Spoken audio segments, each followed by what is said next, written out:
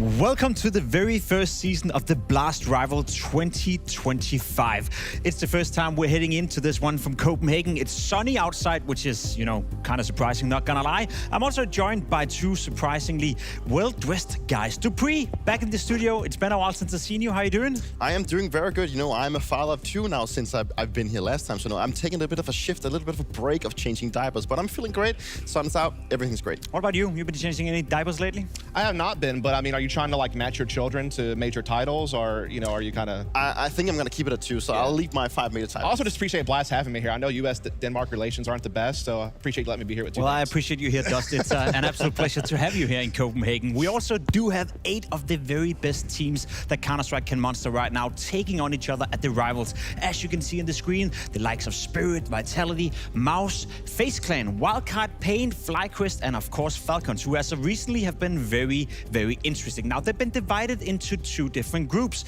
We have a Group A, which consists of Vitality, Wildcard, MOUZ, and paIN. And then we have a Group B as well, obviously consisting of the remaining 4 teams, Spirit, FlyQuest, FaZe, and Falcons. Double elimination, which means that if you lose a game, you still have a chance in the lower bracket. However, if you go all the way and win both of your games, you book a spot directly into the semi-finals.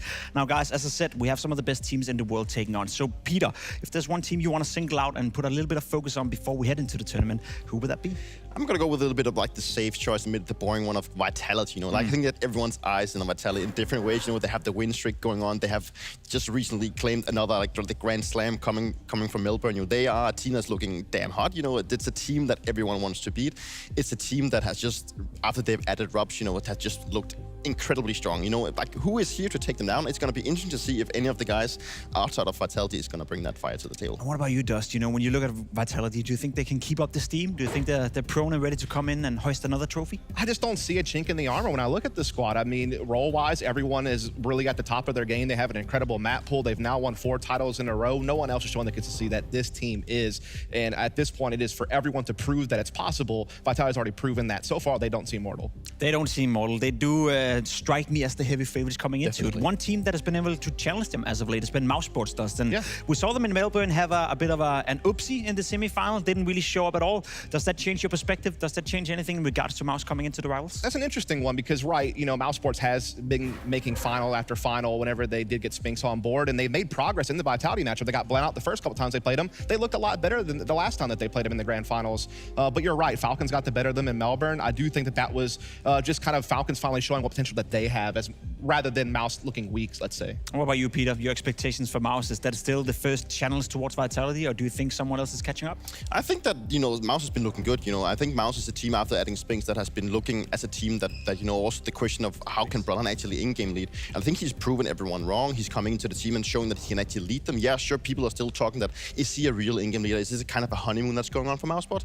I think they're looking great. And despite their little oopsie they had in Melbourne, I still believe that they are a team that can go all the way to grand final right here. From 2 teams that we consider to be a positive conversation to a team that has been very disappointing lately, Dust. FaZe Clan, I think everyone, including myself, expected them to be better. We expected to see progress with a leash. And seemingly, it's just getting worse and worse and worse. So what is your initial expectations of FaZe coming into the Rivals? Yeah, it's wild to me that we finally found a puzzle that Kerrigan can't solve, which I didn't think was possible being the legendary IGL that he is. But yeah, this team, the thing is they do so many things right. I was talking to you about this yesterday, Peter, where I feel like they have good early rounds, good mid-rounding, but just something seems to break in the end round a lot of the time is where you see it the most. Their T-sides have actually been very good as well. It's just defensively they've struggled. So yeah, it's just weird because it's coming from different players each time as well, where you'll have a guy have a big performance, but then all of a sudden someone kind of slows down that you don't expect to, and I'm just not really sure what it is at this point. Kerrigan doesn't strike me as a guy who ever gives up, Peter. You played with him many times before as well. Do you think he can turn around the ship? I think he can. Is it with this lineup? No, I don't think so. I think there is a case where they maybe need to change something. I think they have players that, as myself, are getting maybe a little bit old. Are they still putting in the same kind of effort into the team? Are they still having the same roles, issues that they have had for a while? How are they going to solve it? I've been maybe criticizing Rain a little bit for the way that he's gone into more of a passive anchoring role because he needed to give up space for Elise, which in theory and on paper makes sense. But are we actually looking at a FaZe Clan that are capable of competing for titles? No, I don't think so. I think that we are also in a state where FaZe Clan need to make like a drastic change, and I think that is going to happen somewhat after the major if they go out and make another disappointing result. I love that call. I called it even in Melbourne. I wanted to happen before the major, but obviously that's tough for FaZe right now.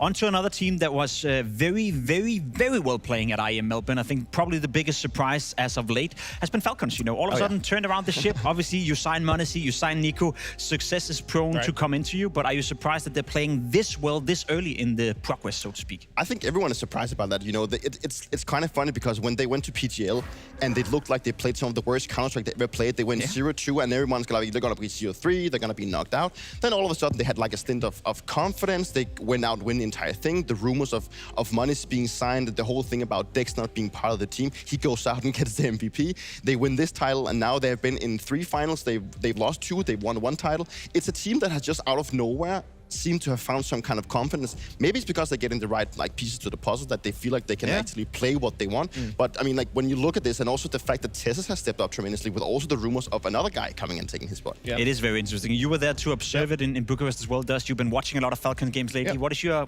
take on them? I'll take the opposite take. I'm actually shocked it took this long, and the reason why I say it is because the heroic core that kind of made up this team, you know, Kixen, csgo, and Dexter, when they came over, this is a team that placed top 4 at Rio. They had that crazy major run. They knocked Navi, who was supposed to be having their first era in CS2, out of even making a playoff spot. And Heroic took it themselves and looked very sharp at that tournament. So I thought they're getting Nico for Nerds. Like, that's like the best upgrade you could possibly make from Nerds if you're going to have one. And, you know, Magus was doing kind of fine towards the end of last year. So I thought it would work quicker than it did. It took a little bit of time, I think, for everyone to get on the same page. You know, Kixen's probably not used to having as strong of a second voice as Nico is. Obviously, a new coach behind him, and Zonic. I'm sure that there was probably some give and take on, you know, what their game plan was going to be going forward. But now you're seeing the fruits of that labor. And it also helps when you just throw big bags of money at Monesi and you say, you know what, we could use one of the best players in the world. I think they've made good use of him, of course. Speaking of big money games, we have the BLAST TV fantasy teams going on as well. And I've been looking at your 2 teams, and I'm a little bit disappointed, guys. I'm not going to lie. They're very similar. Why on earth is that? Couldn't you come up with something original? Okay, I'm just going to be completely honest. When I started making my team and I looked at all the percentages that this website actually gives me, I was like, oh, this guy's good, this guy's good, this guy's good. And I went on to like, should I pick Kixens because he's also the one that everyone has gone for? I was like, nah, I'm going to go with Brother. And I started thinking, this is actually a team that could do something damage on paper. Well, there you go, guys. There's more than 15,000 people who's already made a team, and you can still do it if you head into BLAST TV. You have roughly, let's say, 13 minutes in order to get it done. However, enough with the fantasy, enough with all that. We have a lot of cool action coming your way. The schedule for the day, action-packed with an awful lot of Counter-Strike. Falcons taking on FaZe later on. You have Vitality taking on Wildcard, MOUZ, and paIN. But not before that. We jump into a quick break, and once we're back, it's with the pre-show for the FlyQuest versus Spirit.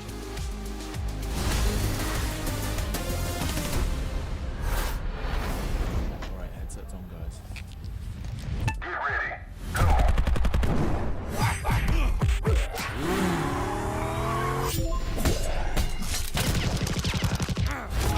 Mission failed.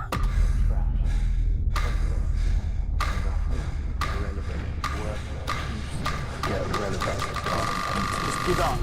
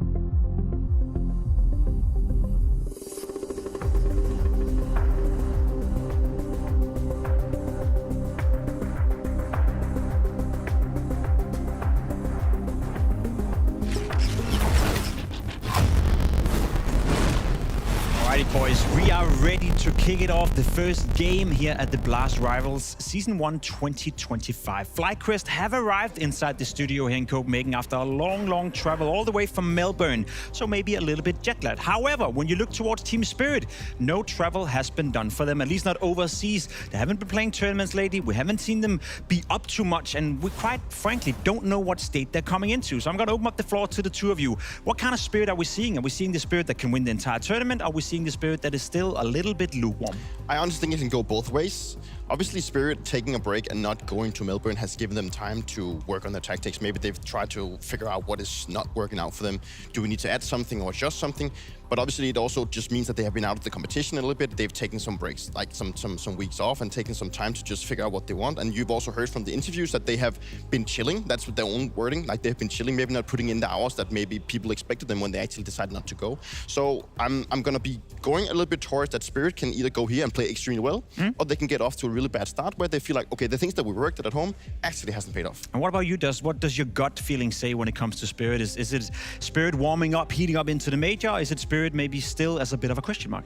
I think the question mark is a good way to put it, because obviously they're your reigning major champions. They obviously won the opening event of the year at the Blast Bounty, and they look very good doing it. And they've remained a top 4 team in every tournament that they've played in. But we have now seen many teams pass them by, right? You've seen MOUZ, really climb up the rankings. You've now seen Falcons in Melbourne really jump up there as well. And so you're seeing Spirit kind of slide from what was a top 2 team in the world, even number 1 after the major, to now, yeah, they're still in the top 5, but there are better teams out there now, and they have to prove that they can keep up with them, because I feel like all those teams ranked ahead of them just have A, better recent results, and B, they just have more cards to play than Spirit, in my opinion, where I think they're a little bit reliant. We all know on who, and these other teams out there are showing that they are a little bit more well-rounded. We have a lot of questions, and the best way to figure out and get answers to all those questions is by speaking to the players. So we caught up with Donk heading into the game.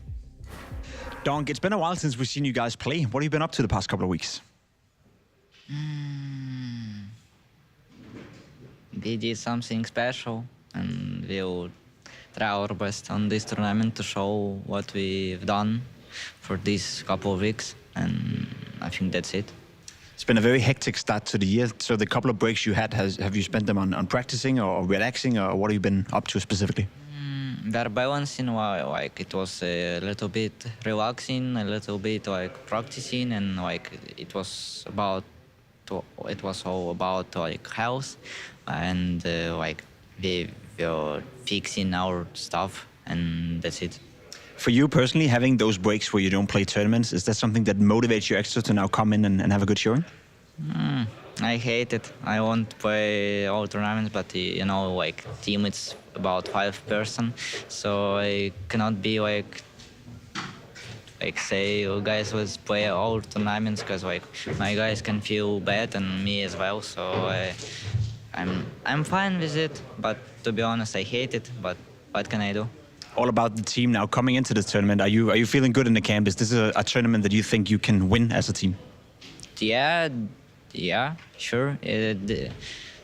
Like, why should you come to the tournament if you won't win or cannot win it? Yep.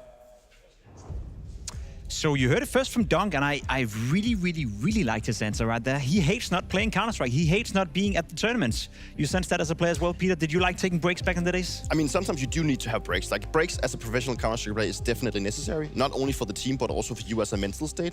You need to just try and unwind sometimes, because you are traveling a lot. Like, the schedule has been more hectic than ever. You also travel a lot. You get to spend away from your family. You're in this stressful atmosphere, like, constantly. So you also need to unwind and just try and come into a state where you also feel comfortable as a person, because we are persons behind the game. And listening to Donk, saying that he hates that they don't play, like, I mean, this is exactly the fire you want from a guy like Donk. He hates it. He wants to go out and prove that he's still the best. He wants to go out and show that Spirit is still the best. I like that he hates it. I hate this as well. I want to see as much Donk as possible. He's arguably still the best player in the world. We don't really know, because he hasn't played that much lately. Dust, are you excited to see Donk take it on here at the Rivals? I'm excited to see Donk's personality in the interview shine through the same way he shines through on the server. He has that killer instinct. He is that demon that just wants to go out there there and take duels and make, you know, big plays. And you can hear it in that answer where I hate it. It's because he wants to be out there delivering. And we're just taking a look at the numbers here for Donk. Obviously, you're going to see those bottom numbers, the rating. That is the top rating in the world right now, tied with ZU, actually. But what I really wanted to point attention to is this opening attempt rate on the T side. I know stats can be boring, but stick with me here. This guy takes over a third of the opening duels of this team, and he is almost at a 60% success rate. That puts him in a class of his own. There's no other entry frag in the world that can boast those numbers, and that's what makes Donk so special. He is special, and he is a guy that you have to respect every single time he takes the server, especially if you're in the FlyQuest camp. Now, when you look at the teams and when you look at the caliber of teams that is attending the rivals, you may look towards FlyQuest and you think that's gonna be rough. However, there's one player I do want to single out. There's one player I do want to highlight in regards to this head-to-head matchup that you have in front of you.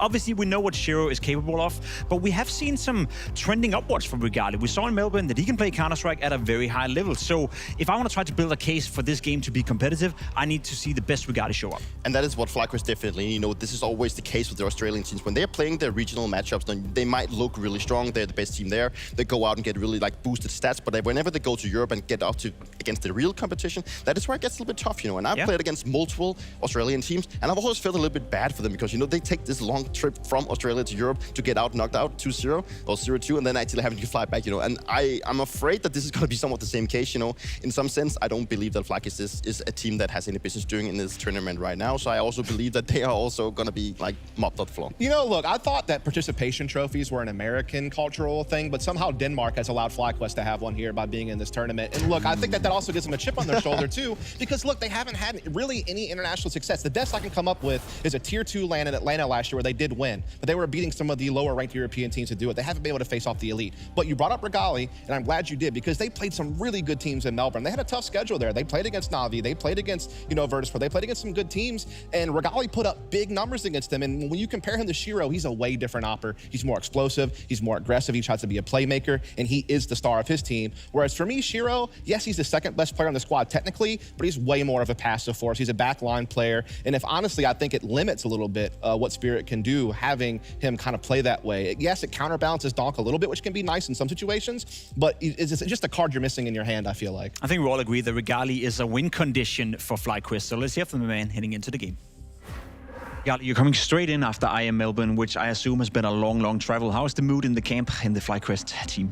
Really good vibe. We are satisfied in a way that we showed a good fight. So I hope we can do it once again here. Speaking of a good fight, you personally played a fantastic tournament. I was praising you throughout the entire thing. Are you finally coming to come alive here in FlyQuest? Yeah, you know, when it's a good mood and good teammates, obviously I can perform. It's not a shock for me. I knew it all the time, but now I need to keep being consistent.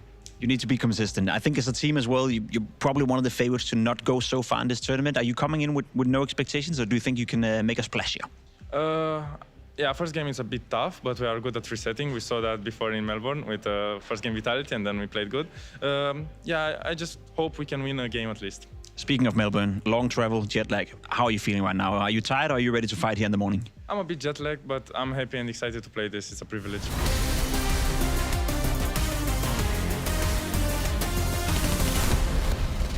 There we go. We got to figure out what maps we're playing. Anything you guys are expecting for this matchup? I guess it's going to be tough regardless where they're going to go. I think it's going to be difficult for FlyQuest. I mean, like, their stats on every map is just not really looking that great. So just getting into a position where they feel like, what are we comfortable picking against Spirit? You know, is there a case where they actually want to try and go for the Anubis one? I know that, like, obviously Anubis is a map that I have talked about a lot. That is a possibility for, like, an underdog to go for. And, you know, it's going to be different. It's, like, interesting to see what they're going to go for here. And yeah, it's interesting because we know Spirit's going to ban Inferno. That's been their perma ban forever. But FlyQuest kind of juggles. Like, they used to ban Mirage, but now they're banning Train. And you don't want to play Spirit on either one, but you only get one you get to take away. So I'm curious to see which one it's going to be. But it's also a situation where, like, look, you're up against a team that is one of the best in the world on Dust 2, probably just behind Vitality at number 2, and they're also a fantastic nuke team. So there's a lot of dangerous maps out there that's going to be a tough one for FlyQuest. Mirage, nuke in the pool, you know, regardless of what the outcome is going to be of this, I want to put this question to you, put you both on the spot. Do we even need a third map in this series? No, I don't think so. I mean, I think the interview with Regali just simply showed that they simply lack confidence in just going, like, if they can just win a game here, that will be great for them. They come straight from Melbourne, obviously, so they also jet-lagged. Spirit is not. So I think it's going to be, there's a lot of things going against FlyQuest in this one. Should it be needed, we have Dust 2 as a third deciding map. Dust, quickly before we head into the game, what does your gut feeling say? Is this going to be Spirit running all over FlyQuest, or do you think we get, at the very least, a competitive map? I don't think it's going to be competitive. I'm just hoping that, we didn't talk about Nedic. I'm hoping he can at least step out. He is like kind of their new hope to have a rifling star. Only has played a few maps. Melbourne's his only real big LAN. I kind of want to see what he can do here with another opportunity. I don't know about you guys, but I'm ready to kick it off. It's been quite some time as of late since we've seen these two fellas headed together. Anderson DDK is ready to take you through the first game here at the Blast Rival Season 1 2025. Yeah, thank you so much to the desk. It has been a minute, Dan. I didn't do the exact math. I don't know if you know, but yeah, probably something like 10 years or something, I think, since we something like that. Yeah. I like how you posted a picture of us like from like 2012. It's kind of interesting that we look the same now. Like, I know, we haven't aged a bit. I know. I bet younger people feel differently. Like, you can't tell yourself, if you know what I mean. But here we go. I'm excited. I'm happy that you're here, Dan, because we're getting into the game. It's going to be Spirit versus FlyQuest in a best of 3 to start the whole rivals with. And I mean, obviously, the desk said it. There's no way. Unfortunately, we can't really lie too much about it. It should be an impossible task for FlyQuest. Is there even anything that we can summon up to believe differently? Yeah, I mean, it is a very tough sell for FlyQuest, absolutely, against a team with the caliber of Spirit. I think, we saw in the pre-game there, we saw a discussion around Regali. Obviously, he is a player that is someone we're going to be looking to for a big performance, just as we saw in IEM Melbourne from him as well. Obviously, that 2-0 victory over VP, which was definitely a really great result from FlyQuest. I think they're definitely a team on the up. But again, it's like, you're looking at that, but they're against Team Spirit. So it's like, oh, God, this is going to be a tough one. But we're going to kick things off here on Mirage, Anders. So I think there's going to be a lot of opportunity for Regali at the very least on a map like this. I hope so. I'm glad he was doing really well in Australia, because I know before then he was struggling a little bit, and he's got such promise. He's definitely one of these players that's worth looking out for. It's going to be FlyQuest starting on the team side and Team Spirit on that CT side. And already Donk in the middle with 3 other players. So they've got really just Magix, who's holding over at the B-bomb side, and everybody else dynamic in the middle, ready to swap around if they need to, which is probably nice for Spirit. They can just react to whatever FlyQuest are going to be throwing at them. It does seem like there's one flash that's going to be thrown. It's pretty, well, it's not going to be a flash. It's a smoke that's there. Molotov as well into the window, but it doesn't really matter because Shiro and everybody else, they're out in front of all that utility. So they're ready to battle this and actually pushing FlyQuest quite far back. They will have taken the bomb side at the same time. So if they get the bomb plant, and they can, ooh, no way. Shiro, he actually rushes in. That's such a mad play. Bomb still goes down, but he finds a way to get in there right on top. Vexside's going to fall next, and it's just INS and Regali at the end. 1 versus 4 here, and nothing he can do to stop the bomb defuse. Yeah, at the very least, though, yeah, that bomb goes down for that extra money, which will give some force buy potential options for disruption on the following round. And at the very least, I like the reaction. You're going to lose that fight in mid. I mean, Spirit are basically shoving all in mid, like you said. They get that super fast rotation time. They get the info. They have a cool setup here. Everyone's covering each other, and they get ahead of the play. I like the reaction time from FlyQuest. They recognize that, hey, if there's so many players in mid, well, we can get that bomb down. So it's kind of a trade-off there. And I think like both teams will be kind of cool with how this went. I think that's super important, right? Like, and that's probably a good sign if you're thinking about like the leadership on FlyQuest side. They do really react instantly to the fact that they're getting pushed, and I don't think they had a lot of other choices. So I appreciate that, no question. The second round here, and like you pointed out, the bomb being planted means they're gonna buy, and that's gonna happen. I mean, even in rounds where people don't plant the bomb now, people buy on the second round just because it's MR12. Everyone feels like they got to get into the game as early as possible. But yeah, second round buy, no surprise. 3 Galils. There is 2 people without hand armor on the Spirit side. I kind of don't like that. I think actually this is an unnecessary risk on Chopper and Shiro. It does mean even the Tech 9 of the Deagle is going to be insanely lethal if you run into it. And we have, once again, that presence in mid from Spirit. So they get that early information. And I like how in your face Spirit has been playing so far with just 2 rounds in. We'll see if that trend continues. And I like also that FlyQuest are playing fairly passively to begin with. Of course, as you noted, they've got a lot of nades on deck. They've got 3 smokes. There goes 1 deployed for that mid window for the middle take. Spirit kind of respecting it, falling into more passive positions across the map. They still don't know what FlyQuest are going to be doing in terms of where they will end. And I think for FlyQuest, FlyQuest, they're also still figuring it out to see what they can get information-wise. Yeah, no, the other side of the utility, there's not that much on Spirit, which means they can't even flash their way into the middle of the fight. Now, they'll win the first one. Magic's coming in. It's 2 massive kills to begin with. Suntix, I think him getting that one's probably going to secure the deal. Nicely done. Just 1 player left here in Netic. He's going to get the 1 kill. Actually, 1 more would make a big difference, and he's so close. It's so close to him hitting that headshot. If he had, he would have, if nothing else, limited the economy of Spirit a little bit. Yeah. It just doesn't work out that way. Honestly, though, the setup for FlyQuest was super sick. Like, they had the smokes down. They wanted to go for that catwalk attack. If they convert Magic on this first kill, I think at a minimum they get the bomb plant. Yeah, I mean, it's such a great spot to play from. It plays such a spoiler to those fast moves because, you know, you're able to use that cover, you can kind of peek slightly, and then you don't even have to re-peek. And they're going to pause, and that gives your team a lot of time, Spirit, a lot of time to rotate in to help defend. So really well played there, and a fast move. Oh, what a shot coming in there from in straight onto Chopper's head. Another one as well, onto Shiro, and suddenly, Anders, we have serious damage. That A site, Spirit have to respect that, pulling Donk over, and in the meantime, bomb towards B. Yeah, just 1 player here, and you know what? They do have a couple of more Deagles. If they can find Magix, he's doing a fantastic job at taking care of things. But the bomb, see if they can make their way across. Grenade, I don't think it's quite going to kill him yet. It's a little bit too deep. Another one, that is close. Vexite, he lived long enough for the bomb plant. What a round, Dan, though. 3 kills so far. Oh, another one. Next, can he get the last headshot? Oh, yes, a reload. It almost seems unfair. He had a chance. If he had just 1 more Deagle bullet, it might have been happening. Spirit, they're laughing, but that's a real wake-up call early on. I mean, FlyQuest, they shoot hard. Yeah, this is definitely pretty scary, and this is just kind of like lurking in with the D, getting 2 entries. That is dangerous stuff, and I think, like you said in the previous round, Spirit, they kept that threshold where you lose only 2 players as opposed to 3, so your economy as a CT is still kind of it's maintenance at that point, as opposed to that extra kill where they would lose economy. So they're kind of okay to kind of weather that, but they don't want that to happen too many more times here right now. We can see that all the money spent by Spirit as we go into our first full buy for both sides. With the AWP.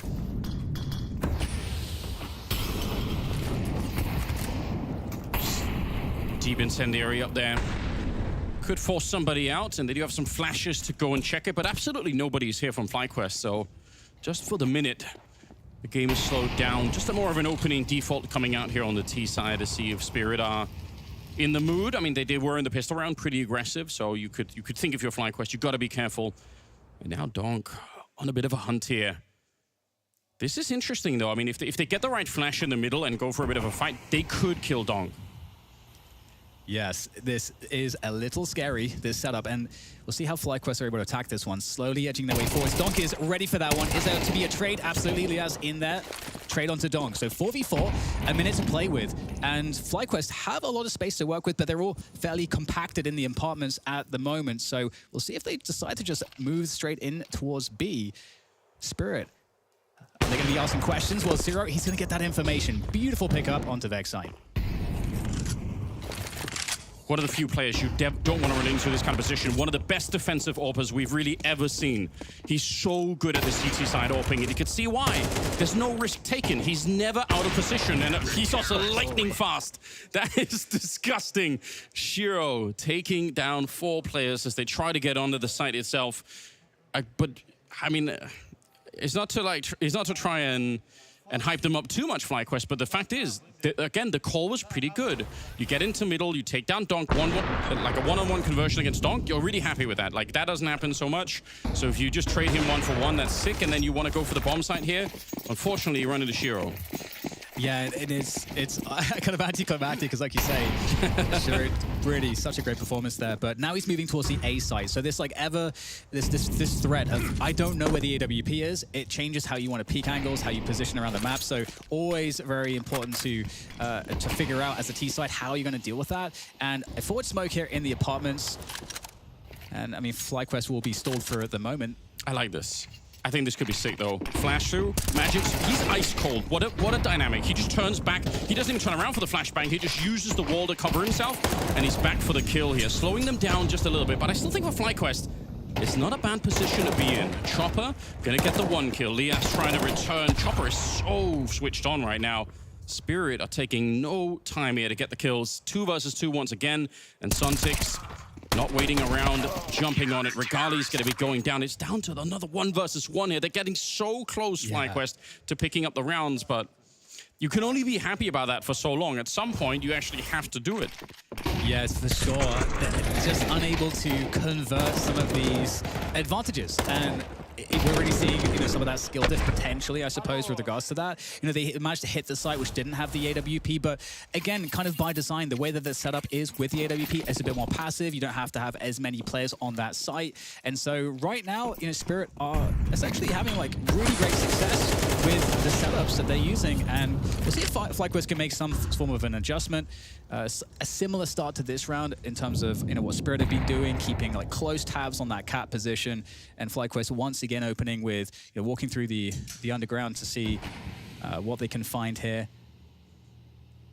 Spirit more of a stack towards the A site this time, playing more of a retake position on the B site. No one in apartments on B. Yeah, it's interesting pointed out. What a weird setup. I think it's very unusual that you get to see this much of a relaxed defense over at B. I don't know if they could even have any information right now. It might just be an out-of-spawn sort of thing. Like, we do this every once in a while, and then we just trust in the fact that Suntix and Shiro can hold it over on the other side. But it actually feels like it's a really good call at the moment. Smoke going into the middle, just to try and slow him down. Donk on the other side. And unfortunately, Netic straight to the face. Ends up going down. Ends is going to be dropped next. Donk on a bit of a mission. He's been a bit quiet to begin with. Will get shut down by Regali on the other side, but they're still really nowhere near the bomb site. 3 versus 4 here, not easy to get in. 35 seconds as well. Yeah, at the moment, it's not a good situation. Nice pick up there from Vexite around Palace. We'll see if there's any work to be done here. 25 seconds left on the clock, so they are against the time here. Lias with another pickup, but again, they are stuck in the mud at the moment. Things are very slow, but still, they've managed to make their way to the site. A 2v2 after plant seems to be on the cards here. A couple AKs against Shiro and Zontic. Shiro on that AWP still, coming in from jungle. Oh, what a fight. Oh, he got the spray and the shot of the box as well. And does it happen again? We get all these anticlimactic situations for FlyQuest. Yeah, but it's still so impressive. I mean, I think on the upside for FlyQuest, it is really easy to explain to the rest of the team right now, if you're in a leadership position on FlyQuest, why we should be feeling good.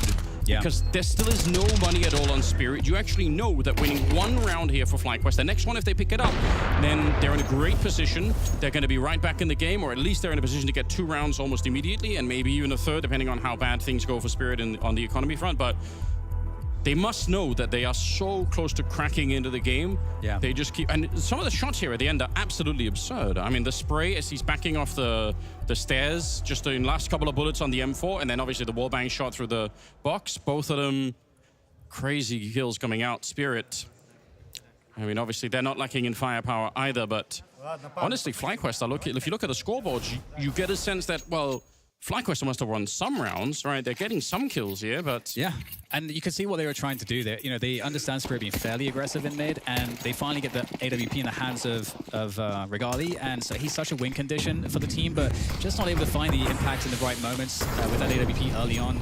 And similarly, again, we get that early presence coming in around mid, around Cat especially. You got Zontix there still, and more presence from FlyQuest early in apartments. And Shiro, he is going to be on that A site playing that Palace position. So we'll have to see how this works out. This is a fairly casual setup from Spirit. And a slower pace from FlyQuest now in mid.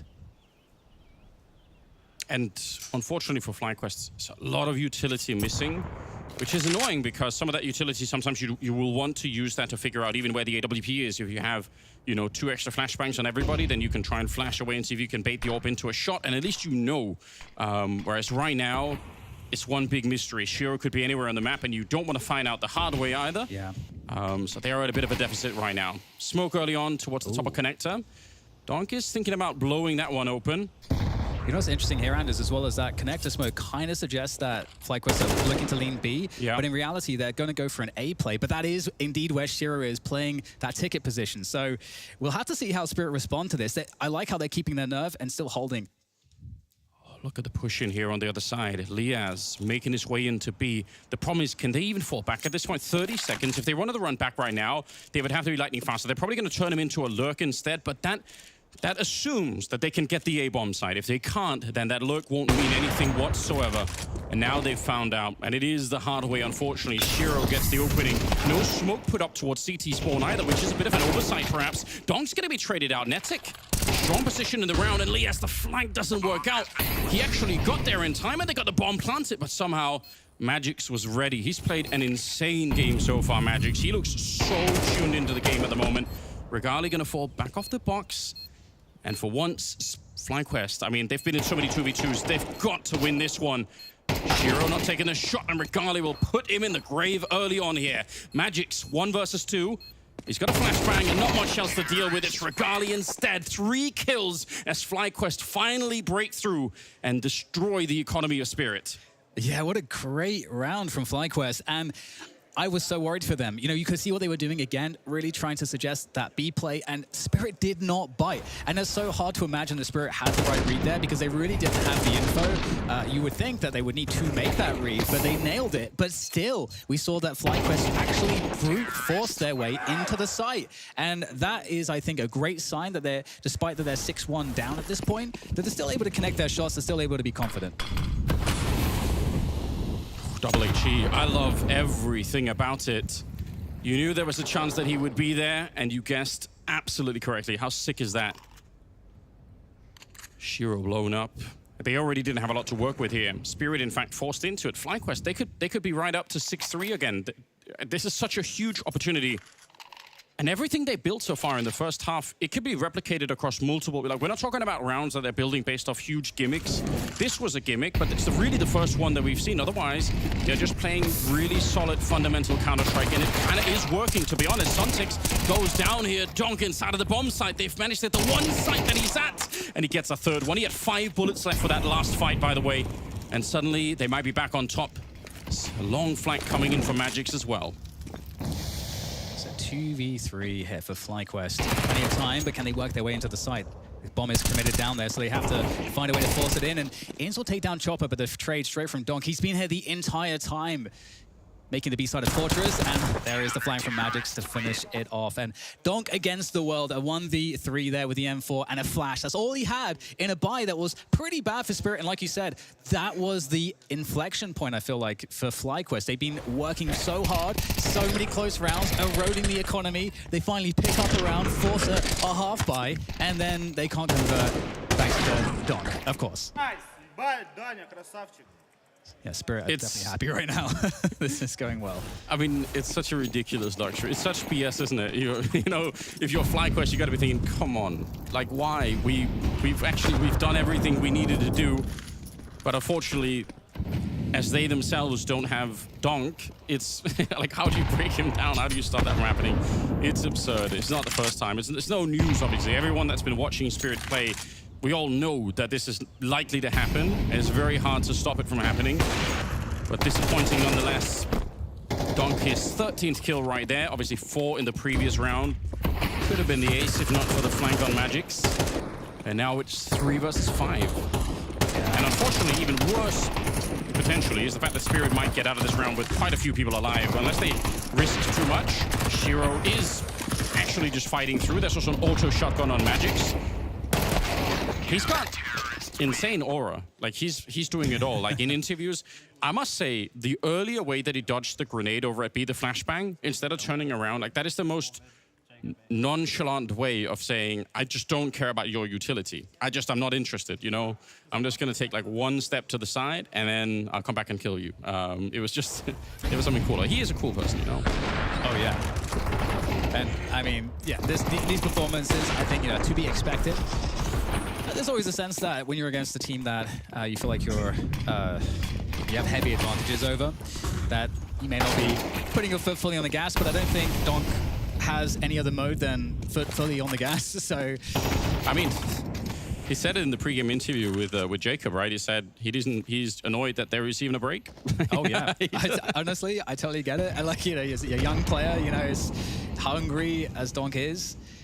And Spirit, I mean, probably feel like they got a lot to prove this year based on the previous year performance. That is true. And there's a lot for them to do. They're building into the major as well with this tournament. So Yeah, this is actually a super impactful tournament for them to come out feeling like they did a really good job at, or hopefully for them win. So we'll see how it progresses. But for now, we actually get a 4v4, a minute left on the clock at the moment for FlyQuest. Big opportunity right now for that auto shotgun. If they come out of the B hallways, if they jump out of the window while he's underneath, that is the kind of position that the auto shotgun actually thrives in. Otherwise, it could be a bit of a hit or miss kind of situation. Shiro certainly not missing. Regali trying to sneak in there and create a bit of an opening, and now the rest of them crouching their way through B to try and get onto the site. Already kind of revealing the fact that they're there. Nice peek. Liaz winning the fight against Donk, and Magix is a little bit too far away now. That's unfortunate. Obviously, at this range, the auto shotgun, not really the weapon that you want to be using.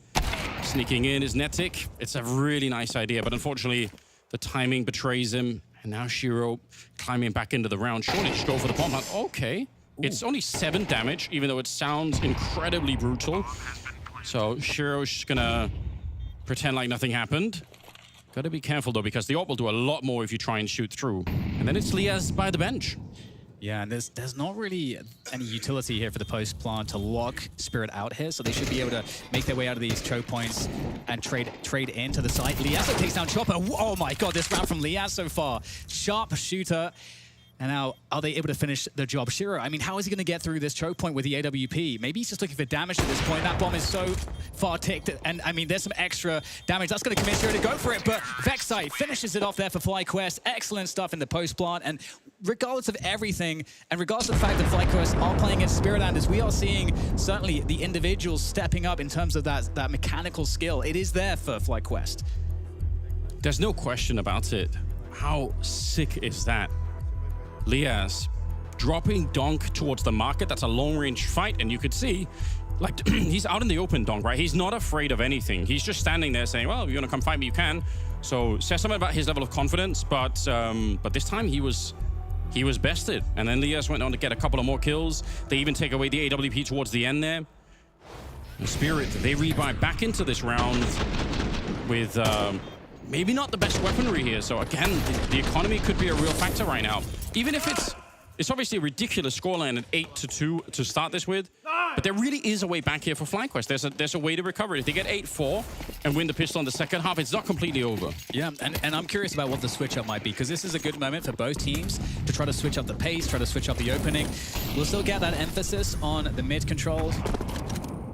Just at least at the beginning. Both teams, I think, applying at this point a lot of respect in mid, not trying to overextend or really take big risks there. But here is the risk. Shiro now walking, and he hasn't done this in a while here. That presence, that deep presence on the B apartments with the AWP in hand.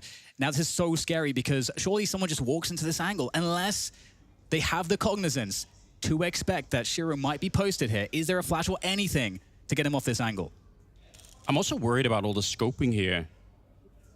If they hear that on the other side, I mean, the surprise is going to be gone, but we'll see. I guess if they flow some utility, we're going to know that they probably have a pretty good read on it. Here's another fact.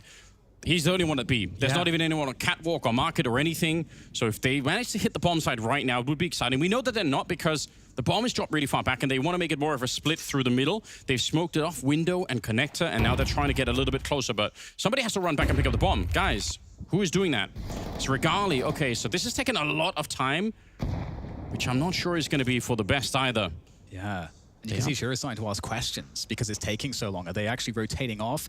Now falling back ever so slightly, but you're totally right. Just alone on an island here. And Donk's going to take down In, so threatening that A-bomb site to get Shiro off position, but Shiro is indomitable in the apartments. Only just one player left. Liaz, great performance in the previous rounds, but can't find it again against Shiro.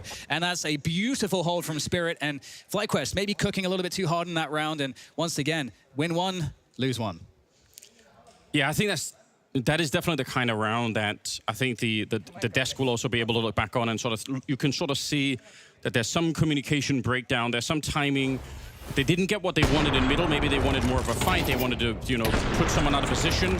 Obviously, they were hoping to convert at least one kill on the A-bomb side because that might have forced a rotation from B. But again, Shiro is the only one there. So there's no reason for him to rotate. He doesn't have to be in a hurry at all. I mean, also, just looking at the numbers alone, it's 17 and 5 on Shiro, 17 and 7 on Donk. I don't know what you're supposed to do at this point. Unfortunately, it takes a special team to overcome those two players right now. Well, pace switch up straight into an A site hit. Obviously, some of the weapons, a couple Tech 9s on board here for FlyQuest. Minimal grenades, trying to use the brute force approach, but Shiro has found his way into position on A, and we get Spirit swarming in. They have all the util in the well to play retake, but they're actually maybe overstepping a bit here. Instead of relying on that utilanders, we get a few kills where they try to push the smokes, and that gives a 3v3 after plant. FlyQuest maybe in with a chance. Yeah, I totally agree. I think this is Spirit saying, we're just in such a great mood right now. Let's just try and fight a little bit too much. And FlyQuest trying to take full advantage. Even in spite of the team kill in this round for FlyQuest, they're still in a pretty good position. Flash is going in, try to slow it down. That's a great jump up. Catches Shiro just as Shiro's retreating. Magic's very low on health, but then again, Netic is finding himself on his own here. And they're going to try and see if they get the straight headshot against him. They can't really take a long fight. Smoke goes up, and somehow they still manage to find him with a Tech 9. They've got the kit as well. Look at how low they are on health towards the end, and still somehow it is the round for Team Spirit. 10-2 at the end of the half. The second half here is going to be insanely hard for FlyQuest to get back into. What a sinister little grin from Magic's.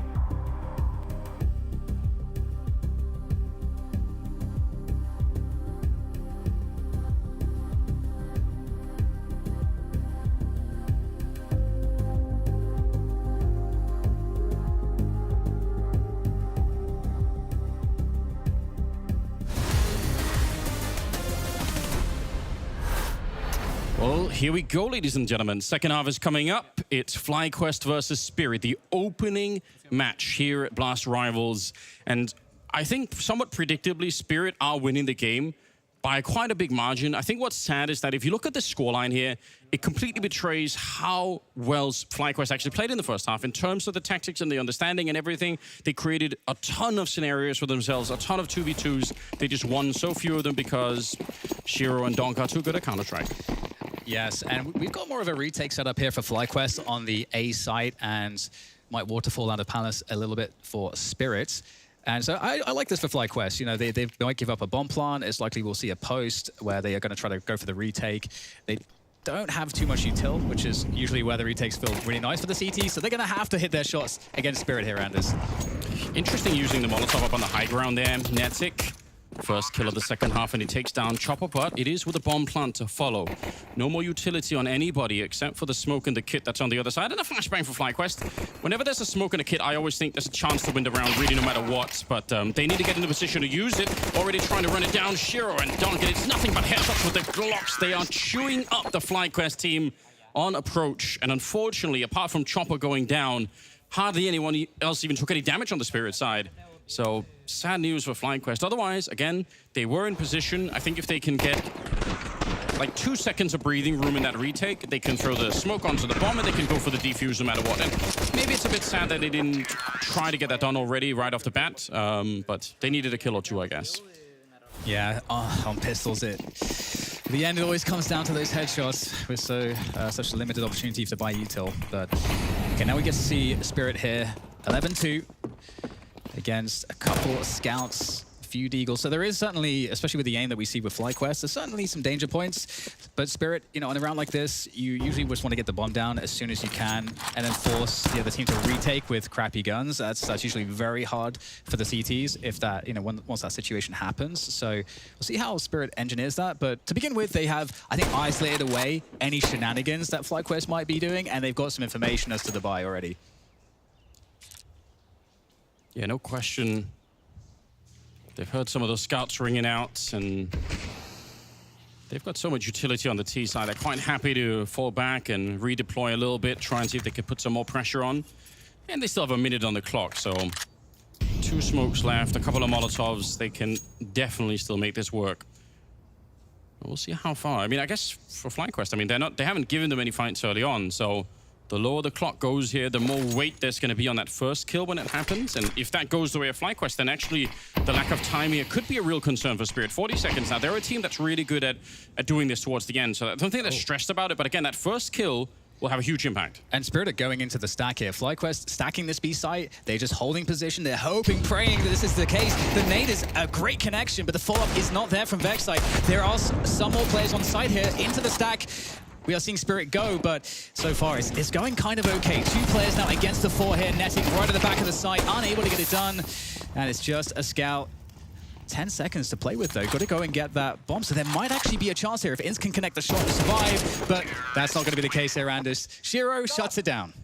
That is a really rare decision. Spirit decided not to plant the bomb. They said, we're gonna fight him and kill him. And again, like you said, if he'd landed the shot there, maybe he could have escaped. There was a flank coming in from the other side, but he might have been able to run. What a weird way to end the round. I don't think, almost always you're going to see the T side try to pick up that bomb, but FlyQuest, you set it up for us though, Dan. They had the stack at the B bomb site. The fact that the whole initiation on Catwalk was a grenade landing on Spirit, I thought Vexite had that deagle shot 100%. And if he had, look at the time at the end, I think that would have been it. That would have been enough. It was too juicy, Anders. But so many things have been so juicy in this game for FlyQuest. They're just not quite panned out in the end. But now they're playing against Map Point. We've only played 10, or not 10, we've played 14 rounds at Counter-Strike. This is the 15th. Shiro's got 24 kills and Donka's got 21. There really are no more kills left for the rest of Spirit. It's not that they're playing badly. We've got 2 people that are too greedy on that front. Yeah, I mean, FlyQuest, they got a couple MP9s on board. FAMAS, Scout, Deagle. Again, always some danger points here, but once again, Spirit are trying to be somewhat cautious. I do like in the last round that the Spirit just kind of hit the site. There was no hesitation, even though they were going into a stack.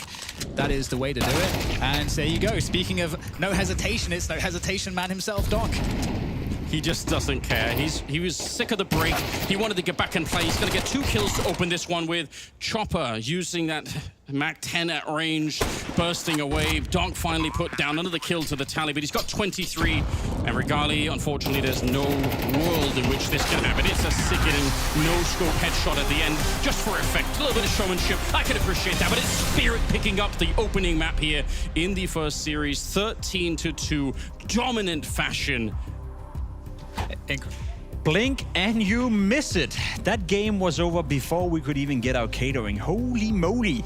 FlyQuest coming in from Melbourne. We spoke about the jet lag. We spoke about them being a bit tired, but for them not to put up a fight whatsoever against Spirit, was that what we expected, or was that a little bit disappointing? It was definitely what we expected. I also expected to see Donk and Shiro just make everything look easy, and that is exactly what they did here. They just had highlights upon highlights. They played the game as if they was like their own, and they were just so comfortable. It was nice to see Spirit come in with a lot of confidence. Just, I can always trust you for a hot take. Was this disappointing for FlyQuest? I know we expected Spirit to win, but not putting up a fight whatsoever. Yeah, I mean, you can kind of put them in the happy to be here column, I think, for some of the teams that we have in this tournament. But of course, they want to come out here and put on a show, right? I mean, that's the big thing. This team has not really had any international success. They have been regional merchants within Oceania, but they have not been able to translate that against top teams in the world. And once again, we find themselves stumbling yet again here against a Spirit team on Mirage on, the map that they picked, the map that they had the most confidence in, and they never looked like they were in that game. There was never even a moment where you had a hope that they were going to get in that game. All right, let's be honest. We may as well dive into it straight away. The 2 players that we have to highlight after this map, Donk and Shiro. We often speak about Donk, being maybe still the best player in the world, at least an enigma when it comes to Counter-Strike. Shiro doesn't get that much attention anymore, but in this game, my God, did they combine 47 kills, absolutely destroying FlyQuest. I guess it's fair to say that when those 2 players are playing at that level, nobody really can do anything against them apart from, I guess, Robs and Zaivu. I mean, the fact that this duo is just paying off, the way they're playing off each other, the way they're just individually so good. I mean, they just make these decisions to turn the games around so often. We've seen Donk get multiple highlights. We talked about that Donk has come into this tournament and he said that he wants, he's mad that he doesn't get to play as much, He even talked about having this special thing. Is the special thing maybe to have Shiro play a little bit more aggressive? Because Shiro is prone to be more like a passive AWPer. Maybe this talk they've had, these things that they want to change, is to have Shiro have more impact and go out for more of the early kills. And for you, Dust, as well, I just want to try to quantify it as well, because obviously we can praise Donk, we can praise Shiro for having a fantastic game, but I guess it's also on a bit of a cheap notice, against the FlyQuest that's not playing well. So how much stock do we put into these individual performances? Not a lot, but we would have put a whole lot of stock on them if they had a slow start, right? And so at least you're taking care of business. You're not, showing that you have any cobwebs or any ring rust. And so coming out and dominating exactly what you anticipate them to do, and them delivering on that just means that they're at where you expected them to be, right? Well, they'll get tested, of course, tougher in the tournament later on, and we'll have to keep our eye on that. But at least they've come out the gate swinging. And you're right. I thought it was nice to see Shiro playing a little bit more aggressively. We did see their defense look a lot less static than I've seen in the past. They were moving Shiro around a lot with the AWP. They were moving their anchors around quite a lot to kind of facilitate that transition. And so it was nice to see them have a pretty dynamic, aggressive defense. You're going to see Donk fighting out in middle and connector, but to see Shiro taking more forward lines was nice. There was one moment in the game, Pina, where you could argue, okay, maybe FlyQuest have a way into the game. Maybe they can punish Team Spirit a little bit. Round 8 is one we want to showcase out there for you guys, where what exactly is going down here? In round 8, the rounds coming into that's been sort of close, and they've put Spirit in a position where they are almost at an eco, so they had this force up. They go over this cheeky play to double nade mid, actually gets the first kill on the Shiro. Then the decision, I feel like they had an idea they wanted to hit B bombs a lot, so that's where they group up. They decide to go here, and they actually back up the play with a lot of flashes where they catch the first guy when they jump out the window, and then leaves Donk being completely alone. But what catches my eye here with Donk is his decision making on the third one, because he goes for this fight on the third one. He has 5 bullets left in his magazine, and he decides to keep up the pressure. That is a guy oozing of confidence, because I believe that maybe 90% of players will have, I got a double kill, I got to fall back, wait for my teammates, but he knows from the information that his team has already gotten by pushing into AFs, and the rotation is actually so far away that the only way I can get back in this round, us giving us a winning chance, is to keep fighting. That was a crazy save by Donk, and again, we spoke about it, you could have punished the economy, maybe they could have fought their way back into it. That was on the B bomb side. There was another round that took place on the B bomb side, Dust, as well. Round 11, where something caught your eye. Shiro re-peaking with the AWP, you like to see that? Look, Shiro is one of the most passive operators in the game, and he is one of the, on the defensive side, one of the operators that takes the least amount of opening duels in the beginning of a round. So to see a round like this where Shiro took a forward line, and then he re-peeked into a second guy, that's the type of swagger I want to see out of Shiro. I know that he has the capability. We know how accurate he is with the op. If you let him get on an angle and you pass his crosshair, he's going to hit you. But to see him go out and look for peaks, that is what I want to see more of from Shiro. That'll make that team much more dynamic if they can kind of keep that consistent. There was not much of a fight being put up by FlyQuest. There's not really a player to highlight or anything to highlight in this regard. Again, it's your own map pick. You're coming into it right here. For FlyQuest, how do you, I wouldn't say bounce back, but how do you cope with a loss like this, Peter? You've been there before yourself, obviously, where nothing works out for you. I think in this specific scenario, like when you are the underdog, you need to win your own map. You know, there's a reason why they picked Mirage. They know they can prepare this one really well. It looked like they had done their preparation by hitting the bomb site continuously. It felt like that was like their game plan. It didn't work off. You know, they had Shiro Dunk going off. Now going into Nuke, you know, it's going to be difficult. It's a map that Spirit likes to play, and obviously it's their map pick. And, you know, getting into play a complex map like Nuke, where there's a lot about rotations and having to also solve the issue with Dunk being outside on the courtyard, you know, I think it's going to be difficult, and I think we're going to see a blowout once more. Dust, anything you want to take away from Mirage? You know, the Dunk show, the Shiro show, did your eye catch anything else that's worth noticing, or should we just move on to Nuke? Yeah, I mean, I think the only other context I can bring to this is that it was interesting to see FlyQuest even pick this map. This used to be their permaban before they started banning Train. You have a lot of moving parts in this team. Net coming in as new aggressive rifling, hopefully Star in the future, Ends taking back over the in-game leadership. That's a lot of moving parts to pick into a map like this, and unfortunately, them trying to throw that curveball out there just backfired. All right, it backfired. They tried their absolute best. However, we're not done with this matchup yet. That was only map 1. We still have Nuke coming up, which I personally think is going to be the last map in this very series. We're going to jump on a quick break, but once we're back, it is FlyQuest with another chance to put up a fight against Team Spirit. Nuke is awaiting just in a moment.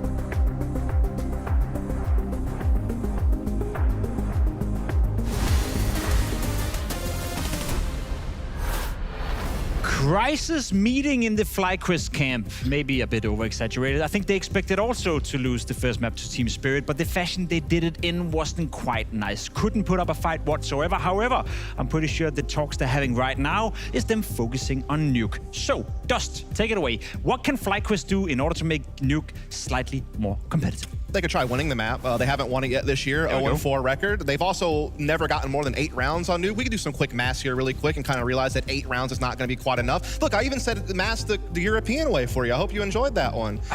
You know, I'm trying my best. I'm trying to put an olive branch out there. A reason as to why they could make it competitive. He failed doing that. He brought up some great arguments as to why not. Peter, what can FlyQuest do? I think, first of all, FlyQuest needs to start playing better. I mean, I think... How is that better than what I said? The Americans yapping. They need to start playing better, obviously. We're going to be looking at how they want to try and manipulate your rotations, if they can do that. I'm going to be curious to see if FlyQuest playbook is deep enough to try and actually shook up the things that Spirit has. So in theory, I think the best thing that FlyQuest could do is obviously play better. Look, okay, I'll give you a little something. Yeah? I'll actually give you something. So Netic is the new aggressive lifer on this team that they're trying to position as a star. He's going to play Yard on this map. You know who else plays Yard? Donk. Good luck, buddy. Like, this is going to be a trial by fire for Netic, who has not really had a whole lot of experience on land against this level of opposition. He is being called upon to play a very difficult role, and that's going to be a very key matchup. You know, him and Donk going at it on Yard on both sides of the map. Also, Vexite. This is a guy who was, before Netic, kind of the other really big aggressive rifle that this team was hoping to be a star. They're going to need him to be able to create some openings as well on the T side. He can kind of roam around the map and be like a floating entry. So it's really those two that really have to get something going to give them some traction. That was much, much better, Dust. I appreciate that. You're Obviously, welcome, being a host, I wouldn't know what it's like being in you guys' shoe. Never. As clever minds, analysts, call it whatever you want. Now, if we focus a little bit on Team Spirit as well, when you win a map that easily, Peter, and this is actually where you come into play, because you've been in a team that was dominating. You've been in a team where it was easy every single time you played, more or less. Is it hard to stay focused? Is it easy to lose the grasp of that focus you need in order to make sure to get the job done? Both yes and no. I think if you get into the game and the map where you are still feeling comfortable, you get the piss around, everything's flowing according to plan, then yes, it's very easy to stay focused, but you can also get into a kind of a flow state where you start taking it a little bit too easy, you start making too many gambles, or like, hey, I have a timing left and right, and start playing your own game instead of actually just relying on the game plan of the team. But at the same time, you can also go into a part where, hey, we just won our opponent's map pick. That was quite easy. Now we're going on to our own, this is our comfort zone, and then they start maybe not getting the best start, they start losing it, thinking, why are we all of a sudden fighting against like a team like this? So it's all about your mental state, knowing that you need to stick to the plan, and then obviously if everything's going according to plan, then you can start spicing it up with a little bit of individual prowess. If we zoom out on the map of Nuke, Dustin, and we look towards Spirit and how they approach the map, it's a map they have been trying to integrate, or they have integrated obviously into the map pool. They go back and forth between picking that and Dust 2, depending on their opponents. Do you see any weaknesses in Team Spirit and the way they play Nuke, historically speaking, or is there anything you can point towards that FlyQuest should perhaps challenge? Yeah, I mean, it's tough because they have been so down on this map. I mean, 9-4 record with this 5, and most of their losses have been in either overtime or 11-13 situations. So they always play this map very close. And as far as finding a weakness, like maybe you try to target some executes against Magix and try to see if you can get Vexite and Netic into space and see if you can get some trades. I mean, that's one thing to look at. The other thing is like test Zontix at Ram. You know, this is a guy who I feel can be a wild card for Spirit at times. Like he's kind of meant to be the 3rd best player on the team. He holds a lot of important anchor positions defensively. This is one of those maps where he does, again, have to play that ramp room. Maybe you just try to diversify your attacking side. Try to stay away from Donk outside would probably be a good idea. Stay away from Shiro's op outside would probably be another good idea. So that's just a couple of things I'm sure they might be game planning for. See, that's the thing, you know, avoiding Donk on the server is quite the task in itself. Now, Peter, for FlyQuest, is there anything that you can say that this is a bare minimum? You know, we saw 2 rounds on Mirage, the game wasn't competitive. For them, it's not about winning at this point, right? It's about showing up and giving us a fight. So can you put a round-specific number? Is 7, 8, 9, is that enough? Or is it more so the way you lose and how close you make the rounds? I think for them coming here and, you know, having to play a team like Spirit, you know, they did not ooze of confidence, and they know that it's going to be a tough match. So obviously getting 2 rounds is very little. They need to get more. Like, I believe that if they can get +5, I will be happy. I mean, I think getting 7 rounds in total against Spirit is not much, but then again, you also need to look at the caliber of teams. Sure. I was thinking before coming into this matchup that if they can even get 2 digits, not like on this series, I was like, this is going to be quite impressive, but I don't think that's going to go the way. But we definitely need to see FlyQuest stepping up the game. We need to see Regali going for more aggressive plays, and they also need to just maybe leave Mirage behind and just believe that they can actually still play good counters despite going up Spirit. Speaking of round count, I got a little fun fact for you, Pimp. I know you like fun facts. So they played now 3 maps against each other this year. the rounds that FlyQuest got in those games, 3 rounds, 1 round, and then what? That was 2 rounds? 2, yep. So they've gotten a grand total of, let's do the math there, 5 rounds and 3 maps played against Spirit this year. Well, let's set the let's bar high then. let's set the bar a little higher than that. Let's Yeah, set that's the what bar I'm trying to get at. I'm on 7 this time around. Yeah. Okay, so let's say that if FlyQuest can get 5 rounds plus, that would be okay. It would double it, yeah. See, what I want to see personally, again, I'm not an analyst, but I just want to see some of the rounds being competitive. I want to see you go down to a couple of clutches. And then again, if you're up against a player like Donk, if you're up against Shiro, or you play a 2v2 or 3v3 and you end up losing those rounds, that's okay, but I want to see them get into the rounds. I want to see them show up, put up something. Give me one player, Dust, that can make FlyQuest win at least 5 rounds. Regali's up. Agree. Regali's up, that's it. He just needs to kill them more. All right, regardless of, that's what we're going to focus on. The man on your screen right here. He is the saving grace for FlyQuest. We set the bar quite low, which we wouldn't do with the casters. Would we? Some of the best in the business, some may even say. Anders and DDK, please take it away. Give us 5 rounds plus. We'll certainly do our best, Jacob. I hate that he set us up so nicely, because I was going to say, why is he being such a dick to the analyst and asking them to figure out a way that Spirit can do, that FlyQuest can do this? It's sort of, you know, sort of retroactively going back and saying like, oh, let's analyze if they could have done a better job with the Titanic. It just doesn't seem fair, does it, Dan? Like, why is he throwing that on the analyst? Obviously, they can't have an answer. There probably is no answer, but here we go, map number 2. Yeah, I mean, they gave the only answer. I mean, Regali, I mean, is incredible with the AWP. We saw like a glimpse of that. I mean, it was really a glimpse on Mirage. Didn't really get the opportunities. I mean, they didn't have the economy most of the time, but this nuke is an iconic map for the AWP, so we'll have to see how that pans out for FlyQuest. They're going to be starting off on that CT side. So, Anders, we do have an opportunity to see some stuff there, I think, from Regali, and Pimpy is also asking for some clutches. He just wants to see some clutches. Yeah. So play better. I know it sounds vague, but I really don't know what the analyst is supposed to be saying. I'm like, there is really no formula for how to get back in this one. Let's just hope that they can get off to a good start. Like, you win the pistol, at least you got something done. Yes. We're off to the next map, ladies and gentlemen. It's FlyQuest now on the CT side, Spirit on the T side. Map number 2 here for the first game of Blast Rivals. Already the smoke, that water falls down to make the drop over. Oh, okay. Suntix was trying to do a little bit of damage in return, but Backside, he gets the first kill on Nuke. Unfortunately, a nade in hand. Donk thinking that was the only guy there, but it's not the case. Backside gets a shot off, and they still have the man lead. Inns, though, he can't really escape, and he doesn't need to. What a headshot to take down Shiro. Now the bomb's on the ground, and FlyQuest, an amazing opportunity right now to pick up the pistol. yeah, some nice util usage there. Nice bait set up around the window. I mean, yeah, lots of stuff going right here for FlyQuest. Kill through the smoke, but now the reset there for Spirit, holding position, finding a peek from Netic, evening up the numbers, 2 versus 2. The dualies out, ready and waiting here for Spirit to make a move. It's really on them. They have to make their way to a site. Site to try to creep around, but get caught in the reposition. Regali with the kill. There's dualies coming in handy.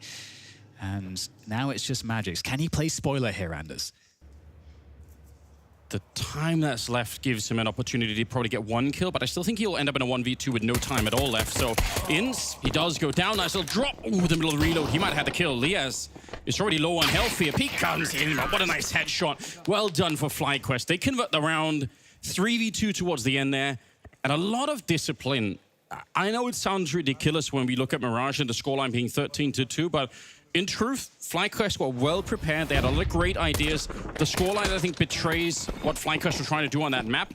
On this one, I mean, if they can get into a little bit stronger, a little bit early on, that would be really sick. And the discipline in this round, in the 3v2, they are really far back. They're not trying to give a lot back to Spirit, and that's exactly what you want to play like that. Yeah, it's a great point. Not overstepping, just like not getting too excited, but we get a fast rush coming in from Spirit. They're obviously getting a bunch of Tech 9s and Mag 10s in the action. Rushing onto the upper side, Backside able to defend against Sontix. So beautiful here from FlyQuest. Not losing a single player just yet. Netic on 1 health, so it's pretty low, or 19 health, so pretty low, but we'll see whether Spirit's able to do some damage here. Slowing things down, and not looking all that good for them here in terms of damage, so we might get the ideal start here for FlyQuest.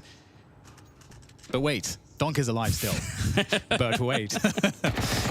It should, I mean, obviously, I would say, just given the level of discipline that FlyQuest has shown, it would be so shocking if they threw that away in this round to try and fight Donk alone. And they're really not doing that. Even regarding that moment, he's so far back in a bit of a gap. So, but you know, obviously, if you give him a chance, he is the kind of player that could win a 1v5. So just don't ever do that.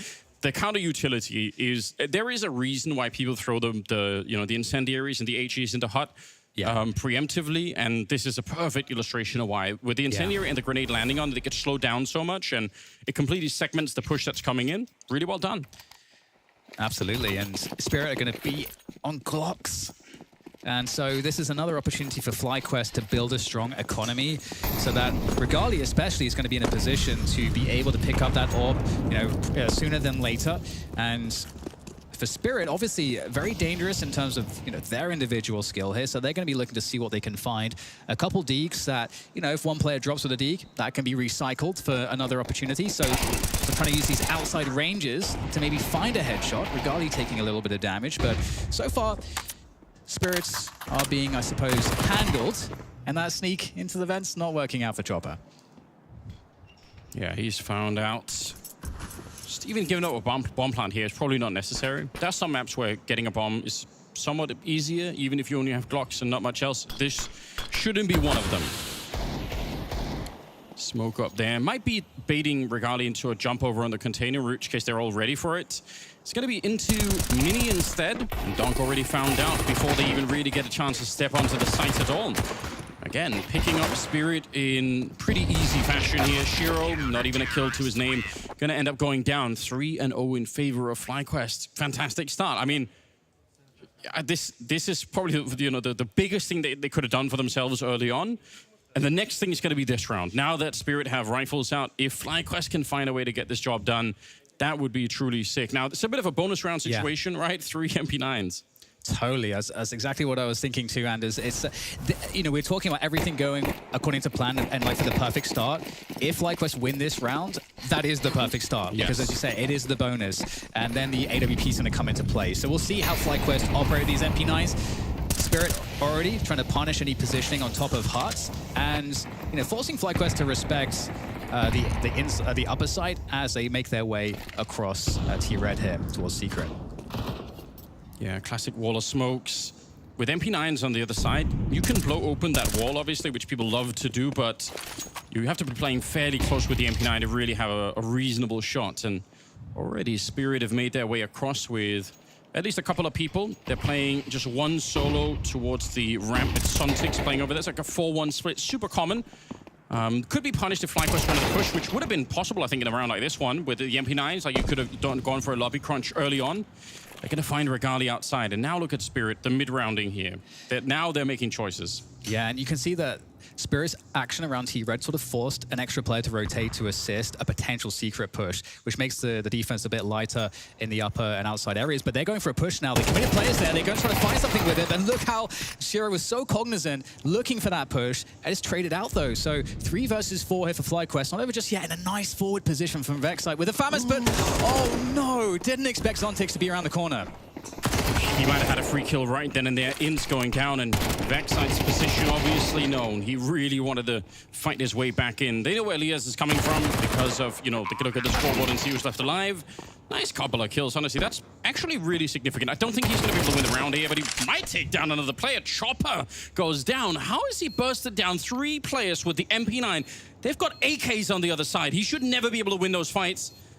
He does not have a kit at the moment, and I doubt if there's one on the ground. Oh, there is on the other side. Unfortunately, he's taking the long way around. Good catch on the observers. Magic's up on the high ground, shooting him right in the shins as he makes his way through. Incredibly heroic effort coming up from Lias. I'm shocked that he got into the 1v1. Yeah, the MP9 is no joke. It's so good, and you can see that maybe he's just been like practicing that spray control. I don't know, but really awesome conversion. If we look at the situation before this, a 1v4 turns it into a 1v1. So excellent economic damage, and now we go. I mean, they didn't win the round to Anders, but they did the next best thing. They killed so many players, and now we get the big buy.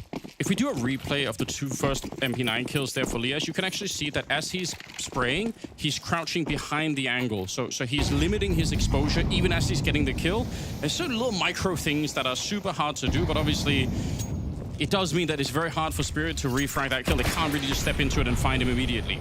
Smoke goes up, it's the waterfall there, but I think already pushing out in front is In's just trying to limit here. But yeah, the fact that it was down into a 1v1, it's just, it's a bonus round. FlyQuest don't care that much about losing it. They care about whether or not they can win this next one. So the win condition has been stated by many people to be Regali AWP on the CT side of Nuke. That is all the focus, all the pressure really is on the potential conversion out of that AWP. And right now, making their way across. Oh, wow. I mean, Inz is going to pick up the kill onto Magisk. Magix? It's the worst, isn't it? Yeah, well, man, it's, you know, it's a thing. When they're playing in the same server, my brain just, you know, I can't handle it. A 4v5 nonetheless. He does go down on the roof of Mini. And I think you're right, though. That AWP provides a bit of space. Spirit could probably guess that it's out there somewhere, but they don't really know where it is. Little peek coming out. In's fallen back only 35 seconds. I don't know about you, Dan. I'm concerned about this. Chopper is out by Red in the yard with the bomb in 30 seconds. Yeah, and the way that peeking was done, we're not trying to play for a fight. We're trying to play for, okay, get information, reposition. As you say, Spirit are committed into the lower site for the bomb plant, but FlyQuest have the rotation. So they will have a somewhat optimal chance to defend here. I think you're right. 13 seconds. It's so low on the clock. What's going on, Spirit? Where's the push coming? You need the bomb plant. You need a little bit more time. Down to 6 seconds. In's coming up with a sick double kill, and there's no time in the round. He can make it expensive if he wants to, but even that's not going to be allowed for FlyQuest. I know that, so on the one side, for sure, Spirit, they wait too long. They are expecting FlyQuest to push, but you could still give a lot of credit to FlyQuest in this kind of a round for really giving Spirit nothing to work with in the last 30, 40 seconds of the round. There are no peaks. Yeah. There's no aggression. They are saying, if you want to waste your time, fine, that's on you. And one thing we're looking at right now for Spirit in terms of like the strategy is, okay, they haven't really tested ramp and they haven't really tested a super fast pace outside. True. And outside feels scary right now. Obviously, you've got Regali with the AWP. So we'll have to see what Spirit does in the next buy round. Obviously, here they just got the Tech-9s. They've got a Hero, AK, got a Galil. So looking for those headshots. Is there an overextension to punish? Maybe this is it. In's there in a nice position on the side of the smoke. Picks that one up. More opportunities, though. Sontix takes down Netic. Well, you might get your wish, Dan. You said ramp, and they might have had the same thought. We haven't really tested it yet. Let's see if Lias is going to be ready. He's not. Magix takes him down. Sontix, only the one there because a bit of an awkward angle. He couldn't really continue to spray. But still, 3 versus 2 all of a sudden. A ramp push that comes through perfectly backside. If he wants to claw it back, he has to win this fight, and it won't be allowed for Regali. See what he could do with the orb. He was ready. He had the right idea, but Donk is completely fearless. That is such a lack of respect. Yeah. Just saying, well, I just don't care. I'm just not interested. And honestly, it's part of the reason why he's obviously such a horrific player to be up against. Yes. Yeah, like just constant no respect, almost like pug star type of attitude in the server. Very oppressive to be up against. And this is a sad moment, I think, for FlyQuest because that's not a round that you're thinking of losing. You might take some economic losses. There are some dangerous weapons online, but I mean, you don't expect to actually lose a round, lose the AWP. You know, these are big losses, and FlyQuest had a lot of momentum. So this is, again, one of those important inflection points. We get the timeout coming on through. Got a situation for maybe Urcast to give, you know, FlyQuest some good advice in terms of how to stay in this one and preserve as much momentum as possible, because their economy is still good enough that they can be a force, but they can't allow this to happen again, not anytime in the next couple of rounds. It will be a very different game all of a sudden for FlyQuest if they lose this next round. Like up until this point, you're right, they've been riding the wave, but it's coming to a bit of a slowdown right now. We'll see if Regali can do anything more. Obviously, very hard for him to retake that last round, and they've been dodging that AWP for quite a bit, so that's kind of excellent news also for Spirit. They don't have to fight it all that much. And Regali's repositioned with the AWP into ramp now. I was wondering, you know, when we would see that rotation, and we've got Spirit, who again, they haven't really been going ramp just yet in terms of their default. Their default's been those outside smokes. However, the outside smokes come down, but their presence is not outside. They are grouping up towards the radio room at the moment, lobby. And look at, so they've deployed the first wall of smokes and now into the second one. So they've really got 4 smokes outside just to try and pretend like they are going down, but you're absolutely right. They're not. So it's all just one giant ruse as they're going for a bit of an A-pop coming out here. Molotov's going down, one up on the rafters too, but it doesn't actually throw away Lias. He's taking a bit of damage and he has to eventually escape. Magix, he hears it. He wants to hunt him down with a flashbang behind. Great instincts on Magix and the spray. Oh my God, he is a genius. I don't know how he like, there's so much happening in that moment. He hears a drop down, from the Rauplers to the hut to the bomb site. He knows it's happening. The flash is coming in. He runs for the kill, and then he spams the guy in the corner on instinct alone. What an absolute psycho. Ooh, so I like this from Ins here, taking down Donk. They're not going super passive. They need to try to protect the AWP here. And if you just play immediately really passive, Spirit then can sort of say, okay, we can like maybe afford to like run at least like 2 guys at you to try to get rid of that AWP. Because this AWP is the only potential salvation for the next round and to maybe salvage some type of chance here for FlyQuest and not just have Spirit run over the game. So you know, that kill actually convinced Spirit to just have to fall all the way back because they otherwise they're going to lose too many players. So nice little push, salvage the AWP and an M4. So still something to work with, Anders. But at this point, I feel like we're starting to get into very dangerous territory for FlyQuest. Yeah, they're climbing their way back, and we probably shouldn't be too surprised that that is happening. But for FlyQuest, it must feel really uncomfortable. This is, in a way, obviously we all love the, you know, one-tap headshots, the deagle, you know, frags and all the rest of it. Like this kind of a round for Magic, I think on a technical level is so incredibly cool. Like it's gonna be hard to put in a highlight reel necessarily for like, you know, but there's something about it that just tells you that he's in sync with the game on a really high level. Let's like check out where Regali is trying to post up here, because again, he's like that only chance that the team really has. So is he posted up on the upper site there? I think so. So look at in that high ground position. He's just out here. They can't see him when they come down from the low ground. He's being blocked by the top of the vent now. There's nobody going to be coming up on the silo, but doesn't mean his position is not good. Look at the double opening. It couldn't have been any better. One of them completely timed, the other one with a grenade in hand, and now for Spirit, you almost just have to go for it, but there is a bit of a crossfire here in the ramp. It doesn't matter. Son6, what an opening. Actually, the Brew stop as well. You're right, you said it earlier, and somehow they still cleave their way through, cutting off that part of the defense. Ins and Netic in a 2 versus 3 that they should have never been in.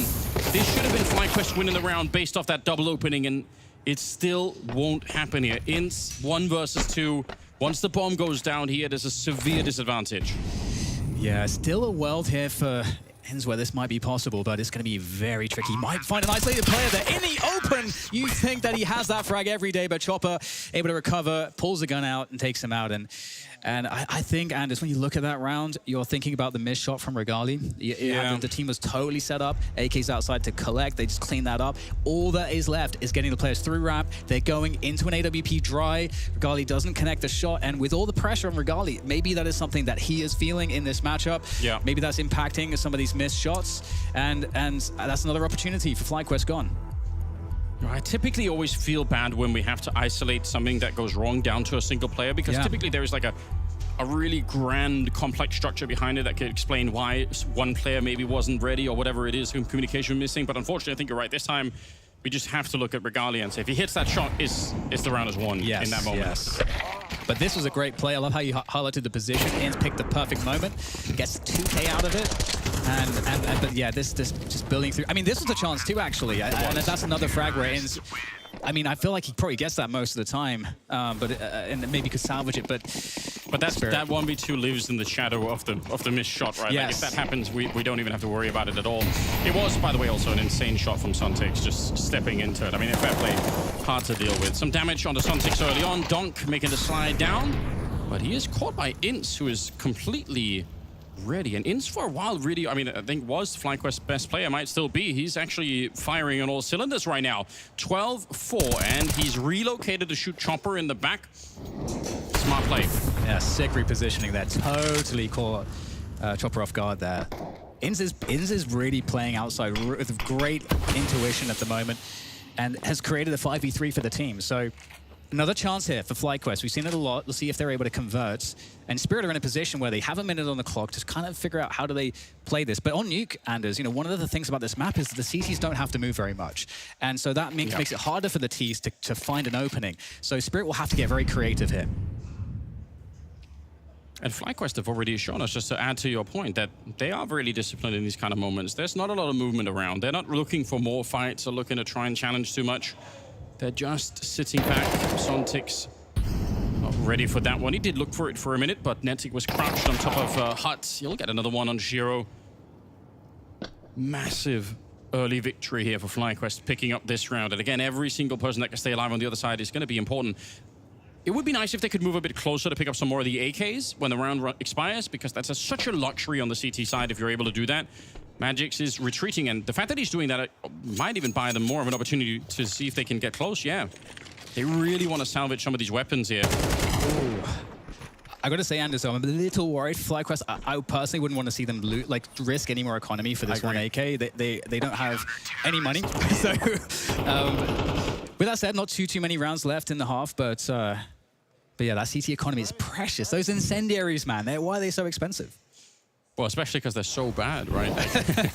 It's my favorite thing to hate on these days is you see CTs throw down incendiaries pretending like they're going to stop anybody, and in some cases they will, but in a lot of cases people just run right through anyway, and that's it. Like, especially in pistol round, it does trigger me quite a bit.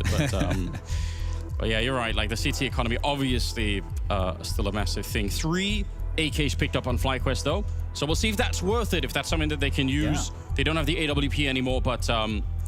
you know, I think what the desk said. I think they said 5 would be impressive in the game as a whole here like in the second map. They're already at 5s. And I gotta say, I think for me, the performance from Ins outside, that's been the highlight for FlyQuest, because we see a lot of these moments when Spirit are maybe playing like 2 players outside, maybe sometimes 3, but we've seen Ins be really good at survival, getting information, getting catches on these players, and being quite creative. So that's so far been the saving grace of FlyQuest. It really helps the Shiro's only got 1 kill as well. He's had a bit of a cold start to the map. I mean, he's on the T side, so probably not going to be AWPing as much on this one. Sontix goes down at the bat. It's Netic. Newcomer to the team. 8 kills. Not playing a bad nuke at all right now. Smokes are going to be going up. We'll see if anyone is ready to blow them open. It looks like Ince has already been using his grenade, so he's not going to have one, which means there's just a big question mark right now for FlyQuest about what's going on. And that's also why they're now rotating a second player down below, because they really don't know. So they have to be aware that somebody could be showing up. And Netic in this position is already very low. You don't want to take a fight here. You want to try to get info, delay, and set up, maybe play a bait for Lias, potentially. They bring in a third even. Ooh, doesn't matter, though. It does not matter when Donk is on the other end. Now, there's a potential here for Regali for some redemption. Around the corner, finds a good timing with that AK-47. 2 kills off the spray. Great stuff. Bomb now down on the lower site. Time bought here for FlyQuest rotate. And Shiro, he's going to be able to get a frag, as is Magix. And now it's all down to Regali. Another one for him. Now, the 1v1 against Magix, making his way through. There's the drop, and so sad there for Regali. Again, the chance, the redemption. It was so close, but sadly, it slips away. 5-5. Oh, I mean, he nearly won the round on his own. The trigger discipline when the bomb was going down is world class. But this is from Donk is sickening. We saw so many rounds like these on Mirage for the opening where technically FlyQuest are in a better position, something is working, and then Donk and Shiro show up and just destroy everything. Yes. This is one of those moments. FlyQuest, again, it has to be said, they saw it coming. They had 3 people down below. They were ready for the push, but they weren't ready for Donk, because you just can't be. You're so right. Their rotates, especially on the lower end, things have been really good. Like some of the fundamentals there, CD positioning, very good. But these players on Spirit, they hit hard, and they are once again outside. It's once again Donk who's making his way towards Secret. And are they just threatening it, and they're forcing a rotate, or are they committing? Oh my goodness. I love this. I would love it so much more if they found Sontix in lobby, because they would know. I think FlyQuest, if they find Sontix alone, they know it's the 4-1 split. They can guess the rest of the round from there on out, but they have actually managed to somehow walk past him. So it's a bit of an awkward round in many ways. That flank coming in could be fun and interesting, but right now they need to defend the site below. Ince unable to get more than the 1. Donk back with another double kill, trying to force his team back into the half here. Nice little spray down, and there's Sontix going down. It wasn't the flank, it was just Vexite straight up fighting him over by the squeak door. Chopper and Magix with 47 seconds. It can be done, but they're at a bit of a disadvantage.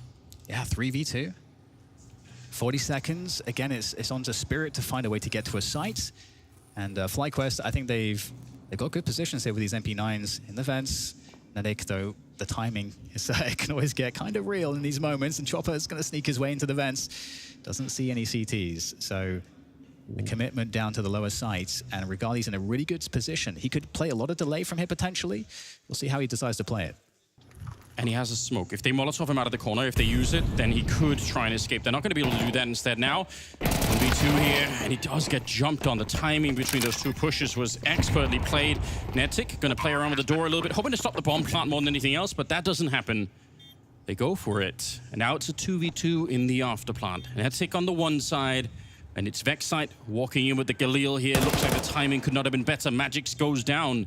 It's all on Chopper here. He's got a Galil of his own, and he at least knows where one of them is coming from, and not quite sure about the second player. Bomb being tapped now. That forces him into something here, but Vexite, he's just ready for it, shooting him right through the glass pane.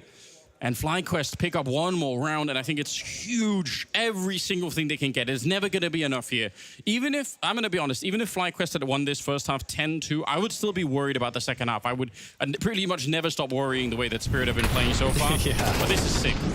Yes, and again, it's not like everything's going right for FlyQuest here. You know, we had an approach for Spirit where they kind of broke the setup between Beacon and also the stairs, where they had that forward molly, which forces the TT, so like have to break their setup and like force the push a little bit sooner than they wanted. But still, FlyQuest managed to adapt. They managed to find their way back into the round. So I mean, a lot of great things you can say about them. 6-5. This is salvageable for sure. No AWP on board just yet, and their economy is stretched down to the wire here. FlyQuest need to convert. Huge opportunity, no question about it. Netic, I love it as well. You don't really have to stick around. I feel like if you can disengage from this fight right now, you're in the 4v5, you've got the better weapons and everything else. They're going to just flash their way through. They really want to fight. There's a push coming in from ramp, but they're running into Sun. Takes the Tech9 and is destroying them. 3 kills. They might have given it right back to Spirit. 6-6 at the end of the first half. A bit of a collapse here for FlyQuest at the end. Oh my goodness, I'm making the stank face right now. I mean, you got a Tech9 destroying everyone. Like, in theory, it's kind of cool, but hey man, time for a break.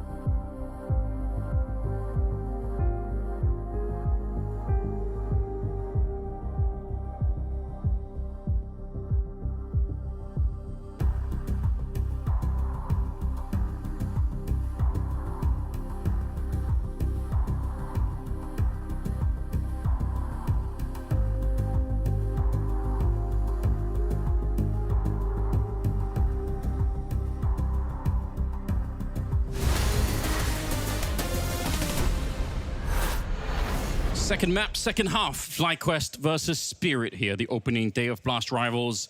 And I think everyone is kind of shocked right now. FlyQuest got 6 rounds on their CT side. Really impressive stuff, honestly. Fantastic players. Nothing more to say. They just played really well. Yeah, there's so many difficult things that they did well. There's certainly a lot of stuff to big up. But now we're into the second half, and they've got to do it all over again. They've got to win that pistol, and as we're seeing some nades there for ends, what do you think they might be concocting?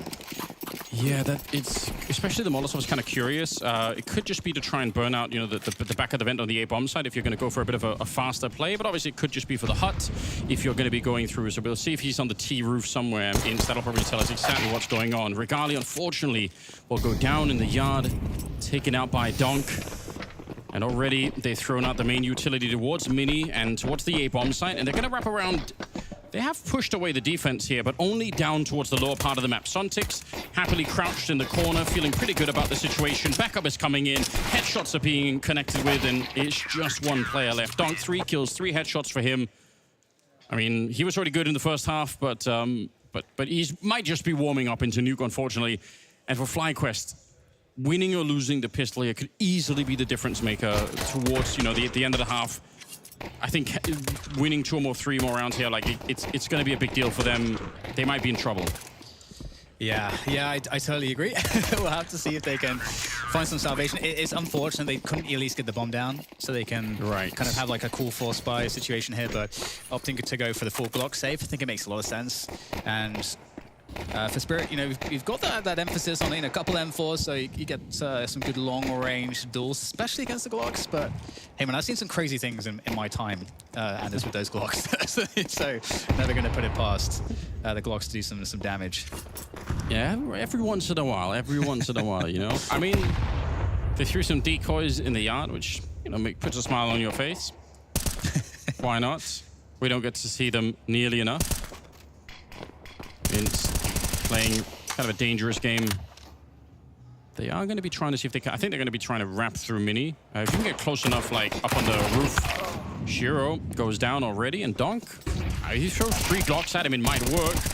He's going to get the first one. The spray is insanely awkward, but he's got some backup with him. Look at Donk, 18 health. Yeah. They could have had 1 more. Vexside is here with the bomb, so he's trying to sneak onto the site, hoping that nobody catches him, which so far I don't think Chopper's realized. It's going to be another kill, but he will be going down straight afterwards. Honestly, for what they had in the round, it's a pretty big success, to be honest, for FlyQuest. The bomb plant would have been really fun, though. Yeah, the 2 kills limits the economy growth. 3 kills, you start to actually take money away from the CTs, and so they did the minimum okay amount there, and which sets them up for if they're able to get a good result off this buy. I mean, the CT buys are so expensive that especially all the incendiaries that are a must, like you were talking about. So we'll see how they manage to open up here. You would expect to see FlyQuest looking to set the pace, set the default, set the expectations. Going for a little bit of aggression early on, if nothing else. Trying to just put some pressure on Spirit to use some of the early utility, make sure that no one's really sneaking down. But apart from that, not too quick at the start of the game. Oh, they did jump down. Liaz, how did he get through that late? That's surprising. Now, you have to assume that that's been heard on the other side. Chopper, not quite getting the timing, but he does still get the kill regardless. Blew open the smoke, but I don't think you'd see too much. Liaz going to be catching Chopper, rotating down. Maybe they didn't know. Maybe they never heard it. That's a shocking move for Liaz. Normally, if you do that a little bit later on, there's going to be some CT who'll know that you're there. And Sontix, with his back turned to the door, he's got to be careful. In's going down, still a 3 versus 4. And if they get Sontix here, it's doable. But the rotation is coming in really quickly here. Spirit, they know what's coming. They're in position to defend this one. Regali with a bit of a spin around, trades a back and forth. Still Shiro up from the ramp in a 1 versus 2 with Liaz being alone down here. Gonna throw a bit of a Molotov, but can he find any safety to plant the bomb?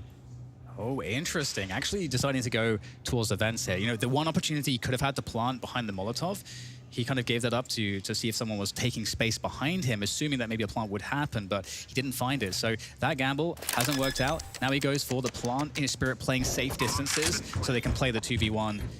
Liaz, we've seen him hit some shots here so far today, and as he needs to hit some great ones again, gets the opening, but the trade is there coming in from ramp. Good stuff there from Shiro, shutting it down, but good damage, at least taking down 4 players at the very least.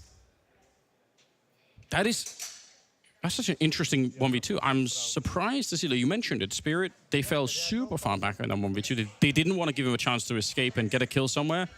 Yeah, I mean, there was maybe an opportunity, but obviously he was at a bit of a weird crossfire there.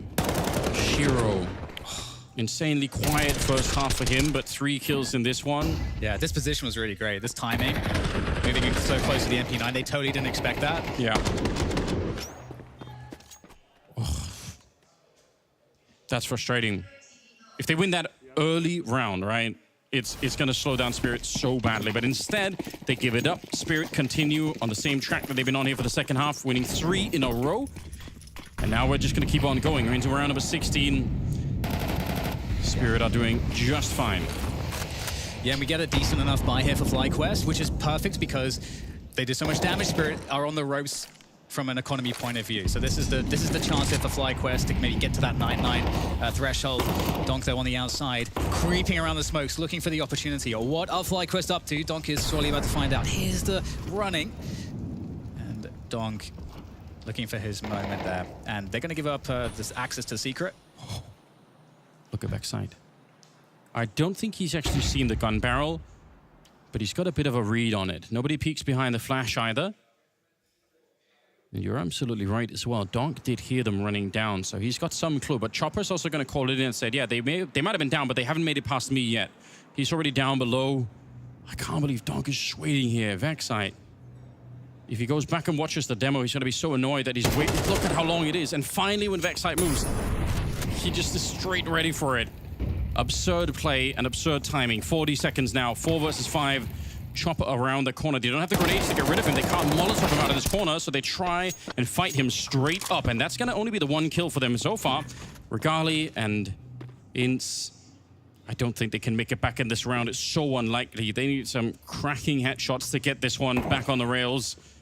Ince sneaking up, hugging the wall, but he is going to get shot in the back eventually. And Shiro starting to get warmed up again. Obviously, he was insane on the opening map, but he's been a bit quiet here.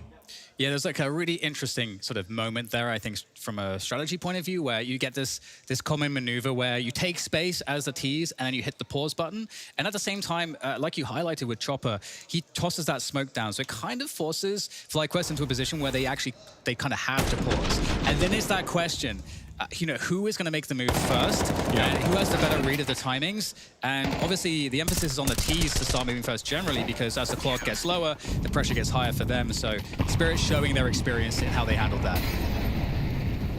Probably a double pump here, where you throw the first set of utility, and you wait a little bit, you hope that they start to rotate around, and you always probably also hope that you can force out some utility from their side, and then you try and do it again. Smoke, yeah, here we go. Second part of it. Vexite goes straight down. Magic says, I'll eat more of the damage just standing inside of the fire. He's going to get a headshot as well. Escaping through that one. Wild sequence coming up from Magic, who, by the way, has 19 kills as he takes down Regali at the end. I love the idea from FlyQuest. It does make a lot of sense, but yeah, unfortunately, he just tanked all of the fire damage.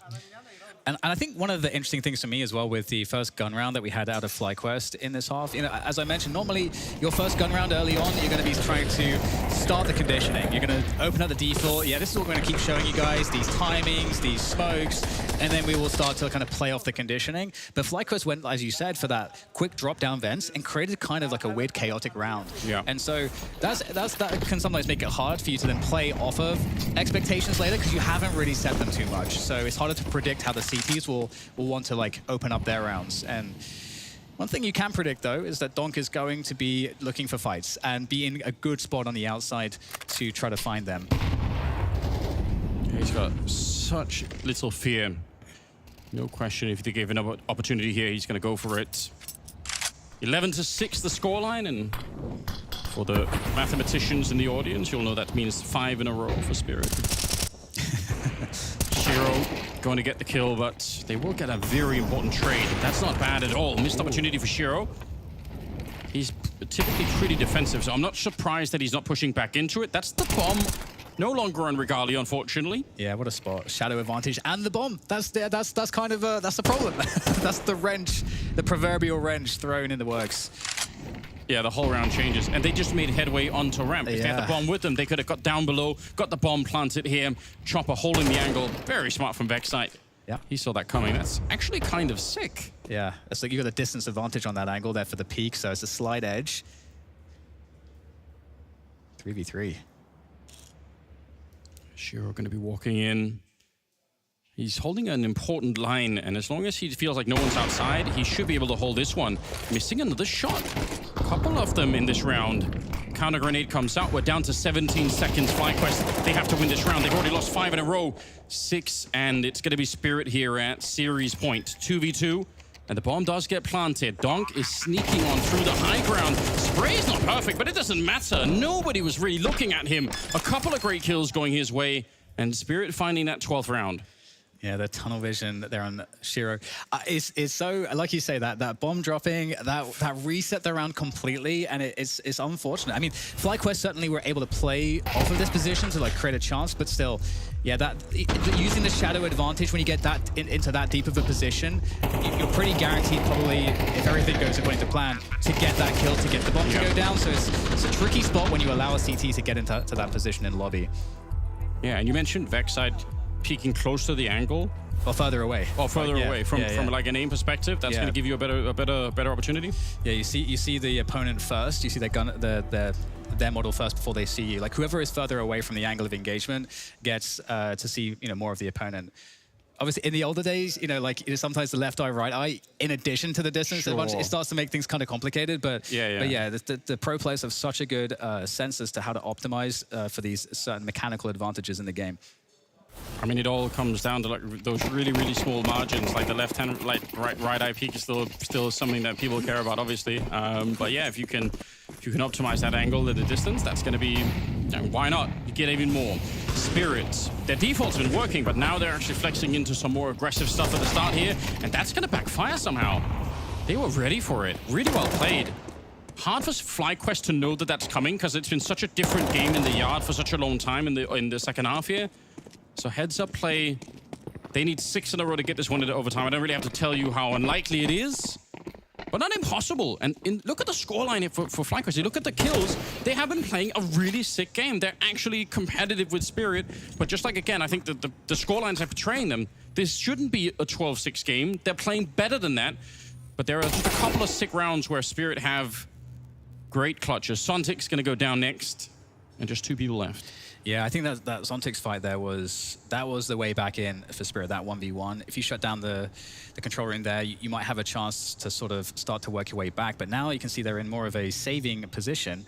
They do have decent money, of course. Donk actually sitting on $8,000, so he's pretty flush with cash. But looking to do some damage on the economy of the T's is really nice.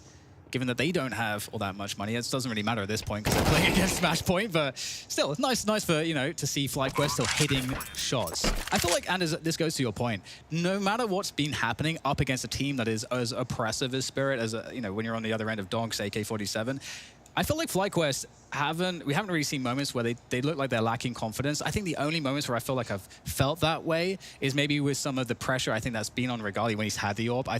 I think everybody, like we had the desk, like we saw, like everybody knows that that's such a big win condition. Yeah. And so he has the most pressure on his shoulders when he picks up the big green gun. Yeah, and sometimes you might even have to. What does he do? What is he doing? What actually is he doing? He's got 22 kills. He's feeling it. That's kind of scary. But yeah, but sometimes I think it could be worth it if you got the opportunity to maybe just play with the rifle instead. There are obviously some times where that could be very detrimental to the setup. Maybe especially on the CT side, it's hard to make that choice. But if it's a day where you just don't feel like it's really working and just buying into it, like that much money and you get nothing for it, maybe it's a tough one. It's a tough one because then you're also admitting that, oh, I don't feel confident enough to buy the AWP. And so then it's like you're already in your head at that point. So it's like a difficult spot to be in. But I totally agree. There's a lot for them to take away here as we go into 7-12. Still not out of it yet, just like you said. The initial flurry of grenades outside have been thrown, but it's a fast rap take coming on through, and that's going to force Zontic to fall back out of that and try to slow this one down with his nades. But he hasn't gone down. He's going to hold this lower position. I swear Sontic wanted to re-peek on that box. I think for a second he wanted to stick around. Now he is falling back, and he's got some backup with him, but because he's a little bit too far up, Chopper can't be put into play before Sontic is dead. That's a bit of a disadvantage here. 4 versus 5. And the bomb, they're checking the entire bomb site. They're making absolutely sure there's no one hiding anywhere in the back. And that's the bomb planted. And Spirit, they could just save. This is one of those rounds on Nuke where it looks a bit disappointing because it's 4 and 5, but it makes sense. It definitely does, and I love again the confidence we saw from FlyQuest as a team there. Because you force the ramp player back, and a lot of the times, especially if that ramp player is a bit of extra util like a smoke or a molly, he can like hold that lower site, and you're like, we're not really sure if we should push straight into the lower site. So you kind of pause, reset with that ramp control. But they decided to just barrel on through, showing the confidence, and that was nice. And looking to try to kill some of these CTs, and they've given up 3 kills. They need to be able to fully rebuy next round, and they are going to be able to just about do that. So that's definitely worth a go, but obviously not favorable fights. But hey, if they got at least like 1 or 2 kills, that would have been worth it. 8 to 12, Anders. 8 to 12. I mean, you are right. It's important to hang on to the fact that FlyQuest still have an economy, they can still move forward. I think it's more about the emotional side of it. It's like, even in a victory, we just all died right at the end. Like it just, something about it doesn't feel super good. And you can see a couple players can't get all the nades here. We've got a Galil and Netic. So maybe you would have wanted not to send absolutely everybody, but hey, here we are with the 8 to 12. That's a lot of nades. Honestly, not as much damage I was expecting there. Vexite dodges quite a bit of it. Could just be a timing once again where they just run out. Yeah, they will straight through. No Molotov in the hut either. Magix is still alive, but only for a second. Netic with a beautiful double that Galil really working out for him. Donk is gonna go down. And once he's out of the way, the road is paved for a little bit more success here for FlyQuest. It's gonna be 9 rounds. They're bringing it back. I'm super impressed. Yes, and I wonder what will happen here, Anders, because we talked about this dynamic before where it was an AWPer and 1 player. I think it was like Into at the rifle, just looking at it from the perspective of FlyQuest. So I think we had Rakali trying to save the AWP. And here, we talked about how you want to like claim that forward space where you kind of make it like not worth it for the T's to hunt you. Well, we're in a spot where it's kind of predictable where Shiro is trying to save this AWP and he has nowhere to back off to. So we'll see if there's any opportunity here. Looks like FlyQuest didn't kind of figure it out soon enough to like be able to like trade into this kill. But can they find it? Can they make it work? Shiro's staying out here for the kill, and behind the molly, behind the flames, still able to get the kill and survive. Hope I'm not misquoting Dust, but I think he said that they had never won more than 8 rounds on Nuke or something like that. There's it's like the statistics, obviously, they haven't ever won Nuke. Their win rate is 0% on the map. Either way, this is such an interesting change-up of how you would normally do things. The normal way to push out of the hut is to always throw the Molotov from the T-roof that lands on the hut to force that CT player out. Doing it without it is obviously not because they don't know or they didn't have the Molotov. It's just that I think they're trying to beat the timing because it's also a point of reaction for Spirit is, oh, Molotov is coming. Well, now we know what all the rest of the pieces are. So doing it beforehand, and they actually did it earlier in the double pump. The second go-around when Vexite also entered, if you go back and look at the replay, you're going to see that Vexite pushes before the Molotov lands. And I thought maybe that's a mistake. Maybe they missed the timing. I'm not so sure. I actually think it might just be them trying to, throw Spirit off by hitting some slightly weird timings. Yeah, I totally agree. I think I think you isolated the trade-off like perfectly there, and it's cool. I think we saw the timer from FlyQuest there, so Urkas gets an opportunity to. And we don't know what he's hearing. Maybe he wants to calm the players down. Maybe he has something that he wants to tell them in terms of a direction. But as we're into this 9 to 12, 3 rounds away from overtime potential here against Spirit, which would be more than anyone would have expected, as you highlighted. And FlyQuest with a slower start to this round. They've had some more explosive starts, but changing up the pace ever so slightly. And the money is incredibly questionable for Spirit. If they win this round, FlyQuest, then they actually get so close. It still feels like, all it takes is one classic donk round, and it's all over, but... Well, actually, Anders, I got to draw the attention to right now to Shiro. He's in the secret position on the stairs. He's the only person with like a very powerful weapon with the AWP. And we've got FlyQuest who are doing that outside default smokes. They haven't oftentimes actually have players back here, but this time they do. So Shiro could cause some damage, but he is playing fairly passive. He's not going to pop up on the stairs, get a pick and fall off. He's in a more defensive position. But he's a nightmare player for those kind of scenarios. This is where he is so hard to get rid of. Like, no matter how much pressure you put on, he's so good at readjusting and getting the next and getting the next. They should know it. Yeah, I actually wouldn't push that corner either. Like, if you've ever seen Shiro play Counter-Strike, you know he's going to hit every single one of those shots, and they're going to fall away, and I totally get it. P250 at range. It's a double setup. Oh, if they don't monitor this corner, you're never going to check for the second player. Yep, Donk is playing aggressively. He's pretending like he's the only one here fighting for his life. And the fact that he gets a double kill is just so much more ridiculous. But Vexite, a hard attacker, he must be just shaking his head thinking, why? Why is there a second player in that corner? Because that's how you get the victory, is the answer. Spirit taking 13 rounds, but FlyQuest, everyone should be standing up and recognizing this is a really cool map from them. I am impressed. FlyQuest put up a much better fight on map number 2. However, they couldn't finally pull through. Spirit secures a win, a 2-0 victory, which I think all of us kind of expected coming into this matchup. But guys, let's give them some credit. Up until this point, they weren't able to get more than 3 rounds versus Spirit. Now, in this game, it was somewhat competitive. They hurt me. I think I called them out to play better. They did play better for a margin of the game. The only thing that upset me a little bit was the rounds where they actually were able to maybe convert the lead they had built up to be even bigger, or actually get the game to be even more close. They fumbled. You know, they didn't convert the rounds where they actually had a chance, and that upsets me a little, because that's what you need to. Like, you can't let them slip away when you're the underdog. What about you? Are you upset or are you happy? Yeah, it's one of those things where when you're on that CT side, you just know what you have to be able to accomplish in order to feel comfortable transitioning into the second half. And while it was a close game, you don't want that on the CT side. You want to be blowing them out. You want that 8-round count or something like that. They let you feel more comfortable, and they just weren't able to attain that. Second half, good little fight back, but just not enough. I didn't think we could bring more talent to this desk, but then Donk showed up. Man, congratulations with the victory. That was quite easy for you guys, huh? Not really. Not really? Why wasn't it easy? You felt pressured? No. No? But just they played really good, and we did some mistakes, and we lost a couple pistol rounds, a couple like important rounds for economy, and that's why the score was close. Speaking of playing really good, map number 1, Mirage, you and Shiro had quite the field day. Was that good to get in that flow, and was it good to finally play some Counter-Strike again? You said you hated not playing? It's always great to start like a match from this performance, so it cannot be bad. What do you feel about now that you've come to this tournament and you've had a break? You talked about that you went home and had something special. Can you add a little bit to what special you have worked on? Is it something new in terms of tactics, or you just want to stay quiet about it? Stay quiet. All right, that's fine.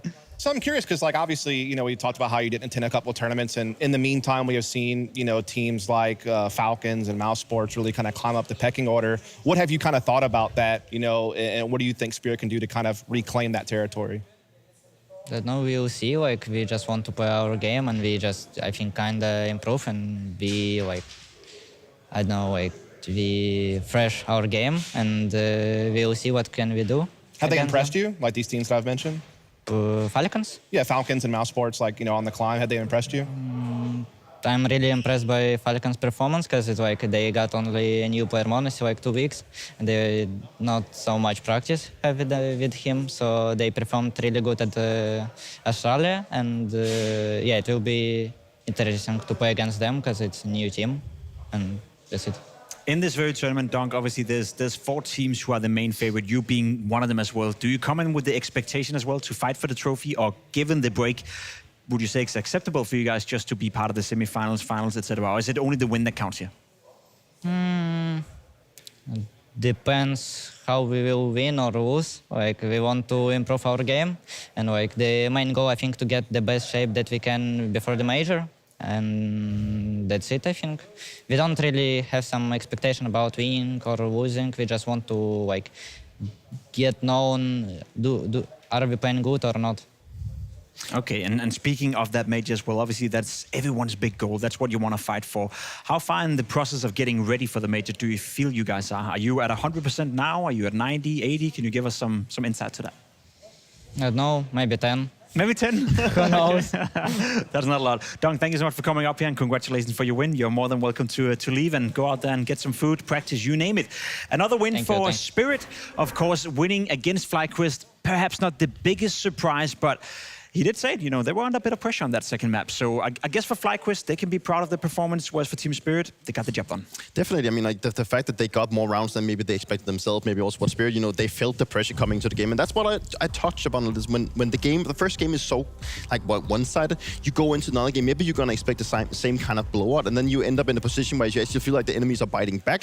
Then you're thinking, is it us that's making mistakes, or are they just starting to play better? There's a lot of thoughts coming into when you start having this game turn into something different from what you expected. From one top fragger to another, Ins, welcome to the desk right here. Obviously, the game against Spirit coming into it was looking rough. In the game, it felt rough as well. Nuke, much better. You guys were able to apply some pressure?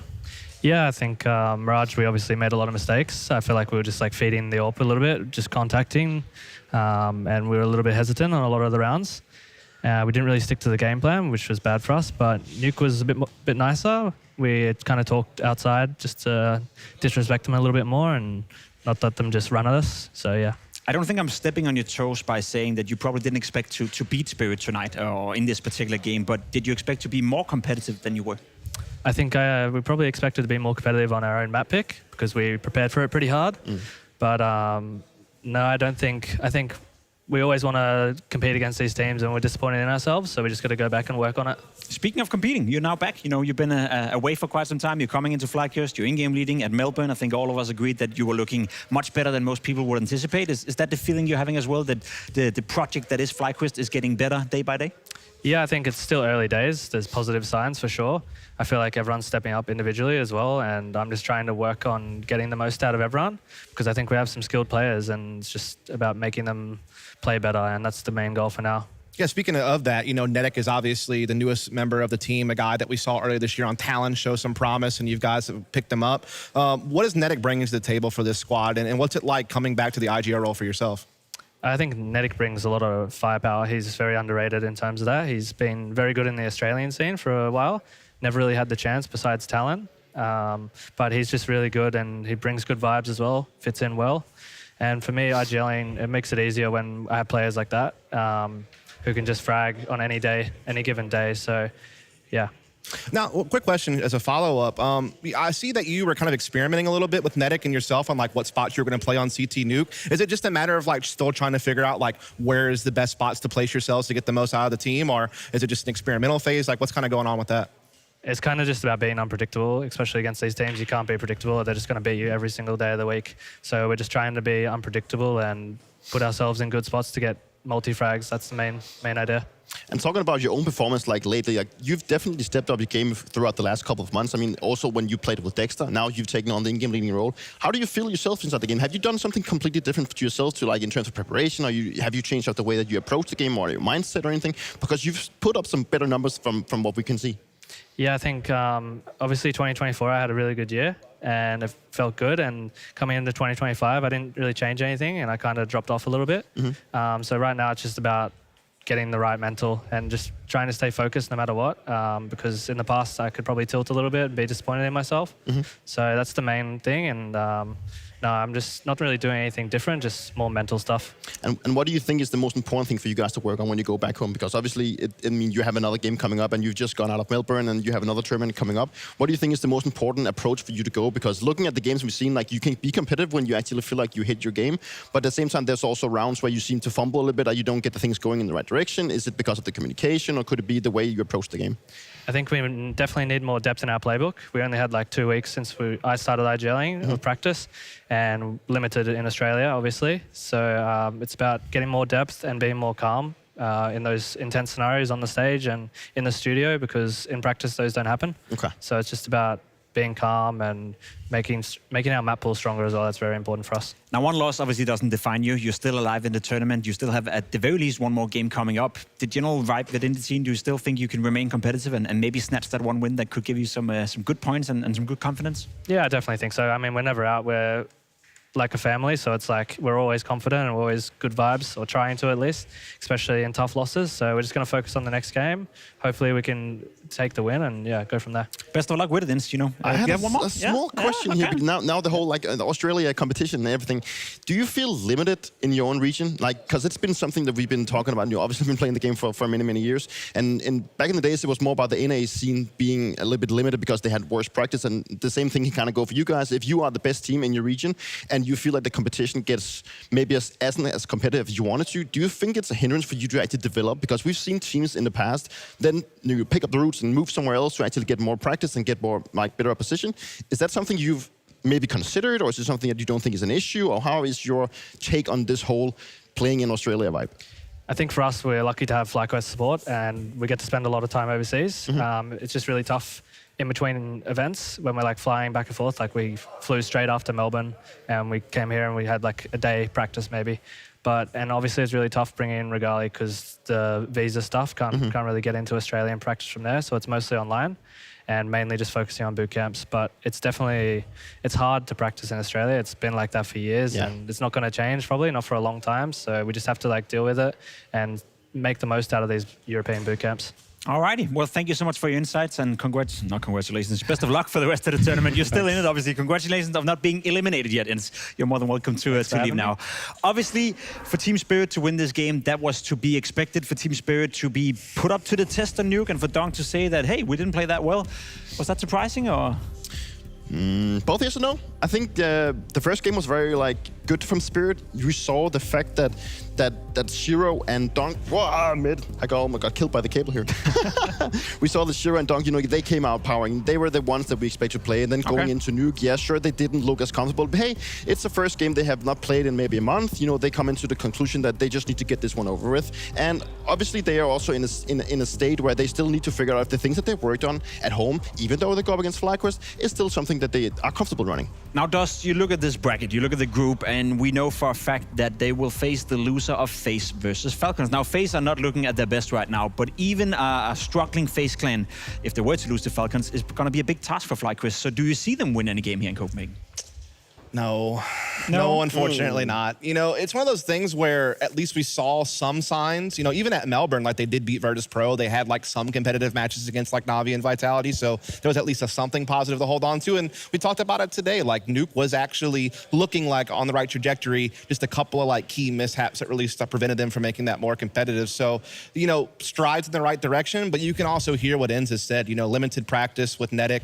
Regali having to practice online because he's not able to get to Australia due to visa issues and things of that nature. So they are facing a lot of obstacles. And when you're already behind as the underdog and you have those hurdles in front of you, it just makes it even harder to catch up. Now, watching this game, did that change your perspective of Spirit? Obviously, they came in as a little bit of a question mark, but given the opposition, given it was against FlyQuest, given that they weren't really tested, does it change your, expectations for them, or was it just job done, move on? No, it's definitely job done, move on. I mean, yes, they came in with a big lead and a big win. The first one, the second one got a little more close, but it doesn't really matter. When you are a team that's taking a break and you want to go back in this competitive mindset and you need to get things flowing, it's fine that you lose up and make some mistakes. It's part of the thing. They know that they can make mistakes against a team like FlyQuest and still convert and still win. So that is what we saw today. And obviously, if Spirit would have played the way they did now against maybe teams that could be either Falcons or MOUZ, whoever's waiting for them, then, it definitely gets more harder. They need to limit and they need to get back into the shape that they know they can be in. It wasn't bad today. It wasn't the greatest either. But they still need to get their things together. Did you learn anything from this game? Not really any more than what we've already seen from both of these squads, right? I mean, if anything, again, the thing we were talking about with Spirit having, missed a couple of tournaments compared to some of the other teams in the top 5, having a little bit of a lighter schedule, was would they come into this event maybe a little bit of ring rust, maybe have a little bit of a slower start? That wasn't the case. They demolished their opposition on Mirage, and they never really had Duke as a problem, I don't think. The scoreline was kind of close, but in reality, Spirit were always in control of that game. So I think for us, it was what we expected, and while it doesn't gain them a lot of credit, it certainly prevents us from thinking to ourselves, wait, they had a slow start, something wrong. We don't have to worry about that storyline. Sometimes, just getting what you expect is also a nice feeling, but then you're not surprised. And as you can see behind me, not surprised that the teams are actually setting up for the next game. We have MOUZ taking on paIN Gaming in a series that could be quite interesting for different reasons. Obviously, MOUZ at IEM Melbourne had a rough loss in the semi-final where they didn't show up whatsoever. Torsi said it himself, it was below our own standards. Whereas when you look towards paIN Gaming, they're coming in with a new roster. They're coming in with the in-game leader again. Big Osira is back in charge of paIN Gaming. That series could be very, very interesting. We're dropping on a quick break, and once we're back, it's with the pre-game for paIN versus MOUZ.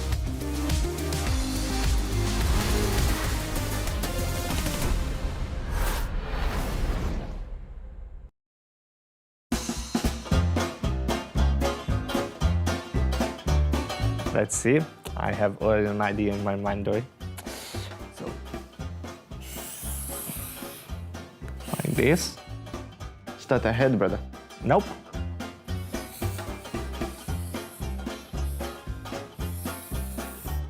That's a car or what? Yeah, kinda. That's some lamps. This is inside, and you don't see this.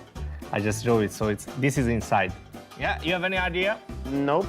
Any map? Look, I put this up for you. I can't understand your writing, bro. Says clever.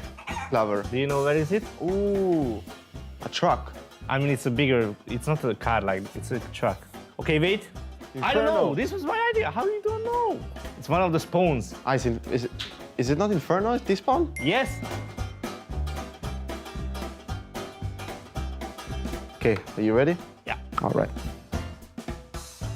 Stickman. White picking, donk. Ding. Boost, run boost. You got it, boost. Let's go. Congrats. Give me something hard, Adam. Something, this was hard, bro. Okay.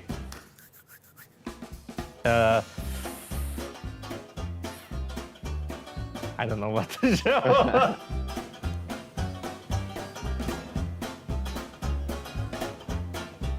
This is gonna That's be an op, right? Something like this. What is that? It's fine. Brother, what the? It's not, it doesn't look like this. Submarine. Look, look. Yeah, op. Reload. What skin, bro? This is an insane drawing. What? This is a dragon here. The Dragon Lore? Yes! Of Dragon Lore? Yeah, it's really good, no?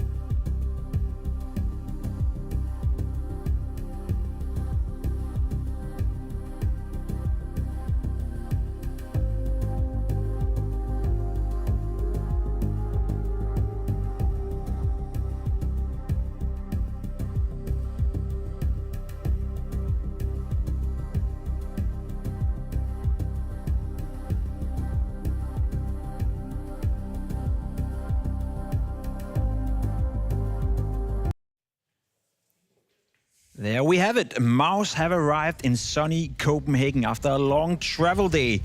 Coming out of IM Melbourne, I can tell you from personal experience, that's a long flight, that's a long travel, so I wouldn't be too surprised if they, like me, feel a little bit jet-lagged. However, a player that wasn't in Melbourne, a player that hasn't made that long travel, is the guy you see on your screen. BLAST, we'll get back to that. But paIN coming into this tournament in a new formation, in a new iteration, roster changes, a new in-game leader almost coming into the lineup. What is the initial gut feeling of paIN coming into the tournament, Peter? paIN looked really good in the beginning of the year. They surprised me when I was doing the bounty here in the first season. I think it was a team that came out running and they were doing really great. They had just added Davideus to the team and it was a team that looked comfortable. But then all of a sudden things started to change. Now they've been playing, let's be honest, quite poorly. They've come to a conclusion that they might need to have a change, and there is a slight feeling inside of me that feels like the team has not been able to develop further because of that hindrance, not knowing what exactly happened inside the team. But it is like when you are in a team and there's like one guy or something that doesn't work out, it's all about figuring out how can we get rid of this or how can we change it so everyone in the team feels comfortable. I'll be honest, I don't think Chaos was cut for it. I don't think he was good enough as an individual. You now bring in DGT, and that's a player you know and the players within paIN know already. Yeah, DGT was actually a member of 9Z for 6 years. He was there since 2019. He was very much one of their star players. If you don't know much about him, he's kind of an extremity rifler, but a playmaker, not passive. Also plays a mix of different aggressive CT positions and some anchor roles. He actually used to play with NQZ and Davideus in 9Z back in 2022, where they made the challenger stage of the Rio Majors. So there's a little bit of familiarity there with those members. And if you'll remember, 9Z was kind of like this crazy flash in the pan team last year, where they actually, what was it, a top 4 finish at IEM Dallas, if I'm not mistaken. They also had like a pretty good showing at Cologne, but then they really fell off after that. And obviously DGT was benched back in February, probably on his own merit. I think he wanted to get out of there. But I was wondering for a while, like, where's this guy going to go? Because there's a lot of different South American teams who could definitely use a star player right now. And I think paIN has had a history of going out and reaching for new prospects. They did it with Snow. They've done it with Davideus. The issue has been that they just haven't been consistent performers. Like, you see flashes of brilliance, but you don't see anything that you can really build upon as a foundation. I think they are hoping that DGT will solve that problem for them. I think he's a very interesting prospect, and I bet you NQC thought the same thing as I caught up with him before the game. We made a roster change, and as of late, I've seen in the interviews that BLAST have said, and you guys have said, that this may be the most powerful paIN ever. Is that the feeling you're having as well, that this could be the best paIN gaming roster you ever had? Yeah, I think we have all the potential to be the best roster that we have ever had with paIN gaming, because right now, I feel like in the past maybe months, we didn't have like a solid lurker, and I feel like we're going to find this on DGT. I've played with him, David played with him, and also he had great tournaments on 9Z international tournaments. So for us, this roster change excites all of us. Still early days, but today you're going against MOUZ, and obviously that's the most important game for now. Do you think you have what it takes in order to make the game competitive, maybe even win, despite having just changed your roster? Of course we can win. I think the roster change might surprise them, but it's going to be a tough game. I think they are ranked right now top 3 in the world, and of course it's MOUZ. So they've been like our kryptonite in those past tournaments. I think we beat them only 1 map, and they beat us 6 times. So it's going to be hard, but I think we have good chances to surprise. Of course, we're not going to pressure ourselves too much because we practice, I think, like just 1 day with DGT, but we'll see how it goes. All right, best of luck. That's the thing, 1 day of practice with DGT, Peter. Is that enough to come into a tournament like this with so many great teams and going up against a team like MOUZ in order to be competitive? It's going to be difficult. That's for sure. I mean, I think it's possible to at least take a map. You know, I think paIN has always struck me as a team that can make upsets. I think they can do it now. You also hear in the interview that they are confident that this is probably the best lineup they can actually, or at least have had in paIN. So for them coming into the game and believing in the future, also coming from a point where they have maybe not believed in the roster, to all of a sudden get that feeling of, hey, this roster can actually do good. We've gotten the player that we wanted, and GT comes from a time in 9C where he's been putting up good numbers. Maybe that is what they've been needing. Of course, they may be like something in their playbook or to have to adjust things. But overall, I think there's a chance paIN can actually make a good showing here. I sense that confidence as well, and I sense it even more so because BLAST obviously is back now. He wasn't with them at IM Melbourne. We didn't have any expectations for them, to be honest. You know, not playing with your in-game leader, that's tough. Now that he's back, do you share the same sentiment that paIN Gaming is once again a team that we should be excited about? I'm still concerned, if I'm being real with you. I mean, look, the story last year was that BLAST was one of the best fragging IGLs in the world. Right? Let's be honest. He was up there with Blitz. He was what Twist was trying to be and what Braun's trying to be now. And that was a big boon for them because he did it in a very important role. He was a guy who kind of like Blitz on Mongols actually, could entry frag, he could aggressively lurk, he could be a playmaker, he could really kind of put the team on his shoulders and really create space. And it's kind of a big difference. You see it on your screen right here from last year to this year. He's fallen in individual output on the server. Exactly, that's what I was getting to. Like, he has been very absent, and I think that it's doubly damning when he is playing such important roles like that. And the fact that Davideus is also still going through growing pains as an entry fragger at this level of competition, it really makes the game harder for the team as a whole. And I will say this, though, as we were talking about with DGT, I think he naturally fits on this team. Like, as an extremity rifler, someone who can be a little bit more passive, can make plays when you need him to, but really still let Big Uzair and Davideus be the focus, but just be that guy that can help trade and help clean up. But you got to create those openings first for him to be able to fulfill that role for you. A bit excited, a bit worried. We are a bit of everything. We spoke to Big Uzair coming into the game as he's now back after missing out of IEM Melbourne. Uzair, good to see you again. You weren't at IEM Melbourne. Remind me and the people at home why you were not attending. I was like kind of sick. I got, I don't know how to pronounce it in English. It's otite in my ear, And I cannot got a flight before. And the doctor said if I got some flight, even if it was 1 hour of flight, I could get worse, you know. So I just stay on Serbia for 10 days, and now I'm good. You're back and you're good and you're feeling healthy again. Yeah. I was like a kind of deaf, you know. I was like my ear was like I couldn't hear anything. Now, being deaf and playing Counter-Strike is obviously not a good combination. However, he told me as well that he's fully healthy again. How important is Big Uzair for the success of paIN, given that he's the in-game leader and given that he used to be a fracking one of its kind? I think it's kind of make it or break it. I mean, like, sure, he was not in Melbourne. That was a big hit for the team, and it's never fun as a team to go so far away and having to play with your coach. Like, I don't think anyone has ever enjoyed that. I have never enjoyed that. Sorry, son. For that matter, you know, yes, he is the make or break of the team. I think he's the one. Obviously, he's the in-game leader. He has a lot of crucial positions. Yeah, he's been playing worse than he did in the previous situation or previous season, but yeah, he needs to come back into having the belief in the team and believe in himself, obviously, but also in his young team. As you know, he is playing with young players, and when you are like surrounded by young players, it is very hard. Like, it can be very difficult for him to get in a position where maybe he feel like they like making the right decision or they're taking the right call. You know, he needs to have the belief that they will actually make the play for him, and maybe there's also a reason why he has gone for the young players. Like, he also believes that he needs to have this kind of confidence inside of them, and he knows that instead of going for like older players or players that have already been tested, he is more prone to go to players that are even showing a great talent or at least a great game. There's no doubt that it's a big task ahead of them going up against MOUZ. But MOUZ is also a bit interesting coming into this tournament because the last time we saw them play, they didn't play. In that semi-final versus Falcons, they completely fell flat, couldn't show up whatsoever. Does that change your perception of MOUZ, or was that just a one game off, you know, a day off, and something that will eventually happen to anyone?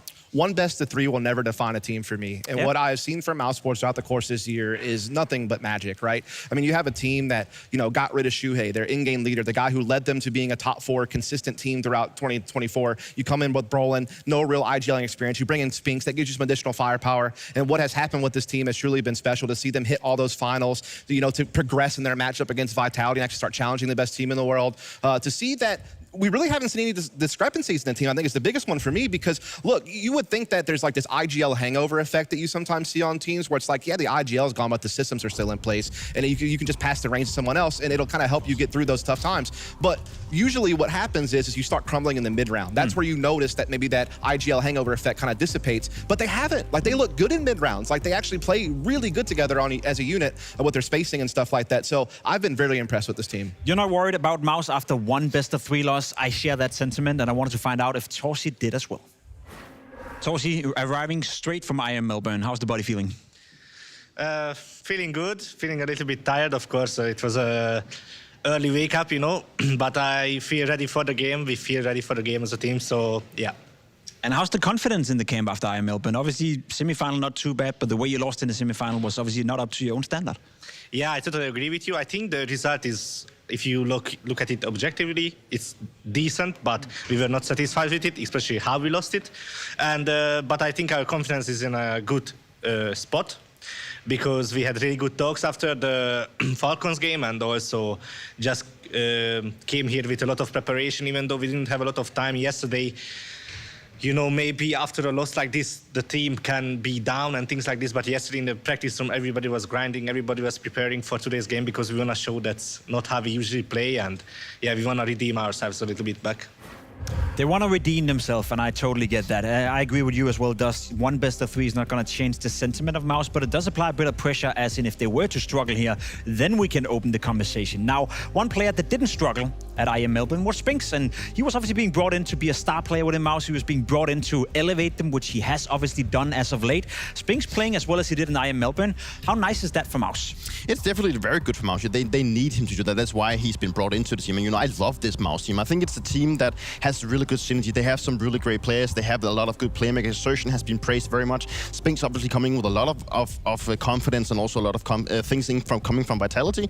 He's a player that, for me, is... he made an interview, we heard Epic say as well, that he wants to be more part of the pack instead of what he did back in Vitality. It was not a possibility inside of Vitality. Now he's been moved into MOUZ, and he's looking quite good in his situation. You know, he's a guy that wants to go out and make a decision for himself. He wants to make decisions for the team and also be part of the action. I love how you're talking about that because I think exactly what this team has done to facilitate him. You know, even on maps like Inferno and Ancient, he didn't even play on Vitality. They've put him in more aggressive roles on the T side to do exactly what you're talking about. But what I also love what they have done, and this is map pool wide, even on maps where he is playing extremities, is when they go for an execute, they just slot him in that prime trading position that you love to have a good fragger in. You know, yeah, maybe Sertion and Brolin's going to lead the way, but if you can get Spinks out into space, this guy is such a damn good trade fragger. And I think that skill set has really what's helped this team elevate. I very much agree. Spinks was in a good mood when I caught a win this morning. And it's one of the favorites for this tournament. Do you feel as one of the favorites as well, or is the confidence maybe a bit shaken after IM Melbourne? I don't think our confidence is shaking. We are one of the favorites, of course. I think right now there is many 4 teams who can win this tournament: us, Spirit, Falcons, and of course Vitality. I don't know how Spirit will be because we didn't see them for a while, and the Falcons and Vitality been in the grand final now. So yeah. You personally had a fantastic tournament. You played some of the best Counter-Strike you played in the MOUZ jersey. Is that down to hard work, or was this just a one-off? A combination of many stuff. Of course, hard work, adapting to the team, having a good confidence, and I'm just trying to make sure keep going, and we'll see how it goes. Your track record against paIN, who you're facing today, is pretty good. Do you feel comfortable coming into that game as well? Yeah, of course. They also changed the player now, and I think they got a good player as well. So maybe we don't know exactly what to expect, but we are still the favorites, and I think we will come up on top. 2-1 or 2-0? 2-0 just for you. I know you like to finish early. Thanks. Busted. He's not wrong about that. He's not wrong about that. Now for Spinks and MOUZ, obviously, I want to ask you the same question. We praised them as being a great, solid team. We praised them as being a team that's been on the uprise, and now we have paIN with a new roster coming into it. I think everyone agrees the MOUZ are the favorites. Are they more so a 2-1 favorite than a 2-0 favorite? I think they are a 2-0 favorite. There is a case paIN can make it to 3. I still, obviously, we have to give the upper hand to MOUZ, but, you know, and the confidence, they both say that they are confident. They've not been shook for what happened in Melbourne. Yeah, they played a bad game against Falcons in their game, but it's like it's not in a position where they've just lost all their confidence. And they even said themselves that now going to playoffs is not going to cut it for them. Like, they need to go for the trophies. It's not just okay to go to playoffs anymore. And that is sometimes the goal for a lot of teams, that going to playoffs is what they want to achieve. Now they want to hunt for the trophies, and they are here to play.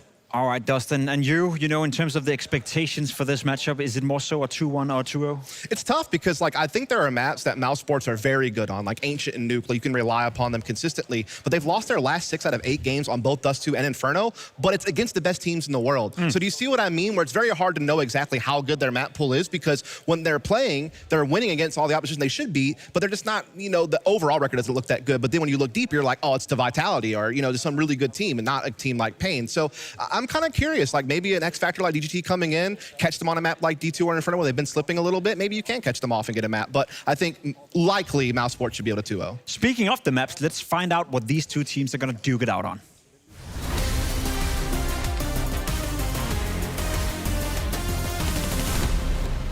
Now you said it, Dust. MOUZ have a bit of a question mark attached to the map pool, but that's because they consistently play against some of the best teams in the world. Ancient not going to be part of this pool, obviously paIN Gaming removing it. Now for MOUZ, are you worried coming into this video? Is there anywhere paIN can perhaps punish them? Like I said, we know Anubis is not going to get played here because MOUZ should ban that. So I think maybe going to Dust 2 or Inferno could be an option. I think Nuke and Train are dangers that you don't want to go near MOUZ Sports at. But either way it goes, I think MOUZ will still be a 2-0 favorite in the series. Nuke coming in. Nuke pick from paIN. That's a map that MOUZ likes to pick themselves. Surprised? Not really. I mean, it's a map that paIN has also been liking to play. You know, it's also when you go up against these type of teams, you also just need to play with confidence. Like, you cannot just go into the video and think, okay, we cannot play this map and this map and this map. Sometimes you also need to rely on what you feel like you're good at yourself. And this is, I believe, what they're doing. All right, that's what they're believing. Inferno coming in for MOUZ. You had a couple of question marks attached to Inferno, but that's against the best teams in the world. Should we be worried of Inferno against paIN? I think the worry for me is that we have actually seen them lose to teams like Virtus Pro and Furia, which are teams that MOUZ Sports shouldn't be losing to. So they've had a couple of stumbling blocks on this map, Inferno. Again, it's a map where Spinx is playing a new role on the T side, so I think there's been maybe some growing pains on that. But all in all, the overall picture of when I watch them play in a map like Inferno, it still looks very good. So I don't necessarily hate it, but I do think it's maybe an opportunity for for paIN to try to make something happen. All right, Dust 2 as the decider. Initial takes in this map pool. Does it make the game closer, or do you think anyone necessarily won out the veto here? It's hard to say, actually. I believe that we are also in a position where maybe paIN is just trying to figure out what they're good at. You know, they are still a new team, and how deep does the playbook go? Have they changed more? One day of practice, right? It is 1 day of practice. You know, they are still in a position. This is maybe a little bit of like a tryout tournament to feel it out. You know, they're going up against some really good opposition. Right now, I think paIN is just more focused on themselves. I don't think they're trying to focus too much on what MOUZ Sports are good at. They need to rely on what they are good at, and I think that is why we're seeing the veto. Dust, yes or no? Do we need Dust 2? I don't think we will. We won't need Dust 2. You heard it here first. Dust Moray said it. I want to see the game. I want to get the game started, and I want to hear the lovely voices of Anders and DDK take us through the game. Okay, a lot of confidence in MOUZ from the desk. I appreciate that. We are going to head into the second best of 3 today. Dan, how are you feeling? Feeling good. I think this could actually has a lot of potential to be a really great match. I think there's a lot on the line in this tournament in general. You know, MOUZ, one of the best teams in the world. They're going to be wanting to set themselves up well going into the major, of course. They had a disappointing performance, I think, in that Falcons matchup at IEM Melbourne. And I know that Cyclone and Zipex have been, you know, cooking some stuff, getting the prep all sorted so they can kind of rectify that, have a deep run here. And then paIN, on the other hand, I mean, DJT coming in is an exciting prospect for them. Yeah, it really is. Obviously, the lack of practice is perhaps a bit unfortunate, but I have so much respect for paIN and what BiggerSeries has been able to build with this team over a long time. Maybe not looking for all of the biggest superstars in the region, but trying to build something rational from the ground up. I think he's a really exciting prospect. I mean, I think BiggerSeries is sort of building something that can work, you know, over a really long time if it keeps going. So I think it's going to be fun. I think MOUZ are the favorites here, but I would not be surprised if paIN is going to put up way more of a fight than maybe some people expect. I hope I'm right in that because I just like watching them play Counter-Strike. They play fun Counter-Strike. Yeah, and I mean, we saw that, maybe that dynamic with the FlyQuest Spirit game where we're feeling, oh, this really could be set up to be a blowout. But obviously, we saw that FlyQuest came to play, amazing mechanics. And I mean, this matchup, again, you got a similar scenario, but I think just on paper, paIN has way more of an opportunity here to really make a go of this. I think, you know, you were telling me off camera that MOUZ, when they get that momentum going, could be very dangerous for paIN. So we'll have to see if paIN can play in that disruptive fashion. Yeah, I think both with Torshi and Exertion and Spinx, they're 3 players that feed off each other's energy as far as I can tell. Brolan, he's Swedish. He's always got to be more relaxed. And Jimfat, he's like ultra Swedish, which we call Finnish.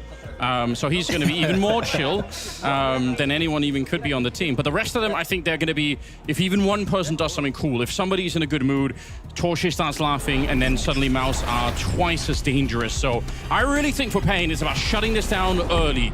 Stop MOUZ from getting the momentum right off the bat. We're headed into the game, so let's get ready. MOUZ, they are going to be ready to nuke starting on that CT side. It'll be paIN on the T side of things, and already looking to make a run of it. They blow open the door, and then they instantly smoke off Mini, trying to create a bit of a distraction, perhaps, as the ramp push is coming in. And Jimmy, he's going to make a run for it. He instantly sees it, doesn't want to take the fight, and I can't blame him. Yeah, responsible stuff, just falling off, giving the info, getting his team set up to defend. Obviously, voiding position on the site. And would you look at this? We get a double back coming in from paIN actually making their way into ramp and under rafters. But look at the angle from Brolan, and the shot's even better too. He's already done his job at this point, slowing down paIN. And now they've got to figure out how to recover from this 3v4. So well played. MOUZ not biting on anything, not taking a fight at ramp, not over-rotating. Just waiting to see where paIN actually end up. And paIN's attempt to try and throw them for a bit of a loop by pretending to go ramp and then running back to hell just did not work out. So far, at least, it's Spinks to take down DDT and NQC up on the high ground here. A couple of more kills, just get something done. The bomb plant, he's got it there. For him to actually plant the bomb, though, feels very unlikely. You can see inside of the A-bomb site, they've got plenty of people ready to go. A little bit of damage here. All right, an opportunity. I mean, if they're going to get him solo fights, it does bring him closer to what he wants. But at some point, he has to actually make a move for it here. The dualies being put under a slight bit of pressure. But more than that, it's the time that's left here. 20 seconds. And obviously, you've got to give it a MOUZ, making sure that they are being very, very careful. You can lose a 1v4 like this. This just won't be one of them. Yeah, good play from MOUZ. Yes, definitely. And I love that play from Brolan, you know, connecting those two headshots, playing that like really deep angle. You're not really expecting to kind of clear that, so he gives himself a really nice setup into this fight. You can see it replayed here. I mean, the Big Azera knows nothing about that spot. Davidius has to react to Brolan, so what a sick opening. It kind of just puts a huge dampener on paIN there. They can't really do anything from that position. So you know, I like what you're saying. And from MOUZ, also seeing some good discipline, and now they're playing the anti-eco on this CT side. Yeah, lack of a bomb plant will do that to you. paIN, no real pickup here. Just all Glocks all along the way, which honestly is kind of rare. There's so many teams right now who are trying to reinvent the economy for both T and CT side. So I've become almost accustomed at this point to people trying to buy weird things in these rounds. Even without the bomb plants, it happens. But yeah, paIN being respectful early on. Could also be a sign that they trusted their own nuke and they feel like, well, we don't have to take big risks. We'll probably be fine going into it. No doubt that Big Azera has got a bit of a plan here. But this one should be a bit of a slaughter. MOUZ also had 3 M4s, the one, you know, from us, and the MP9. So that almost tells me MOUZ might have actually expected that there could have been a bit of a buy-up in this round. Otherwise, might have been, you know, at least one more SMG on that side. Yeah, and I think it's one of those things too where the rifles, you definitely want to keep you want to have them online when the AKs come out in the following rounds. And so it's, you know, you don't need as much util necessarily. So it makes sense, definitely. Oh. He actually gets a stab. Respect. Spinks down onto 22 points of health. And I mean, this setup looks really nice. There's some close ranges though against Torsi, so maybe no, never mind. 2-0 there for MOUZ. So the start is working out as expected, and just like you highlighted, Anders, they get to benefit now from having those, 3 M4s, a FAMAS, so the long range is going to feel pretty good. How did he not get the backstab though? In spite of actually sneaking up there, it looked like it was dead on. Maybe we could see in the replay. No, it does turn around. That's kind of insane. Listen, I appreciate Davidius for trying to do that because obviously that's a hilarious way to try and get a kill in the round. Here we go. The AKs have come out. paIN with the first rifle round. Going to be lacking a bit of utility on the T side, but it's not devastating. They can do a lot with this. And we'll see if they can just get a bit of an opening. Snow, obviously, still quite a young player, but he is again one of those, I think, momentum players for the T side here. Oh, what a flick to take down Torshi. He just, there's 3 bullets or something like that to take down Torshi. Ready for more, and he nearly had Exertion. He's actually so close to getting that kill. That might have won them the round right then and there. Now they're going to be pushing into the ramp. It's DGT. Deletes Jimfat right away. Exertion takes 1 kill in return, but it's not bad for paIN right now. And they didn't even commit to the ramp. They just decided to slow it down. They've got over a minute. Yes, and has anyone? Oh, okay, just never mind. You know what? Nothing happened. Nothing to see here. How is this going to play out, though? Because this is very odd. That smoke's fairly fresh, so another like 15 seconds or so for that one. And Brian's going to take down Davides and Bigazera. Oh, no, on the rafters. So this is a problem now. DGT's going to be able to pick that one up, but 2 more players to find here. 40 seconds, so there is time, but just has no idea about Exertion. So that was very weird. That got very weird, Anders. But there was such a chance for paIN, so it's unfortunate for them. Yeah, I was so sure that it would have been DGT going down, and then the rest of them on the high ground kind of having a hard time getting onto the site. But it turns out Brolan ducked down with the FAMAS, and his timing was just incredible. Yeah, they just meet in the smoke for a bit of an intimate moment. Huge round to win, the 3-0 to start off with. We always talk about the importance of the CT economy. It is looking, I mean, well, it's a little bit strained right now. We've got the AWP picked up. Those nades definitely take their toll. But the AWP is out now. And the AWP is quite menacing, obviously, on the ranges, especially outside for Nuke. So we'll see what Torsi is able to do with that on this half. But for paIN, they do have a Galil that they can recycle, a couple of Eagles. So looking to just get that economic damage in, and it does kick off there with the kill onto Brolan. Yeah, I think it's really important, actually critical for paIN to do something more in this round than just the 1 kill here. Preferably 3. We saw it with FlyQuest against Spirit, even though obviously they did get blown out of the water in some sense, but FlyQuest did a fantastic job at keeping the Spirit economy incredibly low most of the game when Spirit were on the CT side, and it does make the comeback so much easier, whereas if MOUZ come through this round with a lot of weapons intact, you're making life harder on yourself into the future. Yeah, and there's a sense of confidence too, whereby if the CTs are just not dying, it does really give that psychological edge over time. Where well, it's an inverse relationship for paIN, where they start to feel like it's less confidence in getting kills. But looks like there's nothing else to be picked up other than that 1 kill as you described earlier, and so that's going to be super comfortable for MOUZ, especially again that AWP is online, and I'm super curious as to how paIN might decide to handle this in these rounds. Yeah, that AWP, I mean, Torsi is a frightening player to be up against. Obviously, in that game against Falcons, he had a real rough time of it. So I'm sure individually he would love to bounce back as much as the rest of the team will. But once he is hitting the shots, he's a hard player to control. He plays, you know, unlike Shiro in the last game, who plays this kind of more defensive Counter-Strike, Torsi is one of those players where if there's even a sense of a weakness when you're up against him, he will just keep on punishing that weakness over and over and over again.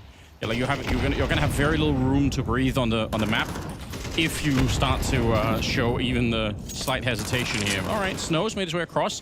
He takes quite a bit of damage, but even just getting there, they know that he's down there. Nice shot. That's the 2nd time DGT's been able to do that. Yeah, walking into the AWP there. Unfortunately, unable to get that split going, unable to create that space in the lower site. It does limit the options slightly here for paIN. As we can see, they're pressuring a ladder now. Well, that flash was not intended to go there. So we have MOUZ now with the forward smoke, and they're locking paIN into this ramp room and perhaps maybe locking them into a commitment to either go back to lobby, which we're seeing, or going down lower. They don't choose to go lower. So it feels like MOUZ has a great control of the situation at the moment. With that said, though, Anders, they have largely abandoned the upper side, so maybe paIN have chosen correctly. MOUZ must know that this is an option. Yeah, right. Exertion's coming back in. I was surprised that Brolan was there alone, but only for a minute. Nice headshot. Gonna make the drop down. Exertion on the other side. Only the 1 kill here for the captain of MOUZ, and Bigazera. Nice swing, and that's his 1st kill of the map, by the way. Taking down Exertion. Bomb being planted behind it. Huge call for paIN to return after that failed flashbang. Actually makes a huge difference. It tells MOUZ that they weren't going down lower on ramp, that they were sort of trying to push in towards heaven and hell. Flash on through. The retake here for MOUZ is very unlikely, but they do have a smoke. If they get closer, there's a chance that Spinks with the kid in his back pocket is going to be able to do something here. Deep grenade as well. Spinks gets 1 more. It's just Bigazera, but he lines them up and knocks them down. Huge for paIN. They needed this early round, and they've finally done it. That's one of those awkward scenarios where Are you going for the save with the AWP and you get the pop flash to get your teammate out of the vents? Okay, you're looking for one kill with the AWP from a safe range. You can go to pull out if you don't get anything cool, you know, no harm, no foul. But wait, you get a couple kills and then you get committed into losing everything and then not winning the round. So that actually works out quite nicely for paIN. I mean, you know, you're talking about the importance of the economic damage. Finally, paIN get a big win from that respect. And that AWP is not going to be able to be repurchased here for MOUZ. Their economy is too stretched for that. So paIN is in a situation now where they pick up the AWP going into the next round, and they're going to have the opportunity to build that momentum. Ooh, I think they found a way, actually. I think Spinks, was it Spinks or Exertion, had a little bit more cash. They might have found a way to juggle the money around just enough. We're gonna get to see a lot more highlights with Snow yelling in that sense, because he is he's well known for it. It's great fun. It's one of the great joys of watching paIN. Exertion front facing. There is a player up on the silo, and you can see Snow is well aware. He knows that there is an opportunity for somebody to be here, so we'll see how much that they want to commit to it. He was just looking for it, so I don't think he's going to be too surprised. Yeah, all eyes on that position here. DGT also moving forward. They should clear it. But all it takes is one mistake, one lapse in judgment here, and Spinks on the other side. Look at him taking all the attention away, shooting through the smoke. That's enough to distract him. It's just blind fire on the other side. Spinks had no way of trying to get that kill. He's just distracting, and Exertion picks up a double instead. 3 versus 5 all of a sudden, and this has just become a dramatic shift in the momentum. BLAST with 1 good kill. He's going to keep it going. We'll take down Brolan. It's still a very hard round to win. Yeah, 2v3 though post-plant. NQZ with the AWP, maybe not the best gun for this type of position. We'll have to see how it's utilized and if they can get these timings working out for themselves. Quick Molotov into the top of ladder. So that's going to create a world where the timing, well, it's going to have to be a bit of a wait here for MOUZ Sports. There's a Molotov in turn as they look to make their way forward. And we get the reposition here from paIN. We're going to have to see some cool stuff here from BLAST and NQZ. BLAST is going to take down 1, and it's just an easy kill onto NQZ. Unfortunate there, the potential existed, but paIN, I mean, again, we talked about how crucial this round was for that momentum. It's been completely stifled. I wonder if they heard NQC burn as he ran out of the hut, if they would have been close enough, because it's kind of interesting that they checked the site. It's a sick move from NQC. He knows that if he falls back and doesn't play that position, then he's probably going to be in a tough spot. But yeah, they checked the site regardless. BLAST couldn't do more. I mean, he'd already got 3 kills in the site to try and get his team back into the round there. Not going to happen. MOUZ instead, 5-1, and paIN are in some trouble. Down to Galil's, 1 AK as well on BLAST, but things are started off pretty tough early on. I mean, I think I said it already in MOUZ. I think you need to slow them down at the start of the game for the momentum not to keep going. And they're not being slowed down right now at all. Yeah, straight into ramp, and once again, Jinfat doing the responsible thing, giving up the space, slowing them down with an incendiary, buying his team time to reposition around this so that paIN can't get ahead of the rotate. And even more interestingly, Exertion, who was causing quite some problems in the previous rounds with the bait from Spinks outside, is now pushing all the way because they know how many players are at ramp, they know that space is clean, and they're going to take it. Yeah, paIN keep getting ramp control, but smart people have said in the past that ramp is not a bomb site, so who really cares? The prison now, Anders, because look at this, Exertion's going to lock him in. Was a chance that he was going to get shot in the back, but I think that's already evaporated. The Tech-9's gone away. Okay, so they've made their way to this position, but does it help them at all? They have 1 smoke. If they wanted to do something, they've got 1 more chance. No flashes if they can't come in for the high ground. They can't flash their way onto the A-bomb site. I mean, there is a way, but my God, it's going to have to be some sick entries on the A side for this to actually work out. You could see they're already calling it out. MOUZ they're on top of everything. It's rare that the CT side has this much info on what's happening on the T side. Yeah. Yeah, this is supposed to be an imperfect information game, but MOUZ have, like, actually perfect information this round. They have 1 smoke, and this is how they use it. They don't use it to try and get onto the bomb plant. They just want to get onto the side. NQC, big kills coming through. And Torchy's feeling the pressure a little bit. He's being run down. DDT to pick him up. Steal the AWP right back. This is terrific for paIN. They use that smoke to extend the ledge up on the high ground so that they can drop through it, you know, and not just get straight shut down. Because you could see MOUZ had 3 players, more or less, that were ready to take that fight. One single smoke, $300 to pick up that much is so sick. And paIN's not giving them any opportunity here for a quick kill that would perhaps trigger a push for a retake. And so, honestly, Anders, I have to say, the fact, like, Counter-Strike is so much about information, like you were highlighting, like because in theory, if you're the CTs and you know precisely what the Ts are doing, then you can just have everybody's crosshairs put in the right spot. You can take the sickest positions to like optimally defend it, and that's what the game is about. So for them to lose that round is quite incredible. And you know, highlighting that they had 1 smoke, such an awesome like novel usage of it to actually win the round and break the site. Incredible stuff from paIN. What a way to come back into the game. See the frustration. Imagine if you're MOUZ and you know precisely where every player is the entire round and you still lose a round. And they have like tech 9s and stuff. That's actually wild. I think you're right. It does have that mental backlash where it's like, come on, we knew we had everyone in position. What can we do? You know, what more do we need? Yeah, NQC, obviously, getting those 2 kills with the little running under the site is super sick. And they steal the AWP, so now NQC could fight a little bit back. 5-2 is the scoreline here.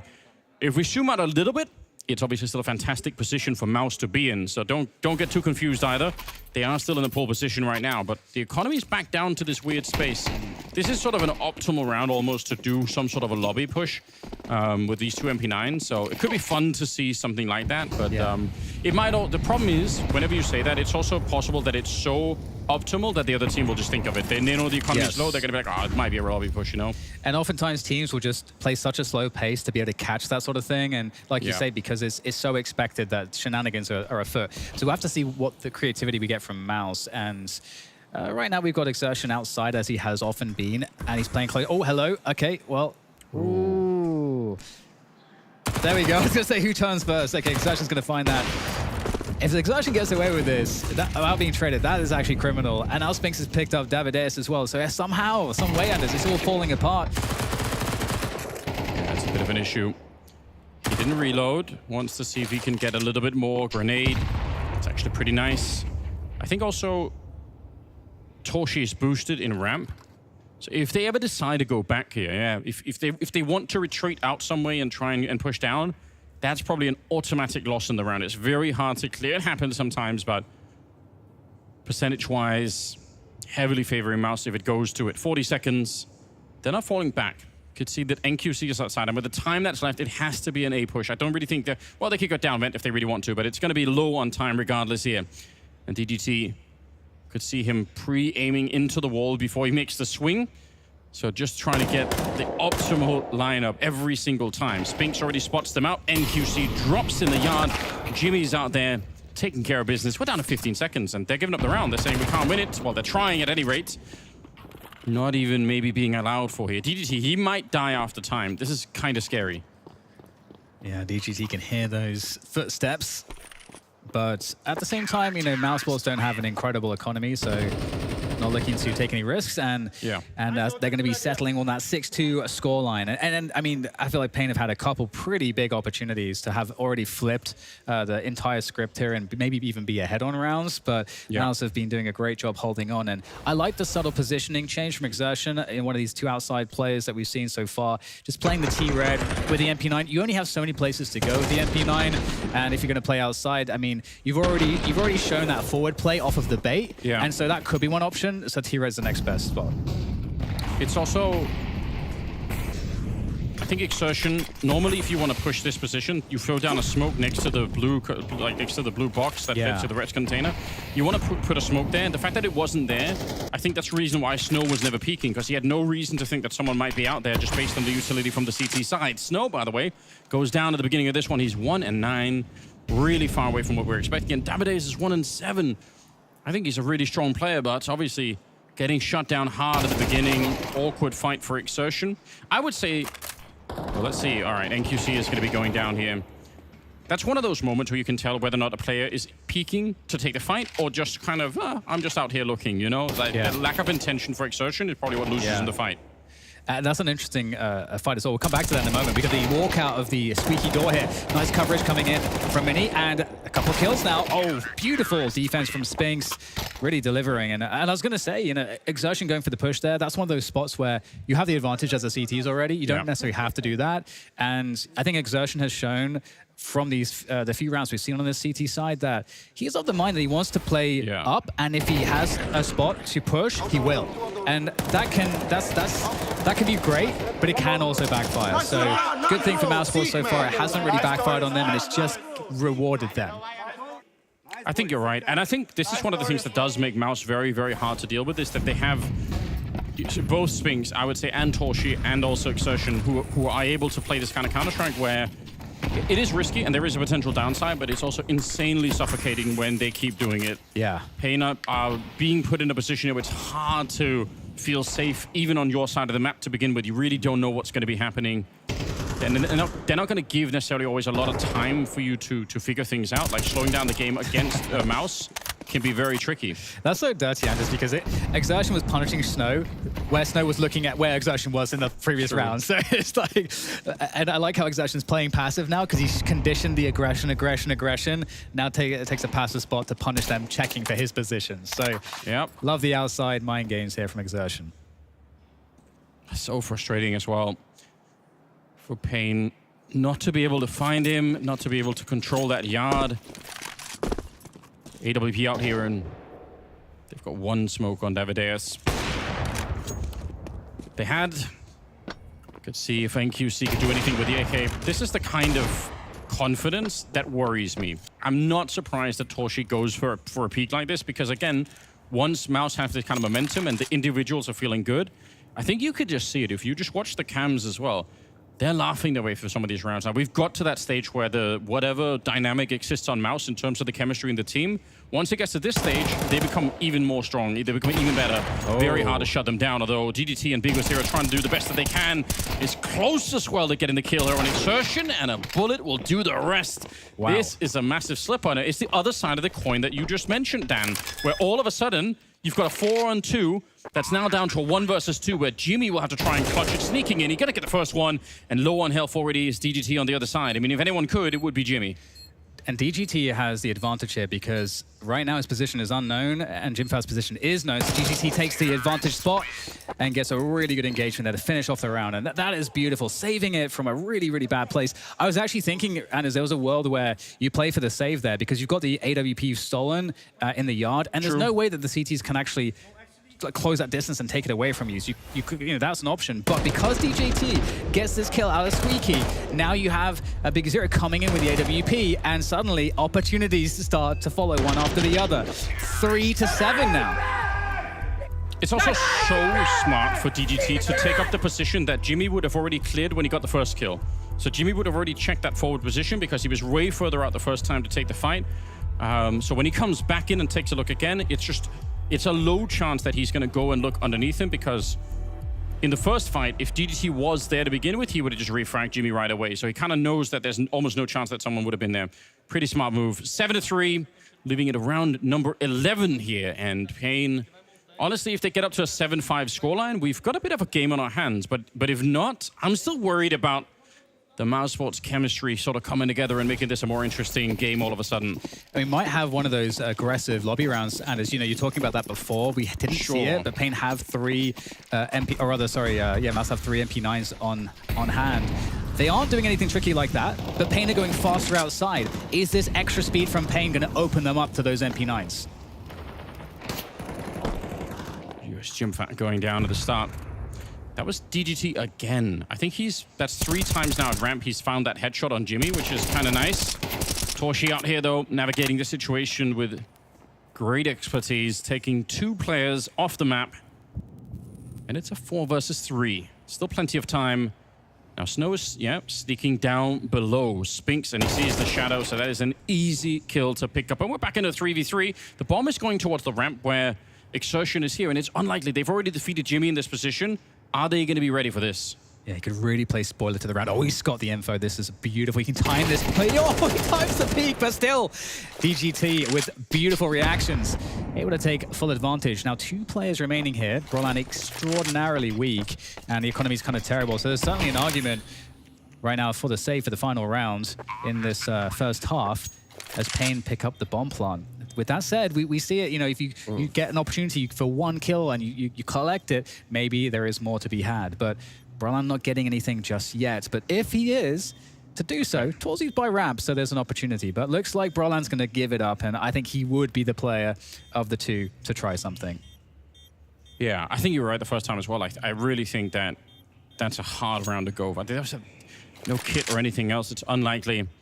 Shocked that Exertion doesn't get the kill against G. I'd love to see that from his point of view, because you're right. He had the info, he saw the gun barrel and everything else. That's I won't say a free kill, but that's a kill you expect to win almost every single time. Yeah, the peak is advantage in this game, and there's a lot going his way there. So I mean, it's so cool to see that. You know, blows out your expectations for the fight with a great reactive performance there with the AK-47. So, and this, you know, Torzy's performance there, it was awesome. Also because that's one of the 2 M4s. It's like that's one of your win conditions in the round. So, you know, MOUZ really making it difficult for paIN, but they're fighting back. Yeah. Doing a really interesting job all of a sudden. I mean, slow start for the paIN side of things. But starting to pick it up, starting to get a bit more interesting if they can get 5. A lot to be discussed still. 1 smoke wall down. I think one of those first smoke lineups kind of failed a little bit. But the next one's going to be just fine. DGT, unfortunately, I guess technically got down the vent. Unfortunately, just not alive. 4 versus 5. I like the aggression here from MOUZ Sports. They're in a round with bad economy. They don't have nades. Getting aggressive is important, because if you allow the T's to just set up post-plant with better util, you're going to have a really hard time. And here is the one bad gun, the Deagle. Jinfat's in a great spot here, Anders. Yeah, almost. If he'd stuck around, he could have had the shot. There would have been a real chance there. A minute on the clock here. Biguzira getting closer. It's really just him and DGT. Snow has 2 kills. Devadeus has 1.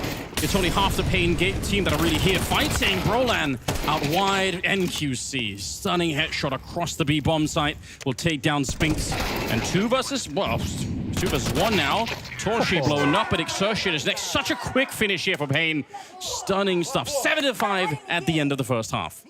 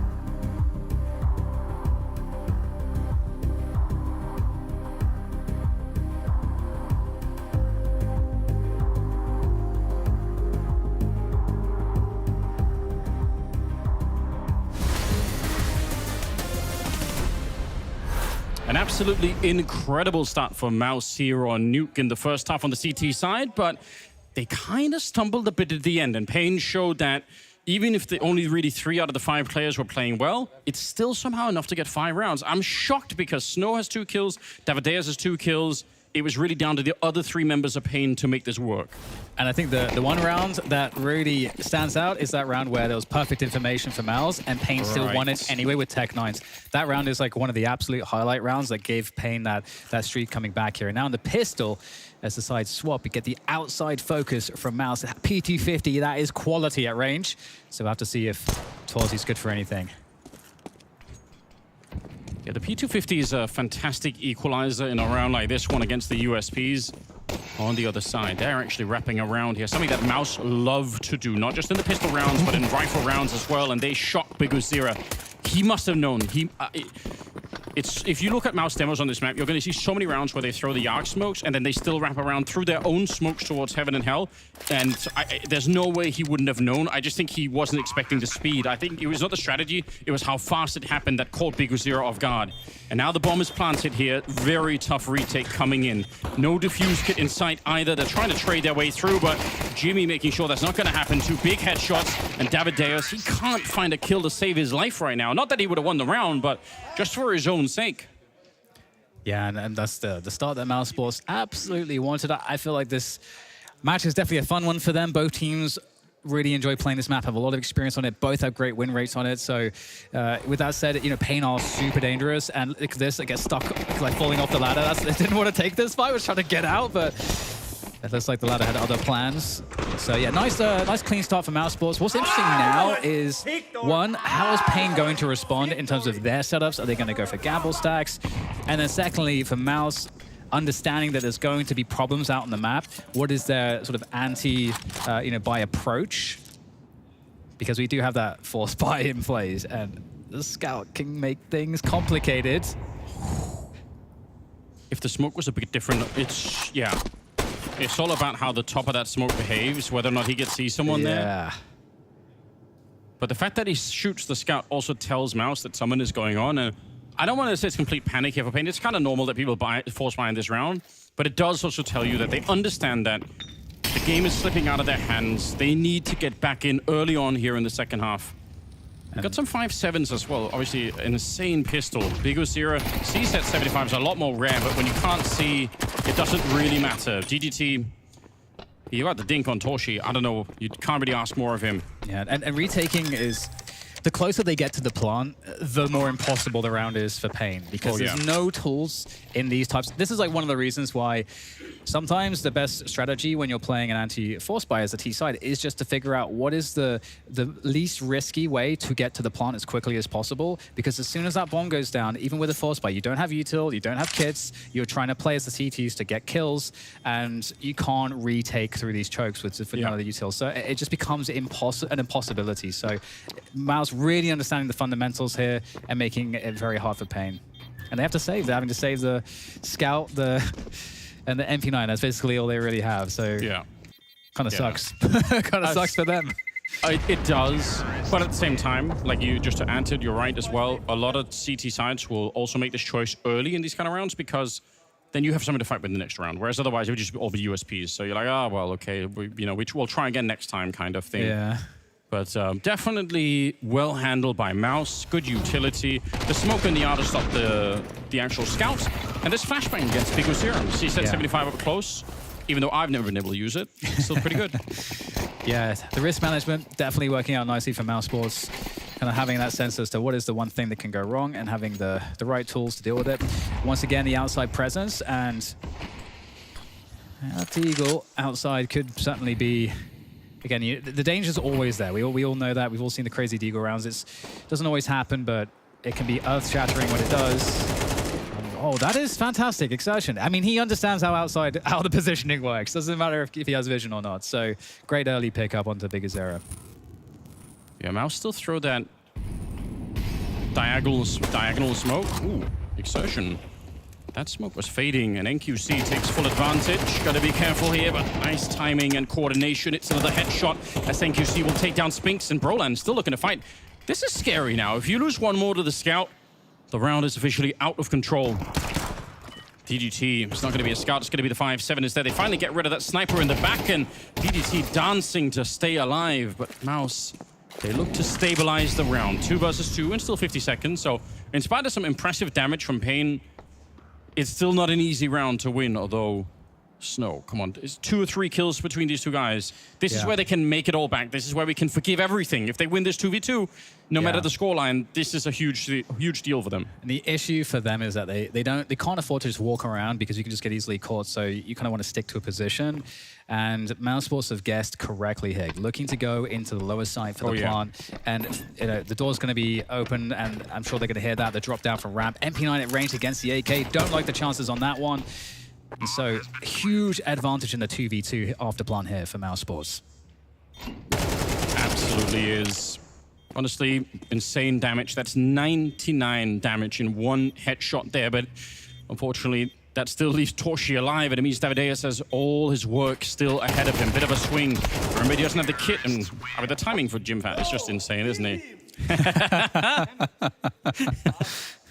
That's what I'm saying. Like, this is the problem. MOUZ are enjoying the game too much. They're having too much fun. Even in spite of some close rounds here, they're having a great time. Absolutely, Some nice scout work there from NQZ. But I totally agree. MOUZ Sports in great spirits, in a really commanding position now, of course. But we do go into a full buy for both teams. Up on deck. Up on deck for both teams. And MOUZ Sports with a pretty slow start again, getting outside smokes. It's kind of the typical stuff that we've been seeing here, the wall of smokes that allows MOUZ Sports to kind of claim that space. CTs have to ask questions. Are they going lower? Are they not? Forcing DGT to have to make a closer position to get that info to see are they breaching secret? Well, Big Azir is breaching the smoke with the M4. Unable to punish it. No traces, of course, on the silencer. Oh, but they make it all back because DGT goes for the peak, gets the info at the cost of his life. I want to buy like a Torshi educational, Counter-Strike education course, and it's just that line on repeat. That's what it boils down to, Bro, kill him. Over and over again. What a great soundbite. 4v4. Everything's on the line. I think for paIN, if they lose this round, I think Nuke is going to slip out of their hands incredibly quickly. And Big Zero, he's not going to live for this. Yep. One way or another, they had HEs as well. They could always find a way to kill him. Davideus, not even clocked into Nuke yet. He hasn't even punched his time card. He's still off the clock at the moment. Certainly not getting paid for this. Snow in the back takes down Spinks, but unfortunately he has to get at least a couple of more kills, and they're relentless. Yeah. Every single member of MOUZ Sports. The only reason Jimmy has 9 kills is because he's playing that dreadful ramp position that everyone throughout the history of Counter-Strike has hated playing. Yeah. And we forced to a save here for NQZ. And we saw, I think, another experience thing there as well. We talked about this earlier when Spirit was playing Nuke.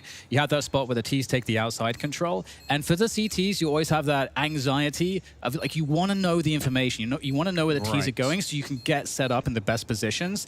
And so the longer they make you sweat in the mid-rounds, you start to get antsy. And we saw the overextension for info into the AWP because MOUZ paused their pace so they could catch info plays. They capitalized there, and then it sets forth a string of forward mistakes for paIN, and they just get punished and punished. So I feel like that's an experience win there from MOUZ Sports in that round, like really great Nuke fundamentals. I think what you're talking about is always one of the hardest things to communicate to an audience that maybe hasn't played. If you don't play, if you've never been in sort of a competitive match, I mean, obviously for me, it's never been at this level, but 1.6, I did play in a team at one point. But it's shockingly hard to do nothing on the CT side. Like you're right, like you feel a certain pressure to find out what the hell is going on the map, even though it's a bit counterintuitive because you think, well, if I'm just holding an angle, I could just do that forever. Surely, like, what's the pressure? Like, I'm just here standing, but that's not how it works. It's all about timings. You got to get that info. Yeah, you're right. MOUZ are exploiting it super well at the moment. There's only so many ways to say it, and again, the fact that they even got 5 rounds with only 3 of their players really showing up to the game is in itself a bit shocking. So unfortunately, they're at the end of the runway here. Yes. There's nothing more left. They need Snow and Davideus that there might be other reasons why they're losing too, but that is definitely a factor. Well, NQZ is going to be one with the AWP. That's the weapon of focus here. In an elevated position on the outside, looking to get an early kill that could really set the tone here for paIN in this round. Unfortunately, there's not too much presence outside. We get the typical outside smokes. We've been seeing time and again for MOUZ Sports, where they typically take that T-Red control, start threatening Secret. But MOUZ Sports with a different look this round, more towards lobby, and so not too much action for NQZ. He snuck through. Exertion. How did he get through the smoke there? Nobody's seen him. It doesn't matter. Bigusira. Strong headshots. And actually, the rest of them will say, we don't really feel like that's a good idea. Right into the SMG. That's an MP7 instead of the MP9. It's a rare choice. They'll get Jimfat taken out of the round. So still the man lead. And they've stolen an AK as well, so... And a big flank too, so like huge info. And it's NQZ that's gone for the aggressive AWP flank, which you don't see, I feel like, all the time, but they understand the positioning of MOUZ Sports. We saw this on the other side of things where MOUZ Sports did this with Exertion, but this is wild. AWP behind the AWP, what are we dealing with here? That's a crazy kill to get. And both AWPers couldn't unscope. Like, they both had to stay scoped because you don't know who's nearby. That's so true. So he had to walk the whole way scoped, and Torshi was doing the same thing. Missed flick because, again, the utility is pretty sick. Spinks is so low that for the minute at least he's going to use that AWP. 30, yeah, just about 30 seconds left, but with Brolan going down, Spinks has so little health. I don't think there's any way to do this. And they don't have a lot of money, so he could just say, you know what, we're not going to be able to rebuy that AWP. Let's try and get it into the next round, even though it would have been fun to see him go for it. It's not likely. He could try to make a play in the sense of, I would expect paIN would want to try to get that all right in lobby. So, like, you know that might be an objective for them. So there's a world where you could maybe try to stop that from happening. That's true. Kind of risky. And the risk has not been taken, which I think is probably a good idea. But at the same time, you're giving an AWP to paIN, which they otherwise... actually, they would have been able to buy it. They had enough money. But yeah, you know, small edges. It's all about the small edges. And this could be the moment here for paIN. I mean, 6-11, that's a nasty deficit, but you have a little buffer at least. Yeah. Well, I mean, you're right. Like, and there are some players in the world that would have done it, right? If this would have been Brokey... No, actually, Brokey would have gone for the 1v3. But there are some players that are aggressive enough that they would have stuck around to try and optimize the round. You're absolutely right. 11-6, and Torshi... That saved AWP. He's already down to 29 health now. Just trying to push through, trying to beat the timing against someone who's out there, but all he's got is damage so far. And we go back to something a bit more regular for MOUZ, going actually behind the smokes outside, taking that space, threatening Secret. They're going to wrap through. Yep. That's what I said earlier on. They love throwing this wall and then pushing through themselves. And Bigusira knew that. He wouldn't have moved like that unless he was aware of the very same thing. He's been doing a lot of research, obviously. So he's well aware that could be happening. And this is where MOUZ, I think, become a really hard team to play on Nuke because you have to figure out where they are. Now, the fact that NQC's out here means they at least know no one's wrapped towards the ladder over at Hell, but still. But there's a threat that they are aware of now, so they're unlikely to challenge that. So just NQZ's mere presence maybe forces them into Secret, which looks like that's where they're going. And in the meantime, info play here in lobby. Yeah, which is sick because they're playing a 4v3, but NQC's in CT spawn. So basically, it's a 3v3, like 3v5 on the rest of the map, right? There's only really 3 players for paIN that are actually engaged in anything right now. So I do kind of like this lobby play. How could they not run into anyone? 30 seconds left in the round. The bomb is going down B. It will all be down to DGT. He is holding this position. Basically has to get probably a double and live or a triple kill for this to be possible. And this is so interesting. They're actually going to go back through the vents, up into up. And this is kind of a crazy rotate. 10 seconds to plant the bomb. This is pretty wild timing-wise. Snow will slow things down with an opening kill onto Brolan. Important trade for Jimfat. A must trade for Jimfat to keep the round going.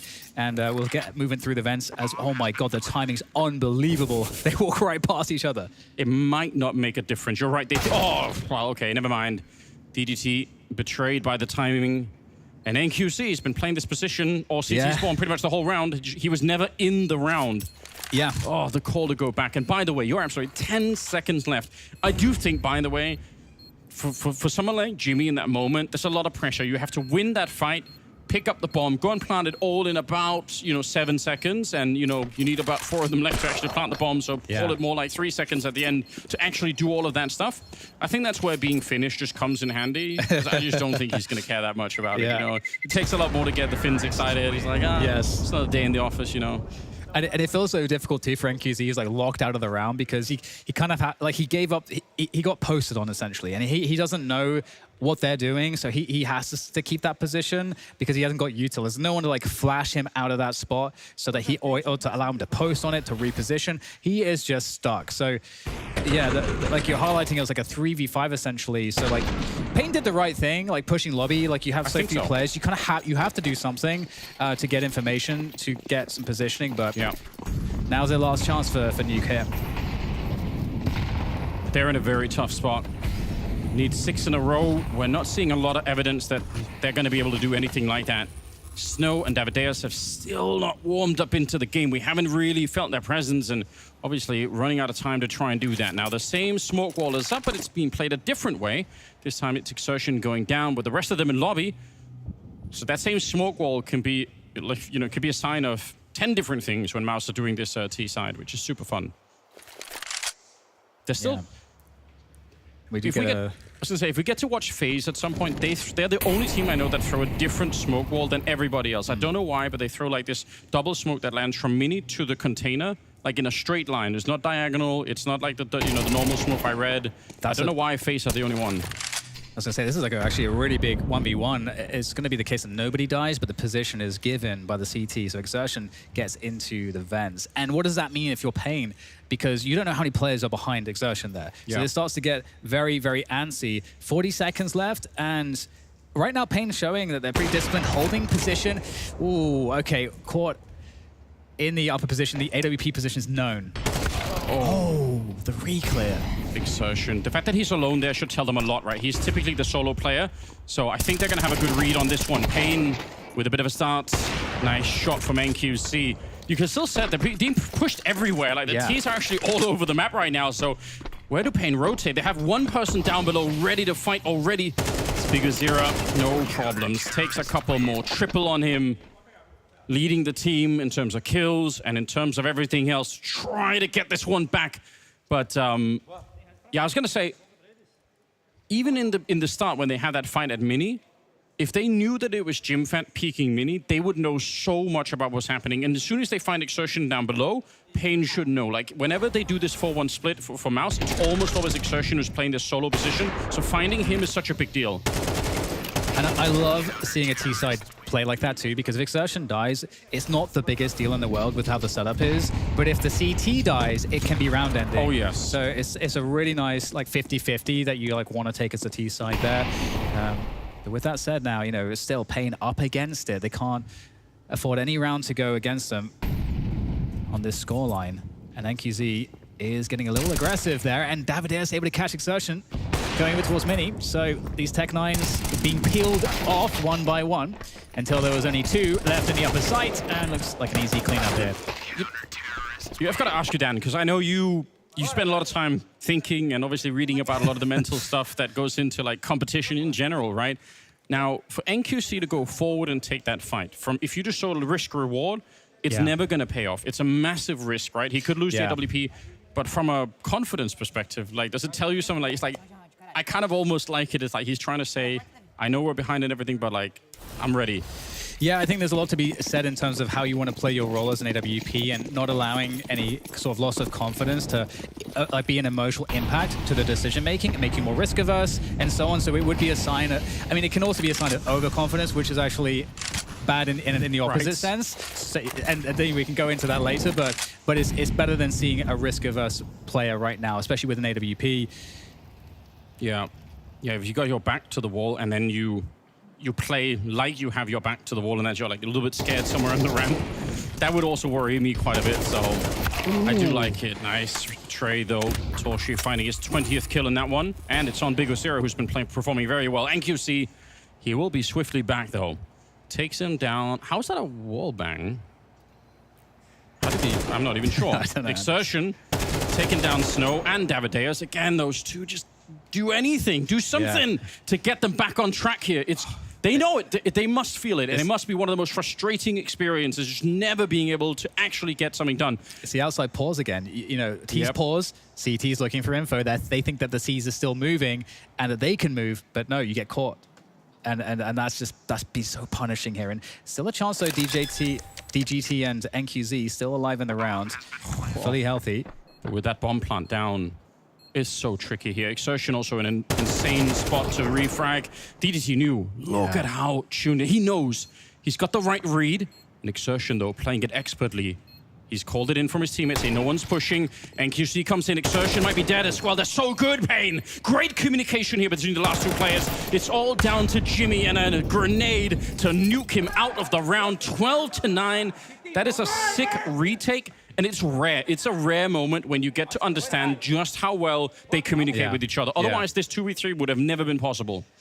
And just the power of occupying your opponent's attention as well. Yes. The tunnel vision there onto DGT just like creates opportunity for NQZ. So what a masterstroke there. Beautiful work, and this is like the kind of round I think that really rallies a team. And given that they're only 4 rounds away at this point, this could be a really big deal here for them, for paIN moving forward. They're feeling it. Yes, they're always going to be excited. Now, if we can get Snow lined up, he's way better than he's shown so far. These might be some easier kills, but I don't really mind. Whatever it takes. Just don't lose to the Tech9s. It's another headshot. And somehow we're back into the 2v2. It was good, and then it falls apart. Just the AWP left. Out in the yard. It slips right out of their hands. Tech9s rushing through the hut, and Snow saying, I want more. Just one more kill. I don't want to reload. I'm going to keep fighting. And it blows up right in his face. Don't know where he is, though. He might be able to get a free one, and there it is. Tech9 out. And there's a chance here. There is a chance. Exertion isn't fully healthy, so the Tech9 could be the perfect weapon for this. That's all a game of timings as well. And NQC with the right read here. Scoped in, and the bonus Exertion to get it done there. And MOUZ 13-9, taking the first map. And that is going to be a great edge going into Inferno. That got very, very tense for a moment right there. MOUZ looking like the better team for the vast majority of Nuke, but paIN brought it back and definitely applied some pressure. Peter, good game of Counter-Strike. Yeah, it was a great game. I mean, I think it got a little bit too close for comfort for MOUZ. You know, I think overall MOUZ didn't play bad. Yeah, they could have played better. They got a lot of situations where they got the information of where the attack was hitting. They got the right stacks, they got the right position, but they actually didn't convert the rounds because Big just in general just headshotted them way faster than they converted. I think that MOUZ maybe started being a little bit shocked in the beginning, like in the later stage of the game. They started feeling that ping was getting too close, and they started making some worse decisions. And overall, paIN just started playing better. They started playing better. I mean, it got very, very close at the ending right here. Just as said, we can maybe dive into whether or not we thought it was MOUZ slowing down or paIN picking it up. But if we rewatch the last 2 rounds, I think that kind of encapsulates the entire game as a whole. MOUZ leading, paIN really had to fight to get back into it. It was a close one, and especially this one. We thought it was over. We went to the desk and be like, nope, there's no way they're coming back from it. But a nice retake coming in from paIN kept them alive. Yeah, it's a tough one. I mean, MOUZ had 4-0 starts to both halves. They won both pistols, so that's 8 of their rounds right there. So this really could have been a blowout. But paIN, to their credit, making magic happen. And it was, you know, a combination of some of the veterans that you're used to seeing perform well on this team do well. But DGT had a fantastic debut. I thought he had plenty of impact throughout this game. And that's obviously a positive sign for paIN, even if they wound up losing the match. Hey, your new guy, DGT, limited practice, comes in, puts up a big performance. We talked about Big Uzera before the game started, how he's had a worse year this year so far compared to last year. He looked a lot better in this game after having to miss a tournament due to illness. So there were definitely a lot of positives to pull for paIN, but unfortunately, it just wasn't quite enough. They were so close, right? Last round, you see MOUZ actually, you know, pressured to the brink of no economy whatsoever. They forced by with Tech9s and somehow, some way, find a way to close out the map. Again, if you're paIN, obviously you brought it back, you made the game competitive. It's your own map pick as well, so I'm finding it hard to quantify. You know, are we disappointed? Are we okay with the performance? Where do we place it? I think it's a little bit bittersweet the way they lost it. You know, they started getting a comeback coming back, and they started playing well, and they also got to the point where they actually felt the momentum coming back, and they could have maybe turned this one into an overtime. Then losing to Tech9s rushing, where they actually get the first kills, is kind of disappointing for them. So obviously, in that sense, it's a little bit disappointing. I think the way that paIN got into the game, even though that they lost a lot of like this situation where they maybe had a good advantage, or at least with the information that MOUZ has already gotten in the beginning of the round, I think they came out pretty okay. I mean, yeah, they could have made it to overtime, they could have won, they did not, and I think they maybe were in a position where they should have won Nuke to bring it to a 3-1. Anything in particular you were missing from paIN in the first 20 rounds where the game wasn't that competitive? I actually thought they did fine the first half. I mean, when you come up with 5 T rounds on Nuke, and when you were down 0-4, I think that's actually a pretty good transition to be able to make that happen on your T side. I just think, unfortunately, they had a cold start defensively, letting MOUZ jump up 4-0 on that half as well. That's very damning. It's very hard to come back from a situation like that. And while they were able to kind of mix and mash a couple of rounds together, just think that at that point, MOUZ had such a comfortable lead for the rest of the second half that there just really wasn't enough room to whittle something into effect. But again, still some positives to pull from the fact that DGT had a good debut, that, you know, Big Uzera looked in better form. But it is very damning that we just keep seeing this out of Snow and Davideus. You know, like, these were two guys who did look like good prospects. In a world where you can't go get Insani or do MOUZ because of buyouts, things of that nature, I thought they actually did well to find prospects like Davideus and Snow. But unfortunately, it just hasn't panned out for those two guys really for a while now. And I think that's also really concerning. I do feel a pistol round probably would have helped, you know, this game to be even more competitive as well. There were a couple of players that we can highlight on the MOUZ side of the things. Exertion, a player that we always highlight. We always talk about him being, you know, the difference maker. He's a big voice on the CT side. Kind of reminds me of Nico as well. I think there's a lot of similarities. New generation, young generation. Exertion as a player, Peter, if you were to describe him from watching him, his body language, how he plays, what kind of player is he? He's a guy that believes in his own abilities. You can see that he constantly goes for plays, especially outside on the nuke side. He really wants to try and get that information for his team. He has a good understanding of when to go aggressive and when to fall back, especially when their buy is a little bit looser. He's also a guy that is sometimes maybe being a little bit too overconfident in his own abilities, maybe throws away situations where he should maybe fall a little bit back. But overall, I think he's such an important player for this MOUZ squad because he's a guy that wants to go out and get the information. He realized that to his teammate and puts his team in so many good situations. Also, on the T side, he's really good at taking the space, moving his people around, and also making up plans on the fly. And I've heard multiple times saying, both from Zipex but also from Cyclone, that he is a guy that dictates the game within MOUZ sports so much, especially mid-round. Dust, I said something at IM Melbourne, and I want to test this on you. I said that right now, Nico and Exertion, they're very similar in how they approach the game, obviously from two different generations. I'd argue right now, Nico's the better player. In 2 years from now, I think Exertion is going to be the better player. Would you buy into that?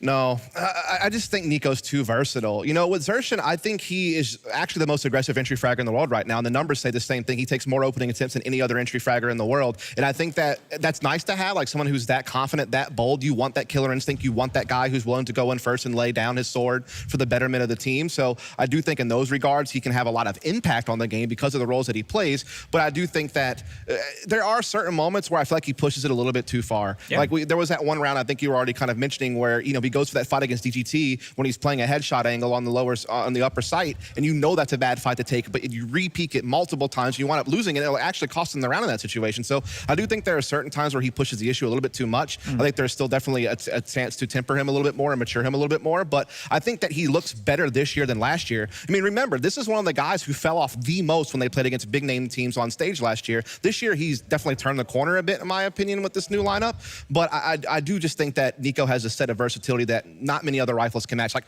Prime Shox is maybe the only other guy I can even think of who's ever done it in CS in the last like 10 or so years. And it's a very tough competition, as you said. You know, even putting him in the same category as Nico may sound a little bit wild in a sense, but I think that's where Exertion is at. He's maturing as an entry fragger as well. Peter, you've been there yourself, and I would argue, you know, from having played with and against you, you had some of the same tendencies where you would over-peak, you'd overdo it, but over the years you'd mature. Do you see the same development in Exertion happening right now? I think there are similarities, but I also think that the game has just come to a completely different pace and a completely different position from when I was playing, whereas an entry frag was more like just brains out and he just runs in and just goes on aiming, you know. That's what I was good at, you know, turning my brain off sometimes and just going in for the kills, right? Yeah. Whereas it feels like Exertion, and I think that is what you also expect and need from players nowadays, that you need to be extremely vocal. You need to be able to focus on rotation your own team, but also what rotation and counting smokes that you have when you go up against your position.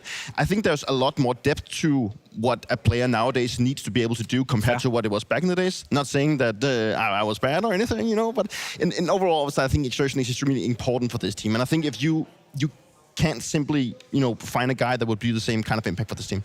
I mean, saying you were bad would be quite an overstatement. Not gonna lie. I think you won a major or 2 of 5. It's been 5. It's fine. The most of anyone. Well, there we go. Anyway, a player that hasn't done that yet, Torsi. I want to bring him up to the conversation. Strong showing here in Nuke. We know Torsi to be stable. We know him to be a great op player. We had a little bit of a discussion inside the green room. Do we think right now that Torsi is on the cusp of perhaps being the 3rd best op player in the world? I think he is. I'll say this. I think he was underrated a lot last year. Okay. I think that he was one of the guys who didn't fall off in the big stage matches. I think that he is incredibly versatile. He's one of the more aggressive operators we have in the scene. He's also not got a half bad AK-47 in his hands whenever he's on the T side. So I would say if you're rating players in terms of impact, m0NESY and ZywOo are like 1A, 1B. I could go either way with that. I think maybe ZywOo is a bit more flexible because of what he can do with the rifle in his hands on T sides. That gives him like an X factor that m0NESY doesn't quite have. But I think pure opping, they are 1A, 1B. But I really do think by the numbers, you're going to say Shiro is next in line, but I think it's Torzy, in my opinion, when it comes to impact. Is he overrated or underrated, Peter? I think he's underrated. I love watching Torzy. Like, he makes me smile. And that is also important. Torzy makes me smile. And I think that is also important for everyone sitting next to him. Like, you know, he is the hype guy on this thing. Like, he is the one that keeps up the mood. And that is something that is also extremely important. And sometimes also overlooked in professional Counter-Strike. This guy that can, you know, find the groove in the bad things, you know, try to turn things around, make his team feel comfortable. That is what Torzy does. Apart from bringing a really warm up, but also, as you mentioned, does having a really good AK. Having a really good AK, being a complete player, being a very serious player, currently sitting and warming up for the next map as well. A guy that takes the game very seriously. Now, for MOUZ to win paIN's map pick in this fashion, obviously sets them up for a 2-0. So moving into the next map, briefly before we jump to a break, is this a feel-good moment right now for MOUZ, or is it paIN, you know, showing enough that we can hope for a competitive second map? I still think MOUZ is going to cut it here 2-0. I think we're in a position where both teams have played a lot of Inferno. None of them like looks extremely well on the map, but I mean, if you look at the statistics of paIN, they are not looking very good on this map. I think that MOUZboard is going to clinch this one out, and I think they're going to do it in a comfortable fashion. All right, well, we're going to find out in just a moment. We are jumping to a quick break, but once we are back, it's with the second map between MOUZ and paIN Gaming.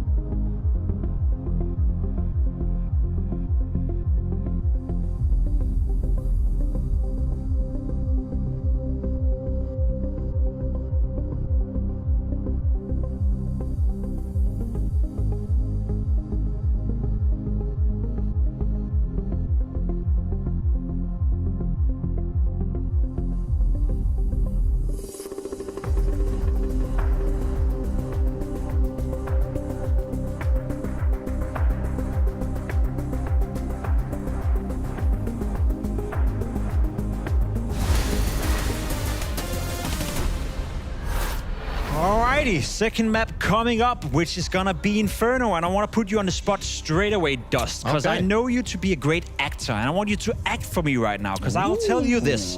paIN Gaming have won 14.3% of the Inferno games the past 3 months, having only won it twice out of 13 times. Now tell me and act for me, what can they do coming into Inferno now in order to beat MOUZ? How am I going to act this? Like, grab the gun, shoot him in the head, get some kills? Play better. Pretend play better. Pretend, do something. Yeah, I mean, I'll be really curious to see what paIN can bring to the table on this map because, like you said, their record is dog water. Like, it's shit. Like, let's just be real about it. 2-11 record. Most of their losses are not even competitive. Like, it's been a tough one. And then you have a situation now too where you have two guys who like to play apartments on the T side with DGT and Snow. What do you do? It's the same thing that they had to do with Spinks at MOUZ Sports. You have to find a new role for one of these guys. And I think obviously you probably want to facilitate DGT more. I think he's the guy that you probably are hoping is going to be your star. Whereas Snow, to be honest, he's kind of been struggling, so I think he kind of has to sacrifice a situation like this. But it's going to take a Herculean effort to try to pull this one out. Silver lining is MOUZ is also struggling a little bit on Inferno. Was it 6 out of the last 7 times they lost the map, only pricing a 38% win rate the past 3 months? Yeah, but after losses to the Vitality, that's the thing against the best teams in the world. But that's why I want to direct the question to you, Peter. Now, as a team that you're losing the map a lot, but you're only losing to the best teams in the world, then you're going against paIN Gaming and you pick the map against them. Is that you showing confidence that we are still playing well on Inferno, we're just playing against teams who are maybe better? Or is that them trying to reinforce it, maybe get a bit of a cheap win right here to get some confidence? Or what is the mentality coming into a map like this then? It's all about boosting your stats on Inferno. No, obviously, if you only lose against the best team in the world, then yes, your stats will also go down. That's how it is, But obviously, if they want to pick it against paIN, they also look at how they are looking. If they only won 14% of their matches, then of course it is a map they want to go against. So obviously, MOUZ Sports is still confident going to this. Otherwise, they wouldn't have picked it. They also look at their opponent. They also look themselves. They know they don't lose to Vitality. Why not go for Inferno? I just think Brawl and Xerxes B control is too good. I don't think that they're going to have an answer for that. I think Davideus has really been struggling in that area, and I think that is going to be dictate the pace of this game. Quickly, 2-0? Yes. 2-0. 2-0. Alrighty, let's get the game underway. Anderson DDK, according to us, it's the last map of the day for us. So will it be? I hope not, Jacob. I hope that's not the case. I really want to see more out of paIN, but I do have kind of a bad feeling about this. I think there's a chance that could be happening. What about you, Dan? What do you think? Yeah. I mean, I want to be the guy that says anything is possible, but we'll let the game do the talking for us. That's fair. Between paIN and MOUZ, obviously a big advantage for MOUZ, and we'll just dissect it as it happens. Anders, we'll see if paIN have something to show us. We're about to get kicked off into the pistol. They'll be on that CT side, and again, if you're able to get that pistol, if you're able to get that bonus round, you can certainly manage to create an upsetting situation for the team that is on paper way ahead. I did my best. I did my best, Anders. I appreciate that. I appreciate that, Dan. Let's just start with getting Snow and Davideus into the game at all. Yes. If they can have all 5 players show up, that might make a difference. Here we go, paIN and MOUZ. Second map here, second best of 3 of the day here at Blast Rivals. It's MOUZ starting on the T side and paIN on the CT side. I am seeing a kit and a smoke as well, and a couple of dualies being picked up here. There's a lot of utility on the MOUZ side of things, which could mean any number of things. I think right now they're just kind of waiting around, hoping that, just like on Nuke, you mentioned it, waiting to see what the CTs are going to be doing. Yeah, dodging any of those pre-nades, establishing what the CTs may be up to in the early round, and it's they don't understand that there's a stack towards the A side at the moment. So paIN playing retake, obviously the kit should be here. Well, it's actually with Bigger Zeros, not on Snow. That's totally fine. So it's actually going to be in a spot where might be able to get a 1v1. Dualies coming into play to take down Exertion, and now we've got the cavalry all coming through Banana, and still able to hold on to the church position. It is actually a really nice spot here for the retake for paIN. It is super doable, but it could still come down to the early kills and the retake. Smoke goes up to slow them down, and that's super interesting, actually. They're going to be pushing towards the church as well. Biggest here trying to find an opening. He's charging in there. He does go down, and that means the kit is on the ground, at least for the moment. Snow coming back with one more kill of the dualies. Taking a long fight. He can't land the shot. Finally gets the last one, and it's DGT. Straight snipe to drop Spinks and Snow. You could hear the scream. It's iconic at this point. paIN to win the pistol with a very nice retake, and that's in spite of that. It's really for MOUZ. It's a whole sequence. Once they throw the double HE, they smoke CT spawn, they push. Like once they throw the double grenade, they don't stop. They just keep going. And I mean, Snow with a really great performance. The fact that Snow was able to get this 1v1 really good angle in that fight and then hold on to Church, it creates this situation where MOUZ are just all stuck, boxed in onto the site. And they don't want to risk pushing into dualies there, into Church, so they're just like playing it safe. And I mean, just a great pistol there from paIN to start things off nicely, but can they keep it going? Because we got the bomb down for MOUZ, so that means a force buy is in play, and we'll get the early banana control, battle between the two teams. Yeah, the 3 Galils means we got 3 people with no helmets, which we normally care less about when it's the CTs up against the AKs, but in a round like this one, you can see Exertion is shooting through the smoke like that. I mean, if they shoot back on the other side and he gets dinked, he's dead already. They're going to try and power their way through. It's not going to be slowed down at all. Good Molotov to push the CTs a little bit back. And now the question becomes, how much can they force out of paIN? How much utility can they bleed out of this B-bomb side? Yeah, because they've had to pull DGT across. That's because they have no more smokes. That's gonna, I mean, and for MOUZ, they actually pushed the smoke on top banana. They forced the second smoke to get thrown at 126. Yeah. Then they actually just pushed her it anyway. So they're actually, as you say, really accelerating the depletion of the paIN smokes. And now they're going for that re-hit onto B. This is great stuff, I think, from MOUZ. Yeah, it is. Snow did pick up another one, but he threw it over to Bigosira. So now Bigosira has the other smoke, but look, it's right on top of Exertion. He should be pushing through. Yeah, they're not going to slow down behind this one, but look at the defense. Once again, Snow and Bigosira combining for a strong hold of the B-bomb side. Finally, there's a bit of a return. They actually push through into CT spawn with 25 seconds left. They know that Snow's back here somewhere. They could try and run to A right now through CT spawn, but it doesn't look like they will. Instead, they're wrapping around, and Snow needs a bit of backup, and it is coming from Banana right now. There are 2 players rotating in. They get everything. Snow actually picks up a triple at the end. Snow, the hero on B, the absolute unit on that B site. So far, he has been the most important player for this CT side. And I know it was a tough game of Nuke, so to come back, his element, and I mean, also, just the fact that I feel like MOUZ played this really well, the fact the interesting thing is that their pacing, they had time to be a bit slower and still create this question for paIN. Yep. They're rotating back for a mid take, but they just went for that B hit. So paIN showing that B side is no joke at this point. Tech9 on board, gets absolutely shut down. This is the energy you want to see out of paIN for a competitive game on Inferno early on here. Yeah, we're getting kind of what we need here for a chance at maybe a third. I do feel like we're going to get robbed from that one potentially, but if paIN can keep this going, maybe not after all.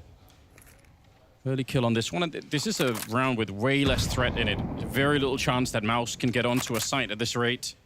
So just, play it slow. No reason to take any peeks whatsoever. And I would be shocked if they did it in this game here. On Inferno, there's just not much of a need to when you've got this kind of firepower. Flower pot position has become pretty popular, almost overused to the point where a lot of people are peeking it now, but every once in a while you get away with it. Yeah. Get a little bit of blockage there with that pot. The ceramic? I don't know what it's made of. I'll take your word for it then. Either way. Along with the Glock, they're ceramic too, aren't they? Are they really? I think so. Damn. I could just be making stuff up. No. Oh no, Anders. Oh no. Okay, so we get the preemptive peaks there from the CTs, maybe again getting antsy, and that's punished. MOUZ, though, they haven't won the round just yet. Bigosira able to take down Torsi, so making it painful. Now 20 seconds left to plant the bomb. Any exertion of Spinks remaining.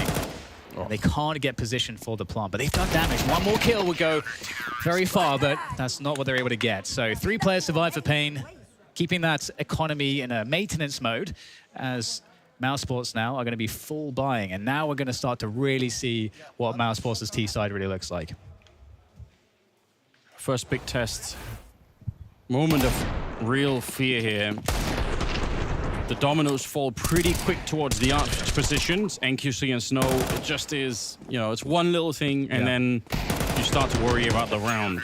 I will say, Anders, very quickly, that you wonder, why isn't there a pop flash for the info play? Sometimes, you might have someone playing anti-flash. Sure. And so you get a one. So, there's levels to it. Yeah. Oh, Cats back with the double HE. They bumped into each other. They managed to block each other on the CT side so that they couldn't run away fast enough. And Snow, not even a chance to fight in the round. Bigosira, much worse for wear. I mean, that's kind of a that's a hard way to start a round. I actually love the gamble. I love the 3-man setup at B. You know that this is likely, maybe not already lost, but it's pushing your team a lot. So just try and see if you can make this work. And this one apartments player for a paIN is DavidS is kind of the only hope here. Yeah. It could be a huge performance or it could fall flat, but DavidS in a position to maybe get a couple. And this has to be a solo play. This has to go huge here for DavidS, making his way around the corner. Takes down one, position known, gets the AK-47, pulls out, understands he didn't get the kill quickly enough for a timing. The bomb. Oh my God, it was. Has the bomb with him. If he knows, he's gonna know, surely calling the teammates. I mean, I agree, you could save the AK, but because of the bomb here, maybe you don't. He tries for more, and it's real close. Look at the health left on Brolan. I actually respect that. Yeah. The only thing that I guess they didn't have the info. This would be fun to hear the comms. I don't think they knew about the bomb immediately. I think it took like a good 5 seconds before they understood what was going on. Otherwise, I feel like the rest of paIN would have rotated. Yeah, DavidS almost completely saving the round there, dropping the bomb. And I totally agree. It was a good angle. I think he gets that kill a lot of the time. And even just the extra kill and the delay, even if he gets traded, it actually makes it very doable for his teammates on the retake. So yeah, huge individual moment there. Unfortunately, just shy of that round-winning play from DavidS, but good effort. And I do also like that gambling nature that we're seeing. I think sometimes against the teams that are better, especially in rounds like this, throwing in a few more gambles can, I mean, it can not go your way, but if it does go your way, that makes the difference against a better team. Roland hoping to steal the AWP, but not going to be allowed. There's an argument to be made, but I mean, this is one of those things that's so easy to say when you're sort of watching it from the back seat here, but if he keeps walking up behind them, there's a real big chance for a double or a triple spray down. But these are the kind of choices that when you're not in the server, you can sort of say, oh yeah, he totally could have done that. But obviously in the game, it's very, very hard, because there's also a chance that you're going to get shot in the back in 1 second later, so you just want to do something right away. Yeah. It is hard to make those judgment calls sometimes. Do you take the guaranteed thing, or do you try to like really go big? And either way, 3-1 here. paIN still obviously with enough money for the buy. They keep that AWP in line. We get that initial battle over banana. Apps control, mid being worked on here. Just typical Inferno stuff. And we've got very defensive positions here, all the way back on the A side there for paIN. And rotation from paIN as well, making sure they have a floater that can get a good rotation time onto that A site. That's a bit more of a rare trick, to be honest. I don't think paIN are going to be ready for this. I've seen it a couple of times, but I feel like at a high level, it's rare. It actually looked like NQC was looking for it, so he looked like he was aware. How sick is that? DGT coming in on the other side to take down Jimmy.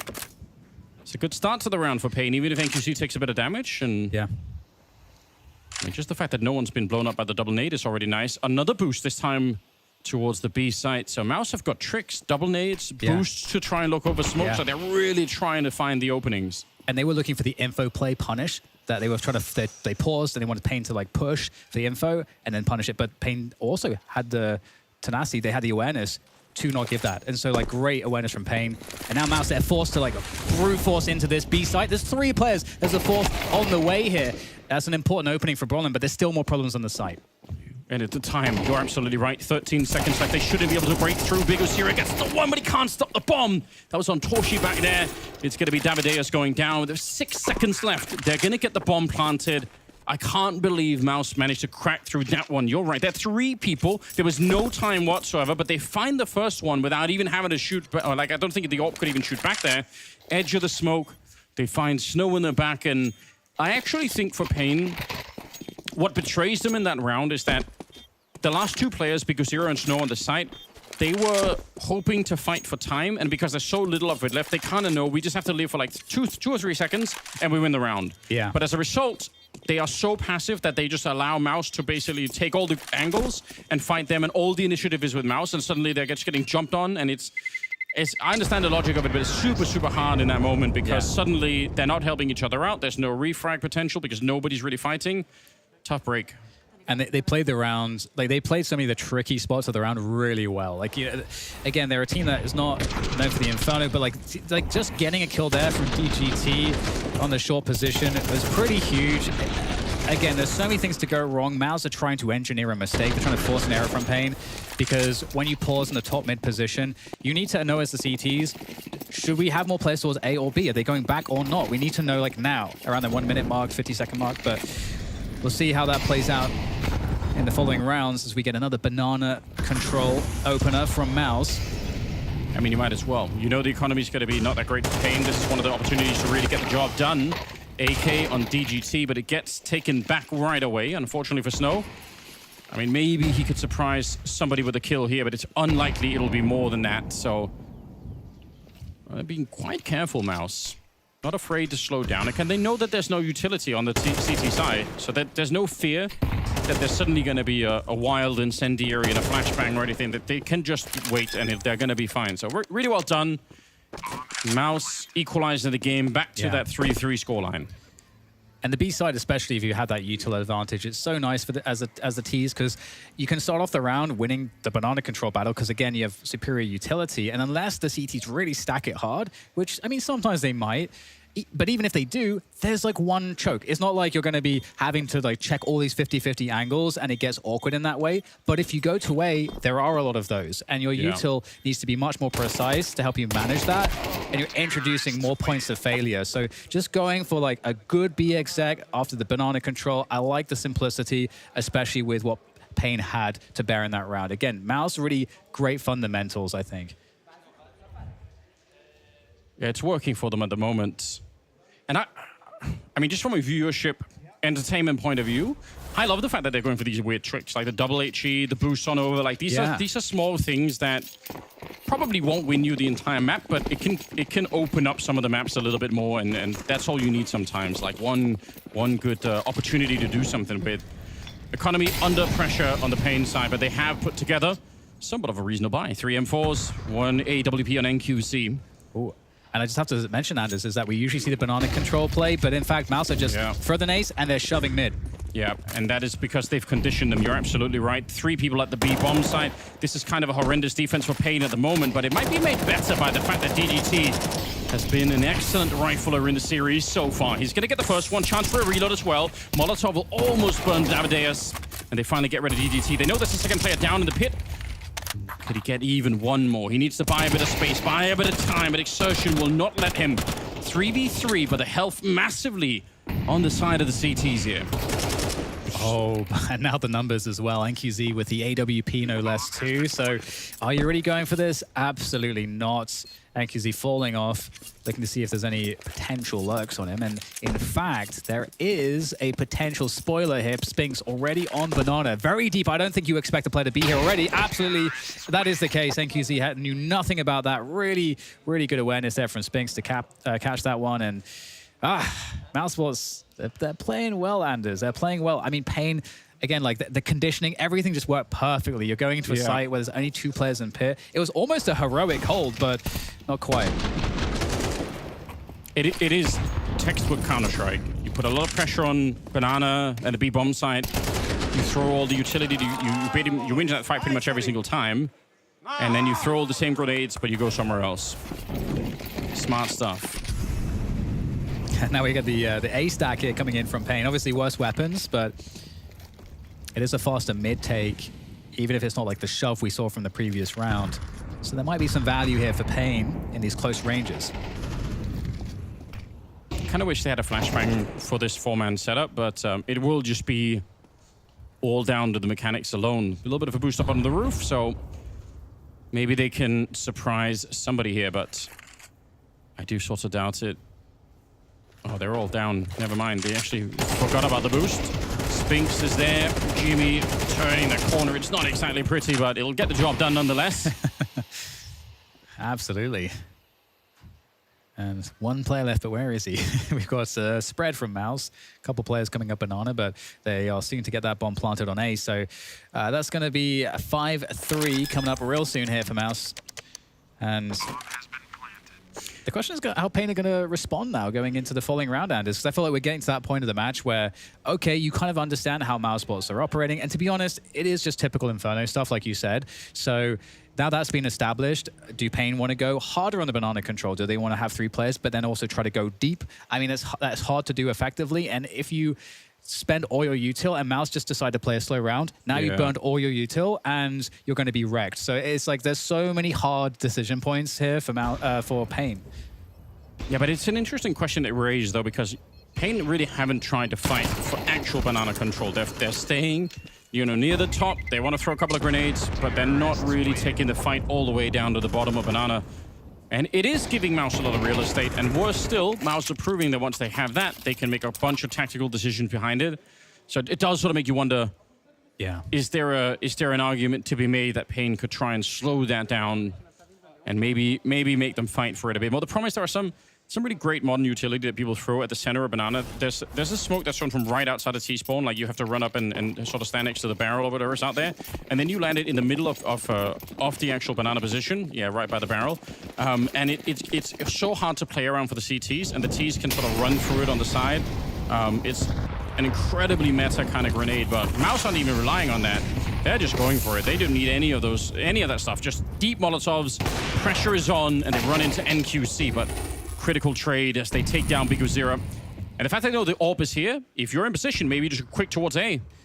And now we've got a 2-player per site set up for paIN, and they're going to have to defend against 4 as now MOUZ come up mid. Torzi on a triangle for Davides, and AWP, you'll always favorite there. And there is a clean path to the A site for that plant now, and it's retake territory for paIN. They don't have any money, NQZ with an AWP. This is a save if ever I saw one.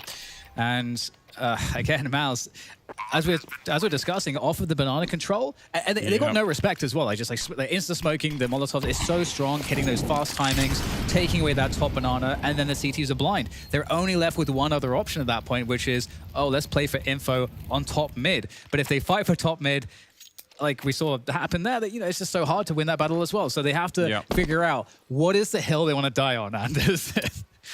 Also, if you just look at who dies at the beginning of the round, right? NQC gets a kill, so they know that he's B. They kill Biguzera. They know that he's one of the other sort of like, you know, he's the B rotator, and Snow is going to be the B anchor. So the fact that Snow's still alive means they know there's a third person, or they're very sure there's a third person on the bomb site. So that's why they also feel so confident going back to A. They're very, very likely only going to be 2 people there. So all of the communication, all of the logic here for MOUZ is super good.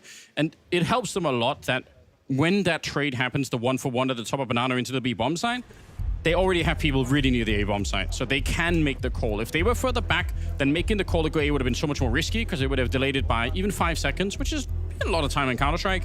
Yeah, but they already had 2 people in the A apartments. Like, they were ready for that kind of trade.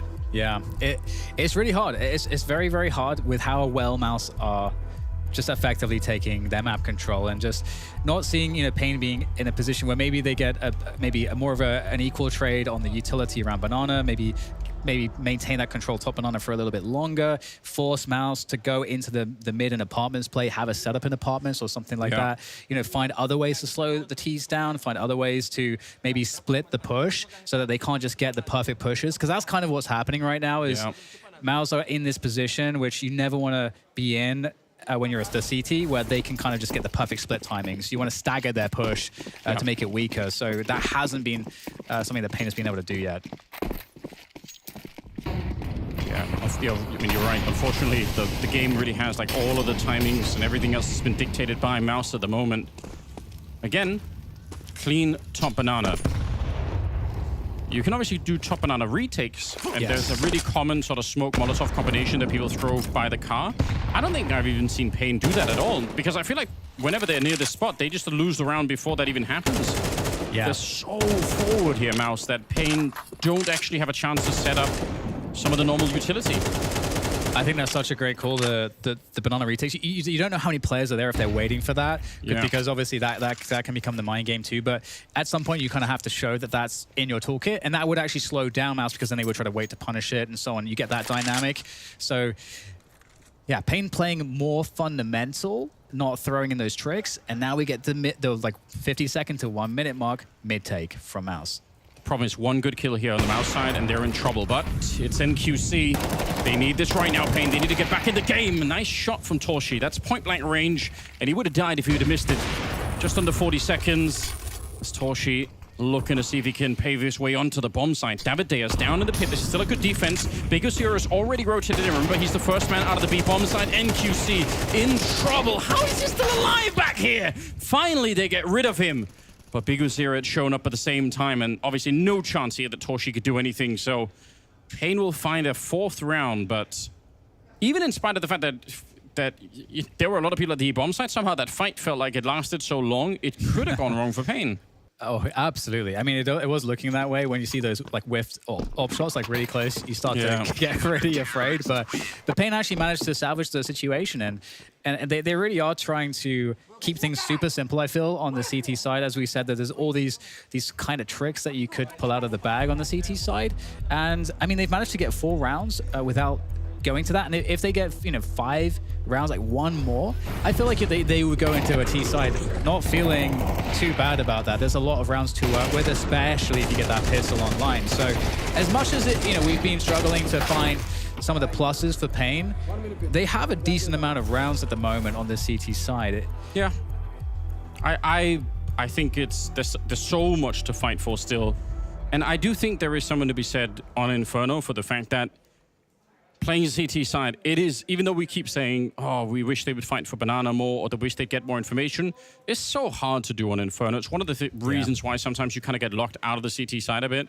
If you have a lot of money, it can be made easier, but obviously paIN have been struggling with that too.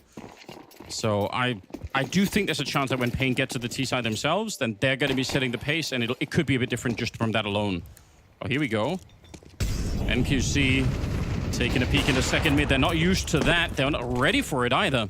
Even with the flash being set up there, he's going to get the kill. They will lose Snow, unfortunately, on the other side.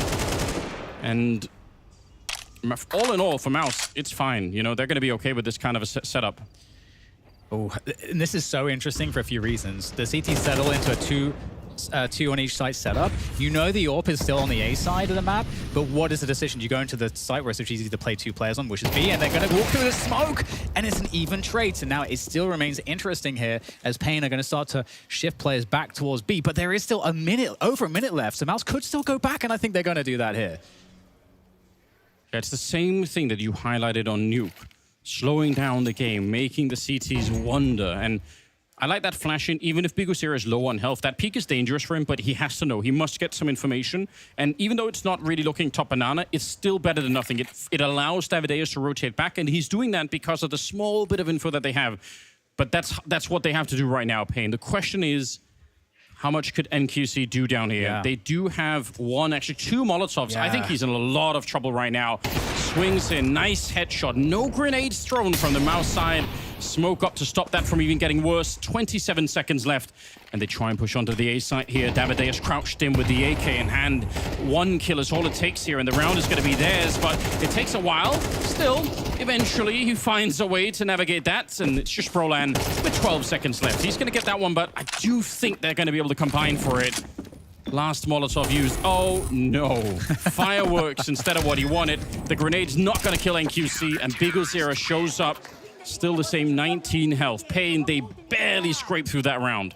NQC really is I feel like the hero of this half so far. It doesn't have like it has 8 kills, just, on parity with a few players. I mean, we saw Snow be pretty iconic in the earlier portions, able to help secure that pistol and so on. But I think the troubles that paIN have had, the best answer has been the AWP coming in from NQC, because B gets kind of shut down. You can't really play the AWP on B because of the util dynamics, and so having to have the AWP as an option for the picks when you've got those short and long takes coming from MOUZ, that gives paIN a lot more resiliency on this A side. I think they're going to go really fast. Yeah, so they're going to go for it, and it's because very often there's 3 people at the B-bomb side early in the round. That's what they're gambling on. They weren't wrong either, by the way. There really was 3 at B. Unfortunately, the 1 player at Arch in DDT, the newcomer to the team, taking both of them down as they made the wraparound, but MOUZ absolutely trying to play into the timing game here. Davideus will still go down in a flank from DDT. He was trying to wrap around. He's going to be dead. So is Snow. A disastrous turn of events now as MOUZ claw their way back in the game, jumping into NQC, but he can't get out the dualies in time, and Bigosira taken down. Oh no, MOUZ Sports, they had such a bad start of this round, but they make it back 7-5.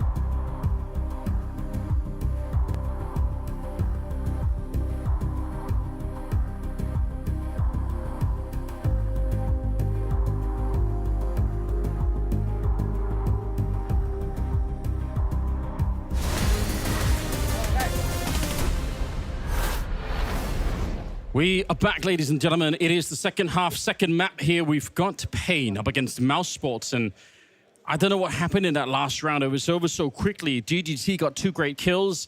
There was a chance for a tied half there, 6-6, but instead, MOUZ found a way back now. It's 7-5 in their favor. If they win the pistol here in the second half, I do think paIN are in a lot of trouble. But there is a way to get back here for the South American team, although MOUZ are taking charge at the beginning. This is the kind of flex I love. Look at the pressure that they're putting on. There's really only one person at the B-bomb side, and in theory, paIN could try to just say, okay, let's run while they're all occupied. Look at how many people they've seen already. Yeah, it's okay. Well, it's just a straight push through the smoke into the site. Only 2 players here for MOUZ, and the USP is trying to back away and almost gets out of there. But Davideus with the frag, and Church is now under assault. Perhaps Broline will be able to hold this position, but no, actually deciding to take matters into his own hands. And Snow goes down, and now MOUZ in a 4v4, so definitely doable for both teams at this point. But look at this spot. That is just disgusting, Anders. He had no chance. Really educated push. I think that was his teammate shooting him. Gotta be, everyone keep it calm. Watch the friendly fire here. Retake is almost running out of time already. They are not fast on this one. Davideus, oh dear, that's 4 kills, 3 of them back to back to back before anyone could even know what's going on. And he's gonna be up to 11, so he's certainly made up for it on Nuke, like he's playing the way that we all know that he could. But a nice call from paIN. They had the information. Probably the only way that MOUZ were going to have a good chance at this round was really exertion, getting like a really quick couple of kills. Yeah, I love the decisiveness from paIN. I totally agree. And really taking charge in the round, taking the bull by the horns. And we actually have a buy coming in from MOUZ, Anders. I feel like, oftentimes CTs will prioritize eco because you need all the money for the util. But hey, we got MP9s on board. We got a Deagle. I think this plays into the kind of, the MOUZ identity in some sense. The feeling that, yeah, we are going to play this slightly funky kind of Counter-Strike that you might not be ready for, although in this case, it's Broline who wasn't ready at all. The only downside is that the bomb is at the bottom of T-mid, so it might be a bit of a delay before somebody shows up, but in truth, MOUZ should just save all of this into the next round anyway. Unfortunately, from a entertainment point of view, there's no reason for them to fight any longer. I mean, and they might not be allowed to Deej? Just call him the Deej. DGT in the apartments. Okay, well, never mind. Never mind. I was going to say he could play spoiler to the whole plan, but it looks like he's going to go down. He's just going to throw bullets into the sky, like he's at, some kind of, I don't know, wedding where they do that. Oh, some place in the world they shoot guns into the sky. I don't know. That's good. I was wondering for a second, like, where is he going with this big plan? I've never been to one of those weddings myself, but they do look fun. So sign me up. Yeah, it looked like he was doing one of those like cartoonish outlines of him like shooting all around him. Oh yeah, like, just for some reason. But yeah, obviously the save, unfortunately, is the call immediately as Broline they go down. Yeah. Yeah, it's definitely an interesting choice. If you're setting up your round where not everyone's spread out, where you're in a situation where you lose a site and you lost like 2 players or 3 players, which makes the next round where you do save the guns like totally useless. Yeah. Like if you do it like this, it's actually like definitely a very viable way to just, again, create problems for the T side that may expect you to be saving, and then they're running into a bunch of MP9s, which could be a problem. But 7-7, we're all tied up here, Anders. And, of course, everybody, I feel like, was riding off paIN, everyone except me, True. on this map. And MOUZ now, they're going to have another go at it. They're stacking towards A. They did steal away the Galil. So Jimmy's picked that one up, and obviously that's a bit more scary than an MP9. Well, at least I guess that depends on who you are. For my money, Broline once again finding himself alone out here, and unfortunately, just with the 5-7, he's just not even standing a chance here.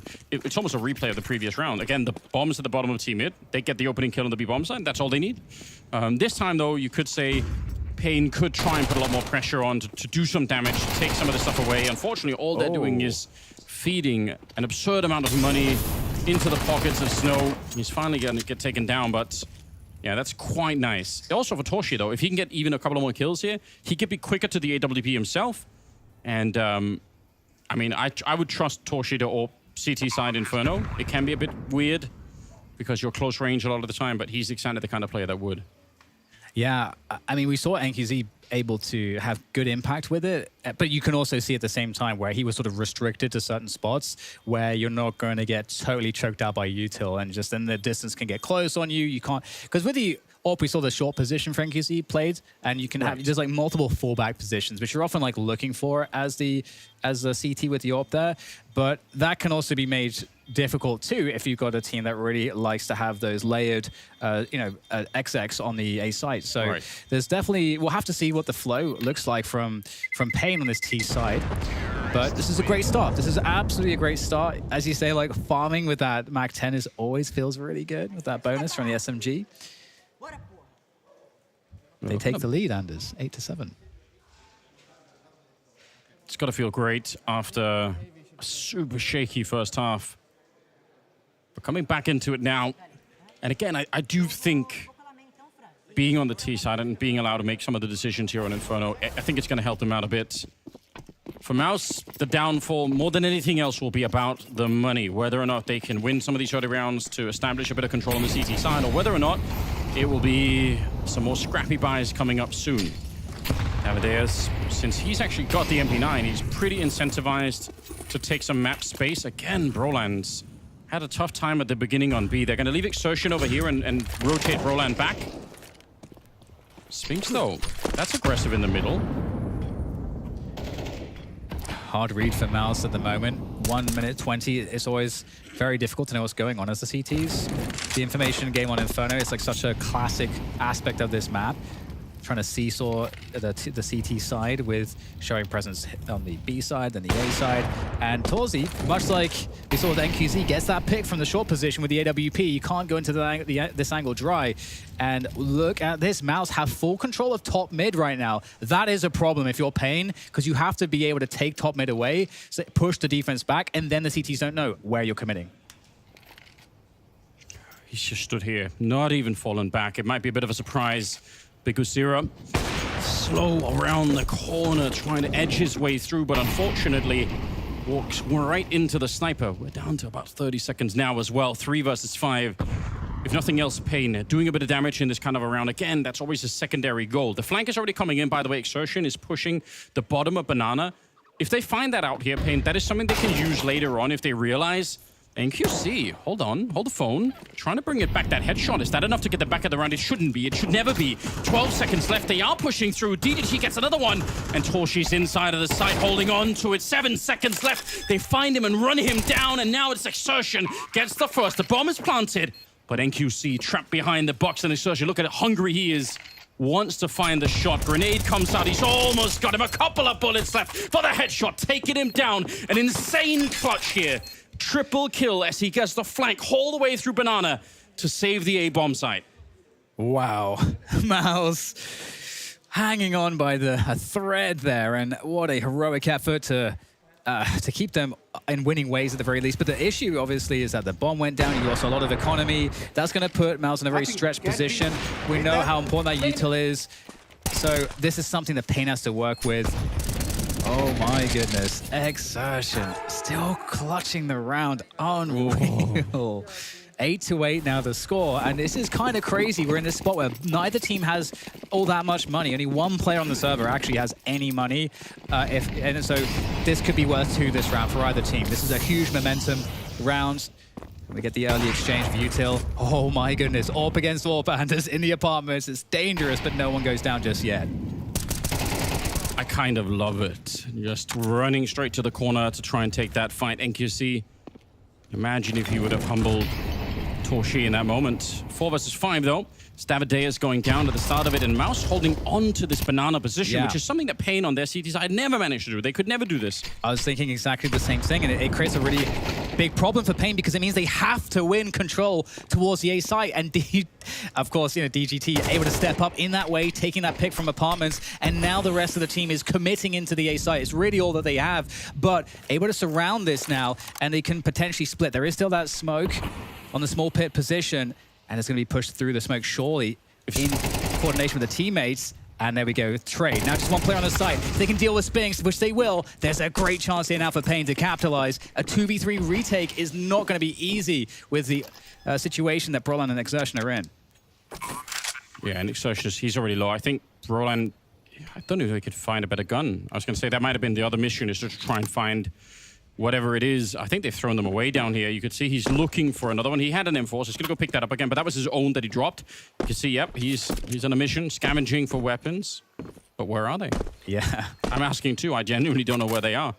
By the way, Anders, a great day for DGT. Like, debut performance with the Hell team, yes. debut tournament with them, and really, like, that kill in the apartments at that timing was everything. I mean, he was fantastic on Nuke as well. Yeah. And I'm not too surprised. Again, he definitely was one of the really exciting players over on that 9C squad. Personally, myself, I have a real soft spot in my heart for Martinez, who's the AWP over on that squad, and he is so sick. And I know he wants to play in the region. I kind of get that, but some part of me wishes that he would, you know, he would be drafted for a higher level team. I was trying to say for a while, I thought, you know, G2 should pick him up. Martinez, I'm just saying. I think Planting he's sick. seeds, putting it out there, and yeah, you're trying to manifest Anders or something. Exactly. But, you know, there are a lot of factors that go into that. We're at 9-8. MOUZ. What could they do to stabilize even further here? The weapons not looking good. The money all over the place. We did say it early on. It's one of the big things that could slide MOUZ out of the second half if they just can't ever afford the guns.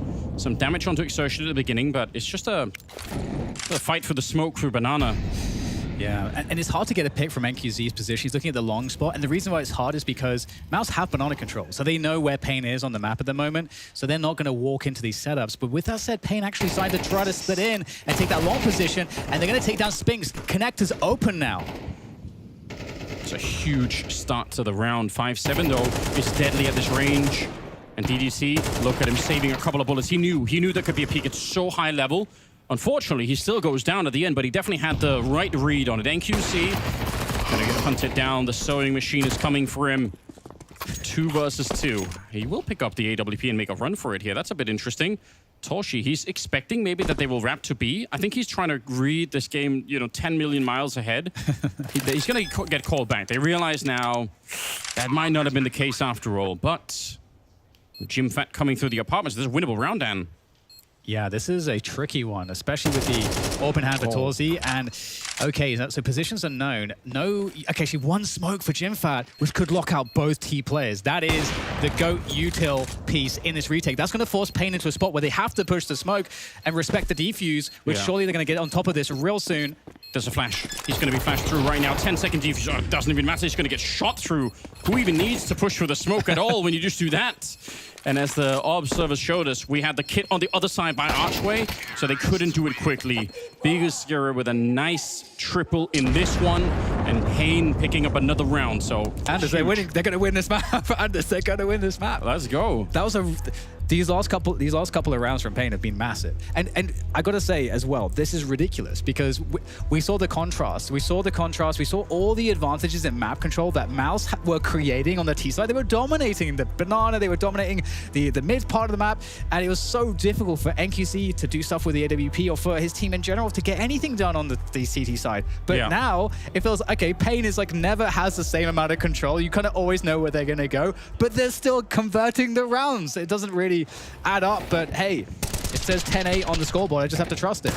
Yeah, they are doing it somehow. And we were complaining about it all the way through Nuke. The fact that Snow and Davideus weren't doing anything. Well, now the whole entire paIN team is playing. They're all showing up for the second map, and it's obviously having a really big impact on the game right now. Oh, yeah. Whew. Oh, yeah. Well, there's no delay in this one, no break in the action. Minimal utility use from both sides on Banana to begin with. That's kind of curious again. Flashing in, Jimmy trying to get the job done. But will get defeated. And look at the speed up here. They want to push behind it. Spinks, very awkward position here with the M4. He's already revealed it. And DDT picks it up, takes him straight down, save the rest. It's not even... I'm shocked to see Torshi even trying to shoot through. All right, he's going to kill Snow with that one, but I still think that's potentially quite risky.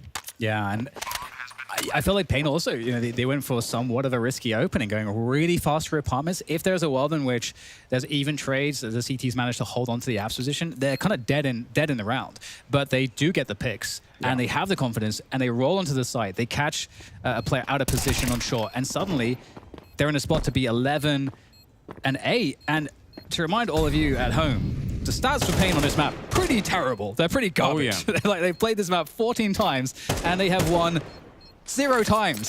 So this is an interesting result if they manage to clinch it. But there's a difference between getting close and actually closing the game. So we'll see what they're able to do here with this advantage.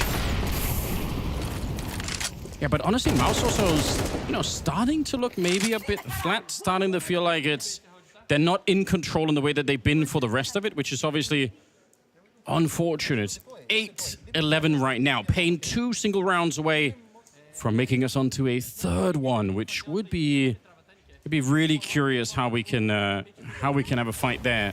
So far, it's been impressive. Dust 2, the battleground for the third one if we get there. And I just have to correct myself so I don't do paIN dirty. They did actually win 2 maps, so they have a 14% win rate on this map. So my appreciate bad. that. Dan being fair, we're almost rounding them down, but I appreciate that. Because Zera is not slowing down. I don't know if it's just like charging through the smoke there on the lonesome. Hell yes. And that's a 4v5 now for paIN to have to work from. And the guns aren't great. The util's not great here for MOUZ. They could have played a slower round, bled them out, won the util battle, but they got that fast pace. Only gave up an MP9 for that though, so. Sure. But I think classically this is the sort of round where you do let MOUZ back into this one. I think they're the kind of team that are really good at jump starting themselves. Like, it's been very quiet and very muted. We've been seeing a lot of replays of Snow yelling. But if they win this round, you're going to see Torshi do the same thing. Like, he'll bring the team right back up again. They're going to be fired up one more time. So we just got the rotate though from MOUZ. They're gambling the guess, and they guessed incorrectly as paIN are now regrouping towards A. Can Jimmy fall back in time? We need a kill from Torshi, and then we need Jimmy to take a wider angle. Then he can't just shoot straight up in the air. He has to go a little bit further back. Otherwise, there will be some trouble here. I think he's managed to relocate. 30 seconds left. He's not hitting the shots, but there comes the spray. A couple of good kills ready for a third. He swings wide and takes the fight to Davideus, leaving NQC with absolutely no chance in the world. The rest of the team have already shown up. 20 seconds, and what should be an impossible clutch here. Jimmy is ready to take it all. 4 kills to his name in this round. Such a sick, actually 5 at the end. He got the first one too, that was just earlier. So an ace to bring it back with just an AK and baited in by the 5-7, right? All the eyes are on that. That's where everything is being looked for here. You can see how everyone has to look away from the AK in the corner. Oh, sickening. Man. Yeah, it's just very well played positionally. I completely agree. And yeah, true. I told you. Yeah. And very quickly, like, we talk about this kind of thing all the time, where that's the kind of round that you shouldn't be losing from paIN's point of view, just based on the advantages. We can go into that more later. Maybe the analyst test will, depending on what happens. But Exertion gets an opening kill, and you're talking about getting the jump start going on MOUZ, and that last round is the exact kind of round that will do it. And now we have that MOUZ control on Banana once again, and that forces paIN to have to play into mid unless they want to play retake on this position, which they haven't shown that they wanted to so far. And they do have the util for it, but they're going back to the mid control. And that has been largely given by MOUZ, which is great. MOUZ is a 5v4. They don't have to necessarily hold forward position. They can play the numbers, and they can play the util. Some teams take a long time to mentally recover, from losing a bunch of rounds. MOUZ are not one of those teams, as far as I can tell. Like, one good round and a little bit of a spark, and they're ready for it. Torshi here, nice position, takes down Snow. No immediate repeat coming in. And look at Brolin at the bottom of that B position on Banana.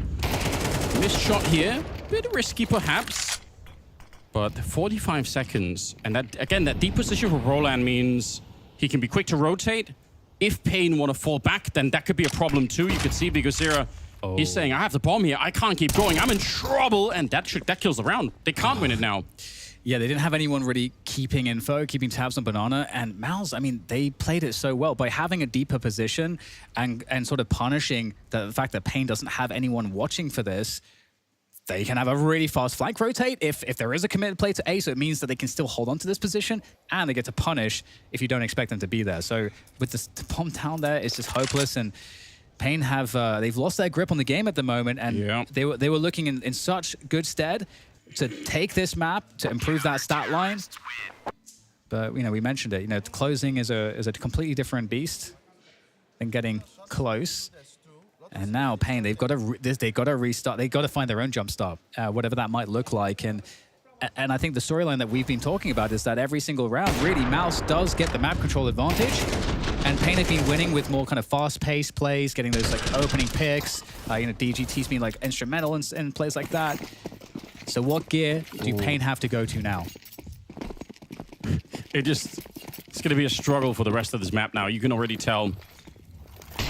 Some money on MOUZ here. Nice grenades towards the bottom, and NQC will burn. It's incendiary. No. It landed right on top of him, so devastating beginning. They've had such great utility, MOUZ. They had it in the first half as well. DDT, he got spotted around the corner, and Spinks managed to communicate that to his AWPer on the other side, so that he was ready for it.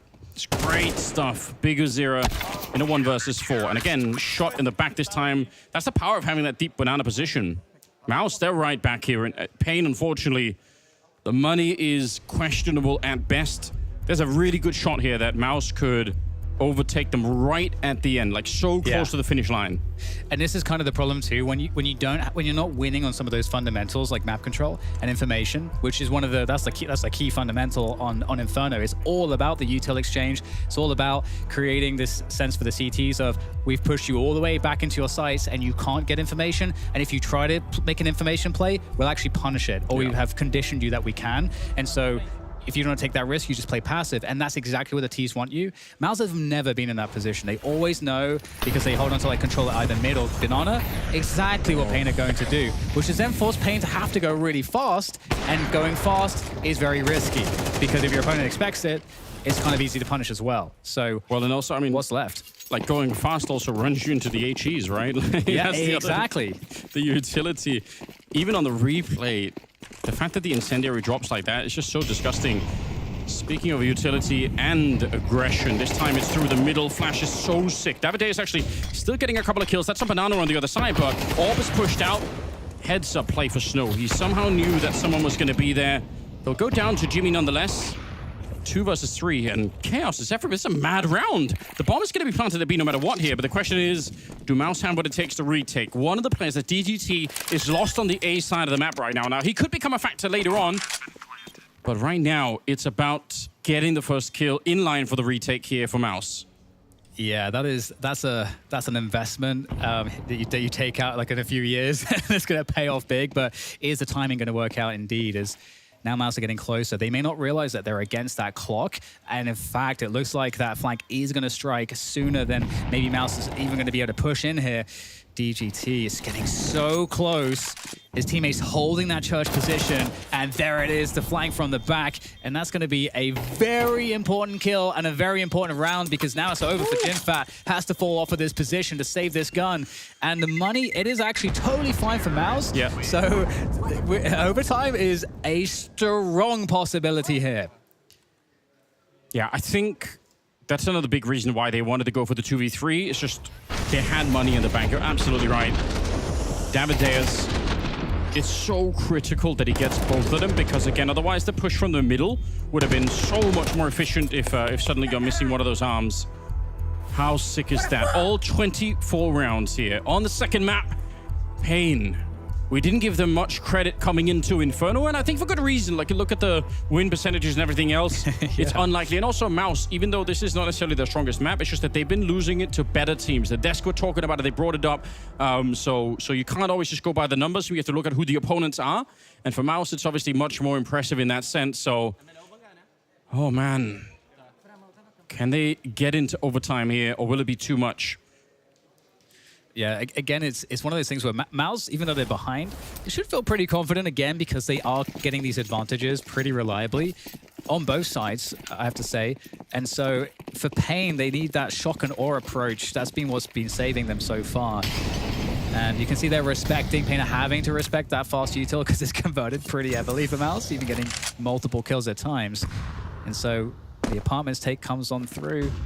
paIN respecting the deep banana smoke. Interesting approach actually from MOUZ. They might try to actually go all the way down a little bit later, depending on how paIN play this. Kind of a couple of slip-ups there for Snow. Doesn't cost anything more than a bit of embarrassment, perhaps. Oh, they're stacking A-Anders. I love this from MOUZ. It's a bit of a gamble, but... Wow. But, so paIN, if they retake banana, that's like the correct thing to do here, because then MOUZ is going to get caught really far out of position. Yeah, Exertion's actually done a lot of damage, but the stack could backfire right here. He's going to get the first one, trying his best to escape, and it's not good enough. Snow hunting him down. Big opportunity at the moment. Missed shot in the middle. DGT catching any rotators. That's his 20th kill. And they're going to be there. Smoke is not what, or flashbang's not what he wanted either. But the bomb being brought in third. It's made its way across safely for now.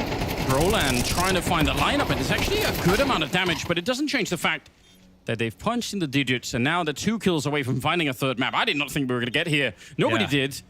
But paIN Gaming with DGT freshly on the team. 1 day of practice with the new player, and it's been working very well so far.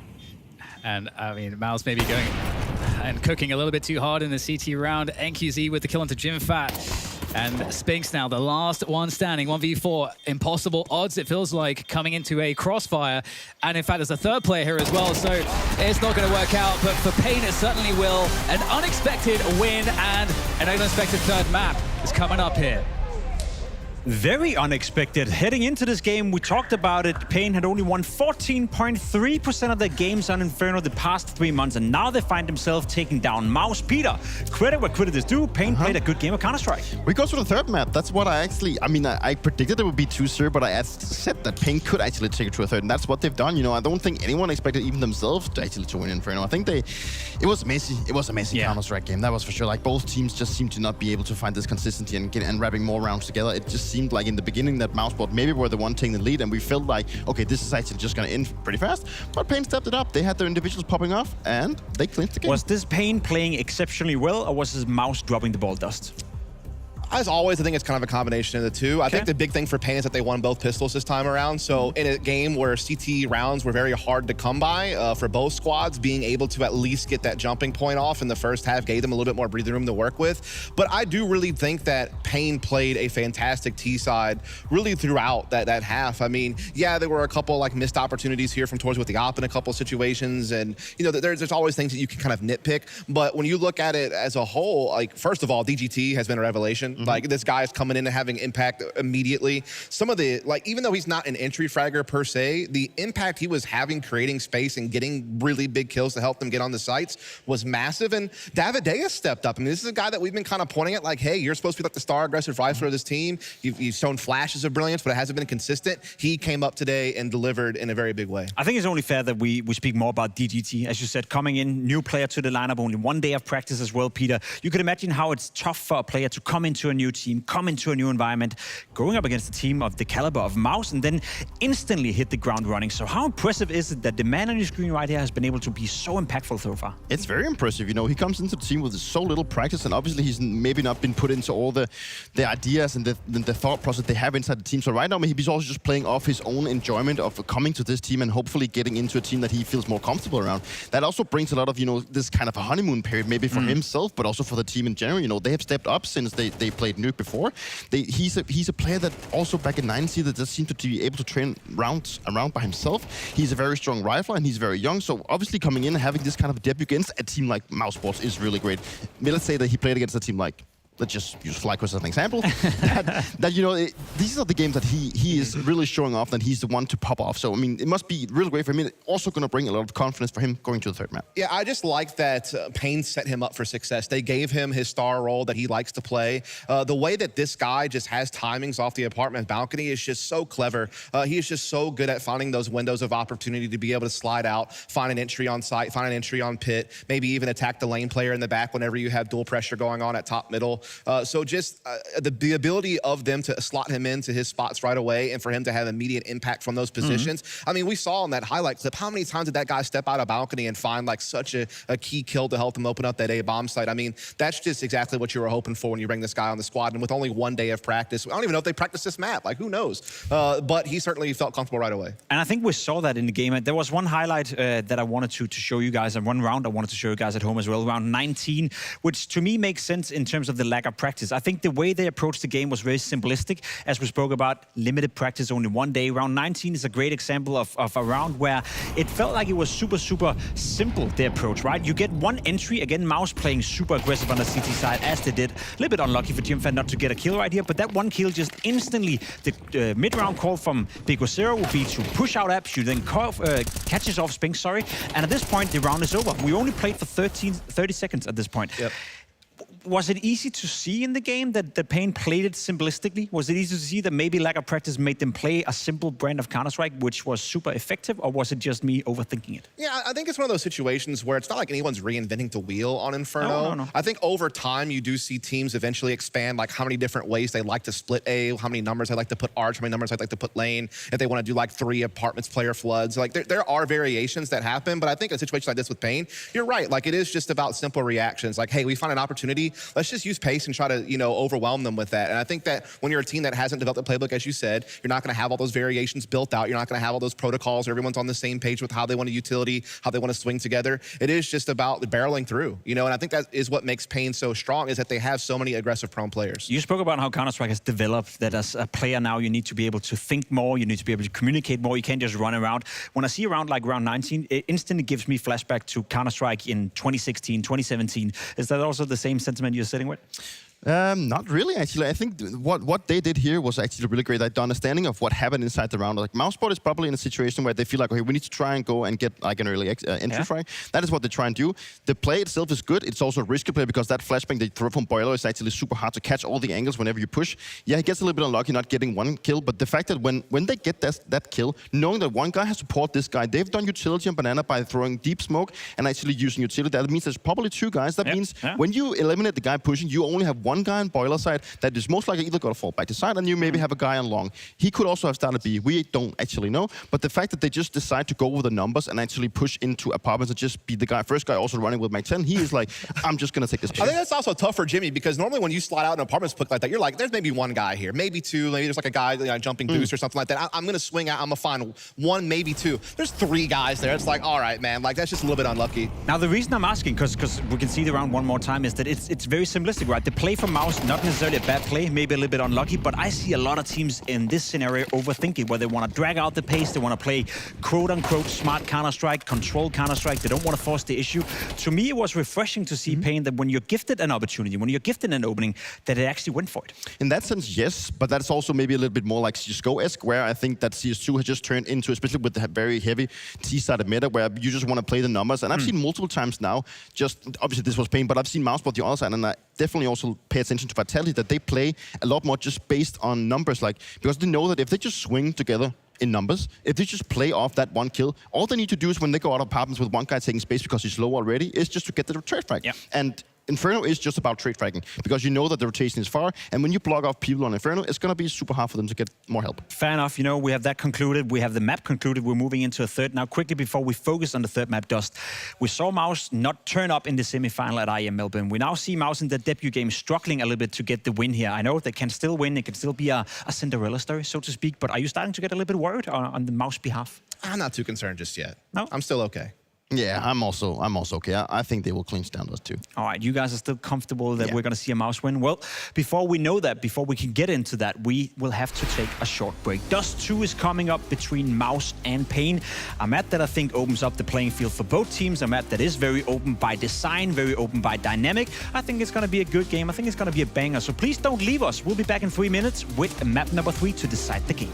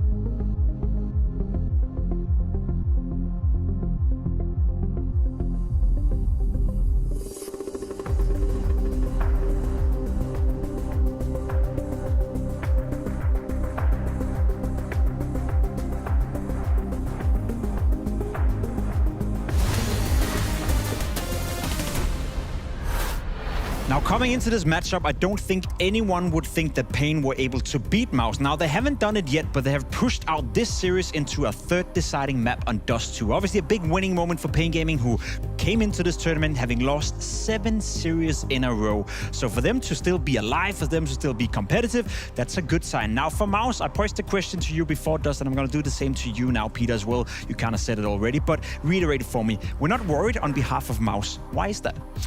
I still think MOUZ is the better team overall. Sure. I think they have a deeper map pool, and obviously they've also have more sample size going into them. I think they have been playing some pretty close matchups on Dust 2 against paIN.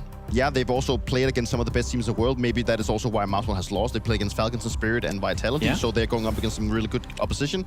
I think that the reason why MOUZ is going to win is that they have the protocols more under control. I think they will be able to rely on that a lot more than what paIN does.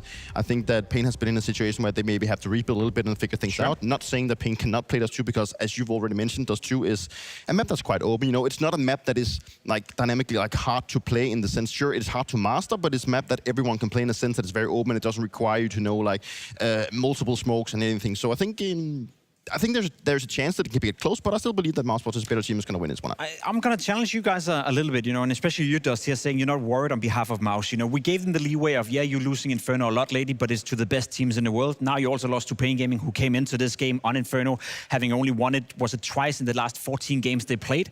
That's why I'm starting to get worried on behalf of MOUZ. Now, on Dust 2, yes, they're the favorites. Yes, they're most likely going to win. But if you zoom out and you look at MOUZ for this tournament, they're one of the favorites to win the entire thing. Do you think Spirit are scared of the MOUZ that we're seeing right now and the MOUZ that we saw at IM Melbourne in the semifinal?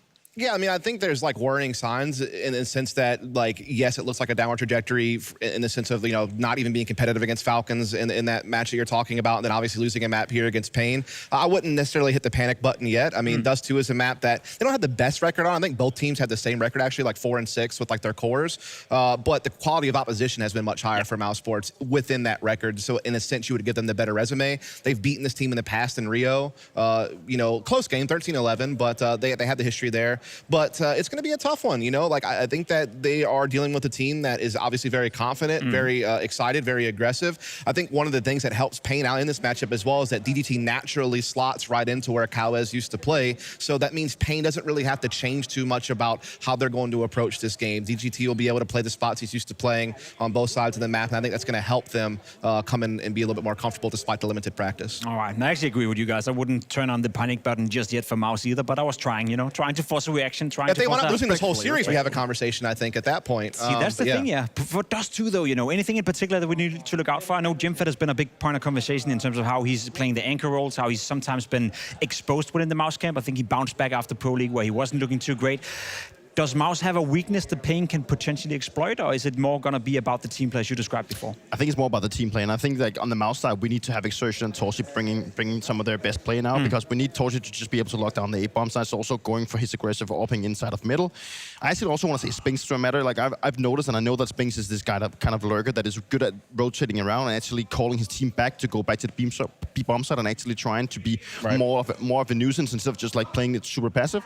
I think what paIN maybe has like in the upper hand coming into this one, obviously they just won Inferno. They are high on confidence right now. They might use that momentum, and we know that Counter-Strike is a game of momentum. Like if we don't have momentum, then we cannot, you know, play our best. And I think that paIN is coming into this game believing that they can win, and maybe that is enough to get them over the line. paIN won the knife. We just saw that on the screen. Dust, do you think that matters, and do you think they're going to choose T side or CT side?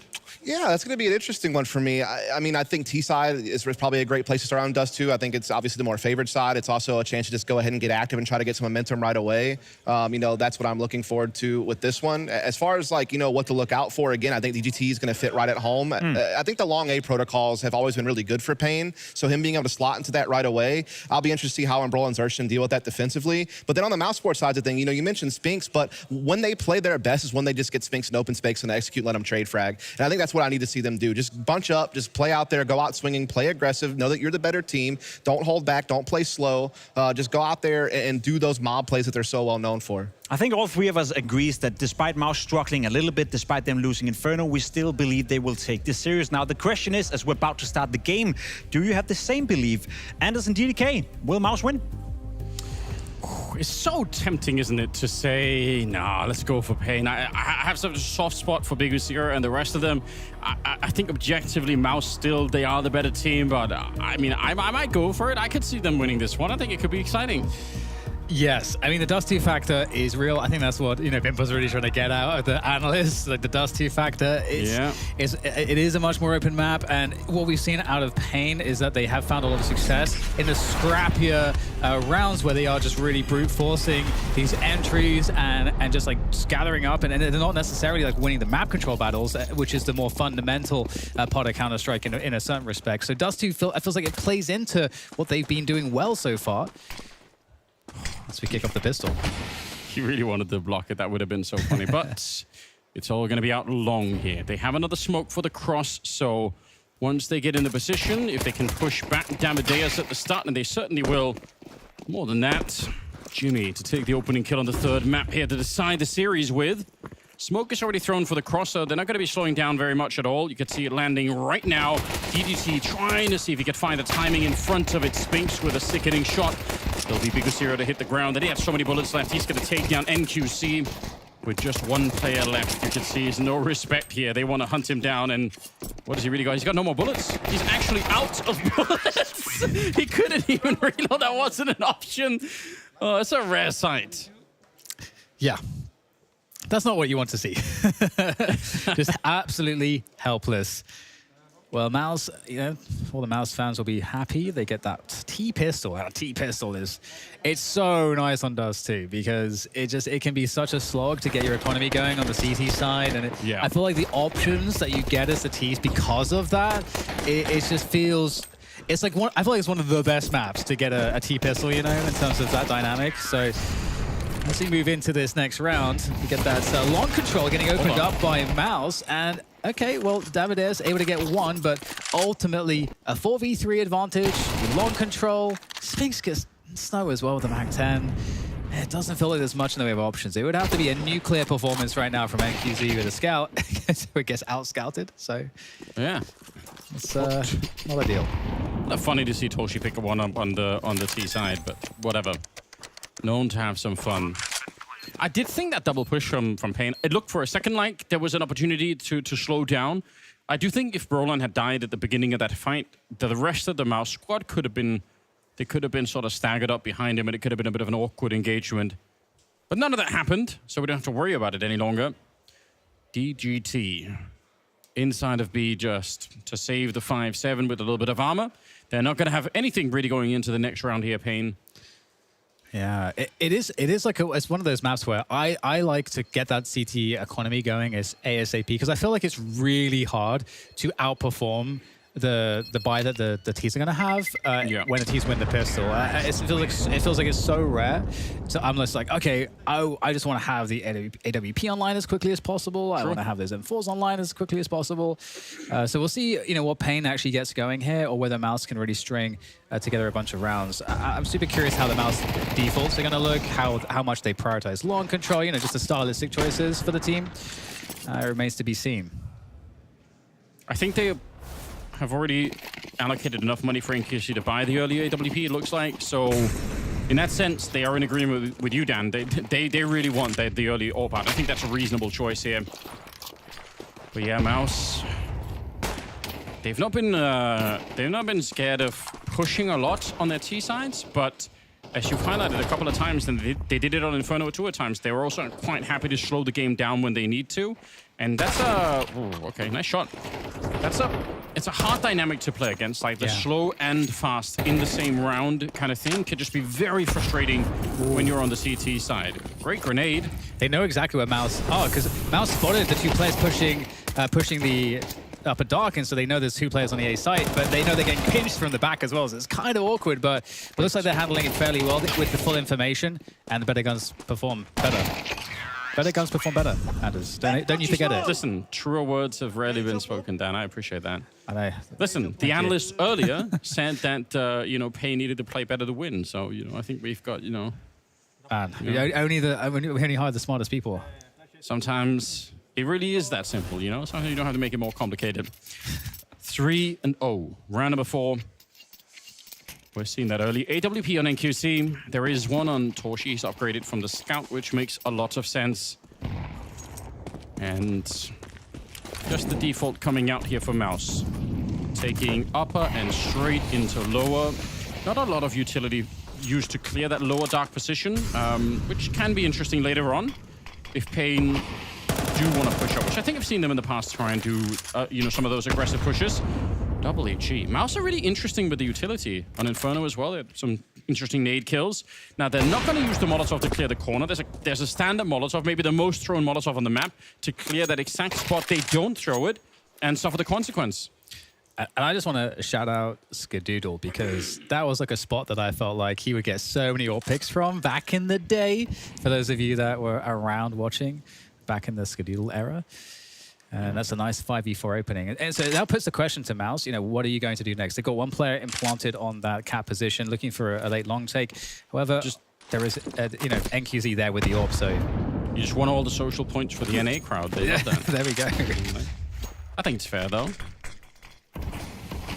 Smokes and the counter smoke. Running right through that one. Exertion said, no, it's time to go out long as well. It's the NQC feeling a bit of the pressure. Spinks playing it alone once again. Fantastic flash going over, but somehow it's still NQC to get the first kill on Jimmy, which leaves Torshi the only one really that can open this up. Spinks is kind of in trouble on that catwalk position here. Torshi absolutely will. Crumbs back for more. Got him in the corner and takes down DGT. What a sicko. Absolutely drilling them with the AWP. Oh man, I like the timing there as well. You can see the, you know, it's the small things where MOUZ makes sure that, again, they understand the map pretty well. They understand the setups, so they're ensuring that they get that cap pressure fully going. And then you see that indecision for NQZ, where he's not sure what the timing of the long push is going to be. If there is even going to be a long push, you don't know for certain. So it goes back to help the cap push, then is in a less good position to play off of, and is opened up for that Torsi trade. Look at this long spawn. They're going to go for it. Whenever you get that spawn on this map, I mean, it's very likely you're going to try to straight go there. Yeah, and it forces the CTs to now play cat, which the Ts know. And so, you know, Dupree was talking about protocols, MOUZ have good protocols. So they will know precisely, okay, what are the most optimal ways to deal with this when you put the CTs in this position? What are their options? How do we deal with it? And we get actually a fast push in the flank. That's kind of crazy. DGT is serious. Yeah, he wants to see if he could lock them in. I don't think MOUZ are going to be surprised. I think they're going to be looking for it every time. Exertion. Getting the kill. It's sort of rare to fall back from this kind of position. I think if you're on MOUZ, even if you're locked in, it doesn't really matter. I think most teams will just take the you know, slight disadvantage of the CTs knowing, but at the same time you've got such a heavy advantage in pushing long. Nice shot. If they rush long again, I wonder for the observers if we can catch MOUZ throwing a smoke into the corner. There's a smoke that the Ts can throw into the corner of Longhouse that stops the incendiaries that are being thrown from the CT side. And I think that's what they did here, because it allows them to sit in the door and just shoot instead of having to like run through the flames as they're trying to get out on the other side. So next time we see that, it's such a sick strategy, and for whatever reasons, there are a lot of teams that don't do it at all ever. And a couple of teams have picked it up and are doing it a lot now, but it hasn't really spread to every team. I can't understand why. Wow. Good cleanup. 5-0. Yeah, and unfortunate for paIN just having that gun disadvantage. It would have been interesting to see what they could have done with better guns in that position, but yeah, it definitely a really important dynamic you highlighted there on the long takes. I mean, long takes are so important. It certainly creates.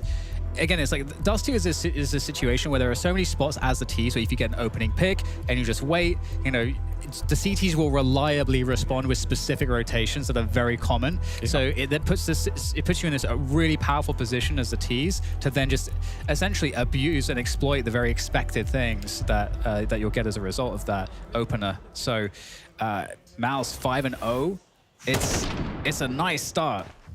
Just the fact that there's a bit of a timeout here.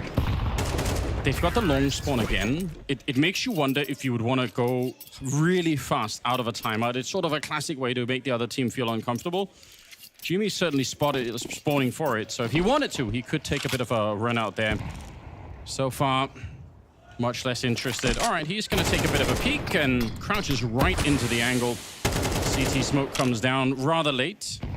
paIN throwing, I think, the less optimal version of that smoke from CT spawn. There is a quicker one that, again, people don't want to throw for whatever reason. I like this from DDT. Look at the pressure. Spinks, I don't know how he wins the fight. He should be dead because Zero is going to go down as well. And somehow, MOUZ with an advantage and a huge one early on. Snow, the only one of the site. Once he's traded, the round is essentially lost. You can't really retake. There's a lot of health lacking on MOUZ. It shouldn't make a big difference here. Jinfat's in a good spot here to potentially catch these positions. You know what the options are, either through CT or through mid here. So Jinfat just holding on to the spot. So MOUZ have really good positions to cover for basically every possibility. And then, oh, okay, quick kill through the doors. And that kill actually came down so quickly, Anders, it might convince a retake here now. Yeah, but look at the grenades. There's a smoke, there's a Molotov. They have another smoke and a Molotov after this. I think you're right, like it might convince them to do something, but I think it would be a mistake. And I'm glad, look at paIN making the call. It is such a temptation, especially because you're about to be down 6-0, so you just want a way back. You want to find a way to get back into this game. Maybe they get the exit kills. That would be, I mean, that would be something. At least you would feel a little bit. There's a lot of money on MOUZ, so they're not going to be devastated, but it would feel good to do something. Not going to be allowed for. They save the AK and the AWP, and that's the silver lining. Yeah. It makes sense, too, because any economic damage is like... The risk of losing anything yourself is so much worse than taking a gun away from an opponent because it will barely dent their economy at this point. So 6-0 start coming in from MOUZ. That's the slower smoke.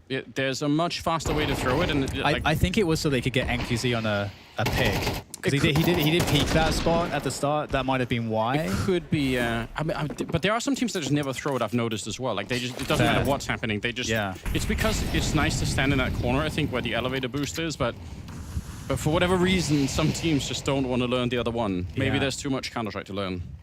And interesting, we get the very fast Molotov that would actually prevent NQZ from getting a quick pick from Cat, but is posted up on the other angle instead. So MOUZ making their way through middle here and taking some damage. Love the presence from paIN. 4 versus 2, huge advantage.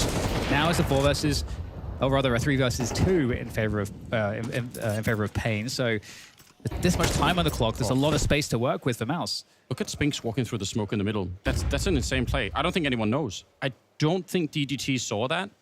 Maybe it did with the MP9 at the corner of Long, but yeah, actually, the fact that NQC's pushed up this far almost suggests that he probably does know. But where is NQ? They got to wonder, like, where is the B player? Yeah, it's real confusing, the Spinks right now. Brolan checking it nicely at the moment. Oh, his gun barrel showing, unfortunately. He still gets a shot. I can't explain that, and nobody else can either. Brolan at an insane disadvantage in that fight. Spinks already there. Oh my God, Anders. No way. That is a really crazy kill to get. And hey, what the analysts were saying about MOUZ on Dust 2 looking real good right now. So 7-0 coming up, unless Big Azera can find an opening pick here and just get a lightning fast reaction shot, because you know that MOUZ are not going to be giving any freebies there. So he's going to just peace out with the AWP. Makes a lot of sense. You can win a round of Dust 2 with an AWP. So scary prospect for everybody. Obviously, MOUZ being 7-0, but also the analysts being right. You know, if the analysts get too much ego, if they get too uppity, Dan, you know what happens. True. We get MOUZ Snake. There's already one of him. Yeah. That's the problem. We cannot duplicate. Okay, well, I mean, this is again the reason Dust 2 is so hard for the CT side, especially if you have a bad eco start. It just is always so hard, unless you're a team that's like super strong on this map and you just really know how to find these advantages out of nowhere. And I mean, this kill, Anders, like that should have been the moment. That should have been their moment, paIN. I actually love the look from NQC. Like, he just looked skeptical. It's like he was doubting reality. Like, really? Really? Yeah. Like, that's what I'm faced with. He saw the gun barrel. I just, whatever. You have to laugh. Long control. Nicely done. And getting active. Yeah, he's playing to get his team back in this. I think he was doing it on Nuke at 1.2. Yeah. I like it. It's hard to do when you're this far behind. Unfortunately, Spinks is playing to win the round. And he's not far from doing that. If he had that kill, again, the round's probably over. Like, it's almost immediately done. I mean, that is a convincing timing to hit. You know, the smoke's gone past you. They're pulling their gun back out. That's a heads-up play from Spinks, but it backfires in this particular case. We've got double AWP online here for paIN, and that can be a blessing or a curse depending on the type of round that T's decide to play with the util. And they're going for a quick, like a hit that's heavy through Dark here. Oh, a whiff from DGT. He's not going to get many more chances at this one as they start to get closer and closer, and it's going to be the Molotov that burns him down anyway. Oh, no. And paIN are in a very difficult spot here, Anders. It's, again, probably not winnable. Certainly isn't now.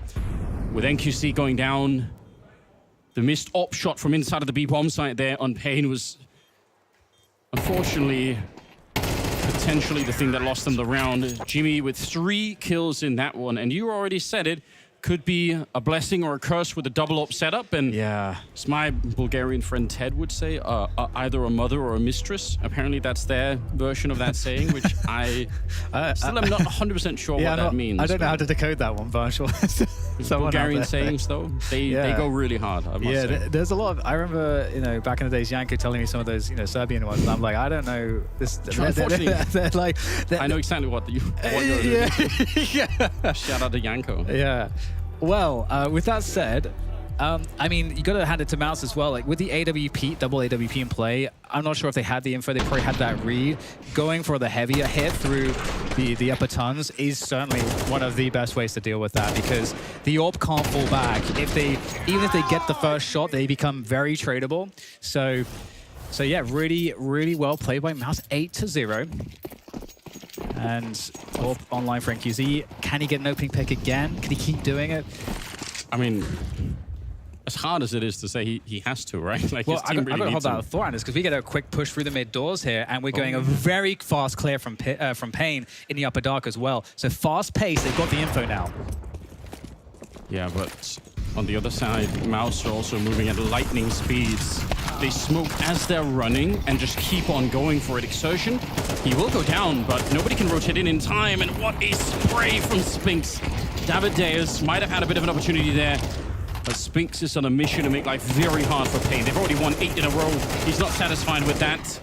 He can get one more kill here, make it a triple for himself. Bomb being planted, and Bigozera at every disadvantage you could possibly imagine. 1 versus 3 with an MP9, 38 health here, and they kind of know where he is. It's going to be Brolan to find him at the end. 9 straight. Yeah, and this is what you were talking about too, with when you get that long control, you can just force it up, and just the nature of how the CTs have to sort of back off of the site because of how they can just get rained on by util, and they're playing from cat and spawn. It's very awkward, so you can just make it work pretty favorably sometimes. If we could find the replay from the start of the round when they run up, I think Brolan was in T-spawn when the rest of them pushing long. I wonder if Brolan saw them running around middle, because then he would have known that they had just had to rush. I wonder if that was the info that they got, because normally people are a little bit more slower. Oh, there we go. NQC, he's had many great openings. Won't be this one. Torshi, though, pushing in front. Okay. He could have fallen back, but he is the kind of player that will, you know, just go for a bit more. Just one more. Just one more, Anders. I appreciate it. Does make it a little bit more fun. DDC with low on health, grenade around the corner, gonna bounce right on top of him. That is precision. And yeah, it's the surgical strike, I believe they call it. And now it's the 4v3, so, and with well over a minute to play, again, like the really good like Dust 2 teams on the T side, you know, like exactly how to play these spots, and you know, based on understanding where the players play, they should be able to understand, okay, 1 on B, 2 on the A site. So interesting move actually by deciding to wrap around too long through the long doors. And you can see that paIN is worried about the B play now and just thinking that, oh, that was fake pressure. Yeah. But it's actually not. It's a delayed long push.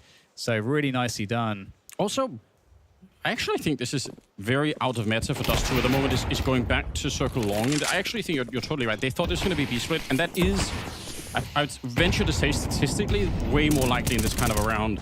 Yeah, it's kind of like the better thing to do, because you know the 2 players are on A. So it's kind of like the smarter thing to do, but you play against that expectation. Yeah. So yeah, that's totally spot on. That's a super smart call from, and they're already winning. They don't even need smart calls to win right now. True. But that actually is kind of surprising. Very interesting. Normally, long is where you end up when you spawn for long. That's almost always the answer. Like, well, we got the long spawn, let's try and go for it. Doing it sort of mid to late round is kind of interesting. 10-0. The CS gods decide. All right, 10-0. Now we start to ask that question: is it going to be a clean slate all the way through? I wish we could get the "Shoot Him, Bro" sound clip back from Torshi from Nuke. Well, hang on a second. We got a setup here on CAT. It's the 5-7. Almost ahead was sent rolling there for MOUZ, but they managed to circumvent that. Hello, a little bit of tapping through the smoke with the MP9. Did you call it the sewing machine earlier? Yeah, it sounds like it, doesn't it? The engine on one of those. I like that. Roland, unfortunately, going to get run down. Oh my god. I don't understand it. I think he's just AD spraying, even though nobody could see anything from the debris, and he still just lands 2 kills like it was absolutely nothing. Because Zera, technically, the flames are on top of him, but Counter-Strike is funny like that sometimes. There's another one to make absolute sure. They are such bastards, aren't they, MOUZ? They're already winning, but they're just making double and triple sure that no one's in the corner. Yeah. I mean, it's great professionalism to really check those positions, but yes. You might have just assumed, you know, we've Molotov, it's probably fine, you know? Well, you know, this is to like wipe. This is like to wipe the slate clean of those last 2 maps. Sure. Where like you know, like to like already finish. You know, they say that you only remember the start and the beginning of things. And wait, Yeah. sorry, the start and the end. The start and the beginning are the same things, but the beginning and the end is what you kind of remember about experiences. And so yeah, they can forget about that Inferno. Yeah. And just remember what could be a 13-0. It is kind of shocking. And especially with paIN, you would assume they come off a big high from winning the Inferno game. Even if they were, it's the cold water in their faces, double up in the middle. They both tag Snow, both the shots connecting. We need to see side by side both those clips on top of production. Get on it. I don't care how much it takes, how many resources we have to spend. Hitting one of those shots is hard enough. Hitting both at the same time. It even made that when you shoot 2 ops at once, you get that weird reverb sound sometimes. I don't know how the game does it, but you can sort of hear it. I'm pretty sure that's what just happened. Snow is 2-12. Not that anybody else on the server is doing anything for paIN right now. I guess in that sense, there's a sense of camaraderie that we just all are getting blown up together, you know? Yeah. Such a classic maneuver as well. Again, it's like kind of reminiscent of the overkill of that kind of, what was it, like the Fnatic moment? Where, like just like blasting the doors. Yeah. Well, there we go. Exertion opening up through mid doors, able to take down NQZ, so the hope is dwindling rapidly. With Exertion spotting the long barrel of that M4A1, takes the kill, keeps it spraying. The DGC is going to get blown up here, and nobody really cares where Big Gusira is. It's not a factor in the round any longer. This is like an entry for AGDQ right now. Awesome games done quick. Yeah, a little bit late in the year for that. It might be. I don't understand it. 12-0, ladies and gentlemen, for the first half.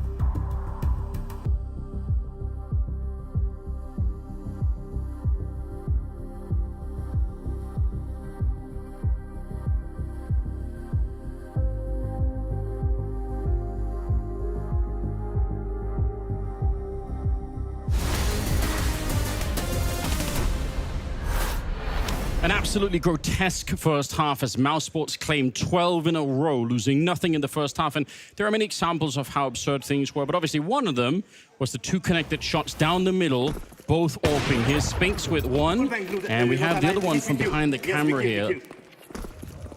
Exact same time on that shot. Look at him even looking to the side. Just they can't even believe what's happening. Be super dead. Oh, no. All right, well, hear me out, Anders. Okay, so paIN are going to come back 12-12. All right. Force overtime, and then they're going to lose. Listen, if they do that, it actually would be. I feel like that would be the script for it. I'll see it first, Dan. Actually, even if I see it like that, I'll believe it. To be honest, there just should be no way. If they do it, obviously, it's a historic, once in a decade kind of comeback. I don't think it's gonna happen. But you know what? Let's enjoy and see if they can win the pistol. If nothing else here, could also be a 13-0. In which case, MOUZ. Those are rare right now. It's kind of hard to win that many and not make any mistakes. Down the middle, there's no casualties yet. They're going to be flashing their way through the smoke just as it fades. Really nice timing, but there's nobody there. It's good info, and you expect a rotation from MOUZ behind this. They've just figured it out now. I think paIN, they hear the flashbang, so they are also kind of aware that, oh, like this feels awkward. If we go somewhere else now, we could be playing right into their hands. So BigO0, he's got a choice to make right now. And that smoke is going to fade shortly. Bit of info gathering there in the mid position, but also the pressure on Cat. So yeah, it definitely feels a little awkward for MOUZ at the moment, but they don't have to force anything. They've got good positions in a 2-1-2. It could just be Catwalk, or it could. All right, they are going to go for it. Fair enough. Exertion, nice shot. BigO0 the first to go down. 45 seconds. Nice Molotov to put pressure on the captain of MOUZ. Jimmy has picked up Snow in the meantime. They're sort of fumbling a bit. They're running back. They are not sure. Did they want to attack? Are they going to go back instead? Now it's NQC holding on to try and stop the 13-0. MOUZ looking to humble paIN. And they most certainly will. He's down to 7 health. It's a good shot, but the bomb is lost. There is, again, unfortunately, nothing that they could do here. paIN Gaming just shocked and stunned as MOUZ showed up more prepared, a better utility, better shots, better everything for MOUZ Sports, and they win the third map with a 13-0 scoreline, just absolutely destroying the paIN side.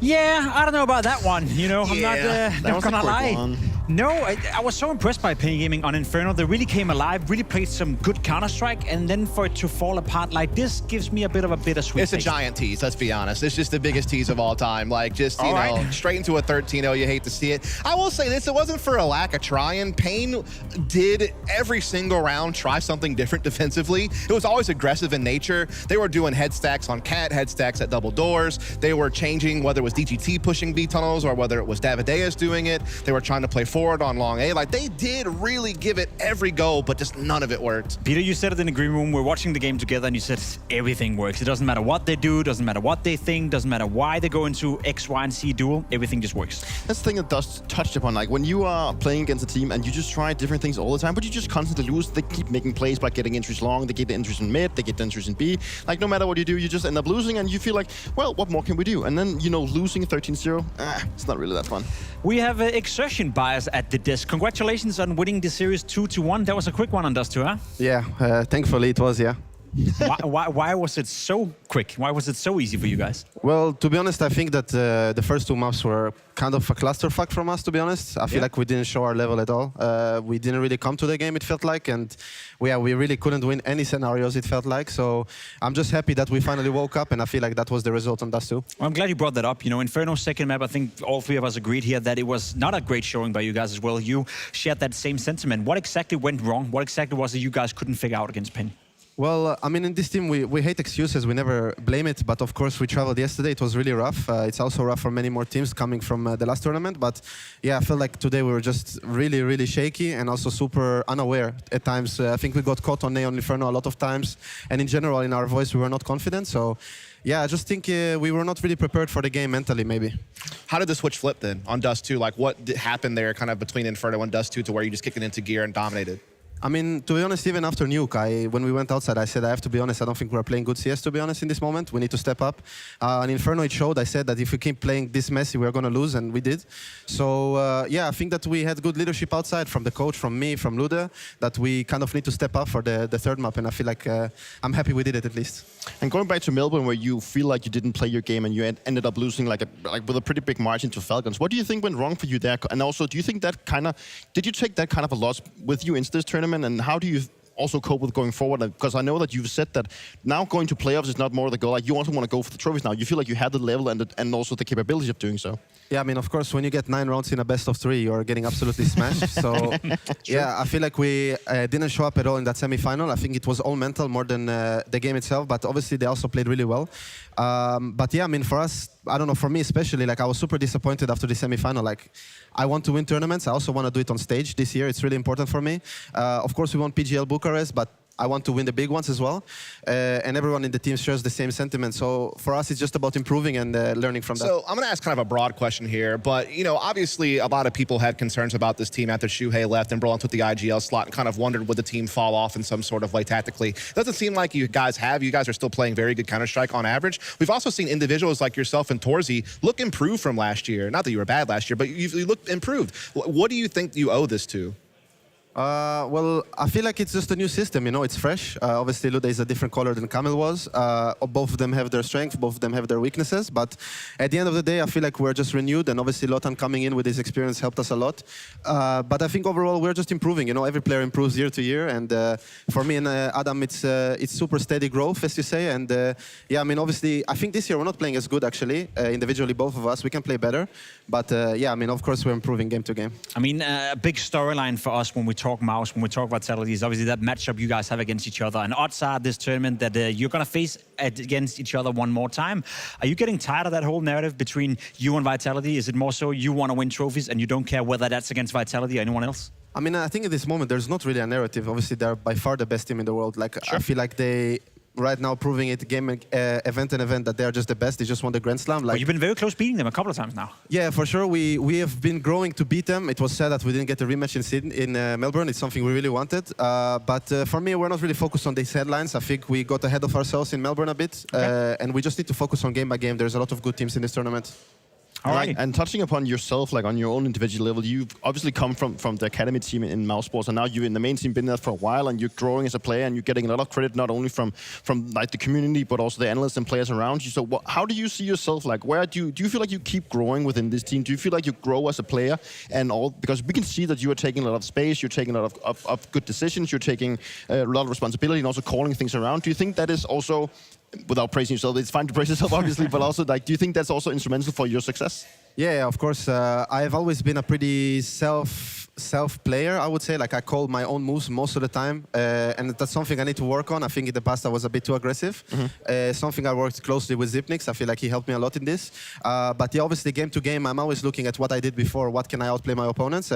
Sometimes I'm good at it. Some games it's a disaster, as you know. But yeah, this year it's really important for me that I improve my consistency as well. And yeah, obviously game by game we take it. And yeah, I'm happy with my growth at this moment. With your permission, I'll make the next call for you, and that is to leave the desk so you can go and rest and get fresh again next session. Thanks for joining us here, and congratulations with the win. Thank you, guys. Thank you. There we go. MOUZ obviously taking down paIN 2-1. It was I wouldn't say close game, but at least it was a game. Anything that sticks out from Exertion? He seemed a bit tired. I think it's an interesting concept that you kind of got from the interview was like the idea of limit testing. And I think that's kind of what Xerxion's doing. Like, he's kind of figuring out, like, what are my limits? Like, what do I need to, how far can I push it, so to speak? And I think that just comes with reps, and we're certainly seeing the growth. Alrighty. We have left Exertion, and we have been joined by NQC on the losing side. I think most of us thought that MOUZ were the heavy favorites coming into the game. We spoke about it pre-game-wise as well.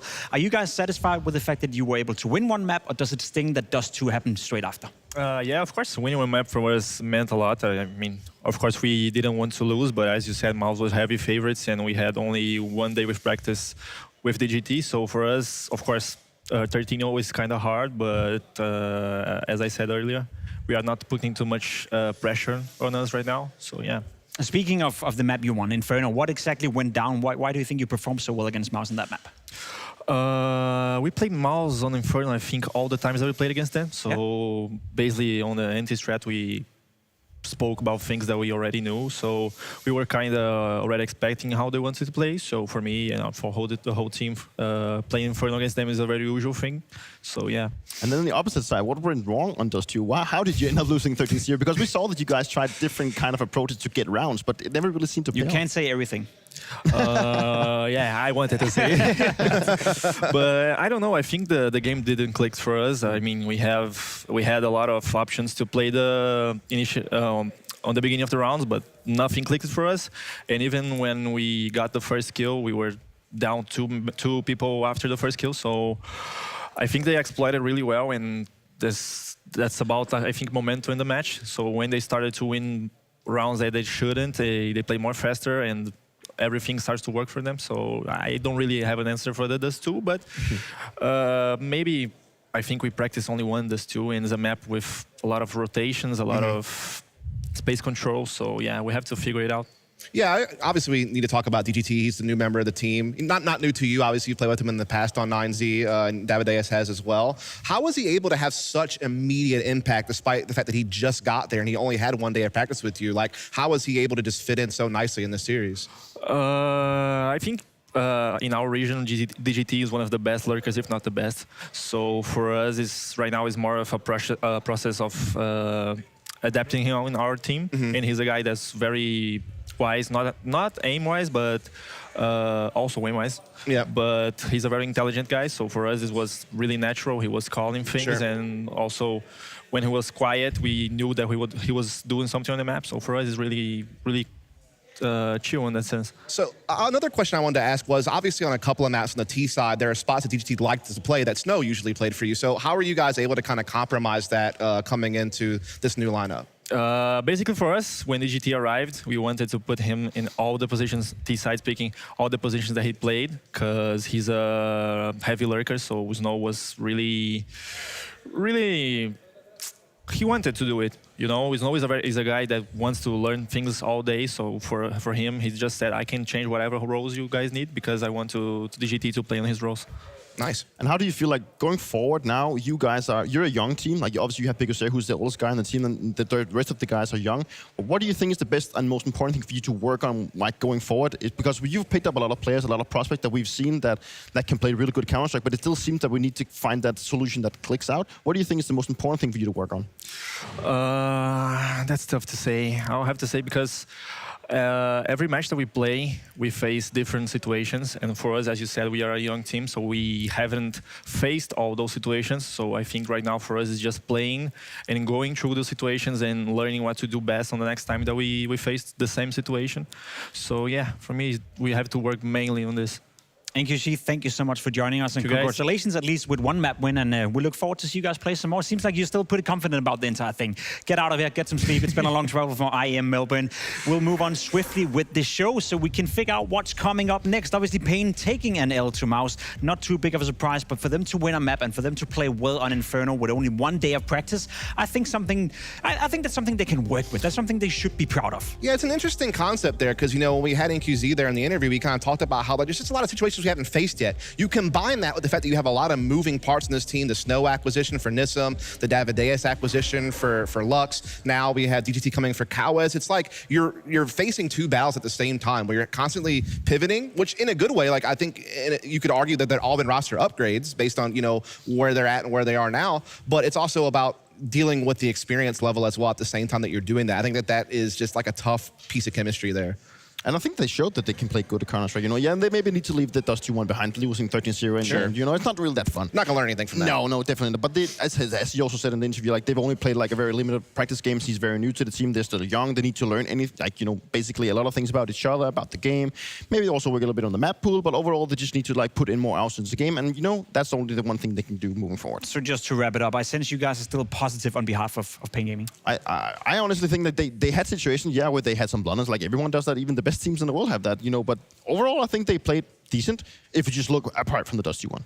I think they're just kind of in the same spot that they have been, which is like they're like hovering right around the top 15, and at times they can get great results, but at times they don't, and it's just a consistency issue. And I think that, again, when you add the constant roster changes that they've had over the last 6 or so months, that just adds into it even more. So hopefully they can kind of stabilize with this 5, get those reps in, and hopefully you can see that progressive growth, because I really do think this team has the potential, you know, with the skill that they have to be a team that can race up the rankings. Yeah, let's wrap it up saying that there's a lot of potential within paIN Gaming. I definitely agree with that sentiment. That does conclude the first 2 games we had at the day here at the BLAST Rivals in Copenhagen, which gives us Group A a new updated situation. Of course, we see the tournament unfolding in front of our eyes. We see teams winning, we see teams losing. That means that MOUZ obviously moves into the winners match, whereas for paIN, they will go down to the elimination match. Now, they'll face either Vitality or Wildcard, and without spoiling anything, that's a game we have later on.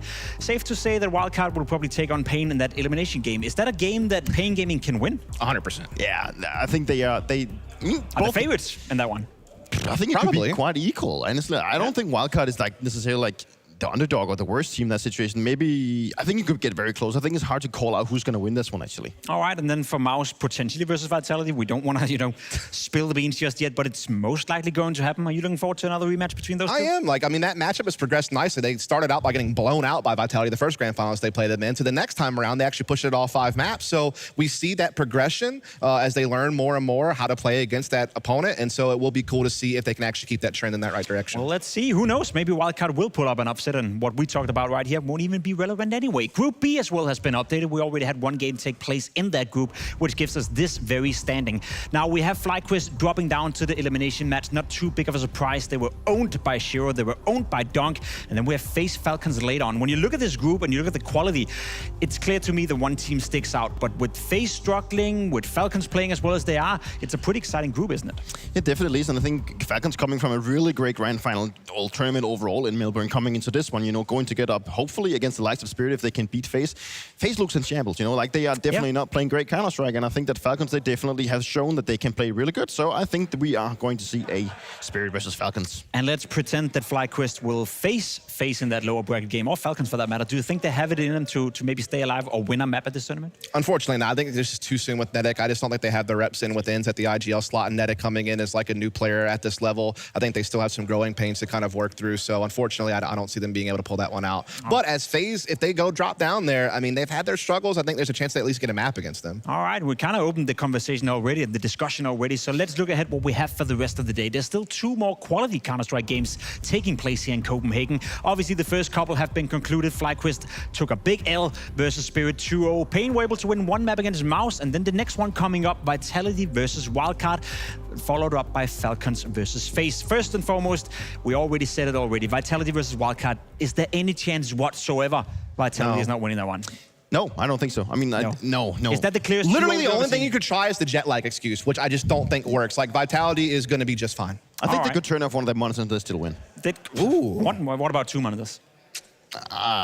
Maybe not. Depends on which monitors, I think. Too much. Turn on Apex, turn it off, Apex ones, and he can go rest somewhere. He can still win. All right, so we have a little bit more excitement than in the 4th game of the day, FaZe versus Falcons. Is that a game that could potentially go either way? Or? It's the most interesting matchup of the day, I think, as far as like how close the gap is a little bit closer in that matchup. That's kind of what I'm getting at. I mean, what we've seen closer than the matchups that we've seen so far today, in my opinion. Again, I think FaZe do a lot of things right. It's just they do so many things wrong in the late round. They could just somehow figure out that little piece. I think they would be a much more competitive team. And I think I have PTSD from FaZe. Like I don't think I can ever. I can never write FaZe off. I think it's like like a damage I've gotten throughout my career. Like every time you go up against FaZe and you say, but FaZe is in a bad situation. They don't know how to play anything. Then they always show up or try to find something or start playing good. A character makes like an insane call and they start winning. And you know, FaZe is always a danger. No matter what. It's good to hear you haven't lost faith yet, Peter. Always in a good mood as well. It's been an enjoyment for you guys as well. First day at BLAST for you as well. Yep. You've been satisfied. You've been happy with what you've seen so far. It's been a lot of fun. I really enjoy getting to work with you in a different situation. We've been next to each other as analysts, but now you're the host. Maybe a little bit too much power being given to you, but we'll see how that plays out, I guess. And only just getting started, Dust. We will see. We'll see. And also, obviously, awesome to work with a legend like Dupree. So thank you so much. Good times. I appreciate it. We got to stick together and go against this guy. Yeah, let's do it. Legend Dupree. Anyway, we are about done for the day. The 3 of us will be replaced by 3 guys who also ramble a lot. They also talk a lot. However, as said, we have 2 more games coming up here from Copenhagen at the BLAST Rival. A game that is very one-sided, perhaps, to Vitality versus Wildcard, and then a game that could be very, very close, where FaZe will take on Falcons. Anyway, short break, then we'll be back with Roster Swift at the desk, and then Wildcard will have to do everything they can in their power to go up against csgo and the best team in the world as of right now. Vitality will be taking on Wildcard very soon.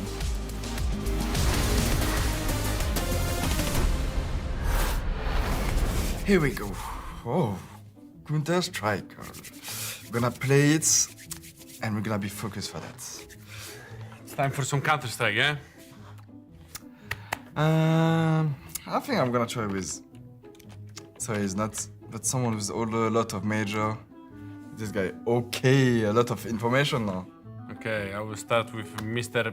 Ilya Monesi. Major appearances more, not the same nationality, not the same team. I don't know why. I will try Plovsky. I'm stupid because he's not from Europe. Let's do Fallen then. I mean, I shouldn't do Opera because there is no Op. Okay. Let's try with Twist. Okay, it's close to 25, so it could be 26, 27. Let's see, Bialy. Oh, closer, okay. Oh yeah, maybe Summer. Or just Summer. I don't know how old he is. He's 27 for major. So he's between 5, 6, 7 major. Maybe. I don't know how old is he. Okay. Exit. He's Brazil, 28. Let's try beat. Okay, Navi, Rifler. FNX. I don't know how old is he. There's only 4 major?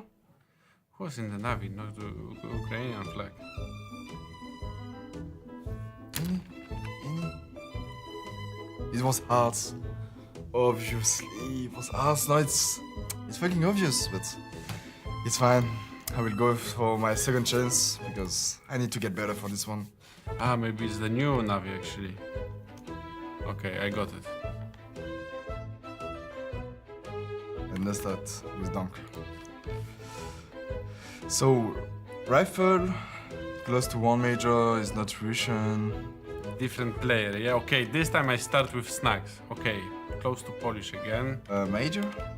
Maybe it will be there? Major. Let's try major. Okay, 3 major, Rifle. Maybe Oscar. I'm gonna try this. Isaac. Okay, it's from Europe. Maybe Monesa actually. Wait. No. And it's Rifle. Daisha? How old is he, Daisha? He's 27, okay. Maybe Torsi. Broki. But I was going there, Broki actually.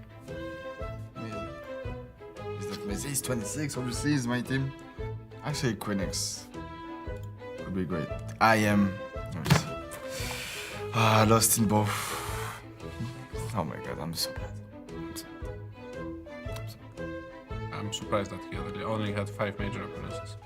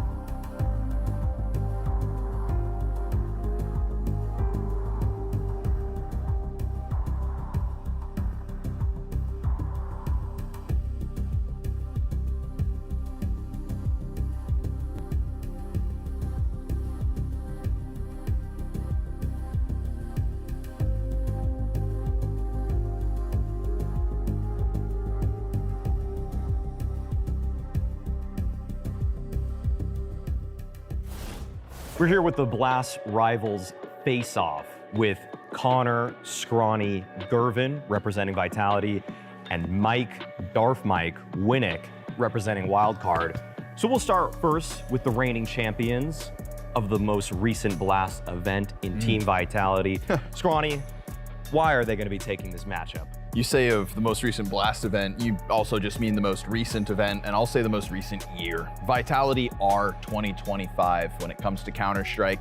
The win streak is not looking like it's going to stop anytime soon. The resilience that was shown on Map 5 in Australia is a testament to what Vitality have to offer. There are few teams who have ever been that close to a loss and can still come back with that much pressure. And if you think that they walk into this event here in Copenhagen and falter, you're a fool. Real original, Connor. Real original. Oh, you're rooting for the team that's been winning everything? I bet that took a lot of mental fortitude. I bet that took a lot of strength. Well, I'm sorry that you're confused and think that you're French, but they don't have anything for you. I bet you're rooting for the Yankees. I bet you're rooting for the Pats. But I'll tell you something here. You think I'm not French, Connor. Mike? Oh, yeah? Oh, what's this? All French Vitality roster. Look, that's Apex, Zywoo, Extaz, Shox, Masuda, Kyojin, Scrawny. Okay, one of 7 in existence. And what this represents is the heart and soul that goes into Vitality. The years in the making of this level of greatness, Mike, this isn't some overnight shenanigan, okay? This is Apex and greatness intertwined. 2025 is his year. He's conquered everything. Kato, Cologne, Intel Grand Slam. You think Apex is ready for this? He's coming off of gold bars. He just flew across the world. He flew from Australia. Yeah. Where the hell even is that? I don't know. But what I do know is that they're not ready. They're not going to be rested. They're not going to be prepped for this matchup. And you know who's going to strike while he's asleep? Stanislaw. Oh, Stanislaw has been prepping. You know what's better than a team that's at the top? A team that's pushing towards it. They're sleepy. They're resting on their laurels. They're falling asleep at the mountaintop. And you know what happens when you fall asleep at the peak? Yeah. You tumble down. Mike, you better hope Stanislaw gets out of bed early enough, because they say the early bird gets the worm. Well, hopefully the early bird can also get more than 4 fucking ADR across the best of 3. Vitality could win this series 4v5, maybe even 3v5. They don't call Mezzi the king for no reason. Rops is a You want to talk about washed up region? Two-time ESL Grand Slam champion in Rops. Rops wins, okay? Wildcard, brother. You say the Joker's got to come out of the deck? The fucking clown is sitting across from me already. Wow. Well, this clown knows something that you don't. He knows that Vitality, they're fat, they're happy, they're lazy, they're asleep. My guys, Wildcard, these are hungry dogs. They're famished. They're gonna run right for the dub. They're gonna run right for the trophy. The world may not be ready. The chip on the shoulder just grows. I don't care how many trophies you've got. There's always time to be embarrassed. How many teams have beat Vitality this year? There's about to be one more.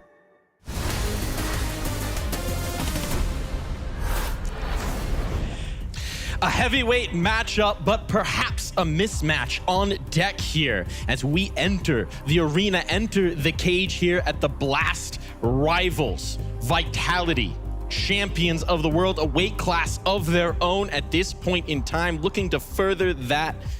But on the other side, the presence of a Titan allows the opportunity for a Titan killer. And Wildcard may just live up to their name and be exactly that. A hungry team, a young team, an upset in the making.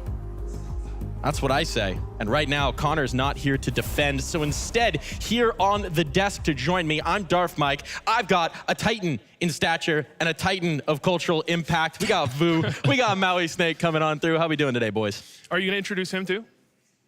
Introduce who? Maui.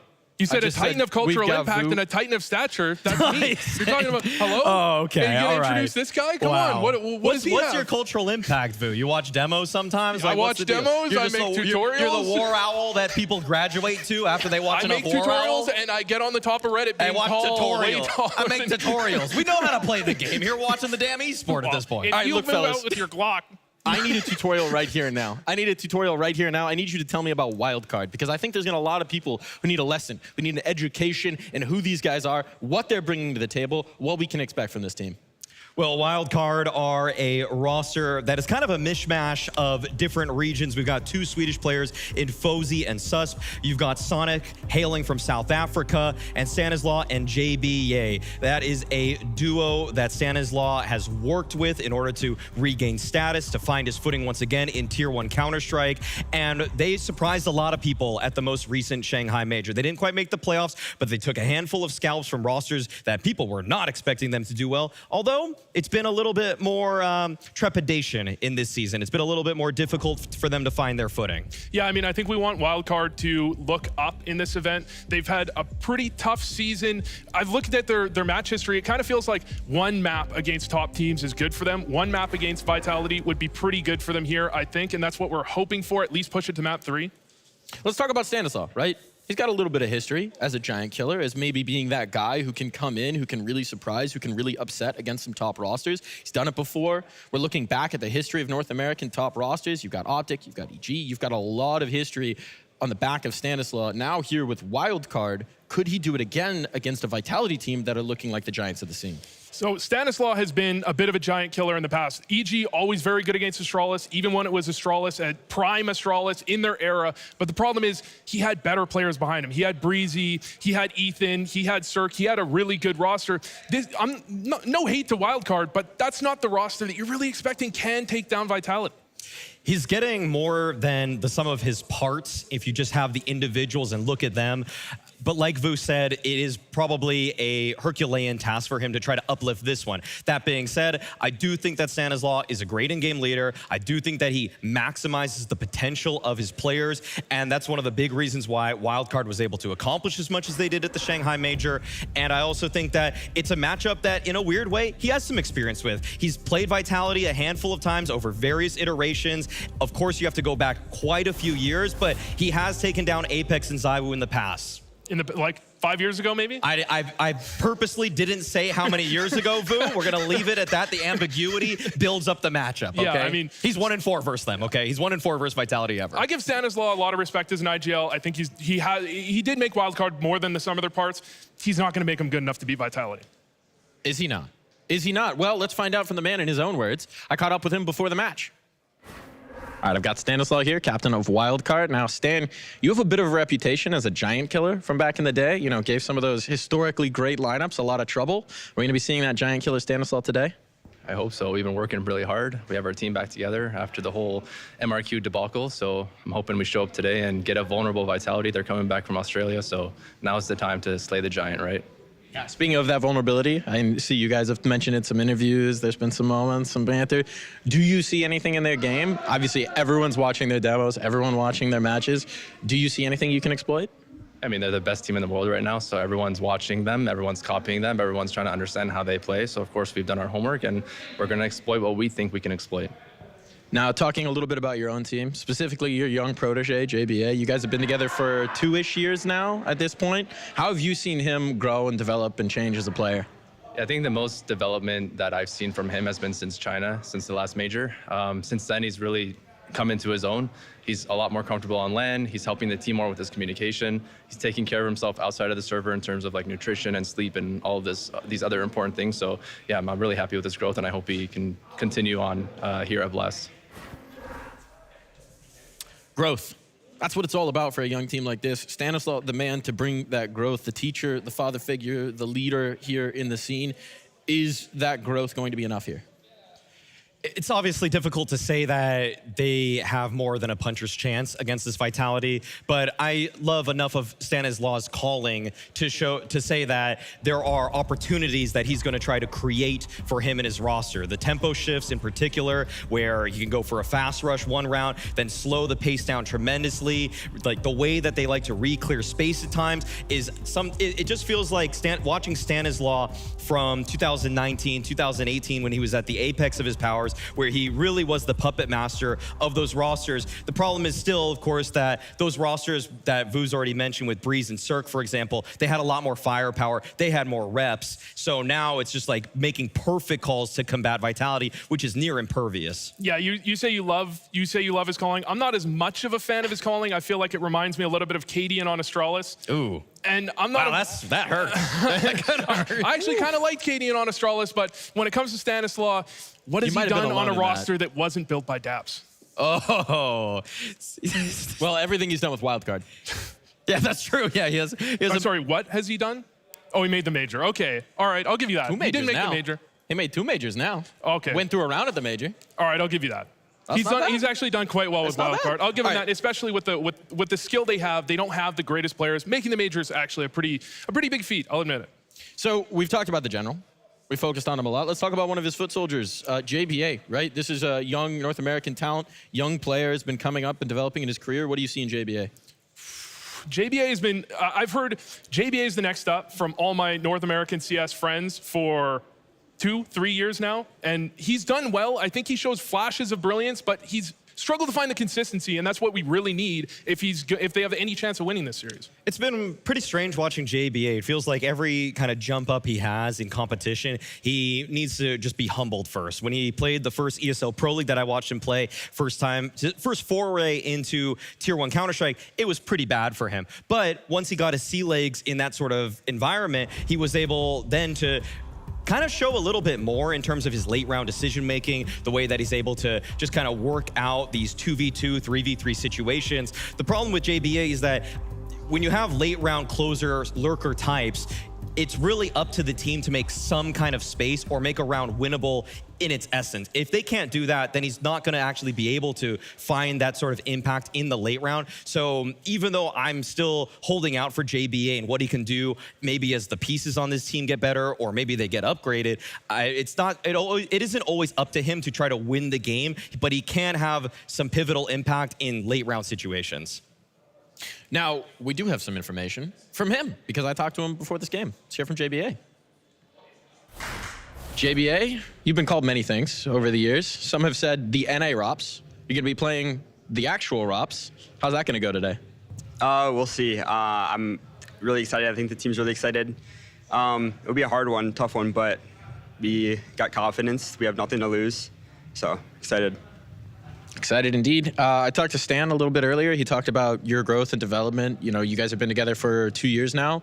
What's that like for you, having that long-term relationship with your IGL, with your captain, having been with him for a couple of years? What is that relationship like on your end? It's like father and son. We've been together for 2 years, as you said. We've grown a lot, him as well as me. There's been some rough patches lately with my say like performance or like getting comfortable and like stagnant in my improvement, but we're figuring things out and I got my hunger back now. I'm ready to improve, take this as a learning lesson and just it's up from here. Is that hunger going to be enough to take down Vitality? We'll see. I am very confident in the team's ability to win and we'll see. We will indeed. He's hungry.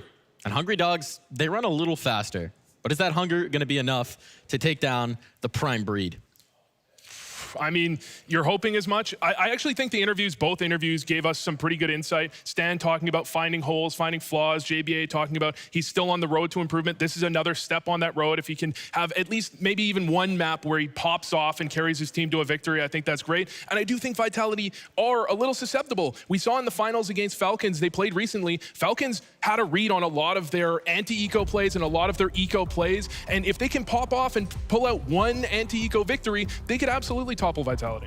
The expectation for this game is pretty clear-cut in that Wildcard are the massive underdogs here. There is simply a lot of footage, though, that they can work with. That's probably the one saving grace when you talk to Stanislaw about the fact that he can anti-strat them, just talking about the plays that MOUZ brought up at this point. That's where Stanislaw's expertise as an in-game leader, where he's anti-stratted some of the best rosters in Counter-Strike's history, will come into play, but it's up to the players to execute those ideas, and Vitality, they have a wealth of players that can execute a multitude of the ideas on the fly. They got a wealth of ideas, they got a wealth of winnings, they got a wealth of gold bars at this point, but when you're wearing that crown, everyone is coming to knock it off your head. Vitality, though, have so far been able to fend off all pretenders. What is this Vitality squad doing this year? I mean, they're hopefully winning the major, I guess. If you're asking them, I mean, they're doing everything right. The only problem is how many tournaments they're playing back to back to back to back to back. And you can see it in some teams are starting to figure out small bits, but Vitality is so much more than just strategy. There's so much more than just tactics that they can give up a round because, oh, well, Falcons figured out the exact way they're going to play this anti-eco, but that doesn't mean they're going to lose the series. The only thing that they have as a weakness right now is that they're coming off of a Melbourne travel day. So that's maybe 30 hours of being in planes, being in airports, being uncomfortable. And then the fact that it's, what, a 9-10 hour difference in terms of time zone. Everything else, every other metric you could possibly look at in terms of results, in terms of player personnel, all of that points in the favor of Vitality. But Stanislaw knows that there's that one weakness. I mean, he was on that jet lag EG roster too, so he knows what it's like to be in the server after having to fly continental distances every single weekend. They do. They do. They know that experience. And somebody who has a lot of experience as well as a coach at this point, Exitaz, talk to me before this match. You guys are coming off of the Grand Slam, heavy travel day. You are on top this season so far. Everyone's chasing you. When you've got that kind of sustained season where everyone's chasing you, where there's still things to achieve, how do you keep ahead of the competition? Knowing that everyone's watching you, everyone's trying to pursue. How do you keep the guys motivated? How do you keep them on task? How do you keep them at a top level? Basically, for this tournament, we had a talk yesterday. And we said, okay, now we are here. So let's give our best. Also, we have the win streak. And let's say it's our motivation right now for this tournament to beat the league record. It's sort of a moment where you're looking ahead and behind, right? You're looking at the history before, and you're figuring out how far you can take this, and then there's also that major on the horizon. What's the timeline of sort of when you want to peak, how you sustain? What's the, other than the win streak, what's the big objective? I think we start the preparation of the major after this tournament. So after Blast Rival, we'll take one week off.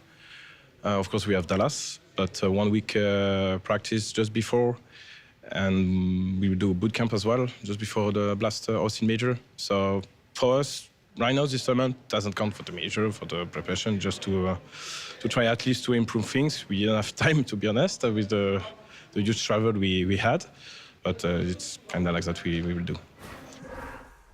It's a problem many have tried to solve over the years. Many iterations of the calendar, many iterations of top teams. How do you sustain? How best do you keep your soldiers ready, fed, rested, and hungry for that next win?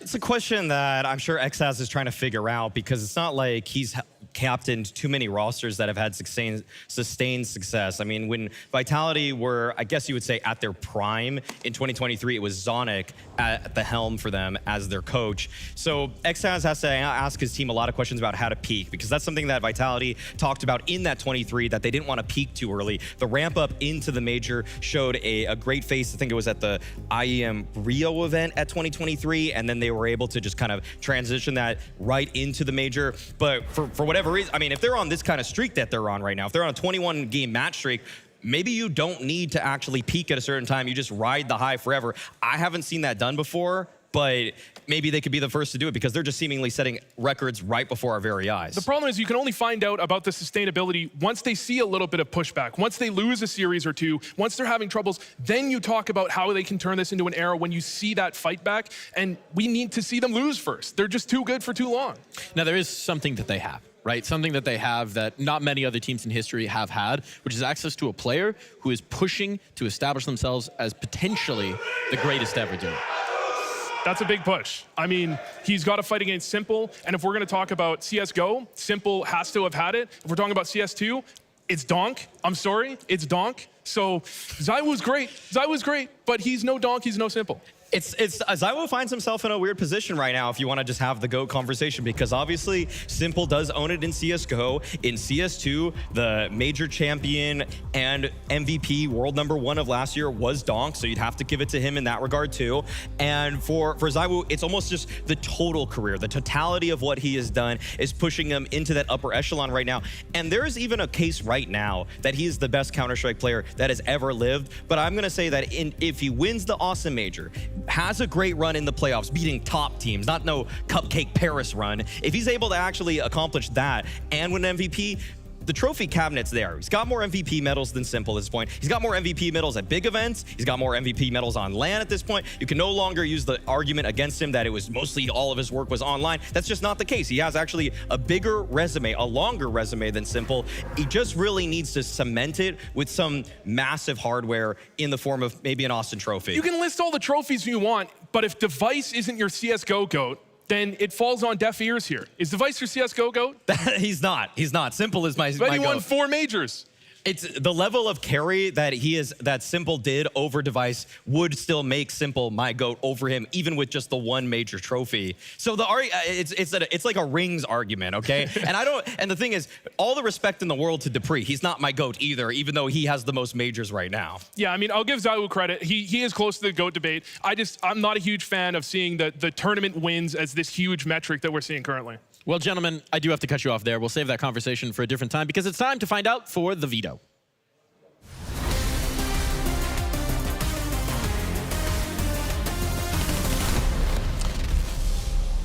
Anything we should be expecting here? Anything that might get weird?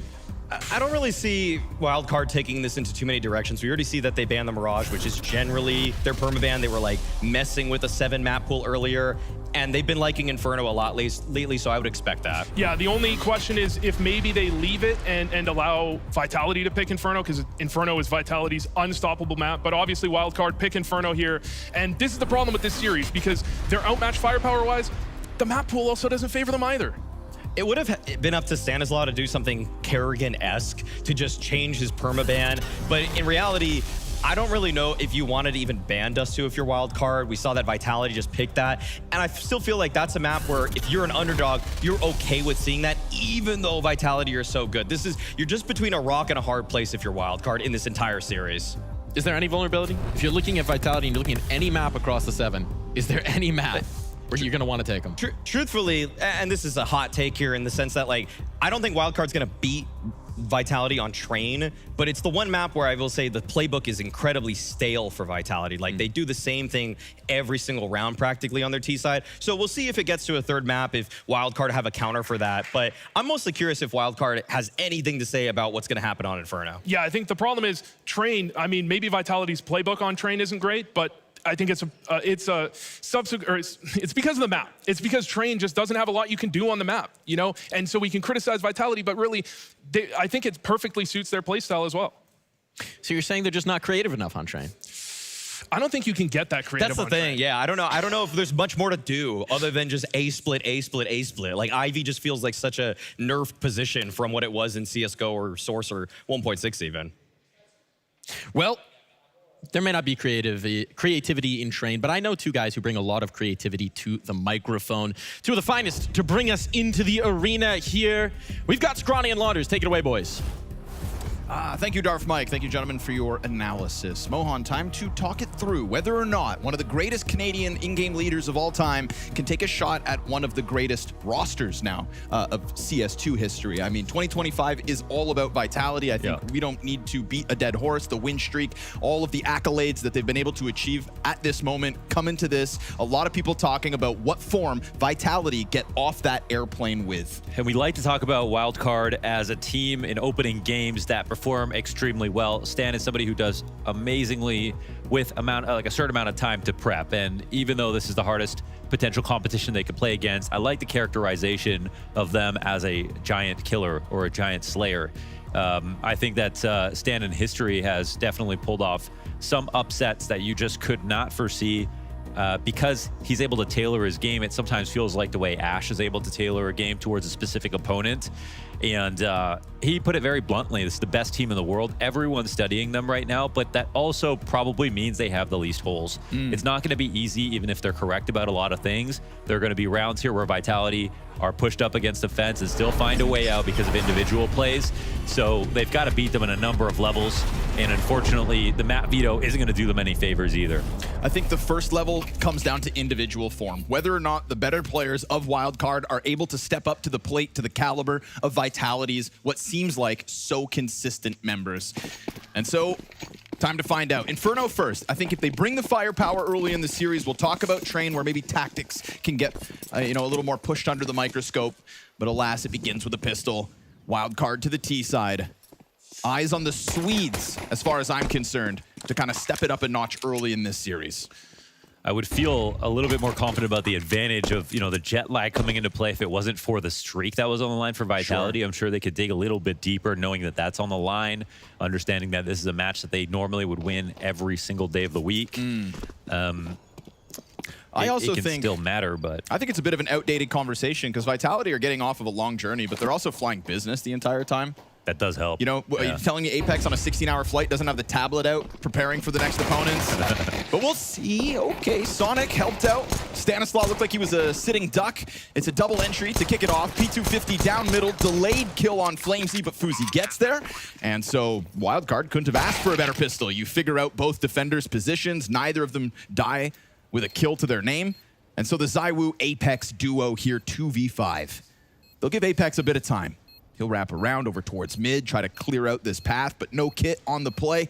And so Vitality just tuck back. Yeah, they only look for kills. Even though it was like a prolonged fight down mid, that was the key one where there was almost no chance of any retake coming to fruition. And ZywOo happened to take fights, but so are Wildcard. They come out of this round with only one death. It's an amazing pistol here with the Halls pop. And yeah, I think they're also a team that individually, they're so wildly up and down between the five of them. You see the upward potential of players like Jaba, but you can't always count on him. But again, in matches like this, there's something, you know, specifically good and interesting to watch with Wildcard where, you know, they can catch you off guard on day one.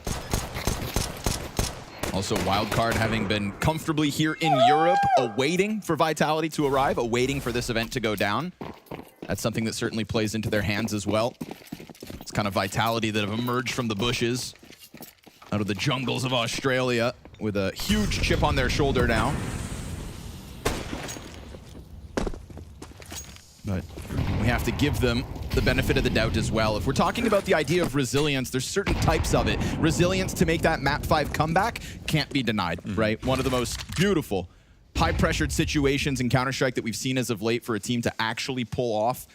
This is a different type of resilience. This is event-to-event resilience. Yeah, they have been pushed, right? It was like the MOUZ final where they ended up losing 2 maps. That was also a real test for Wildcard.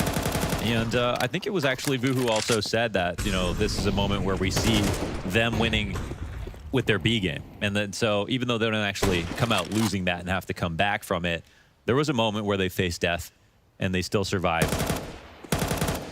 So some good prep on this round. Brings a perfectly timed grenade to the top of Banana. And there's no openings yet for Wildcard to find. There are no overly aggressive CTs just yet.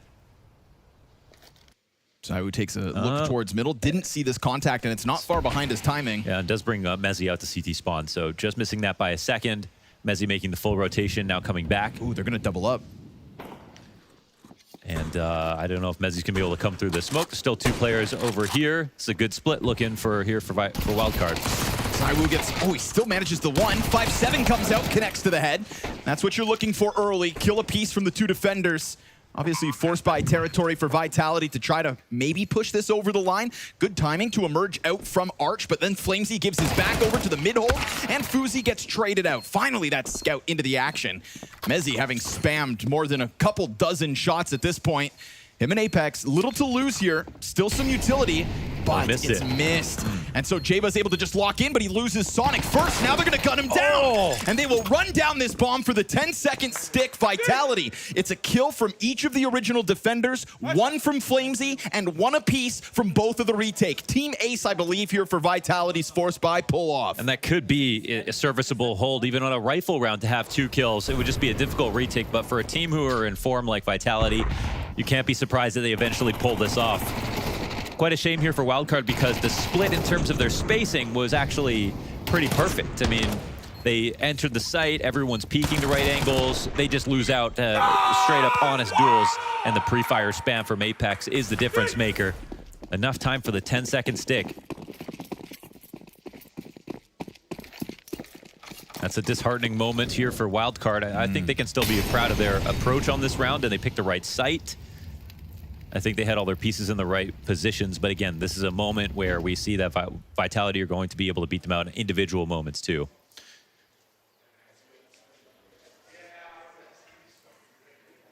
FlameZ looking to get traded out by MOUZ again, but MOUZ holds the line first. There's the activation from the corner. Not the best FlameZ spray I've ever seen. It was the best bait I've ever seen. You know? Brings the others inbound. They try to get around that half wall. Sonic just still sat back, Tech9 in hand, utility to get them out of here. Still further damage done to FlameZ, and he still manages to stand on that site. 16 health. 2 members on Banana for the attackers. Smoked off at a minute. And so Stanislaw just trying to carve a path elsewhere as Wildcard will seek some sort of opening. But they continue to dwindle, whether that's health and positioning. Now poor Stan on 3 points of health. And this is where the round feels like it's almost over here for Wildcard with their HP being so low. Only 3 players, and at the minimum, top Banana, controller, or Vision in a second if they go to look for it. They'll still group up for the exec. They've got 1 smoke, which means sort of A is generally going to be out of the question. And a natural rotation as MOUZ starts to walk over to reinforce B. Full vision on Bracket. They're going to need a little luck to win this one.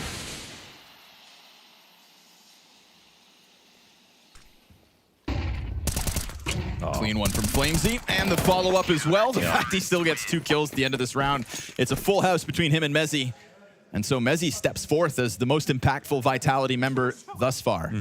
And MOUZ has been good, man. Very, very good. And like looking at the team, when you look at all 5 players' faces, you try to say like, who's the guy who might not show up today? It's pretty much impossible to find one now.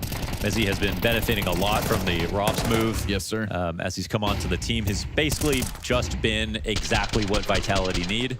And as we could see, he was exactly what FaZe needed in a lot of ways. Rops really showing how important he is as an individual, how versatile, and how consistent. Really my favorite ripple effect of this Rops to Spinks trade out. Not only has Rops matched, if not bettered, Spinks' impact, but then you get this new version of MOUZ that just looks more comfortable than ever. So clearly the move pays off and the after effects of Rops' inclusion.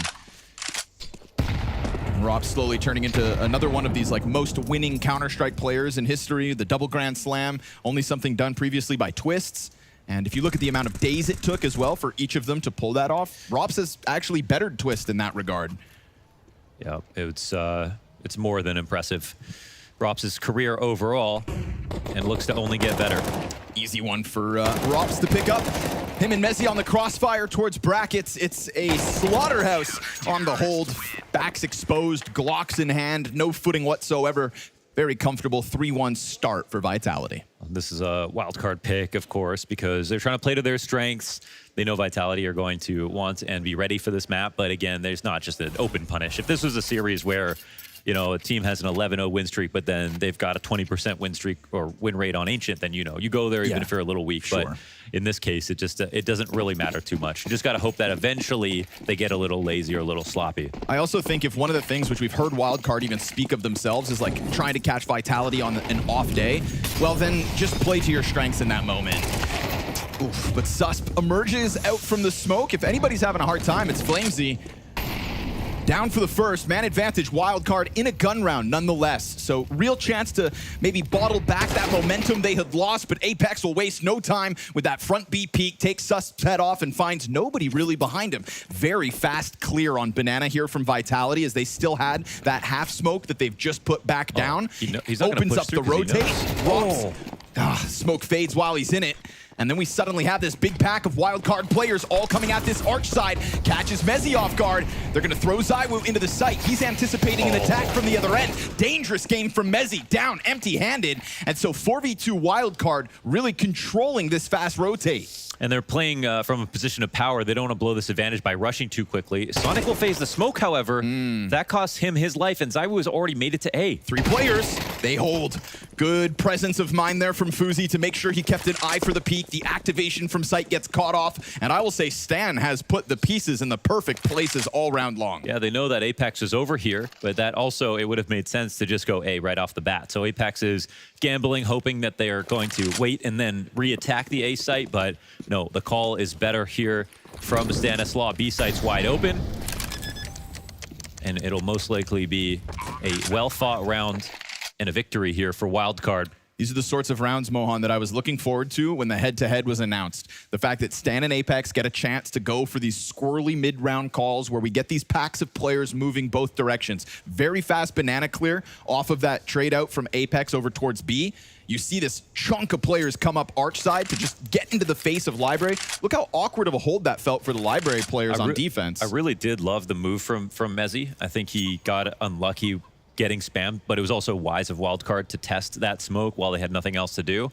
But if you look at it, that molly cut off everyone from rotating in. The smoke landed in a spot to not only block them off, but also allow for an escape route. You couldn't see him in that smoke. And if they hadn't spammed it, there would have been 2 players on A, and more space for Apex to come in, and I think the round would have still been live. And also still cautious enough to disengage back to that B site rotation. Here it is in the end. Rops kind of gets found out looking a bit foolish. Ooh, right on the edge of it, eh? 2 players in the corner. If not, that smoke would have covered, I think, the whole thing. But the fact that they're so deep in that cubby already, we end up finding Mezzy caught out. Yeah, I guess he was spotted there. Maybe if you waited an extra second, but from his perspective, it looked like it was going to fully cover him. Oh, great grenade damage. Yeah. Wildcard with a fast response here. And we'd already seen that early util damage go the other way. The proper timings found by Vitality previously, now caught out here by Wildcard, who keep the pressure up with a second volley of nades. But here it comes, off the flash. Ready to swing into that fight. Frag grenade finds its mark wonderfully. Poor SUSP down to sub 40. Wow, that tactical plan had 2 parts coming into the HEs. Util drops towards brackets. This is ZywOo at bat. No longer Rops. He's playing over towards the apartments instead. And now they double up. Are they looking for a boost? Yes, indeed. And always getting a really good spot to find information back. They did such a good job of establishing control with their utility. They're juggling Wildcard a little bit, and their smokes are landing in all the right spots at the right times. And there's that third rotation over towards the B site as well. They have got their work cut out for them, and Vitality aren't scared to look back for information. Stan flirting with the A site. Flamesy makes contact. Locked into this corner. Beautiful headshot out of SUSP. Quick kill. Apex's nade, though, gets the trade back. Bomb busy. Sonic hands off it. Tries to reposition, gets caught out in the process. Rops waits, catches Stan. Perfect hold on the other side of the site. This is going to prime that retake wonderfully. JBA backside smoke fade CT. FaZe could replenish it, buys a little bit of extra time by holding off, and eventually we're gonna get that Rob's banana flank. When that comes through, FaZe's gonna feel exposed. But you've still got JBA holding on. FaZe catching off Mezzy. Doesn't react over to the Rops retake, and so Vitality come in layered so nicely. Man, there's so many good things about this round out of Vitality that it's hard to just boil it down to one move, but we've got everything from Rop standing up on top of the roof to how they approached that even 3v1 at the very end. I mean, there was no way to win that round from the perspective of Grill. They had to push through the CT smoke, a player coming up super late on Banana. It was a matter of time before his aim was displaced, and that round was a guarantee. So great utility damage, perfect rotations once again, and that's the thing about Vitality. They aren't winning just on aim alone. It's actually an interesting nade kill on SUSP because he wasn't even the Y front site or plant. He was front orange box. And it looked to me like the Apex nade was destined for the bomb planter like you'd usually expect, right? Soften up the guy trying to put it down. SUSP looked like he couldn't believe it. Like, how did I, of all people, die to that nade? So definitely queued up the retake as well. Apex's pressure, well worth it. So, you know, long flight or not, they have a very strong game plan. They are doing everything correctly, and they don't, like, we saw one messy spray out of Flamesy so far this map. Outside of that, not too many flaws for Vitality.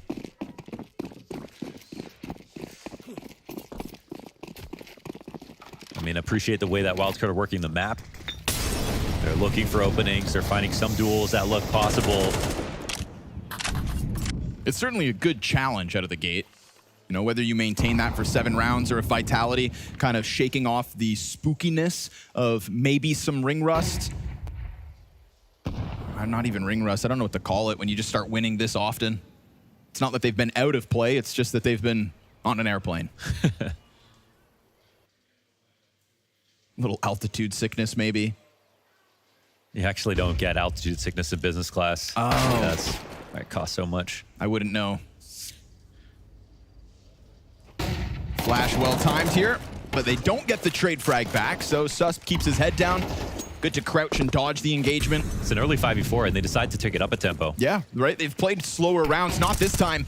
Mezzi awkwardly blinded. They're not clearing Rob, him. same thing, but nobody actually else comes around that corner from sight. No way they recover this so easily. They didn't just hold back one player. They killed them all without losing any of their A defense. It's a shame because obviously Robs ate that full flash, and he didn't freak out and decide to drop into mini pit. Instead, he stayed there, waited. His teammates were fighting over from Arch, and because this round, unfortunately, even though it was a 5v4, they did have a couple Tech 9s. It was a low buy. They were missing a smoke here that would have been great on Moto. What stalls the rest of the team, though? Because nobody even comes around the site corner. Whether he drops or not, there's nobody past the truck except for the guy pushing Grave. Yeah. That's like the most disjointed moment I think we've had from Wildcard yet. They it looked like they were trying to fight through the middle of default, and because no one shot them, you know, the guy who crossed the graveyard, yeah, just they keeps just going. like maybe no one's there. Right. Hopefully. Yeah, it was a fingers crossed situation. Apex gonna leave Flamesy hanging out here for a second. There's a looming threat on the other side of the smoke. Oh, goodness me. Stanislaus crossed over, gets sprayed down, and ZywOo clips Sonic. 99. His survivability has been quite something. Yeah. That 2K from backside on 16 health, this 1 HP situation. Apex now, just a P2K, will just kind of goad them into following up Banana.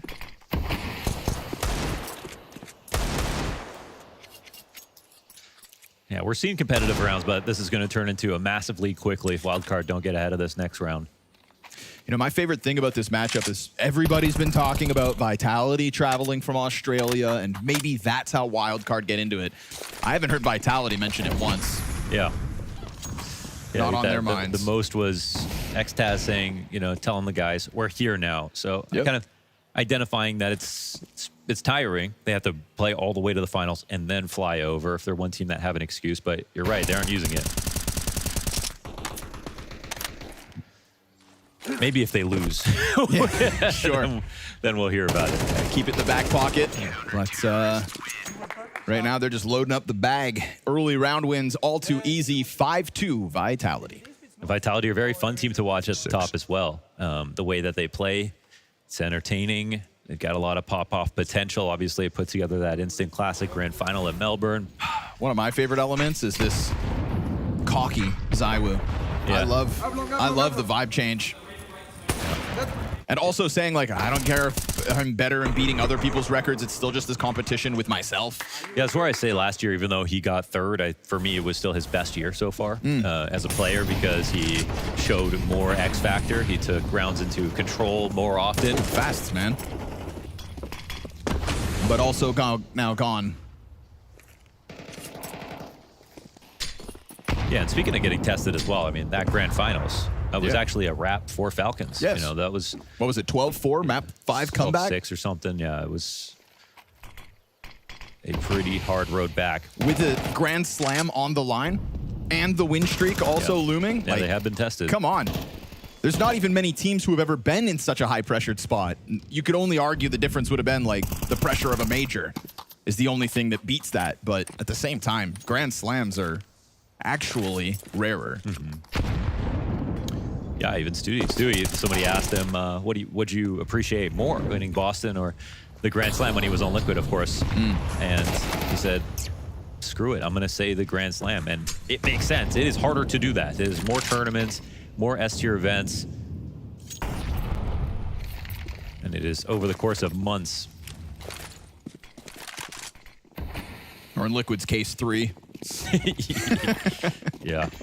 Was it 83 days? Yeah, it's a quick one. God.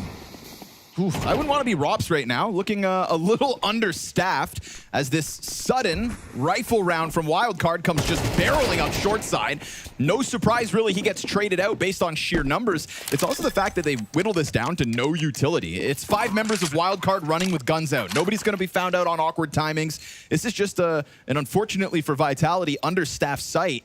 Yeah, that round requires another look. This is the first time Vitality have been late to a site. Drawn towards that B site, like a moth to the flame. And with Flames, he's actually going to walk away from this. So 3 players with money left over, but not enough to buy out for the rest of the half. Owned. Zao does a little bit more damage. Flamesy sticks around, but goes down. And Apex will still also hang out to see if he can catch an exit. Which he will. Yeah. And potentially a second as Stan has to run for the hills. Oh. Very costly situation now for Wildcard, but a round win nonetheless. There it is. The first instance of a little jet lag. yeah, finally. Yeah, that's an excuse. Forgot to rotate. They were rotating on the wrong time zone. Oh, so that's what it is. Also, you know, Mezzi dies at 50 seconds left in the round. We see it happen top brackets. Robs gets hit with 30, 25 to 30 left. So there was a chunk of time there where Vitality just ended up heading to the wrong site. Xtaz wants in. When you have 5, you can fight for information a lot more easily, and you can see that in each sort of section of the round in terms of time. Vitality are understanding how to use that advantage. When they've got a low HP player, they boost them. When they're up 5, they search on both sides of the map. When they go down to 4, they gamble, and that's sort of what you're supposed to do. And then it becomes Stanislaus' job to avoid that stack, and he has done a great job of that.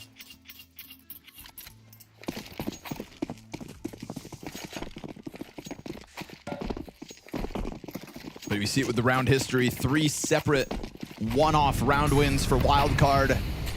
The elusive consecutive round wins. That's what they're chasing here now in the 10th. This first half coming to an end soon. Yeah, without that, I mean, it's only going to be rifle rounds that they win, so would love to streak. This one's not going to be as silent as they had planned. Could still be deadly if there was anybody up in Boiler, but Zaiwu leans back on that op. Rops inside the apartments. We've seen him play out towards balcony. This round, he wants eyes early.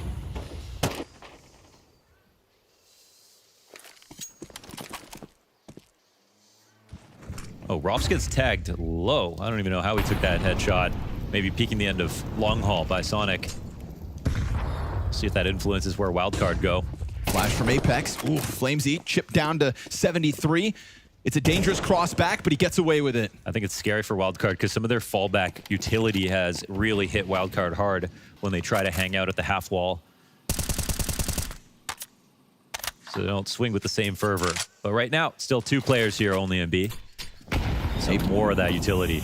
Ooh, but bad incendiary. And Apex, he just showed up with that refreshed belt of util, goes 30 ahead. seconds, this smoke is going to be deadly. Thing is, he has that bad Molotov, but then he also picks up another incendiary. And, you know, you'd be thinking there's no incendiary left, but down to 20 seconds, he's got another one to drop. 20 seconds, incendiary front sight, and still some time left on that smoke. Comes out early at least, so they'll be able to have a chance to get through this. Oh, But they need kind of both kills at once. He plays onto the little pillar. They do emerge through it. Flashes in the middle of all. Smoke gets held on the other end. Bomb drop holds good. Flamesy double kill really sucks the life out of this round. They get the kills on sight, but they don't have time. Yeah, and I mean, they survived with 2, but that's it. No time. That was a good effort, I think, especially considering the amount of utility, but credit to Vitality, having that utility that late on. It's just perfect from Apex, really. The fact that he can afford to miss an incendiary in a very late round situation like that just goes to show, you know, how much control they feel they have.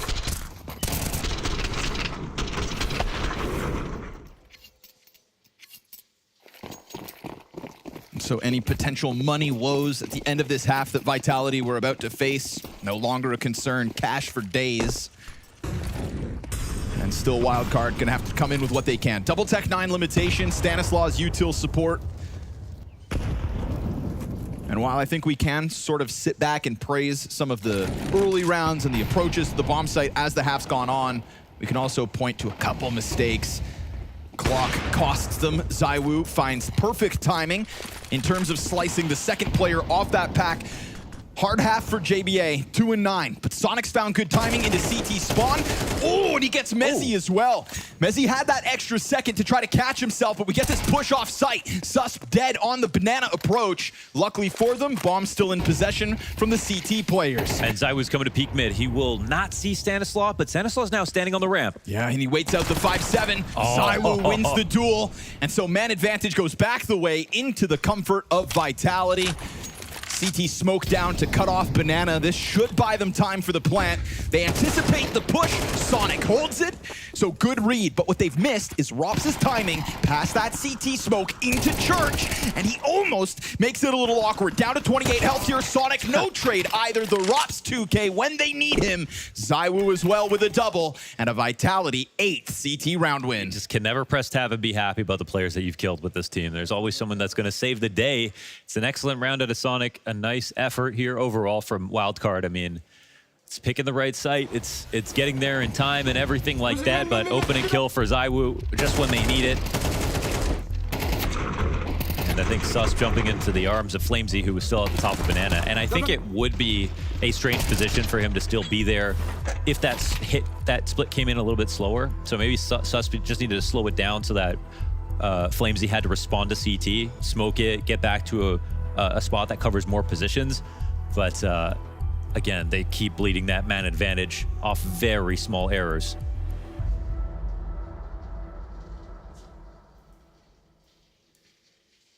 Small errors will not always cost you, but up against the likes of Vitality in current form, doesn't feel to me like they're coming into this series too rough. It's that well-oiled Vitality machine we have become all too accustomed to. Round 12, not the most convincing buy, but enough here on Inferno. An op isn't necessary for the T side.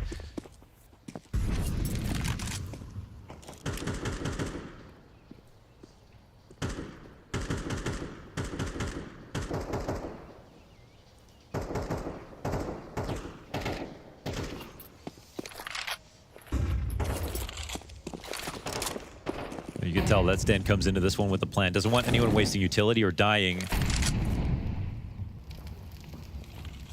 But again, all the Vitality grenades on B especially have been so threatening. They really want to take their time, make sure they don't get hit. Oh, and they still will. Damn. They've been following them with those heat-seeking nades.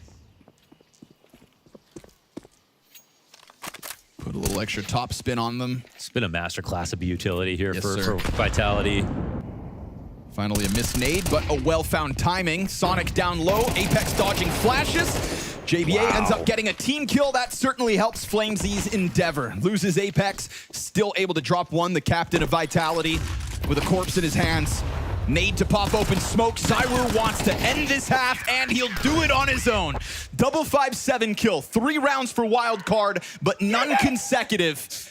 This is the team that just keeps winning. Fucking train on pop, you shot me!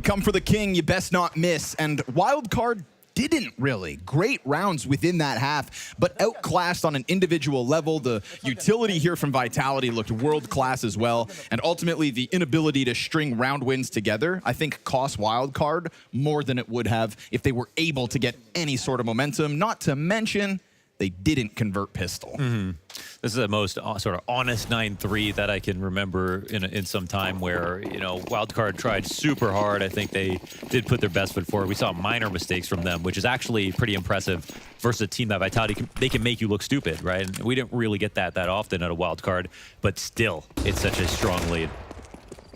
And it was a pistol to kick this off for Wildcard. Let's see if they can put together two. Not just any pistol, a commanding one at that, able to break down the A site in the blink of an eye. ZywOo, early damage to Susp, not quite as lucky with connecting Sonic, so still one full bar of health towards B. And that's going to be Wildcard to start to sense a timing in middle. They're going to activate here. 3 players pushing mid could damn well catch the rear end of this caboose from Vitality. Robs gives up the flank angle. Flamesy gets killed on site. Great hold originally from the site defense. Fast banana flank's gonna come storming around that corner. Trade frag looks good from Robs. ZywOo back at it. Damage done. Mezzy ends it. Double digits Vitality. It's a hell of a test yet again from the North American organization, but it is not enough. It's again, like, you would put everyone in the same place again, and you would chase down ZywOo again, but the way that he dealt with that on defense, walking back is vicious. He is so good that I think, you know, he knew he couldn't leave to the site and find a better post-buy position. Instead, he just stayed and fought right behind Rops after those kills. Beautiful stuff out of ZywOo. And the whole team, once again. Won't be 2 pistols in this game for Wildcard, and that definitely drops their odds drastically. Couldn't even convert in the first half.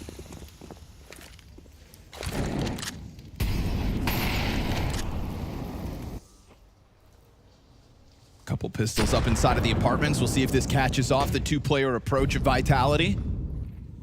If Vitality were able to win that force buy, maybe Wildcard pull one out themselves. Yes, sir. Kill on each side of this map. ZywOo's gonna look to chase down the corner player, but he gets caught in the jump up. Apex trades good. He's low, but still successful in opening up this B site with Robs grabbing bombs simultaneously. The best thing they offered over thus far is that Mac 10. Look at that, he drops the bomb because he sees that they're rotating over to B. They have control of the site. It's a rare situation where they could consider leaving, but at this moment, Apex says, nah, just come here. Low HP for him. The departure, bomb tossed over. Looks like Rops is going to have to be the one to come up clutch. We've got the nade for Apex. Oh, it stops the bomb. Not down. Here it is. Interruptive play from the CT side. Rops burning down to 14 health. A force buy to try to keep the challenge going. This fight goes both ways. No conversion, Vitality. Yeah, and even more impressive. I mean, that second round of the first half, they couldn't convert, but stealing it back here in the second half, that does speak to, again, at least some of the quality wins that we've seen from Wildcard. Now they pulled off what is essentially a force down, and they had great positions to do it too. Caught Flamesy totally off guard. Really did a great job over towards B. That nade to kill Apex almost misses. Yeah. Still falls in the crack. Gets the job done. Here comes Sus to challenge through the banana smoke. A lot of map control for him out of the gate. One thing I'm not surprised to see is the Wildcard utility looking good from their side here on CT, surely. The side they're looking forward to. Yeah, it feels like good util is a Stanislaw must-have. If your nades aren't it, he's not having that.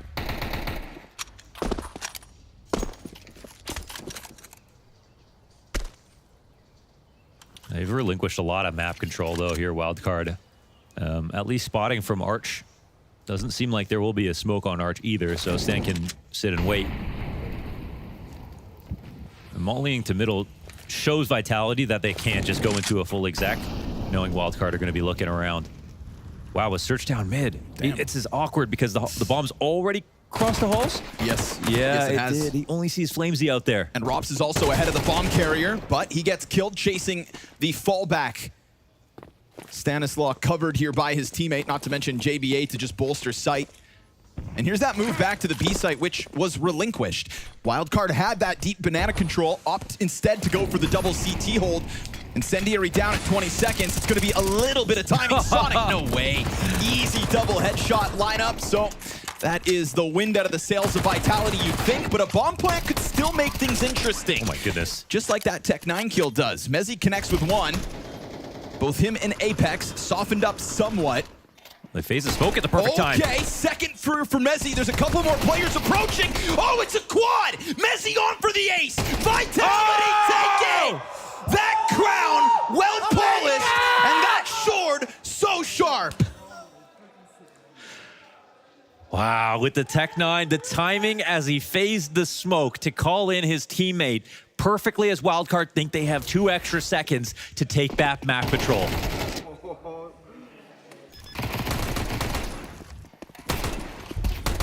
Crosshair placement, perfect, every bullet in place, all by Mezzi.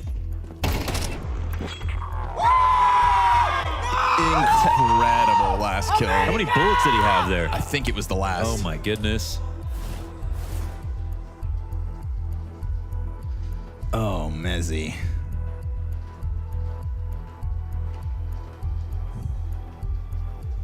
Just to reiterate, has never looked better since Robs joins this roster. Yeah, it's been a perfect sort of chemistry, I think, on this roster with this last move for everybody. You get this Rob signing and you think that in and of itself could take you to a new level. And suddenly, Mr. Merryman, right up there amongst the greats. So Vitality maybe setting up the killing blow off of that one. We'll have the M4 here for JBA. 5-7s for most of the rest.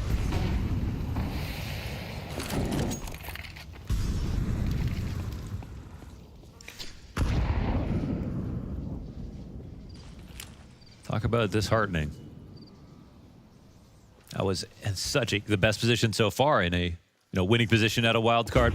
Hallspop, no one in Big Pit, no one in Little either. Jaba's 1 M4, that was the gun they were banking on. He's trying to step it up after a tough go of it on this map. No triple. Finally, they get him down for the count. Bomb's gonna go plant deep.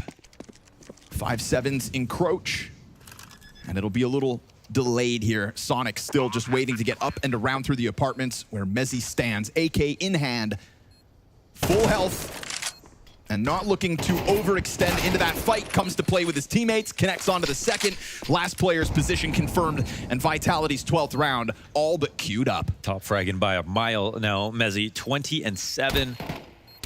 A class performance with an ace in here.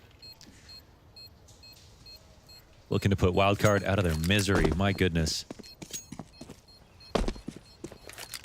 I mean, they can rest relatively easy knowing that there wasn't any signs of jet lag, that they came in pretty much full strength and somehow look like they haven't skipped a beat at all. I mean, I don't envy the job of the analysts coming into this series, because if that was the one thing we were kind of grasping at as a Vitality weakness, it made sense. It's a testament to just what level they're currently on. We've got to hope for Wildcard's sake that they're going to catch them on an off day, but again, that feeling of winning, I don't think you get sick of it. Yeah. Yeah. They have entered into the labyrinth of power, and they are just eternally hungry at the moment. I don't think can ever be satiated.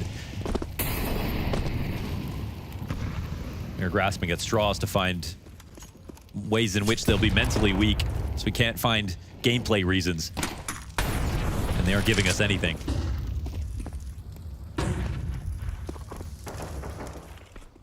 No losses and comebacks within wins. Flash to set up Susp. Lays the smoke down in front of him at 1:15. That's a good kill on Zywoo, who tries to challenge timing, but again, these nades. Here's 100 damage for your 1 kill. Every time. Not to mention JBA softened up to half health as well, so these pistol players not made to feel comfortable, but still successful in that wide apartment swing. You've got Rops down, his gun in your hand, a lineup towards the players on mid. Jaba could catch them off. Good timing on his headshot, more bodies to come at him. This double lineup, all too easy. And the 5-7s keep on giving. Damn, nice. Shoot him up. Great round out of Jaba there. Stanislaw as well.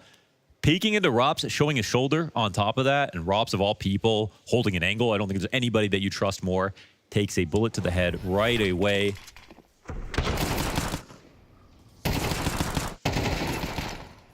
Still showing they have some teeth. $500 pistols really starting to become the star of the show. From Mezzi's Tech 9 ace to the Jaba triple. And within this map, if there's anything, you know, we can kind of also give to Wildcard, we've now got with these multi-frags coming out of them, a little recovery of JBA's map 1 at the very least. Whether or not that translates to success on Dust 2, we'll see. I don't see any signs of weakness for Vitality, so why would we anticipate a fall off on their camp? It's supposed to all boil down to them having a rough map 1. Insta-kill from Susp looks real good to hold back this attack, but he gives up the angle. As the Sonic on the fallback, still able to interrupt it though, the re-engagement with the flashes to support it, holds ZywOo back from a multi-kill so far. Bomb on his back, frag opens up smoke, and he's very wary of that rotate on the cross. But also knows damn well Sonic's back there somewhere. Oranges or new box. He swings, kills ZywOo, and then Rops found out in the open. Finally, we get consecutive round wins out of Wildcard. Love to see Wildcard make some kind of comeback here. We've got 2 force-down rounds, another win the anti-eco. Rounds in succession is there's a few markers here that are good for them. Of course, in the first half, they couldn't get those rounds in a row. That was a big one. But I think now they have the most distinct advantage economically that we've seen from them in any given round with this streak. And yeah, that'll be a virtually full save here for Vitality. It's the only round where I felt like Vitality can't win, or like will not win. Every other one with upgraded guns, pistols, and whatever, I thought they'll probably still pull this off somehow. Okay, well, I take it all back. What is that, 180? Oh, reopened. This was just yeah, this is a given. This is a gimme round here. There are no givens versus Vitality launchers. Nope, they don't exist. No freebies. You put Rops into a pit with an AK. You think you've still got a chance? Maybe you do. Susk, well-timed headshot, doubles down to yet another. Mezzi on the site swings out. We've got a burning Apex on 36 health. I don't know where he's going. He's going for the AK. Just a bit too far away. He was honestly within an inch of being able to press E on that thing, but oh man, that's pretty funny. Well, that was a nervous moment after that deagle shot from ZywOo. And what was that? He like cleared arch, spun around. Wow. That's nasty. Oh man. Jiminy Crickets. How do you explain that to your IGL? Cleanup crew. Oh, Apex. He was looking for a drop of water in the desert right there. Water!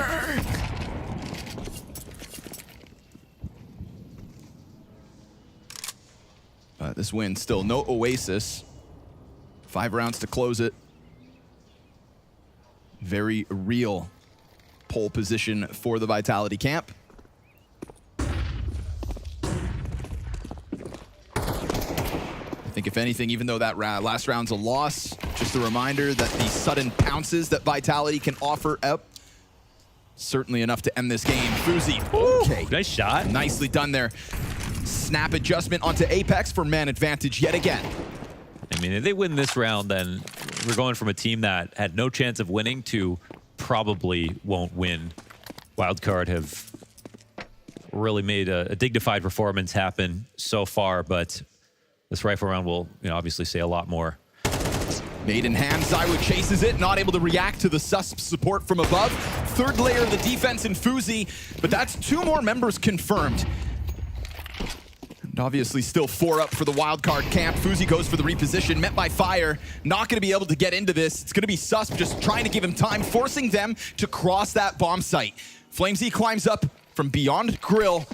Oh, they get him off the angle with that threat of a flash. Mezzy gets the cover into the back of sight, and now if he wants to challenge the plant, he opens himself to the FlameZ peek. Good trade frag. 10 seconds. CT rotate denied. And so while Jaba's offered up a couple multi-kills, now he's going to have to give us a clutch. 1v2 with Rops up along the wall. Timing's good. Spray connects. Damn near even health, but it's still another edge. Mezzy, the best performer for Vitality, ends it now. 13-7 for the world's #1. Just yet another instance of business for the Vitality camp. Starting to get pretty spicy there at the end. A dream was starting to be born in the minds of Wildcard, but a clutch at the end that could not pull them over the line. It is Vitality. It is the expectation to take map 1 of this series. It's what we built up in the pregame here, gentlemen. And it's what happened. I mean, Wildcard had a lot of good ideas. I think they're a good Inferno team. Inferno is a map where you look at it and there's definite possibilities to catch opponents off guard. But the problem is they're playing Vitality. And Vitality, I think, on Inferno, they almost never let their opponents get to 10 rounds. The same thing here. It was a dominating scoreline, but it felt closer in a lot of aspects. It's the fact that Wildcard, when they were winning their T-side rounds, they were all separated. Like, the inability to string 2 together consecutively is always going to hurt you in breaking the economy. Vitality, on the other hand, showing that like they are so well prepped for such a variety of calls that even when Stanislaus in the bag, trying to mess up the tempo or play late, play early, it's almost like Vitality knows exactly when to just use all of that utility to the fullest effect. Yeah, and I mean, we see on the scoreboard, even when ZywOo goes 13-12, he's 85 ADR, this is your GOAT, and they're still they're still winning easily. They still have Mezzy picking up an ace at some point. Well, Mezzy is many people's GOAT. British people, but they're people too. Yeah, they just have so much going for them that Wildcard can pull off a few impressive rounds, but that's just not enough. Let's talk about the few impressive rounds, though. Before we get into the Vitality glazing, there were some bright spots here, and Mao, you wanted to highlight one. Let's get into Stanislaus glazing, okay? Why not? It's Krispy Kreme over here, all right? We're gonna see right now just how he was able to construct a great gun round, okay? So early on, they find a 5v4 advantage. This is the dream situation for any in-game leader, but they actually give a pick up backs. But in the 4-on-4, Wildcard, as soon as they really got that opening pick, immediately 4 guys are running towards bracket. They take down Rops, and they're just moving as a unit. They're moving as a pack, but there's still a little bit of a push and pull to this round. Like, they get kind of confused by the smoke at Library. They think there might be another A-site defender. They are correct about that, and they peel away, but they're just clearing all these angles together. They're in a kind of an amorphous blob that is joined at the hip, so that anytime anyone from Vitality is trying to take a bite out of them, there's always someone checking some angle. They got Rops, they got the gut player on Porch. Like, they're always just making sure that, and Stanislaus is just saying, like, if we're moved together, we can't get picked by these Vitality players. Yeah, that's the situation they know they're in. They know, okay, max 1A or max 1B after we kill the guy through Library. Max 1A now, they move to back up towards B. They get the kill on ZywOo, close out the round, no problem. That's just awareness of the situation. When you can sacrifice a little bit of time, you don't need to rush. Now, we do look at this as like a measuring stick for a wildcard roster. Obviously, they're coming up against the best. Part of it is just showing what you've got. In your estimation, before and after this map of play, higher, lower opinion of Wildcard?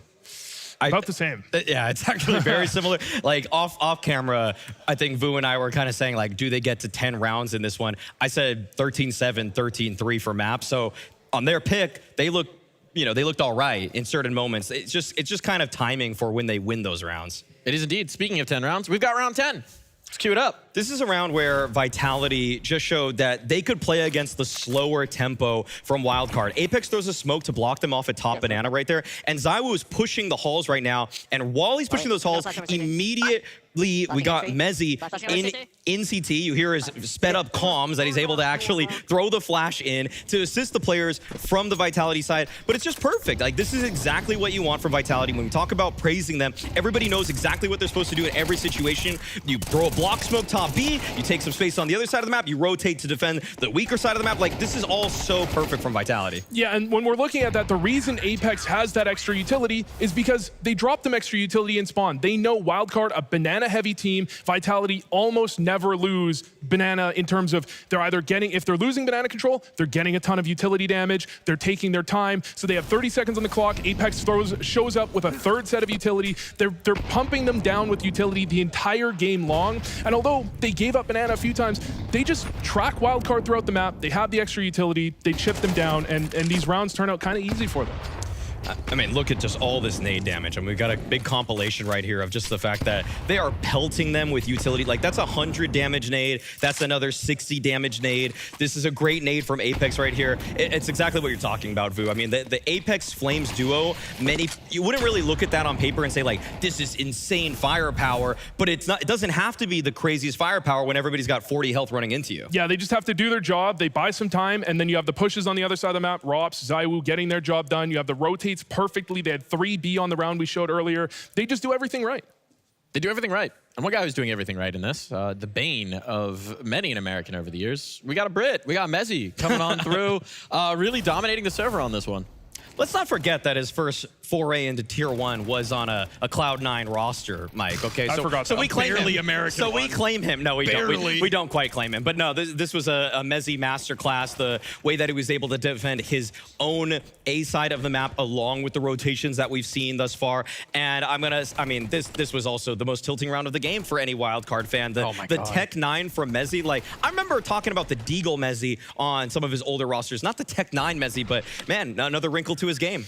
Yeah, and I mean, they had the right idea there. Just the timing was slightly off, and now you have MOUZ. I mean, he's been so unleashed since Rops has joined the roster. This is something that's been talked about a little bit. Something about Spinks, I don't know if it was the playstyle. We don't really have to get into that. It's just that MOUZ has looked so damn good ever since Rob joined. He's been really kind of reinvigorated as a player. You know, I'm just scarred as an NA fan because when I saw that 2v4 with the Tech 9s on site, I knew. Something in my body broke, and I knew that round was over. We knew you were an NA fan because before that 2v4, you were already freaking out. There should be trigger warnings, actually, for Mike in some of these games. like when he's watching an NA team, it's like, I don't know why you're not just co-streaming this event with all the guys that are around us right now. We need more React mics. We'll just put a choking hazard label on that demo, perhaps. But no, I mean, the reality was it was Vitality heads and above. Maybe it took some spicy rounds to put that game away, but it was Vitality conforming to expectations. There was the talk, there was the interview saying maybe this is our opportunity, maybe this is our chance, maybe this is where they're jet lagged, maybe this is where they're a little too happy about the gold bars. They're still Vitality. And don't forget, that's not their map pick. That's Wildcard's map pick. It's not just their so we're map clear pick. here, Yeah. even though it's their best map. I think there was only one round in this game, kind of in the middle of the first half, where Vitality kind of messed up a crossfire, and it was like, ooh, is there jet lag? But then they just go on to win the very next round, and it's almost like, did that even happen? So they're still showing elite class in terms of teamwork, in terms of macro understanding, in terms of individuals and their multi-kill potential. I mean, you can poke very few holes in what they're doing right now. It is the sign of class of a top-tier team, right? That even if you're down to your B, your C game, whatever, that's still heads and above the rest of the class. And unfortunately, Counter-Strike is graded on a curve. We're going to take a quick break here. When we come back, it's time for Dust 2.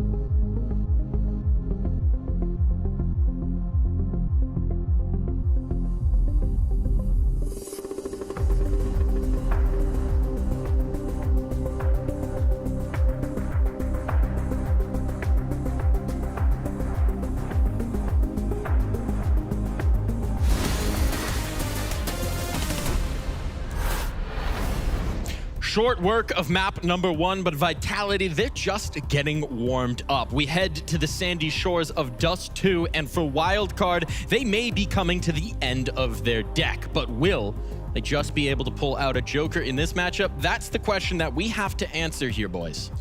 No. Well, then, that segment over. We have answered the question. Thank you, Vu. He'll be collecting his day rate and walking right out the door. I mean, look, when you look at old Dust 2, Dust 2 was a very puggy map. It's a map where you could see an upset happen. New Dust 2, I think it's much more tactical than it used to be. I give Wildcard, they have some chance. I mean, Vitality have looked shaky on the map, but it's still Vitality's map. We had just that faintest spark at the end of the map, right? It's the classic cosmetic comeback, but there's a couple rounds where you just feel a little better about your crosshair if you're a player. Could that be a spark that ignites the tinder of Wildcard here? This map and this series for Wildcard is just about confidence. It's just about seeing and keeping morale and not getting completely blown out of the water so that when you move on to tomorrow or whatever the next match is for you guys, you're not with your head completely on the floor. Like, if you're able to scrounge together a couple wins, there's a proof of concept of maybe a strat or two that you ran in this game, then you're gonna be happy about it. You're gonna think that's our best strat, or that's our best setup on the CT side, or that's a great mid-round from Stanislaw, or even somebody that's a secondary caller. As for a huge victory here, Mike, I feel like you're in the tiny minority of people who think there's even a sliver of chance.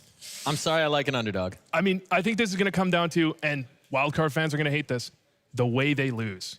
If they lose with some terrible throws, like they get Tech 9 aced again, then they're not going to be happy. But if they lose with dignity against an AK or an AWP, if ZywOo aces them, I think I respect myself after that. So what's wrong with Mezzi? What's wrong with Mezzi, Vu? A Mezzi ace, disrespectful. Curious. A ZywOo ace, very respectful. Okay. Well, they trying do to say say something here? that the UK is the NA of Europe. That's all I'm saying. They do say that. It's a special relationship. They do say that. I don't know who these people are, but I'm sure they're out there. Them? They do say that. Yeah, someone in Twitch chat saying Who it right now. are these people?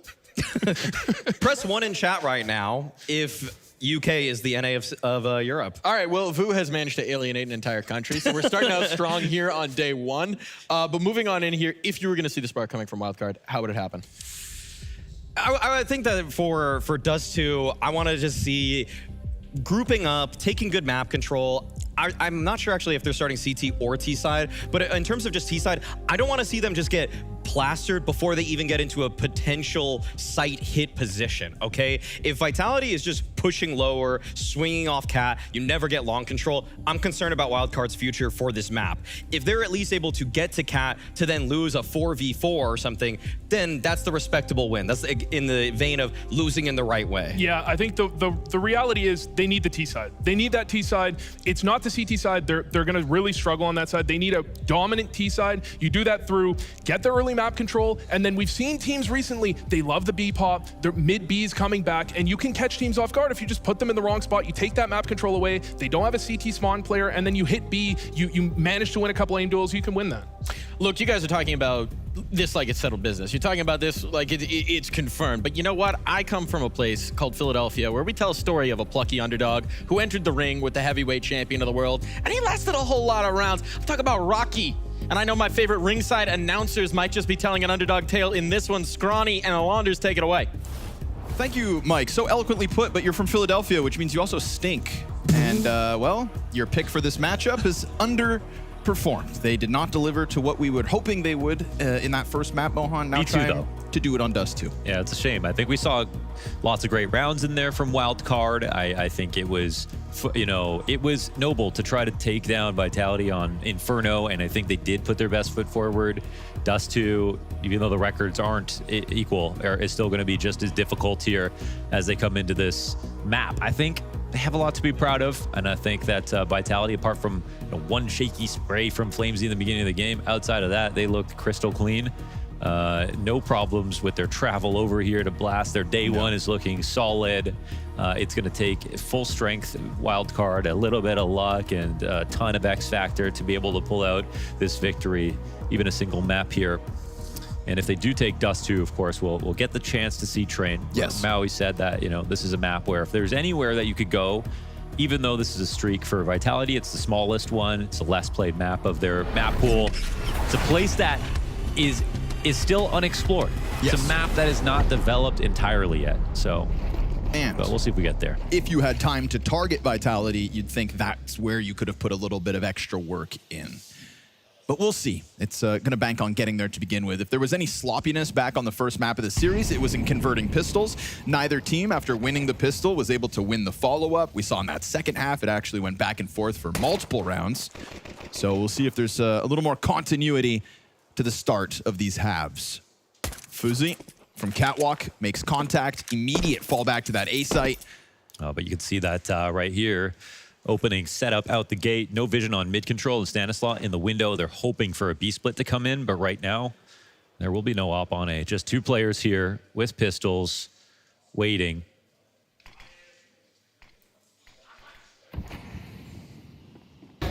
Flash. It announces it. FaZe keeps head down. We get that fallback from Long, which will open a door for the long flank to come out eventually. Ooh, there's the response back from Sus, but here's that hit, right? Rops takes his sweet time, just enough time, as he tends to do. And it's man advantage in the post plant for the Vitality squad.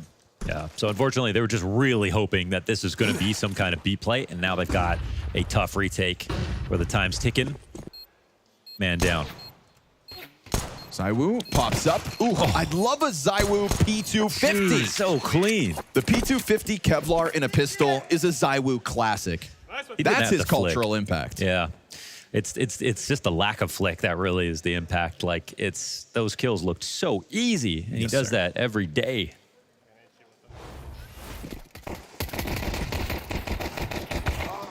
Shots, go. No distractions. Got a clean mind. 4 bullets, 3 headshots. Yeah.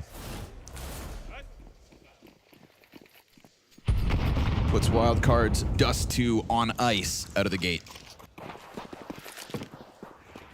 Well, a couple of nades is some guaranteed info here for Vitality, but with mid-smoke, they don't have full vision on the cross. I don't think they're too scared, though. They sense the rotate. They're going back to the long play. And it's the CTs who go back to mid, but they're a tempo too slow. Flamesy just keeping himself back from this. Smokes in case. He just has to stay alive on Cat as well. Okay. His teammates are good enough over on long. There's 2 heads spotted. Stanislaw is softened up. The swing off of the CT cross. 3 players here for Vitality on the cross itself. They lose JVA in the process. Oh, he wants to go through it so bad. Oh, they will. Set ablaze, smoke in front of him. Poor FaZe, nothing he can offer up. 4 players. There it is, folks. The first converted pistol of the series. True.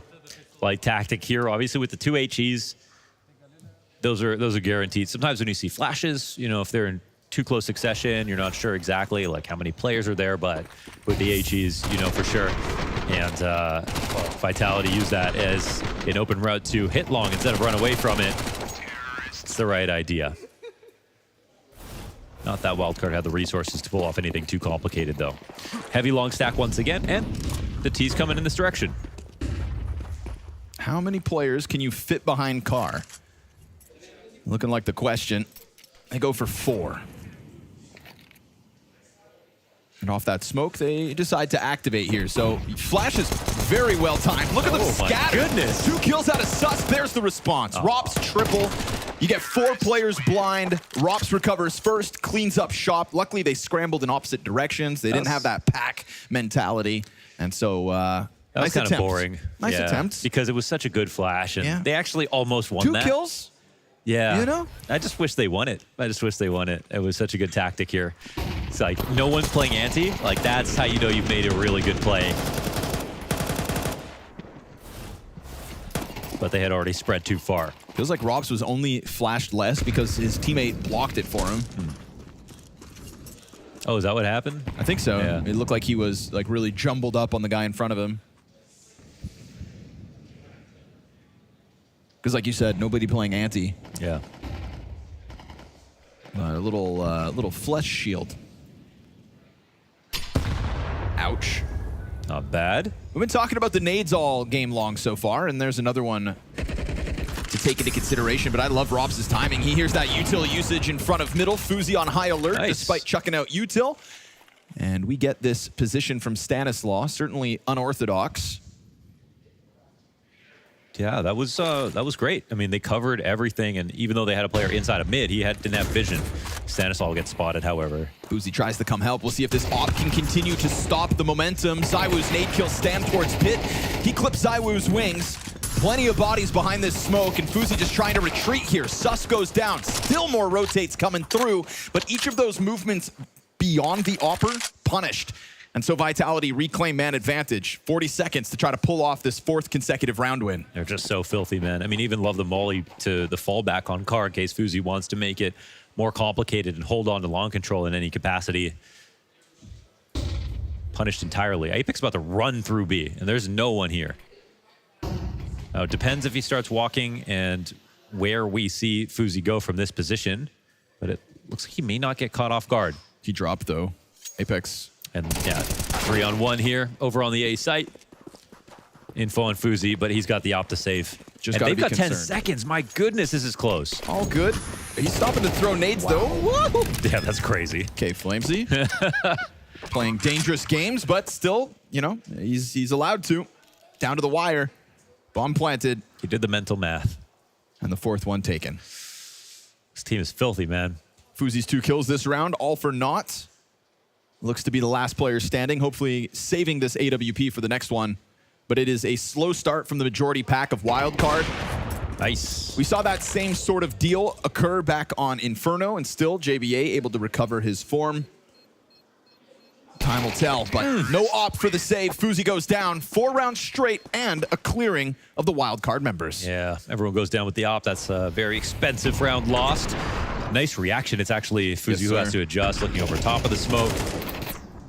And again, like the way this play went from pit control with that smoke up, they put so much pressure on the CTs who really wanted to get something back, and FaZe's kills were the only thing.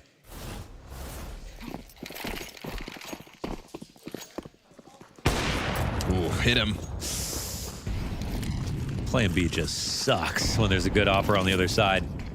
And last I checked, ZywOo is good. Yeah, he's good.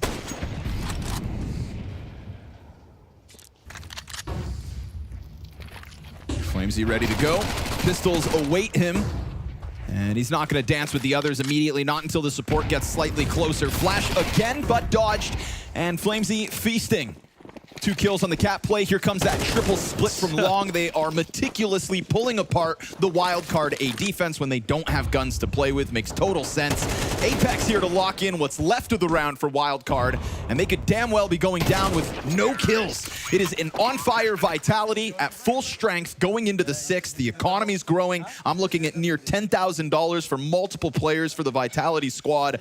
A T-side that looks very unleashed. Nah, man, they're getting faster and faster. They're getting away with everything. And I just don't know what's better, man. They're macro or they're micro. In all of these spots, they're making so many good decisions. Flashes are landing in the right positions. They're taking long control at all the opportune moments. So full buy coming back here for Wildcard. If they're going to try to generate an opening kill. They are playing with some aggression, but it's over to B for Vitality for once. There's a lot of resources tied up in middle, but these are fast rotations.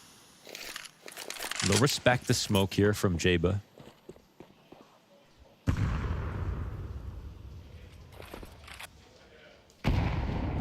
Well, kind of. Misses his mark. He loses his teammate. B defense not looking good. Completely bested by 1 man alone. Yeah. Mezzi comes skating through this bomb site. Rop's already locking into Car. We've got the counter flash on the doorway. This is, well, it's a stomp. Yeah, I mean, Mezzi, like, he doesn't have the star power as some of the other players on this lineup, but, like, with how good he's gotten, you really see his range. The opening, you could see him pulling off some of the best clutches for Vitality. You know, even over the course of the last couple of years, he's had some really big highlights, to be honest, in closing moments.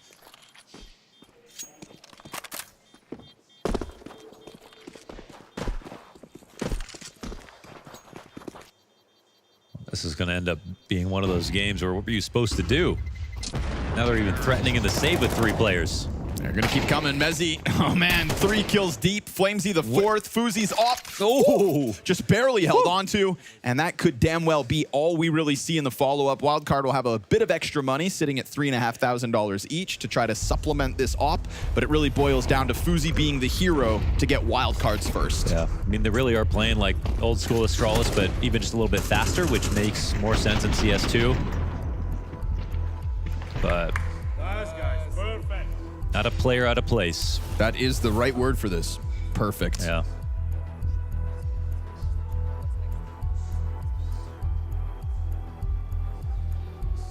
FlameZ 3-0 in opening duels. 3 multi-kill rounds to his name. He has been a jackknife in some of these moments.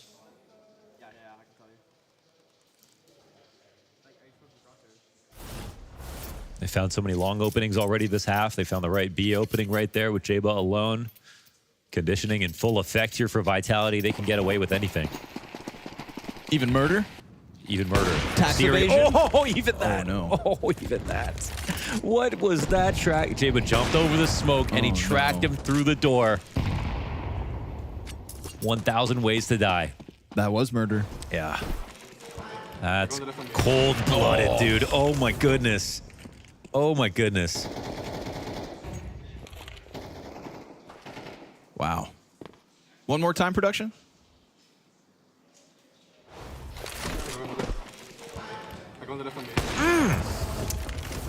God damn. Surprising every time.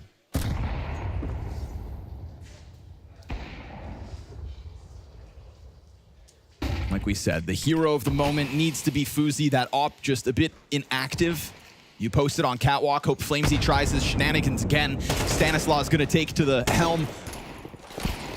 And we do get a Sonic tag on Robs, but we're really grasping at straws if, half of Robs' health being gone is a saving situation for Wildcard.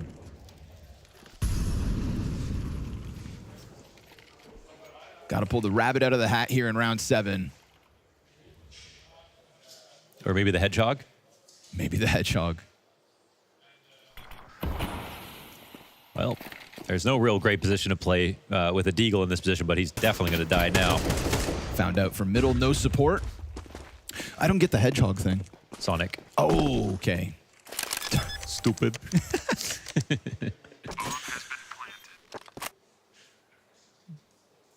Can you grab those things? Hedgehogs? Yeah. You flip them over first. And then you tickle them? Like turtles. Oh, okay. Don't approach them from the top or the front. That's how I come at Mike.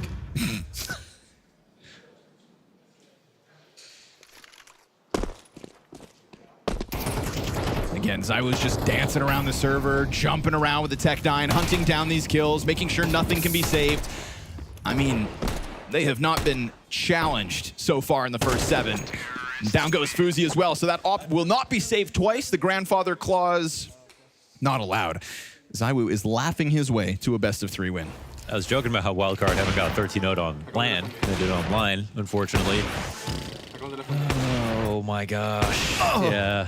Yep. Oh. It's surprising every time. Each and every time. Whew. ZywOo. The life of Jeba. It's White Boy Summer. Yeah. Yeah. Vitality are the proof. ZywOo's got all the White Claws, though.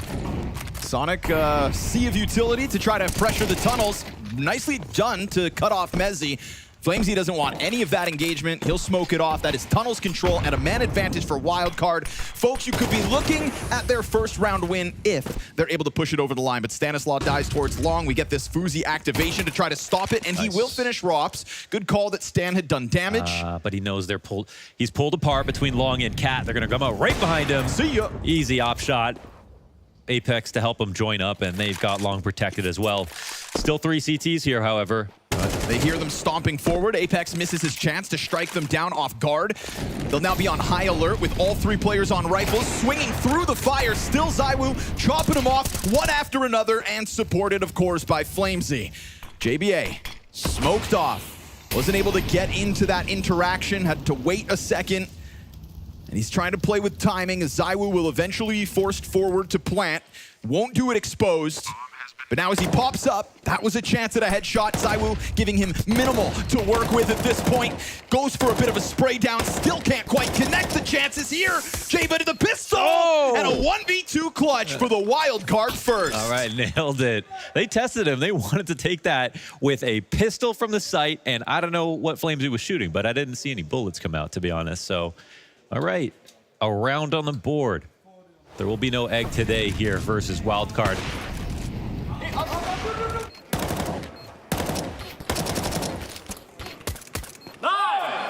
Was Flamesy on a sidearm too? It sounded like a pistol, right? He's clapping. Oh man, yeah, that's a development. That's new. I don't think he's done that before. Yeah, yeah. He's creative with it, man. It's always something new. I think you have to be. If yeah, because people will get mad at you for talking smack if you get stale. So. It just gets redundant. Yeah, you got to be creative. That's why Cadian and Apex, they're just in a league of their own. It helps when you're winning. Oh, this setup is kind of hard to beat. Jayba again into that kill feed with a multi-kill. Nice. We saw him recover back on Inferno numerically, despite that map still being a loss. And, well, it's never too late for the young gun to put up numbers. Yeah, I think Jayba kicked us off like 0 and 6 or something. There we go. Yep. He was right down there with Stan. And Sonic as well was 0 and 6. FaZe has had a good time, I think, kind of clipping the wings of the players to challenge the mid doors. Yeah, it did feel like they just needed to help him out a little more. This op has been pretty on point. Oh my goodness. The amount of times they have just disrespected something right when someone leaves. Oh, he took the shot. That's all right. He's still got cover. They kind of lose control of the situation. It flusters Vitality. They run back. They scramble towards Catwalk instead. And while we talk about the recovery of JBA and Sonic, it's Stanislaw who's still struggling. He's looking to come support CEST on site in a second. Burning on the ramp as well. Oh, that hurts. Not very comfortable. Continuous missed op shots. It's barely health here for Vitality, but they won't go down without a fight. Come on. And that bomb is crossed over now. This is a 2 versus 5, now in a post plant. 6 health for what remains of Flamesy and Mezzy combined. They planted for Cat. They're still playing to win. Instead of going for default, they give themselves a chance. This allows Mezzy to take these fights on his terms. Jayba's doing it all. 3 kills deep. Here comes that crawl from Mezzy. Okay. Jayba's got the 4th kill, so he'll do it all. But still, way more than they should have ever been allowed when FaZe's walking up those cat steps with an op scoped on players not looking. Yeah, FaZe got a little excited, clearing mid, coming up cat as well. I can understand the fear. But the setup at B is excellent. And I like that they don't just dismantle as soon as they get the first kill. They have the advantage. It's very hard to throw any flashes if they're within the tunnels that are going to trick you.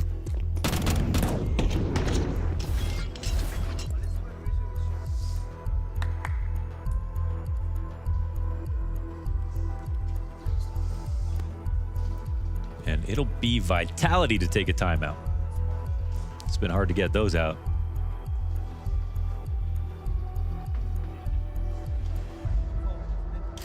Just want to make sure that you fine-tune the T side to make the most of it. Don't let Wildcard back into the game.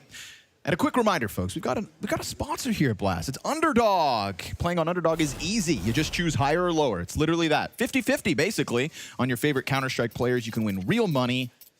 They're North American, just like Wildcard, me, and Launders. 50% of the time, you win 100% of the time. You know what I'm saying? Get up to $1,000 in bonus credits with your first deposit on Underdog when using code BLAST. And a quick blast up mid from CEST will find them off guard. FaZe, it's that simultaneous op kill. But it's not just CEST pushing mid. You've got Sonic locking into Suicide. Apex just comes storming around. Whew. Hook, line, and sinker on that one. And so another move out of the Wildcard camp that I can get behind. Man, playing with the tempo. Off of the Vitality tack as well to come through with an aggressive option instead of playing reactive and seeing how Vitality we're going to start out the round. Yeah, you want a second to use your brains? Well, meet some North American bronze. Well, we're going for gold here. Uh-oh. Oh, don't aim map with Mezzy. Another Mezzy Flamesy recovery. And the last Sonic. round almost happened. Yeah, that's true. Good cohesion between the two last rounds. Even though it was still control for Wildcard in the end, I mean, they made it scary. And I think Sonic just peeled back out of Playground under the impression maybe that Mezzi was going to go for long or that he was going to get pinched. Whoa, that's a lot of info. I think that was 2 confirmed. It would have been hard to tell exactly what Mezzi's running. He's trying to charge down sight. Stanislaw into the window. Oh, He nice. wins the duel. Very important duel for Stanislaw to win, considering how many kills he has in the half. And he pops up to end Flamesy as well. There's Stan. That's the man I know. Pops up with a couple and keeps the wild card rounds flowing. And again, love that because, you know, when you get attacked from the other team, there's always the temptation to try to feel it out, right? Play it a little bit slower. And you don't want to mess something up when you've just won a round and the other team are scrambling to come up with a tactic. To come through with an aggressive option like that speaks to their confidence. They're willing to play just to be the better team and prove that they are. I mean, Jaba said that, you know, they feel very confident, and I believe it. We've got a lot of honesty from Wildcard in terms of how good they feel. Jaba's always admitted when he's nervous. So if he's going to admit that when he says he's really confident, I believe him.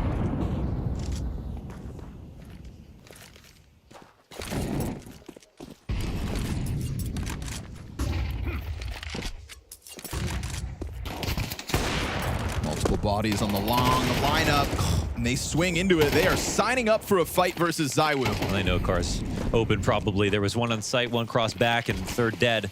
They thought they had a numbers game to play. Instead, we've got a lot of bodies from Vitality to attack this long hold. Susp traded out instantly. Mezzi gets his. We see this scramble into CT, but a good tuck from Apex keeps him out of Sonic's vision. JBA from middle helps out, but he loses his support down in spawn, and because they don't know all of the Vitality numbers, they've got to concede this back to winning ways at the tail end of this half. So many teams would have gone slower in that moment. And the approach, Vitality, however, just they have so much confidence teaming over. They crossed long so quickly. They had ZywOo who lost an opportunity for a fight but stayed alive, came back instantly for another duel. FaZe thought that he was going to be able to get in position and assumed that ZywOo would fall back. So probably didn't scope up in time. ZywOo didn't really move. And that's what allowed them to keep control. And it just got so messy. And they kept it messy all the way through.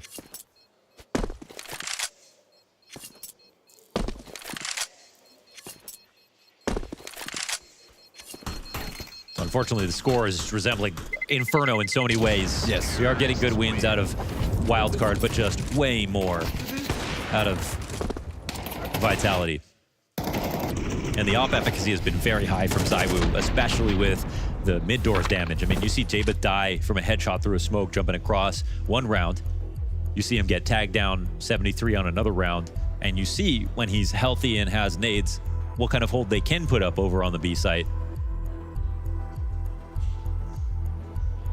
But rarely is he getting there, you know, fully health with all of his util.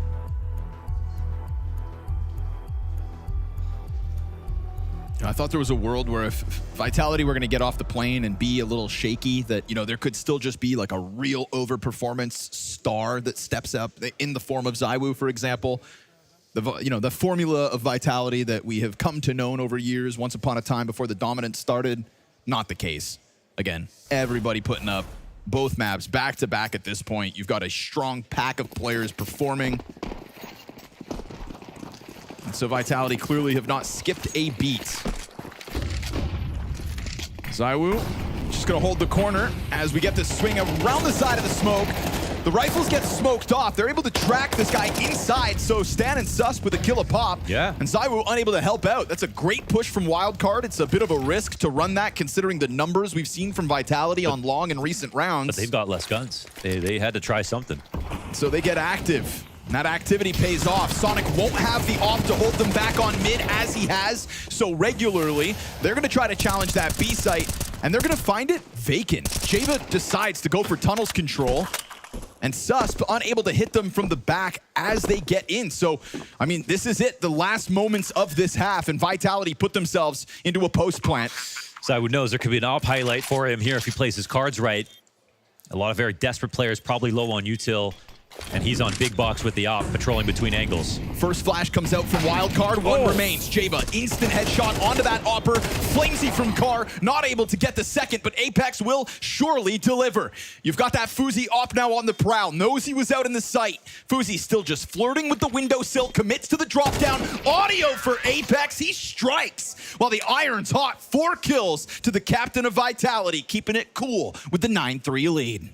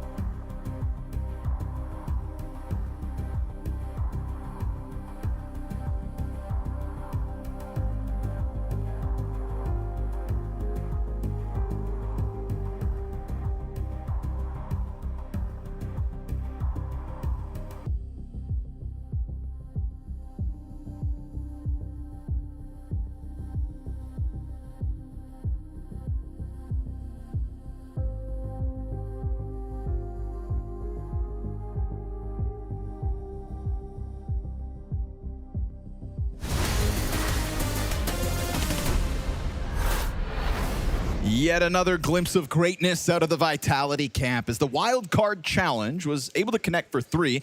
You know, funnily enough, we had 3 rounds out of them back on Inferno, but they weren't strung together. This time we just get a little splurt of success. Yeah, at least it's in a row a little bit. And then we see Vitality recovered at the tail end, a nice little clutch out from Apex with the 4K. So yet again, a testament to the depths of individual level Vitality have found this year. And they're even playing around in one of these, 2v1 situations that Wildcard picked up. They kind of have every right to do it. I hate to say it, you don't want to see teams getting sloppy ever, but to be honest, I wouldn't be too scared either until Wildcard show us a bit more. Game plan's always been interesting on these pistols. I think Apex did a good job of avoiding the stack in the first half. Now they get good eyes on the play here at the bomb and lower, but no shots are coming in. ZywOo slows it down. Yeah, sorry, that was ZywOo? Are you sure that was ZywOo? Yeah, he took his time with that, but it's still 1-1 back. Never ends up connecting. And the split could be good. Flamesy gets gushed. He'll find his kill nonetheless, but Sonic finds that well-timed A-split. And he's supported by Stanislaw. Bombs on FaZe, so that's able to push up Cat uncontested. It's a little bit late here, Vitality, but they do decide to double up on the Cat climb. Apex keeps his head down and spawn for the time being. We've got no kit on the play. And so the push up from ramp, kind of getting turned back. Nice post plant here for Wildcard. Back on map 1, we had pistols split. We see Vitality convert it here on Dust 2. And hopefully for Wildcard's sake, they can do the same. They'll give us a little runway to discuss Dust 2. I mean, we all know what the problem was on this round. We didn't get a P250 on ZywOo. Yeah. He's no good with just a starter pistol. I don't know, man. I've seen some good USPs, actually. That, you know what? Yeah. I think that joke will never land. I think we just saw, dare I say it, ZywOo whiff. Jet lag. Everybody gets 1 round jet lag excuse. ZywOo, the kind of guy to fly first class and not post photos about it. Yeah, that's my goat. Couldn't be me.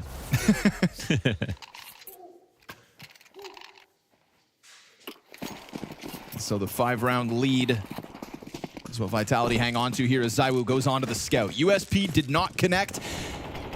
Maybe the little sniper can. The little sniper that could, they call it.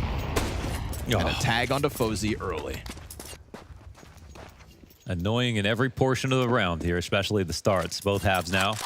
Oh, he's so mobile. That one tag does change odds. And he's read it correctly, positions it into the right place, misses the second shot, Another won't tag. miss the third. You've got 2 tagged up players.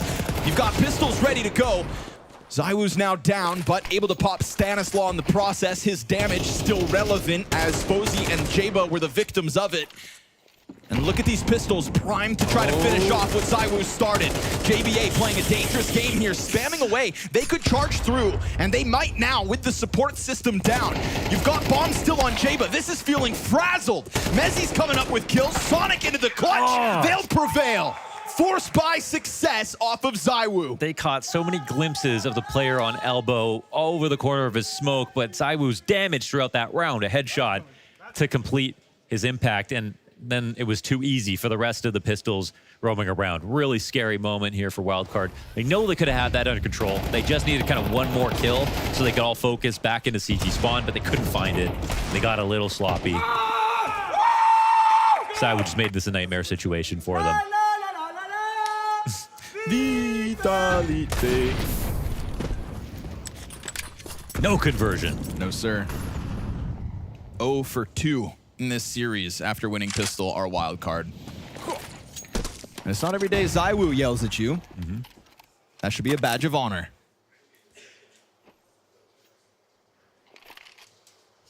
Yeah, it's like getting Adesanya to breathe through his mouth. There you go. It's level 2. Problem is, it's still the final boss. Frag for the pack. All right. This time, he's got nothing to cheer about. ZywOo hits the ground. Apex triple kill in a sketchy place, able to pull off multiple frags. You love to see that if you're a Vitality stan. He was just searching. And Mezzi continues on cleanup duty. Poor Sus just trying to scoop that bomb back, gets his hands on it, and is met by Flamesy off long. So 11-4, Vitality's winning ways won't stop now. That was an excellent sequence out of Apex, and if not for the mouse jump, maybe even another kill. Mezzi heard him dropping a CT spawn as well. That's what catalyzed the spam. Also, Mezzi just opening up portholes on the smoke, tracks the players down, no extra space given. Got back-to-back top fragging performances here for Mezzi. Yes, sir. A testament to the depths of 2025's Vitality. The Moorish depths. Moorish. From the Moorish swamps of Birmingham. That's Mr. Merryman. The richest man in Birmingham. Birmingham. And burning them. Wildcard getting primed for the finish. ZywOo gets popped by FaZe. Scout goes both directions, it seems. His snipers hit some shots at 8 and 12, obviously, in this game, but there have been some impact kills from FaZe. I feel like I haven't seen a round where Jaba doesn't get hit by a frag grenade. It doesn't matter what map it is. He looks to go join the pack of players that seem primed to hit this B site, so time for a ROPS clip. Oh, the way that they follow back after, the T's have left, they've just done this so consistently, so freely. They smoke deep cat. I think Wildcard know they're running into a stack now. Miss nade? Nope. It still sails forward, does a ton of damage. Mezzi, killed him sir. with the smoke. With the smoke can. Roll him up, smoke him out. 12-4, easy Vitality. Canister kill. Canister kill on top of a top frag on the series.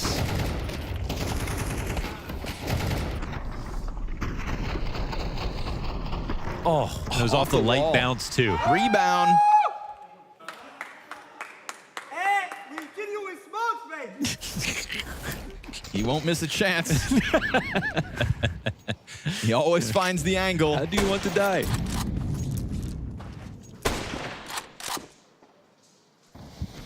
It's a buy up yet again for Wildcard. A T-side that has only delivered a pistol win, and a conversion from that pistol could have given them more runway, but it still has just felt inevitable all series long.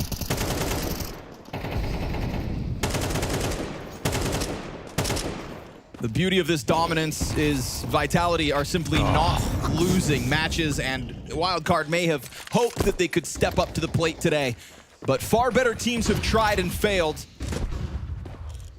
And tonight's game will not be a showcase of a Vitality stumble. Could still be a little left as Apex slips up from spawn. Players on the edge of the smoke catch him out. He still connects. And Mezzi finds his as well. But now low health on 2 of the 4 remaining Vitality players. FaZe along the wall. Sonic back towards Cat, and he'll catch Mezzi. What was left of him? FaZe with the scout wall bang. That's enough. That's enough to turn them back. Wildcard will, at the very least, collect a gun round. Yeah, damn, well done. I mean, obviously playing from behind, but take the small victories where you can. This is a solid round. I think their cat exec was still missing a flash to really make that convincing, but because ZywOo went back to throw a nade out long, it gave him an opening, and he had to hit one hard shot, couldn't do it on the cross. 2 players save for Vitality, but majority alive for Wildcard is the more important thing. They needed all the money that they could get.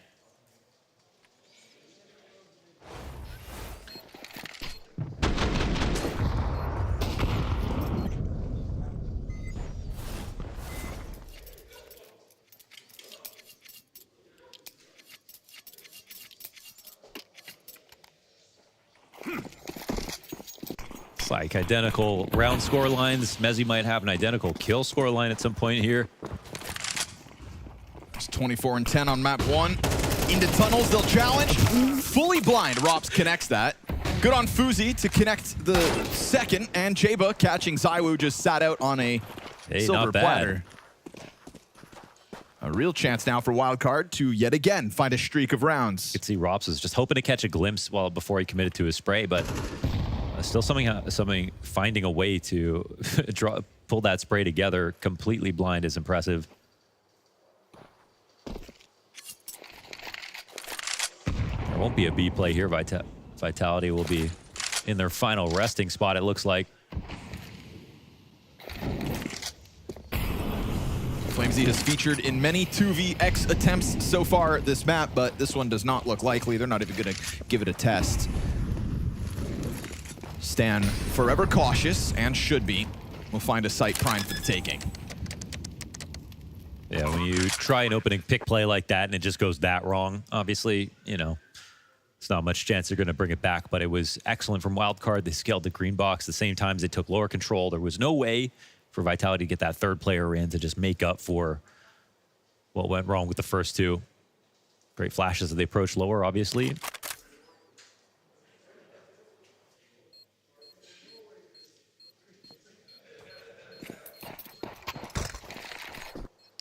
It's a drop in the bucket for now. I think we had 7 rounds for Wildcard on Inferno. Terrorists win.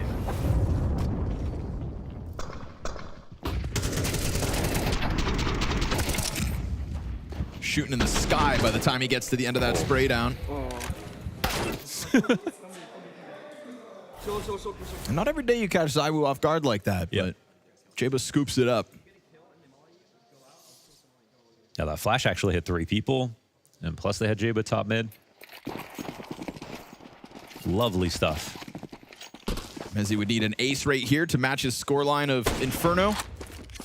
And it looks like ZywOo is going to soften up FaZe again. We already saw what happened when that Scout found early impact lineup towards long. ZywOo ends up killing FaZe with the nade to finish his own meal. CEST now able to fight out from blue box. You've got 2 players per bomb site. CEST gives chase, and they walk into the few pieces that Vitality had to continue this early win, to continue what feels like a never-ending win streak. Questions around the form that they would step off of that airplane with. No questions by the end of this opening game here in Copenhagen. Vitality will not falter to the likes of Wildcard. And Wildcard are not the best team at this event.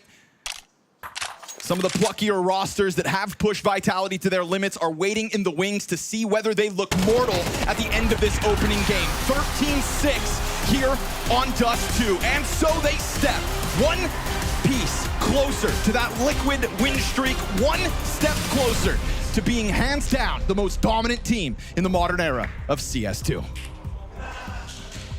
Sometimes you gotta know when to hold them. Sometimes you gotta know when to fold them. And sometimes you gotta know when to walk away. Wildcard walk away from this stage. Not the victors in this one, but perhaps something to give them some cold comfort. Meanwhile, Vitality, we're talking about the plane, we're talking about the gold bar hangover, we're talking about the jet lag. It doesn't matter. They come in and they show excellence, they show dominance. It's a 2-0.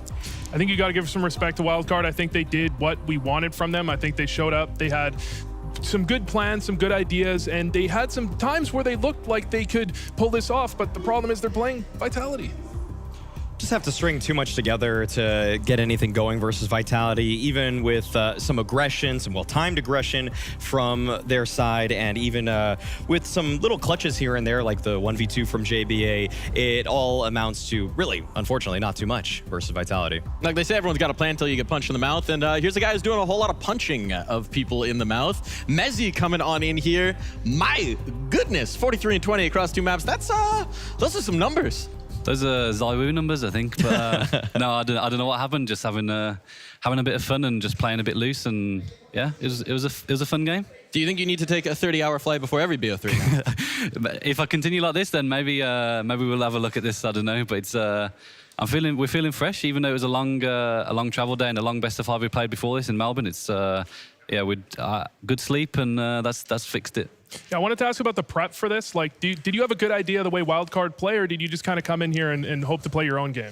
No, I mean, we always look to play our own game, but I think from the prep as well, we prepped pretty much the same as against every opponent, and I think against these guys, we felt like they didn't really change too much from especially on Inferno, we kind of had a good plan going in, and we knew exactly what they were going to do, and they didn't change too much. I think they added 1 new player or something, but overall, we had a good idea of what they were going to do. How about for the out-of-server stuff? I mean, you talked about getting good sleep. I mean, I feel like, if anything, that's probably the most important thing going into a match like this, like not being jet-lagged or anything like that. So what goes into that side? Yeah, I mean, of course, our performance coach, Jack, helps a lot with this and just gives us a good plan going into it. I think we're all responsible adults, Flamesy sometimes is a bit crazy. Okay. This guy's a bit crazy, but I think overall we kind of knew that we need to have a good sleep tonight. I think even if it was pretty tough, I think we were all tired, but we managed to stay awake and just do the prep, make sure we try and get some games in as well, because we were still a bit rusty as well because we had such a long travel day and we didn't play so much. But I think overall just make sure we get good sleep and focus more on that, because we don't want to come in too tired for this. I mean, so what do? Do you just stay up till 9 p.m. at least and then fall asleep? Is that the strat? I mean, yesterday I think when we arrived, it was like 1 or 2 p.m. and it got to 5 o'clock. I think we all wanted to sleep, but we were like, if we sleep now, we're just going to be waking up at 3, 4 a.m. and then by the time it gets to game time, we're just going to be too tired. So yeah, we stayed up till, I don't know, 9, 10, whatever it is, and just try and get some good sleep then. All right, can I ask you about the best of 3, whatever match win rate record that you guys are close to? Is that something that weighs on you guys? Are you thinking about that? Are you trying not to think about that? Is that... I mean, of course we think about it. I think it also adds an extra bit of motivation as well for, like, I think when, like we said, the long travel days and after securing the Grand Slam, it's something coming into this tournament, we still want to build on this win streak as well. We're not thinking about too much where it's putting too much pressure on us. Of course, we've got a good streak at the moment, but we want to take over Liquid's one as well and keep going. So I think for us, it's not a main focus, but it's something nice to have on the side to keep us keep us still hungry as well. To be real here, do you have a chance to beat Neb? 87? I mean, that could be tough. I think we'll see. We got to beat Liquids first. Yeah, start a little bit more obtainable. 87 is a big number. I mean, you're talking a lot about sleep, talking a lot about rest. I hear the best pillows are made of solid gold. It feels like you've been picking up a lot of that lately. What in your mind is the build towards, right? What is the build towards on this season? It's already so tremendous. So when we're looking at this next stretch of time, the home stretch into the end of this season with the major on the horizon, what are you hungry for? I mean, I think for this team, of course, the Grand Slam's nice, and getting these tournament wins instantly in the season, it's great for the confidence. But I think the overall focus is always going to be the major. I think if we bum out the major or don't do so well, then it's going to be nothing. The tournaments at the start, our focus from the start was always the major. The Grand Slam was a nice add to it. We didn't, of course, you never know how you're going to perform so quickly into the season, and it went well. But I think the major is our main focus. It's something that we all want. I know Apex wants to add another one to his resume as well. So I think for us, it's something that's been missing, and we don't want to flop at the major. It's not something that we want to make sure that we continue our growth and continue our consistent performances as well. Well, keeping a space special in that trophy cabinet, but still there's more trophies to add on the way. Thanks for joining us here, and congratulations on the early win. Thank you, guys. Thank you. Mezzi stepping out, and I mean, what does it say about this team that you're looking at them in the beginning, you're looking at Zaiwu, you're looking at the Ropses, and then Mezzi just comes in and destroys everybody on the server? I mean, that was a standout game for Mezzi, obviously. It was, yeah, so I feel like there's tons of praise to heap at him, which we will later. And one of the guys on that server, we got Susp joining us. Susp, how do you feel about Mezzi now? I mean, he fucked us really bad. he played really fucking well. I gotta give it to him. You were talking to me last night. You were walking away. I said, you feeling ready for this game? And you said you were going to, what was that? Nothing. Just inside jokes. Inside jokes. Yeah. Inside jokes. I mean, look, it's a tough one here, but it's been a good season for you guys. At times, there's some bright spots. There's some hope. There's some events on the horizon. You've got that major coming up. You've still got games going on here. What is the expectation? What is the optimism for you? I mean, we're looking to play paIN tomorrow.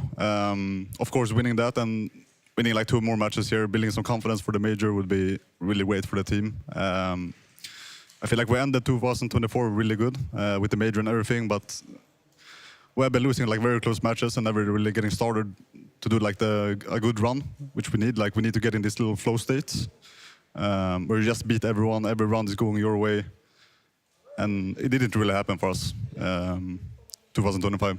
Yeah, can I ask you about, you're on Inferno, you're playing Vitality. You have a decent idea, I guess, of how they play, but you guys couldn't get anything going on your T side. Like, were you expecting the way they were playing? Were they catching you off guard with that utility? A little bit, yeah. We kind of knew that they didn't fight for Banana and used a lot of utility early, more late game. We had an idea of it, but I didn't expect them to do like 4 H's every round in my ass. Yeah. Okay, actually, I guess maybe on like a lightly brighter note, you guys have qualified for the major. I'm kind of curious about your perspective on like Metasport doing well themselves. just because that's kind of where you came from. I don't know if you're like looking at them pretty often or what your relationship still is. Because I'm sure you know a lot of those. I mean, one of them is your brother, right? Like, yeah, so, one of them is my twin brother. Yeah. So I'm sure you're still looking at them too. Like, how does it feel with you guys both succeeding in your own rights? I mean, like meeting my brother at the major, it will be really fun. Like, of course, he's my twin brother. I grew up with him. And I'm really happy they qualified for the major. They didn't have the best season, I would say. So, of course, this is helping them a lot. Confidence-wise, everything. Cool. Well, thank you for joining us, man. Thanks. Tough first day, but we knew it would be. Yeah. And, more to get done tomorrow. Yeah. Thank you, boys. Thank you. Thanks. Thank you. Thank you. Good luck. Always good to get a chat, and a frank, earnest chat, shall we say, about the presence of HEs and where they might have found themselves. Oh, it's always tough when you've lost a game, so just taking it on the chin as CEST has is going to be good for it being a learning experience. That's obviously, you can't play a tougher opponent, so coming into an environment like this, not only is it a stage you're not used to, because most of their games are, I mean, they do play some LAN, but some of it's online, but this is just the biggest trial by fire you could possibly have. Yeah, I think you learn the most from losses. This is a loss where they didn't just get completely rolled over. It's not like a 13-0, 13-1 where you go, we just weren't in that game. I think they had something in that game. They had some ability to get something done, and they actually can learn, well, this is what happens when they toss a whole bunch of nades late round. How can we deal with that? Sometimes, you know, you're getting a warm-up match, and sometimes you're getting thrown into the ring with someone who wants to tear your absolute face off. And so their faces were torn. There were some other matches today. Let's take a look at what we've had so far as we're coming into our final BO3 of the day. We're wrapping things up here. Results as expected to this point. Could that change? I feel like the last one is the biggest coin flip of the day. I mean, the other slight surprise is paIN taking a map off of MOUZ, but with Falcons FaZe and, you know, priming that one up, I mean, obviously Falcons are the favorites, but FaZe always have a chance. I don't care what anybody says about the current form of them or anything like that. They can change up from one tournament to another. Yeah, I mean, they brought Falcons to 3 maps the last time they played. Of course, that was with Degster. But at the same time, FaZe, they've got some idea how Falcons want to play. They just saw them play 5 maps in a row, so they've got something to learn off of. They definitely have a chance. A chance? And you're telling me there's a chance. And where there's a chance, there's a way. And where there's a way, there's a will. And we will take a quick break here and be back with that final best of 3 of the day. Stick with us, folks.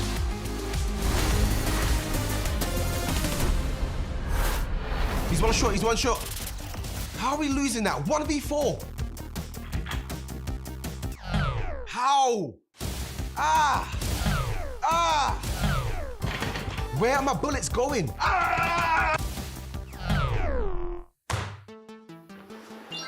Well, well, well. Looks like another victim of a crappy chair. If you're like this guy, performance isn't your problem. Your chair is.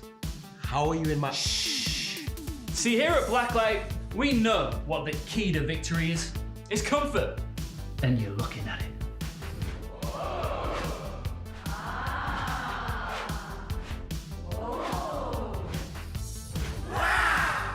Dynamic, adjustable lumbar support, specifically designed to benefit users of all heights. Loosen up, we've got you back with just the right amount of support. Racing-inspired Embrace design. Feel the grip of pure victory embracing your body, keeping you at the apex of the action. The magnetic head pillow, because why should you ever have to fumble with straps?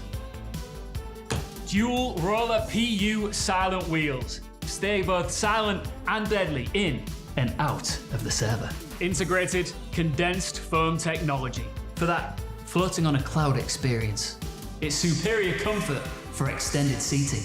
I'm gonna rank up. You win. Come on! My chair's just better. And that is the power of the Kraken. Let us carry you while you carry your team. Terms and conditions apply. Sitting required. Chair will not function properly if you refuse to sit. No rage quits. Chair is not responsible for damage caused by flipping, throwing, or aggressive reclining. May increase gaming skills, or at least make you feel like a pro. No refunds if you still lose. Zero gravity not included. Chair may feel like a spaceship, but won't actually fly. Cup holders not included. Your energy drink is your own responsibility. Spills are on you. Literally. Assembly required. Allen key provided. Sanity not. Comfort levels may vary, especially if used as a cap throne. Do not attempt 360 spins unless prepared for consequences. Nausea, dizziness, or unexpected skill boosts. Warranty void if used as a ladder, weapon, or dance partner. Game on responsibly. Chair does not guarantee wins, but it does guarantee style.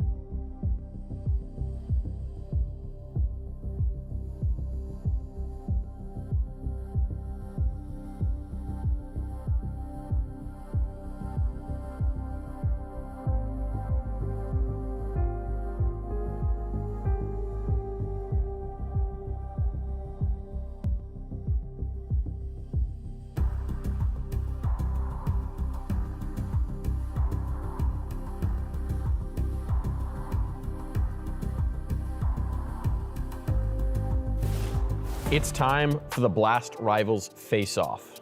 In the FaZe corner, weighing in at 287 pounds, we've got Maui Snake. And flying high with Falcons, we've got Dustin Marek. Dust, why are Falcons taking this? I think we just have so much money. Like, how can we possibly lose this? They need to buy success. FaZe Clan, there's a history of success. See, he's talking about the past. Yeah, in the past you were good. You haven't done shit this year. You somehow managed to find a puzzle that even the best in-game league in the world can't solve. Meanwhile, we just came off of a hot grand finals finish at Melbourne, taking Vitality to the limits. An Closest L. anyone else does. An L. What have you done against A Vitality? loss. Oh, we've beaten you twice, by the way. Kerrigan's done it before. He knows how to win. He's actually lifted How some much winning trophies. have you been doing lately? We just won a You tournament. guys just won what? A tier 2 tournament? We What is beat you that? to do it. We beat you to do it, though. Yeah, because Kerrigan only gets excited for the big ones. The problem is you guys got Magisk, okay? Everybody else is playing fantastic Who's the weak Counter-Strike. link on FaZe right now? What are we talking about? Brokey? He's won an MVP last year. Bro, like, no one on your team can create openings at all. I'm just gonna say that, flat out. Alish, what are we talking about? Yeah, but Alish was one of the who best else at it. Who else is doing anything besides Alish, by the way? What's in the trophy So- cabinet right there? What's in the trophy? We have a trophy, actually. We just got one in Bucharest. What have you gotten lately? The biggest trophies.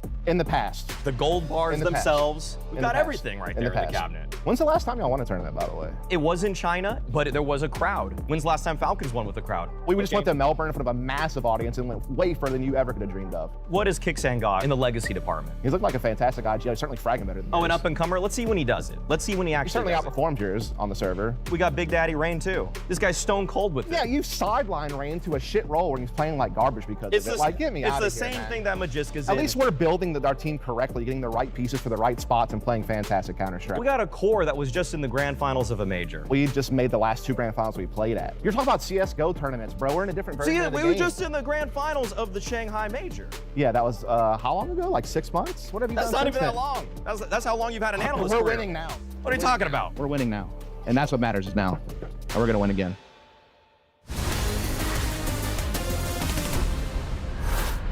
Expectations for this series? 2-0? I think, as I said, I think it's a very tricky series. I would say that we are the favorites, but as I said, I think FaZe is super hungry. I think for some redemption. They have been very, very bad lately, so I think they really wanna get back on the track. I'm hoping they're real tired. I think that'll help, right? I'm hoping that they're tired. I hope that they didn't sleep well. And I still, like I said before, I think that we're still playing at a good level. We need to feel confident in ourselves, and we need to feel like we can do it, and that we're not going to give away like these situations. We need to feel that we can win, and that we're going to be better than them, and that's our goal right now. They need to feel that they can win, but the Falcons have recently gotten a taste. They've been flying high. They've been winning series. They may have faltered in their last finals, but they made it to that finals in the first place. And now this bird of prey is looking to alight on their next victim. Meanwhile, trying to dig their way out of the depths, out of the hole. A lot has been spoken about feeling, about emotions, about connection and chemistry. But at the end of the day, you gotta find results. And this experiment is nearing a critical point. 2 scientists here with me on the desk. How are we feeling about FaZe versus Falcons here, Maui? This is one where eventually it has to work for FaZe. That's my take on this one, okay? Because all of the signs of what we've seen at recent events for FaZe are not trending well. They're barely better than what they were at the beginning of the year. The best FaZe finish that we've got so far is top 3 in a tournament that really wasn't loaded with the best teams. So I just have a feeling this time, okay? Because when you talk to Nico and Alish, it was all about feelings. Nico said this was tricky. Alish is hoping, okay? So it might be a religious experience here that we get in the server today. The problem with FaZe is if this was any IGL other than Kerrigan, we're writing them off immediately. This is faith in Kerrigan, maybe some faith in Alish, maybe some faith in Frozen, but this is mainly, we're 5 months in. They should have seen something by now if we're going to see anything at all. But surely this is a team that inspires faith, and we're a bunch of NA guys here, so we've got some faith in the baldest man in that lineup. We're talking about Alish. We're talking about John Blanowski. He's coming over, leaving the shores of North America to be part of this FaZe team, and he's been looking like the brightest spot. You could say that. I mean, if you look at the buy round stats, it's actually very unimpressive. He's below Brokey. Buy versus buy rounds on both sides, he's below Brokey. But is he the problem? Honestly, I don't think it's that crazy to say he's part of the problem in that FaZe has a brand of Counter-Strike. It's chaotic. That is the inverse of what Elige's brand of Counter-Strike is. See, I mean, you bring up the stats, Vu. I talk about the feelings, okay? I still feel like Elige has it within him to take down Falcons. I still feel like Elige has shown in the past that he has a system that he brings to the table, that he knows if it is put into effect in the proper way, that it's going to enable him to find entries, him to find openers, and then for Kerrigan and the rest of the crew, an experienced lot at that, to be able to mid-round themselves into better positions. To me, the problem with FaZe isn't really down to always just individuals, even though some of them do slack in certain regards. It's just that the last two players don't always feel like they're in sync. And I feel like that's a chemistry issue that comes from out of the server, and one where maybe they can capitalize against a Falcon team that should be a little bit tired here today. Yeah, the problem is FaZe, they're on the same page outside of the server, in my opinion, but inside of the server, it's just they're playing different brands of Counter-Strike. They're not used to it. They're flashing each other occasionally. They're just not, they can't put it together, even though I think on paper, they know what they're supposed to be doing. On paper, it should be magic, right? On paper, it should be working. And to find out maybe why it's not, I chatted with Elige before this game. You came over to this team. It was kind of like the dream roster opportunity, perhaps, a really great op. It's been a tough year. Has that dream started to shift? Maybe a little anxiety dream, maybe a little bit of nightmare going in, or is this still the dream spot? Well, I still think that I'm on a team with a bunch of great players, great leader. I think that we can make a lot of things happen, but obviously it's been a really tough year. It's not been going well. But I think that it's a slippery slope to just being super negative and just having things get even worse. So I'm just trying to, stay more positive now than before, because I think that if everyone just delves into being, upset or, just sad about our results, then, it can get worse. It really can. That feels like a haunting memory of something, but we'll move on from it.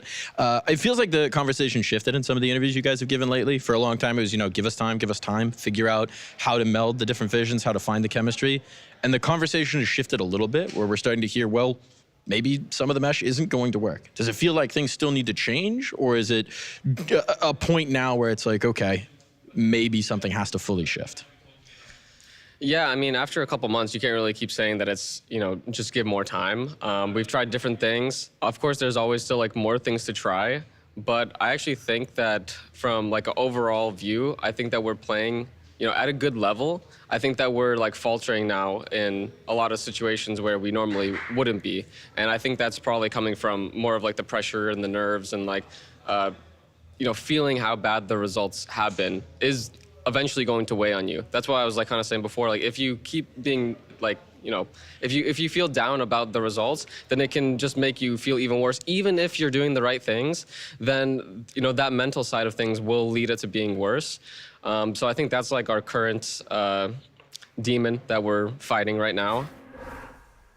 Sounds like from those answers that Elige might have been given it a bit of a complex from some past situations. I gotta say, those answers have me a itty bit concerned here, Vu. Just a little bit? Just a little bit concerned. I'm very concerned. That was the interview of someone that just doesn't have confidence in the team, and without confidence, you're just not gonna go anywhere. No, that was probably the most worried I've ever seen Elige in an interview. The most worried I've ever seen anyone. Yeah, no, that did not inspire me at all. I just talked all about feelings and how I still feel like Elige can do. I don't know if I feel that anymore. I'm losing the hope, actually. The religion is fading for me. Wildcard was less worried going against Vitality than Elige is against Falcons right now.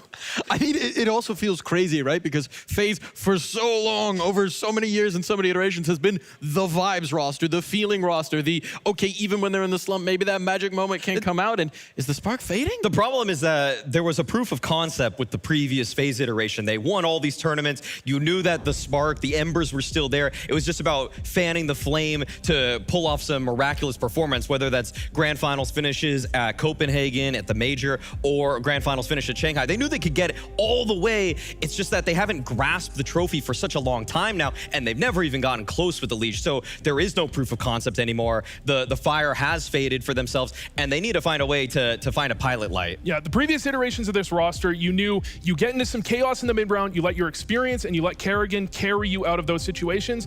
Problem is, that's not working for them right now, so where can you find any confidence? Talking about Kerrigan, he's been preaching patience, he's been preaching hard work, but he's also been expressing frustration, right? Why isn't this working? Why are we losing obvious situations? Why are we losing man up? That Gamer Legion game has been haunting their minds since it happened. They feel like they're losing in ways that they should not be. That's always been the brand of FaZe Clan, unfortunately. Even when they were at their Grand Slam major winning form back at Antwerp, they play a slightly messier style than other teams. It is a lot more individually focused. People take their own risks. Kerrigan is always battling as a leader for, should I give more leash to these players or should I take the reins and try to control things a little bit more? And they're definitely still in the figuring it out process of this Elige lineup. So I don't think they really have the answers yet, but if they do, it can transpire in a match like today where they could have an edge in Falcons in the mental side of just they're so tired right now. Now, he may need to take the reins, but there's only one on his team. So we'll swap over to the other side. Another mind that's starting to shine a little bit more. Now he's got the tools. We got Kixan. Yeah, Kixan, I think, is kind of almost the new era's Kerrigan. I think he calls in a fairly similar way. He's got great tactics to set up openings. And then I think when the rounds get kind of chaotic, kind of hectic, I think Kixan is really impressing a lot of people, especially in that final. We saw lots of great calls previously. I think he's going to impress here as well. Kixan has been so adept at figuring out how to move pieces in various game states in the mid-round. If they get people slotted deep into enemy lines and they have to find a way to get the majority of guys who are still kind of in a starter position to meet up with that guy, they've been doing such a great job. They sell fakes off of it. They know the pressure that they're applying to opponents. They understand when they're in the advantage and when they need to wait so that the opponents come to them so that they can punish mistakes. It feels like he's so in tune with the other top in-game leaders in the world and what they're going to do next. He's not always right. He's not a flawless in-game leader. Sometimes he does call into stacks, but with the firepower that the team has, sometimes you can call into a stack and win. And speaking of the firepower, and speaking of the calling as well, there's a guy who contributes to both of them, right? You've got Nico in this team, and he's now brought m0NESY in, but Nico is still seeming to be that center jewel, that crowning gem of this roster, and that just hasn't changed. Yeah, I mean, Nico, probably the best rifler of all time. I don't even think that's debated at this point. He's just unbelievable, not only in his fragging, but also the impact he has throughout. We see when he left G2, the hole that left in that team, and we see on Falcons what he can do, how he can, we've had team comms where we've seen him microing players on CT side when necessary. Magisk has turned to him for advice. That's not something you see from a 4-major champion usually. That's because it's Nico. It feels like he's the force multiplier in a Balatro game, right? He's just hitting the 10x. Whatever you're putting in for the mult, he's multiplying it again and again. With Nico, it's actually quite telling that when he first started playing with this Falcons lineup, there were a couple people that were actually outshining him briefly. People like Testis, for example, in the Blast Bounty looked better and sharper than Nico because even though Nico is the better overall player and will generally put up the better stats, he's trying to figure out what he needs to contribute to a team. He thinks about the macro picture, the out-of-server elements in order to maximize the potential. And he's one of the few players where when you purchase him on a roster, it's almost like roster agnostic. He will improve. It doesn't matter who's around him. He's going to make everybody else a little bit better. And in fact, m0NESY got a little bit worse when he was away from him. So it's nice to see them both reunited. Yeah. It is indeed. I want to hear about it, but I want to hear about it from him. So it's time for you guys to stop talking. Let's roll the Nico tape. Nico, it's been a nice run coming off of some finals, coming off of some recent event wins. How's the team feeling? Yeah, we are off to a good season right now, especially with Ilya coming in. A couple of good wins, especially against some good teams as well. So we're feeling very good, very confident, and full of energy. Now looking at the opponent, right? It's FaZe, an old home. Maybe a few homes ago at this point, but there's still a lot of memories there, a lot of ties to the players and the organization. Is there always something a little special in a FaZe matchup? I mean, it's always nice to beat your ex-team. There's no doubt about it. But as you said, it's been a while ago, so it's not as close as it was before. But it's still nice to play them. Especially, I have a couple of friends as well that I can call them now as well. So yeah, I mean, it's gonna be an interesting game. Also, I think they are also very hungry. They haven't really played good lately, so I feel like we expect to see FaZe back on their level every event. So I hope it's not going to be today either, but yeah. Now, you guys have been elevating your own level. Big part of it is your old teammate, not so old teammate in this one, very recent teammate coming back and joining you on m0NESY. What's it been like having that rekindled chemistry? It's been great, as I said, ever since he came in. We had a very good event in Melbourne. I would say that we even over-exceeded our expectations in a way. You can't really expect a team with a brand new player without practice to go all the way to the final and almost win a trophy. So yeah, but so far we feel very good. There's a lot of work ahead of us to get him to learn all the things, to implement him into our system and everything. But when you have such a talented player, it's not that hard. It's way easier. So it's been great so far, and hopefully we're gonna keep our form up and continue playing some good CS. Maybe more time to integrate, but when he's so damn talented, you can't help but love the way it works in the server. MOUZ, I mean, what else is there to say? Yeah, I mean, MOUZ is at the skill level where we had the first couple of years of CS2, people were questioning, well, Zai was rifling, is the off just worse? And the point out was, but MOUZ can still do it. He's unbelievable in a variety of situations, and he's one of those players, like we said with Nico, roster agnostic, put him on a great team, he's gonna do amazing. MOUZ, the speed at which he flicks his op is almost a testament to itself that sub-tick works, because nobody else seems to make it work at the consistency that he is able to accomplish. With how he has transformed this Falcons roster, they already proved that with Dexter, they can beat the best of the rest at a PGL Bucharest. Now they've shown that they can beat everybody at IEM Melbourne. So he is obviously a huge win condition for them. When he's playing very well, he provides a ridiculous amount of clutch factor. You put him in any 2vx, it's going to be possible. You're going to keep your eyes on the screen. And also the CT dynamism, he just chooses rotations a bit better than Dexter does, who would sometimes make errors in the macro. MOUZ is just so much less error prone. Yeah, Mike, one question about Falcons this year was, TeZeS is great, Nico's great, Kickstand's great, but Dexter I'm not sold on. Well, I'm pretty sold on MOUZ. Yeah. He did get that MVP right before he left, but maybe too little too late. I will say, I've heard you make some very spicy takes in the past. Sub-tick works. Might just have the hate mob outside of the studio when we get done. We'll see. We'll see. I'm not going to defend you for that one. I can't help you there. Great. Speaking of people who are very tough to defend right now, over on the other side, we've talked about MOUZ. We got to talk about it. We haven't mentioned him yet. Brokey, man, it has been a rough year. We're starting the dialogue. We're starting the dialogue that everybody needs to have right now with Brokey. Numbers for the past 6 months have been a far cry from when he was pulling off excellent performances at even last year at IEM Chengdu, where he was their MVP. I do want to bring up the fact that when he won that IEM Chengdu MVP, he did talk about how he played practically just gun game to warm up for that tournament. So I don't know what it is about his mentality that seems to not be working, because in a season where FaZe should be at full focus to get themselves up to speed, I don't know if this is almost too much pressure for him and he needs something that's a bit of a different environment, but it's not clicking for him at all. Yeah, I tried to do a bit of a deep dive into Brokey to come up the counter narrative. Is he actually a problem? And the thing is, most games he does pretty well for the majority of the game, but when he gets into the chaos, once or twice, especially at the end of games, the most important rounds, that's where Brokey seems to have a bit of a brain fart. He misses an easy shot, and those are the most memorable and most important situations. You cannot have Brokey fumble those rounds, but that's what's happening. It is. It is indeed. It does feel like that 5% that made Brokey magic so many times in the past is missing here, and the numbers tell a pretty stark story when you compare the two Alpers. Does that mean that FaZe is in real trouble here? Absolutely. I don't think that FaZe is a team you should ever just completely count down and out in a series. They've proven over, well, really years of sample size that this core can just kind of rev up for any game at any given time. I think that Nico himself showed a little bit of worry that he knows that like there are good people in the server against him today, so he's not taking it lightly. That almost might be FaZe's worst enemy. If it's a Falcons team that's locked and loaded, ready to go, fully prepared, everything that they've shown for the last months is light years or at least a tier or two above anything FaZe shown. And it's almost like respect is the worst enemy of FaZe here on a Falcons team that is looking to be world contenders. The one thing we can give to FaZe is that Falcons is a new team in that MOUZ just joined. I think Nico talked in his interview, he still has to get integrated. He still has some things to learn. Maybe you could see some slip-ups, but the problem is how well they did at their last event anyways. It is indeed. And while we're talking about a player who's maybe under a lot of pressure, well, we've got another guy who's been encountering a little bit more of it than usual. We got an interview with Magisk.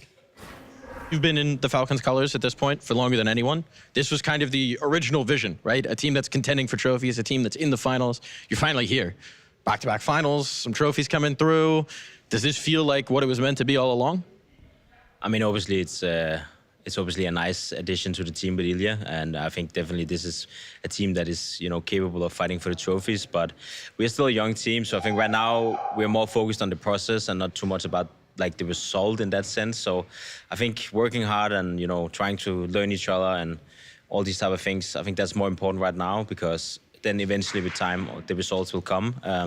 But yeah, obviously it's been a good start. I'm obviously very proud of Ilya for coming so fast into the team and yeah, making it feel so natural. That is obviously a good start, but we have to fight hard and we have to work hard because we still have a long way to go. I still feel like we have, you know, unexplored, you know, potential. So yeah, we will try and focus a bit more on the process, and obviously there's also a major coming around the corner. Now, with that major coming around the corner, you're a team that's always under the spotlight, always has a lot of examination coming in. It feels like lately that spotlight has turned on to you, perhaps. Is that something you're noticing? Is that something that you're feeling? Is it something that affects you in any way? I mean, obviously, it's always more fun to be loved and have all the positive vibes going your way, but it's part of being a professional, and sometimes you will have bad periods. And I think right now I'm just trying to focus a bit more on how I can improve as a player, and that's obviously something I need to, you know, work on and make sure that I develop in the correct way together with the team. So yeah, of course, I mean, everyone loves to be loved, so that's always easier, but it's part of the life. I've been there before. I've been working my through it before, so I also know what I'm capable of. I know I have what it takes to get through it. It might not be today, it might not be tomorrow, but I'm definitely gonna take one day at a time and make sure that I always put 100% effort into it.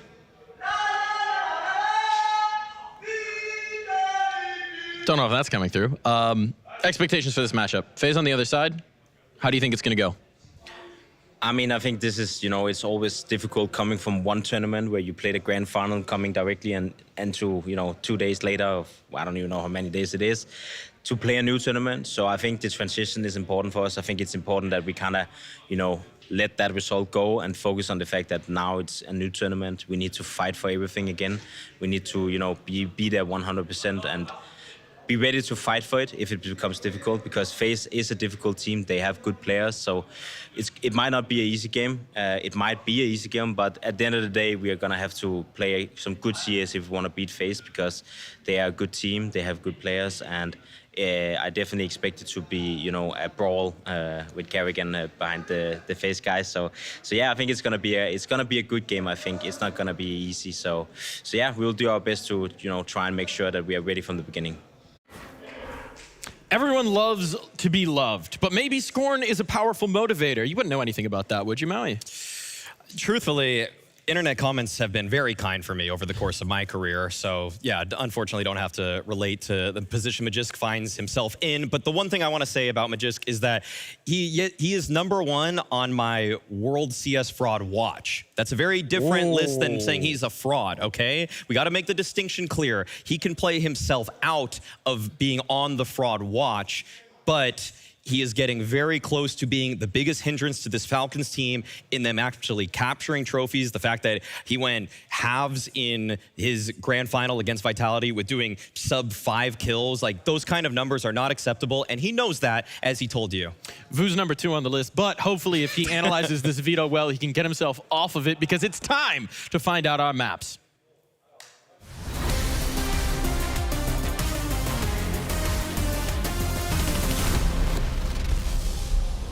Just want to hit a little dance to that. Little tune, little stinger in. What are we getting here? Anything that's going to get interesting? I don't think we're going to see anything surprising at all. Ban Train, ban Anubis, that's what we've seen pretty much from these teams for the majority of what we've seen. And most likely you end up on Ancient, maybe Inferno or Dust 2, depending, and Nuke. That's probably what it's going to end up being. Yeah, I really have to agree with that. I mean, with no kind of surprise ban, it doesn't seem like Kerrigan's up to too many tricks here. I think Vu already hit the nail on the head that Ancient is the map. So you know what? Darf, you can cool it with the VOO fraud watch. Yeah, he's okay? off. Even if him He's and off I the list? argue, you know, we actually see eye to eye on many different things. Like I'm including just the saying, veto. I saw the list in the green room. You left it open. That was my death note, actually. Oh, you gotta run! You gotta run! Speaking of death notes, if that was that, then Magisk is in trouble here, man. But the Falcons, are they going to be in trouble? Look, we're talking about FaZe, we're talking about that magic. The spark can light at any time, but the Tinder's looking pretty darn wet here. The great thing about this matchup is you have both teams in the middle of their map pool. Ancient and Dust 2, Nuke, those are maps that every team is good on. It's not a Vitality wildcard situation where you have the best map for one team and kind of an okay. This is going to be a competitive series no matter what happens.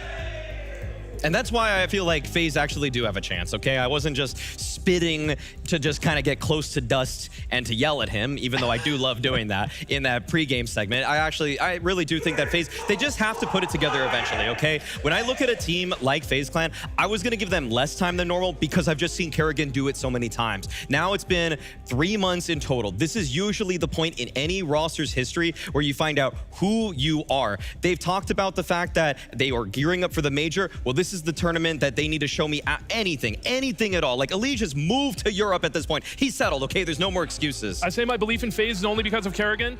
I believe in Kerrigan. He believes in Kerrigan. Maui likes to spit on Dust. This is what we've learned today. Two guys who like to spit into the microphone. Scrawny and Lodges, take it away. Yeah, thank you, Dust. Dust. Darf.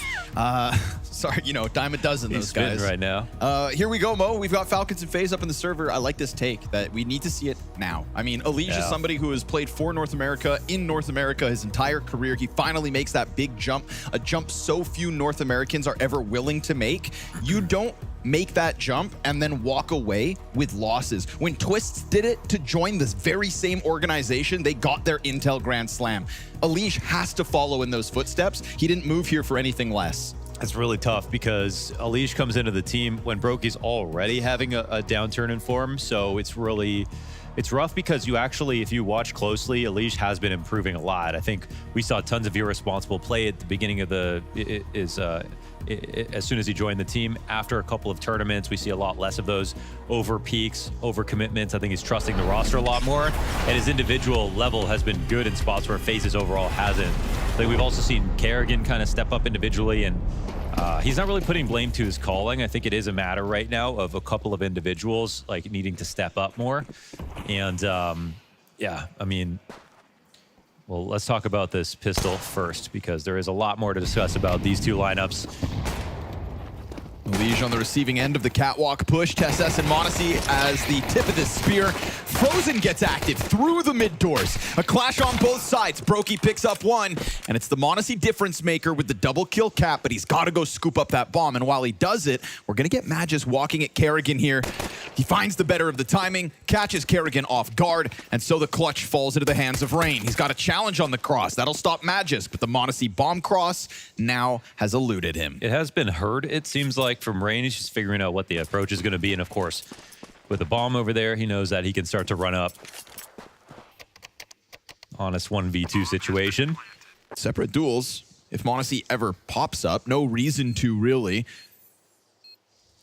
Actually, where Magisk is, he doesn't have the angle cross. Yeah, there's his movement. So just to confirm it, Rain is here and trying to slide upwards. Tagged twice and bottled by m0NESY. Nice triple kill out of him for the pistol. And a testament to the talent of the Oppers we've seen tonight. First, ZywOo's multi-kills to kick it off in Vitality's camp, and he will do so for Falcons. Falcons showed us at Melbourne that they are a real threat. And they have a damn near complete lineup, if not already complete, in terms of how amazingly well they played together. I think csgo was a massive surprise, stepping up above Nico and above m0NESY even in that grand final. Was an amazing performance for him. A couple months ago, if FaZe faced against Falcons, you would just expect FaZe to probably win. Right. But now it's Falcons will probably win. FaZe have to really dig deep for this. Now, I know they didn't walk away with the win, but you know what that csgo performance reminded me of in Australia? It was Magisk back in Shanghai for the major champion win. I was just thinking to myself, like, when the third piece or the fourth piece could step up to that pedigree, Falcons are so clearly in a good place now. Yeah, that's a weird one because he has recently actually dipped down again, like you're mentioning. But we saw at the end of like 2024, CEST was one of the best players on the team for a good amount of time. And I mean, obviously, we don't know what happens in the future, but good flash. But right now, it's a good move out of Falcons to get back to 5v4.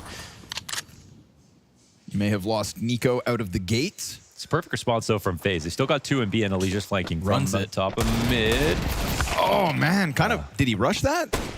Tries to make it happen on his own. Luckily for him, Brokey's going to pick up a bit of slack as we hit 40 seconds. A little back and forth from the Falcons' movement off catwalk. They've opted to go out through middle as the smoke goes down yet again. You've got Rain just locked in behind boxes. csgo playing with his pieces as he moves up, but he still recovers in time. And Frozen in anticipation drops that frag. Good MP9 jump for damage. Scout watching the doorway. Oh, it's a tough challenge, and they've managed to get into the bomb site, but they're also both sitting in a very killable position if Brokey wants to go above and beyond at the start of this game. With Scout in hand, and 2 tagged Danes ahead. They're in a perfectly tradable position. This should be unlosable here for the Falcons. Should be. Brokey approaches, and that back Xbox player just still trying to take a glimpse towards door. Brokey trying to decide which way he wants to come in. Doesn't have a kit for the defuse, so the time is starting to really decide his future in this one. Missed no scope, and that's going to be the tragedy that is Falcons. Good conversion as they lost the first player, and a nice early step up from Magisk. Importantly, like that's the guy who's under the spotlight right now as the clearly weakest piece on the lineup, but we know the upward potential of Magisk, obviously. And he also acknowledged that in the interview. As a champion himself, he's not going to be insecure about a couple of bad days and understands that he needs to deliver more. So it's going to be, I think, Magisk on that side and Brokey on the other in terms of players who need to get back to who they are. Unfortunately for FaZe, though, you just mentioned their AWPer in contrast to Magisk. That's a good point. And that really has to end up being the tale of FaZe's fall-offs lately. I mean, this is a lot of conjecture, but you can really see how much Brokey cares as well. I mean, he's been yelling a lot in really tense situations, but I think Vu summed it up perfectly where he mentioned that Brokey can be fine for most of the games, but it's actually the most clutch situations sometimes in the 20-plus rounds where he misses one shot that's easy. And you wonder, well, how does that happen? Like, is that our Brokey? Is he a guy suddenly getting nervous where we've never seen him be nervous? Yeah, good question. Especially for somebody who has so much late-game clutch. Yeah, seriously. In his, highlight reels of past. It's also especially damning as we see the site get overtaken. On a nice call here for the Falcons that, well, Brokey takes a very low percentage amount of opening attempts, right? Yeah. He's down there with Shiro. People don't really understand how few attempts he's always taken on this lineup, even at his best. So that does mean in those clutch moments, well, he has to over-deliver those to make up for the rest of the round 100%. Where he's not trying the first shot. As Shiro does with Donk so successful on his entries. Yeah. That's a fine comparison to draw. And also because they, in their last exchange, bringing Elysian to the team, they lost some of their late round power. So Brokey also tapers off as a core part of that late round power, and they get upgrade in the front. Well, it's a totally different lineup now, but not in a good way.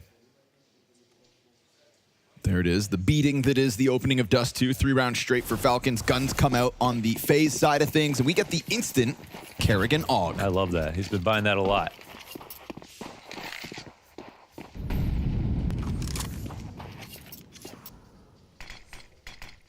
Not seeing a lot of 3Ks, but you're seeing a lot of 1.5s. Yeah, you know what? You take it.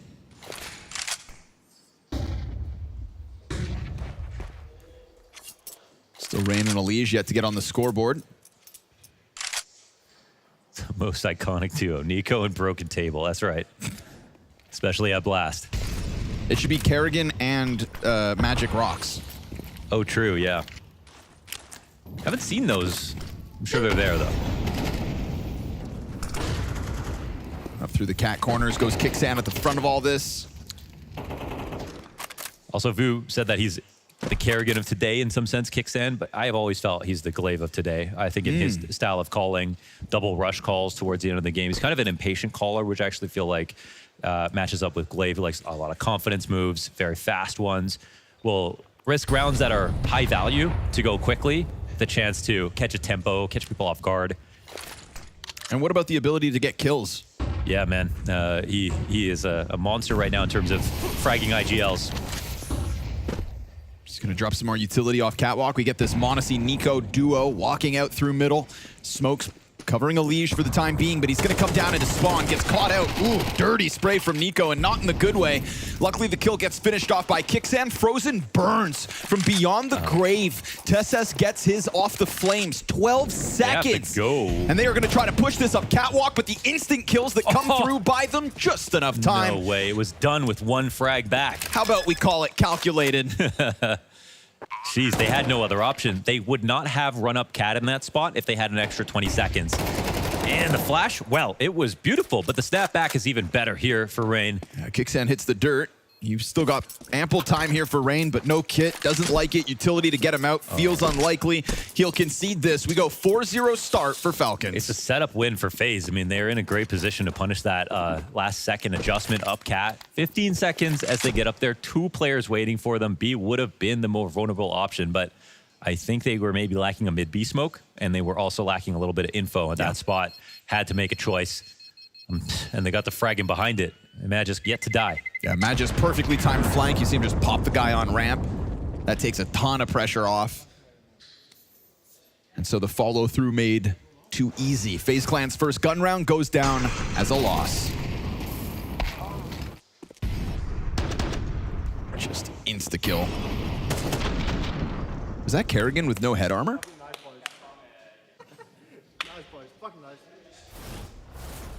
Lost to the sands of time.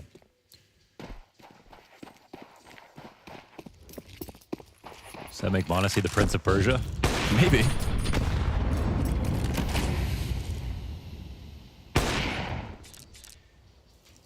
Ugh, Ubisoft. Other devs.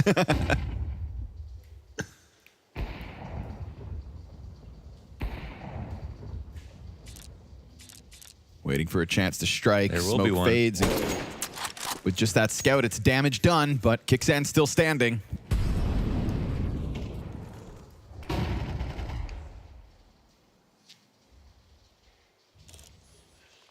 Looks like Falcons are going to be content to just wait this out to see if anybody else from FaZe wants to poke and prod. There's not a lot to work with here for the defense. Still that looming threat of the saved AK and the bought-up scout. Slightest bit of indecision last round. Should have been a nice warning that they need to keep things speedy. Unleash in a good spot. He hits the shot to get this in. Nico dies. Good spam down to finish it. Brokey's scout to be known just on the other side of smoke. Double long push, man. This B site is a little vulnerable at the moment, but it looks like they haven't made the choice to split B. We saw Elijah attack from the same flank and just not find his kill. We'll see if the timing of the climb up can be caught. Kicksand's holding it. He just turns at the perfect moment for Frozen to strike instead. Down to 20, we go once again playing with this clock, but Falcons still have enough pace and enough space to move this forward and plant for Cat if needed. Magis does enough to pressure them onto the long corner. He can continue to hold the angle if he wants, but he looks the wrong direction, and that's a chance for Rain to strike. csgo swings, dead. Kicksand to the clutch, 20 health. Not ideal, surrounded with a scope up. They buy their time, and Frozen strikes instead. It's FaZe with lesser weapons to find their first. Yeah, a little bit of an awkward moment there for Magis. Could have fought towards Cat together with his team or decided to tuck a little bit more, but didn't expect them to reaggress through long. Maybe didn't anticipate 2 players to be there after this push went down. Not only perfect Actually, timing, known, though. Good accuracy as well there from Frozen. That's what, 5 bullets out of an MP9, hits the headshot too. He's made some nice plays. Oh my gosh, get me off this ride.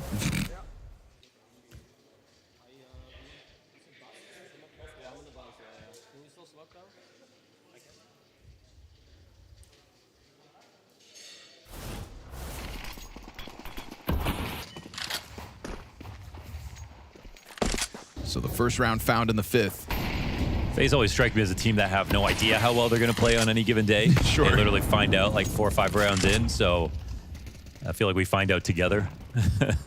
I think that is the life of a FaZe fan. Yeah. I mean, the interviews right now are, we don't know why we're playing badly. It's Neo saying that, it's Kerrigan saying that, but also intimating that it's individual level. That's a big problem for them. And I'm willing to say that. I mean, I haven't seen like lazy calling out of FaZe, right? I haven't seen that actually be a huge issue. I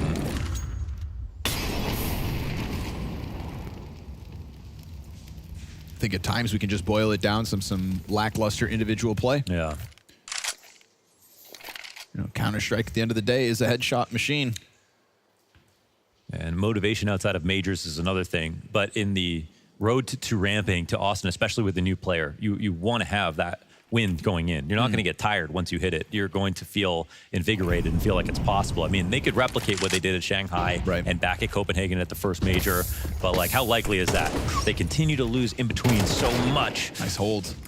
Kerrigan from the pit gets his. Elige swings off the flash. Oh, nicely done to finish off csgo. Wow. He's lucky that damage there from Frozen helped out. And so suddenly this one stalls for a second. Kerrigan, his double kill towards long now, forces m0NESY into a 1v4 at 20 seconds. He's got Elige locked into Goose. That one made easy. You know Kerrigan's deep down in pit. You don't know about the others. He's got time to check for the CT push. Now he's got a plant. And as he does so, there's a chance for Rain to strike, but he's waiting. That second layer of cat play now gets into position. m0NESY softened up, Rain hits the headshot with it, and Falcons have faltered a second time in a row here. FaZe, thanks to Kerrigan, because if not, that long play, I mean, Elige goes down after 2 for sure. Yeah, definitely shuts the split down, cuts it in half. That's the real important part about this. I was feeling a little off the other day when I was playing, so I booted up Elige's warm-up routine. Okay. How'd that Instantly became a god. Well, you just There's mentioned a lot of it. spray transfers in it. That's like a huge part of his game right now. Yeah, one of the best. And we talk about, I mean, the things you just mentioned about FaZe Clan and trying to tap into the form for the majors and the motivation for the majors. Let's not sugarcoat it. It's also the Austin major in the United States with one of the all-time favorite American players of Counter-Strike history. Yeah, I was really hoping to see a FaZe versus Complexity grand final, but now I'm not so sure about FaZe. I love this depths here. csgo, obviously, you know, not supposed to be the star of Falcons, but with a good spawn, takes the single AK of round 7, finds his kill.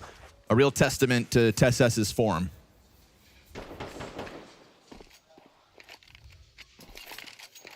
Well, they can rearrange back to B, but in this setup, you could see that FaZe are actually, I think, quite happy with this option if they want to take it. Even with Rain coming out of the doors, he'll still be able to get vision. It's a solid spot here for Frozen, but there's some pressure on him. It's fine. He'll deliver the first. Finishes off the health of csgo. Oh, Deagle kills. Wow, what a shot. Kickstand and m0NESY connect, but at the same time, you've got the car player down to low. NiKo takes time with it. Finishes off Elige. 3 body shots enough. And that is a kill apiece from Kickstand, csgo, m0NESY, NiKo. Damn. Perfect here for Falcons. Single AK round. And they're going to rob it away from FaZe. Uh-oh, and Brokey's now in danger too. Op in hand, and he goes down to a Deagle. On top of that. Oof. I mean, it's a great shot on Frozen because he's got a perfect position to multi-frag. Gets the first kill without taking any damage. He's set up for another spray and a half, but I mean, I think it was Kickstand with the perfect clear. Kickstand or m0NESY. Door kill and car kill same time. We got Falcons taking a quick tack. Sonic getting involved, even though they're up 5-2.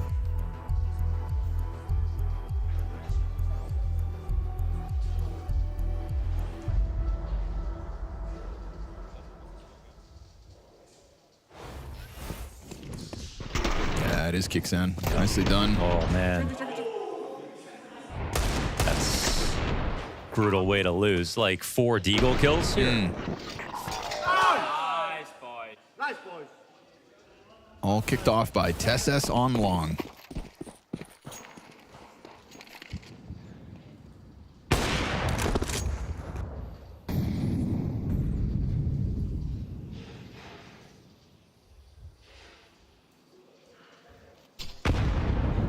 Kickstand tucked in tunnels. NiKo clears out lower.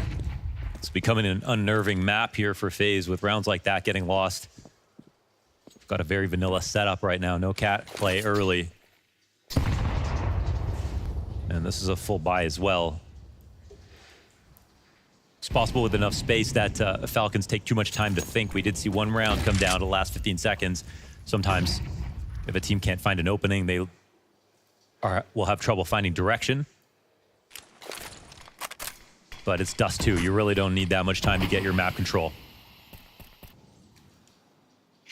I really don't like that FaZe aren't searching anything at the moment. They just are back in sort of their 32nd position, except not with any info on rotations. They flash clear the mid doors as well. I think the fog of war becomes a little scary here for FaZe. Alish has to make an executive choice as to whether or not to come back to Game Helper. And they are sensing the cat split come down. Just utility to hold it back. Fire to make it awkward. Nico doesn't round the smoke just yet. We hit 30 seconds. Frag grenade's gonna find its home. Oh, look at that damage. Alish rips some flesh off Bone. Still able to get into the corner of the cross. Alish just found a little pocket on the ramp. Flash above him to try to fight. We hit 15 seconds, still 5v5, and Bomb will go down. Frozen has a last piece of utility. It's an incendiary. Alish can't find the mark through the spam until Kixan traded out after the single kill to Brokey. A little awkward here between csgo and m0NESY. It's allowed for Frozen to step up from spawn, and they anticipate that. He sends a few bullets through. m0NESY sends one back. Yeah, position revealed. Lethal will get this climb up from Rain. His head could be on a platter, though, for Nico. Oh, fast one out of Rain. Time to kills quick. You get the retake in still from top ramp. The boost denies it, and so Frozen turned away with no kit, no time, and no chance at a third round win. Saves the op as Falcons nab a 6. A situation where a lot happens in this round, and a lot of ways to actually win it back. But the first issue is, again, Brokey missing. Like, they waited in a position where they were actually correct as Alish peeled back towards the A site. FaZe didn't have a lot of info, but Falcons were coming up cat. And their long split didn't join up at the exact same time, so they could really focus on it. And they had Kerrigan to watch that position. But Brokey, he needs to hit the elbow cross shot. Like, if he's not blind in that position as an opper, that is your chance. You're only going to get 2 shots if they scale very slowly. If they scale quickly, that's the one.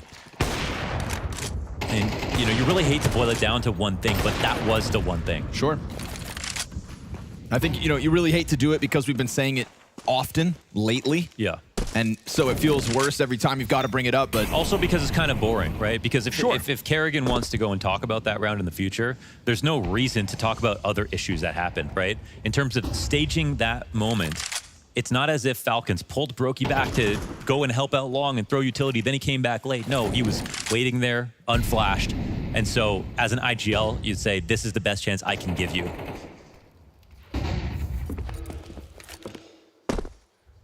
It may end up being one of the better chances at the tail end of the half. Money is dwindling here for FaZe.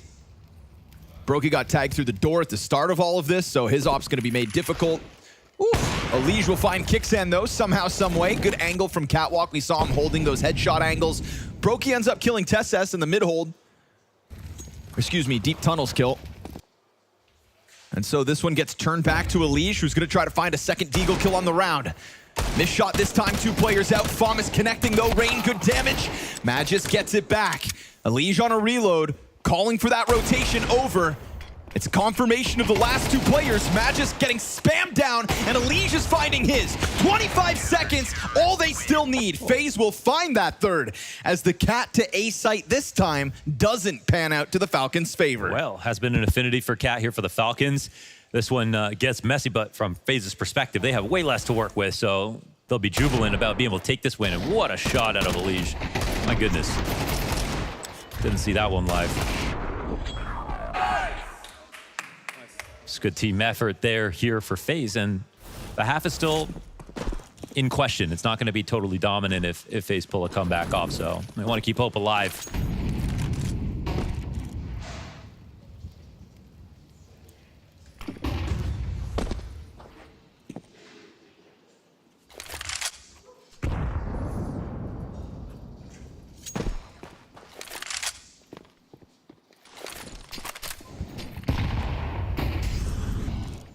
Got to give up the space, Alish.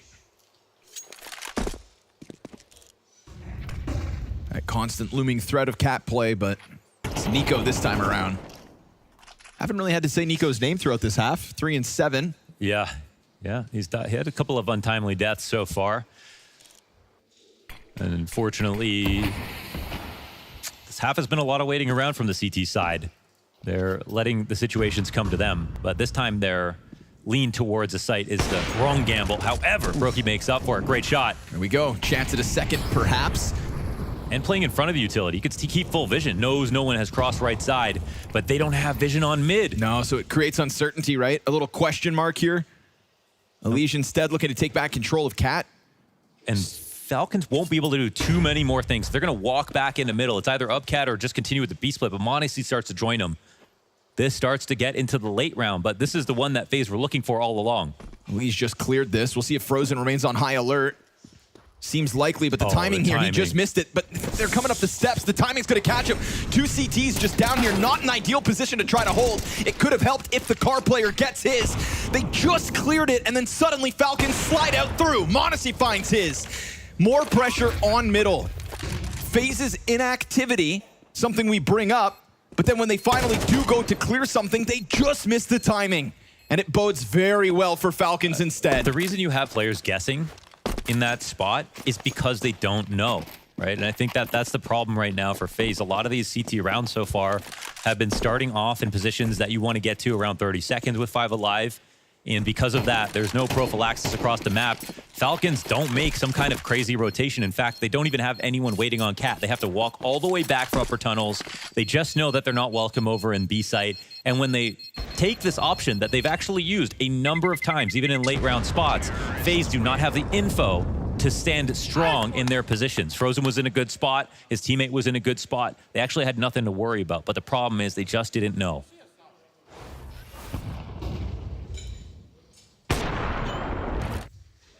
There it is, that jump down at just the worst possible moment. Kerrigan full exposed as well from Car. I mean, the setup overall just looks so weak, right? What if they are coming long in this spot? I mean, it would be very late to do so, but Kerrigan's at Car, he would be by himself for a few seconds. They're convinced it's now going to be a B-site take. And again, I didn't see any fakes out of Falcons. Brokey to post the op early. m0NESY right behind Nico here, peeking into it. Ooh, dude, bro, m0NESY barely comes around that corner. Can't believe it, yeah. Brokey gets hit, lucky to be alive. Well, here's a round where FaZe want to find out early, and they get punished for it. That's a dirty shot from m0NESY. Incredible, really. I don't think he has angle dominance on that at all.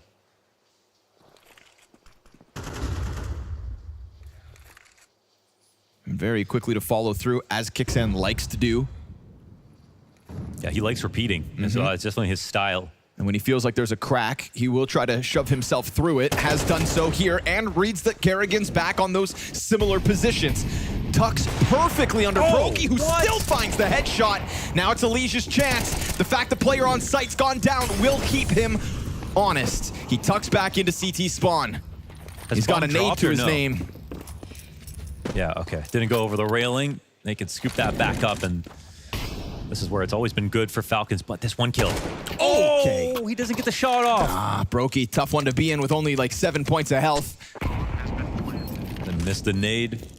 And not planting for Cat, so Elige low health has to wait for the Catwalk players to come forward. m0NESY sees all of this as a chance to reposition, but Elige comes through with another second critical kill. You get Magisk on the ramp holding on. Elige jumping up, has spotted him, has figured out the positioning, never showed himself over to Nico either. And so Elige ends up getting an MVP moment in this round to set up FaZe on a 4th. That's a magical 3-cat of Elige with the HP that he had left over. Saves the day here for FaZe, maybe saves the half too. So, oh my gosh. Honestly, so careful on that approach. And even though Brokey gets tagged, he nearly also has a miracle round. His first kill is very hard, up onto the elbow. Right now, it's only a couple of easy ones that you wish he'd put together, but in general, he's hit some toughies. Chance to 8-4 the half here for Falcons, or get a 5th if you're FaZe. I think that round, in Elige's perspective alone, is a great example of the growth he's had within FaZe Clan. Because we originally talked about sometimes kind of going a little overboard. Untradeable. Too quickly, right? And this one, he gets his one.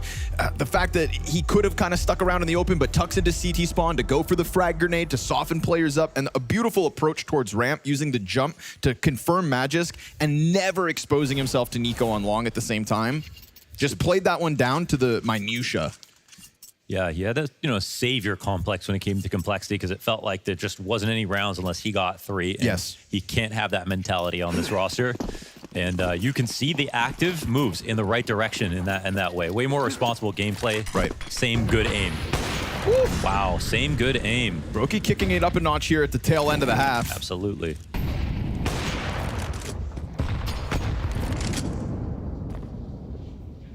And poor Nico still waiting for his chance to shine.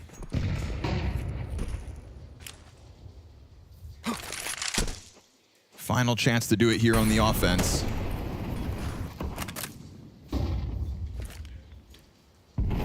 This half has really epitomized both the Brokey's issues as well as his value in terms of the contrast between the amazing shots that he hit and some of the easier opportunities that he's missed. But now he's evened up his scoreline. This kill's massive. It's on Monacy, who sits 12-6 on the other side of the server.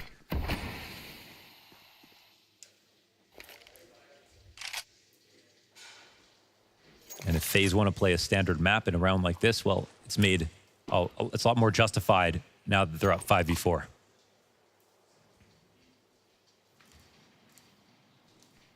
That round, we see FaZe pull off A side at the wrong time. It felt like they were worried about this sort of a door hit.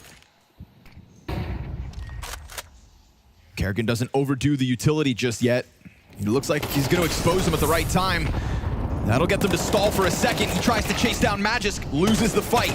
We've got Rain, we've got Frozen. Two players inside B trying to hold off, but with no tunnel control, he keeps it locked in on the platform, turns over towards window, now a chance. csgo, just gets popped.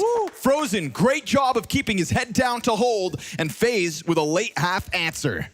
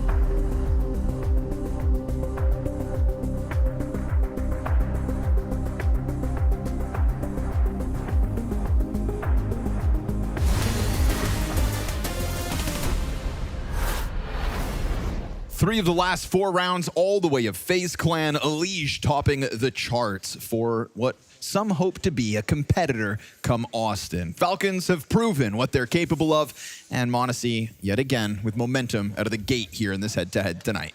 I think we got maybe 8 out of 10 calling from both teams in that map, or in the map so far, with the, you know, a lot of cap plays from Falcons that weren't like set up amazingly well, but there were a couple of late round frags that ended up winning those rounds. And for FaZe, not searching a ton of information, but getting it together individually is almost inspiring more confidence. So we're here to find out if FaZe can actually close or come back into this map, because now it seems competitive. We get the head tuck on site in m0NESY. Berettas pop up. Insta-kill here. Good helping hand from Elige as Rain collects first blood in the second pistol. Kerrigan finds csgo. Man advantage now for FaZe. And the teams look to split pistols at this point, but Magisk has other ideas. We saw one of the better plays that he has offered in recent times on this A site in a pistol, but that one gets swept up, and we've got now, again, FaZe in the driver's seat, but a creepy Kixan tries to crawl forward. Kerrigan ends up getting the better of it, and Nico, again, haven't had to speak of him. Looks for a way to pull this one apart. Doesn't look likely. FaZe, just let him walk out of it. He'll find his one. The trade's right there. FaZe closed the gap with a second pistol win. And so now we talk about 4 of the last 5 rounds. Yeah, this is looking like a real game suddenly for FaZe. And they've got T-side now.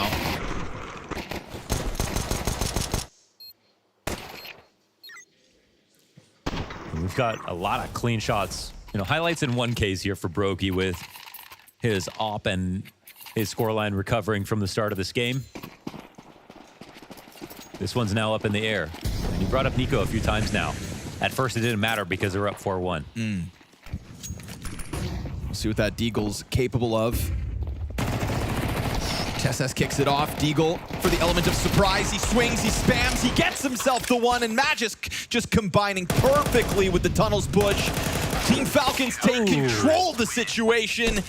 A force by victory puts FaZe on their ass. Well, that's a slippery lower tunnel setup with the upper tunnels push, and that's even with Elige getting 2 kills in that hold. Rain as well got a frag. That was definitely salvageable, but also really well timed here for Falcons, and you can see how crushing this is. It's exactly the default that FaZe were going in for, and if they knew this tunnel push was happening, they wouldn't have staged themselves on the stairs. However, even though they knew this was a threat, they probably expected better themselves to survive that.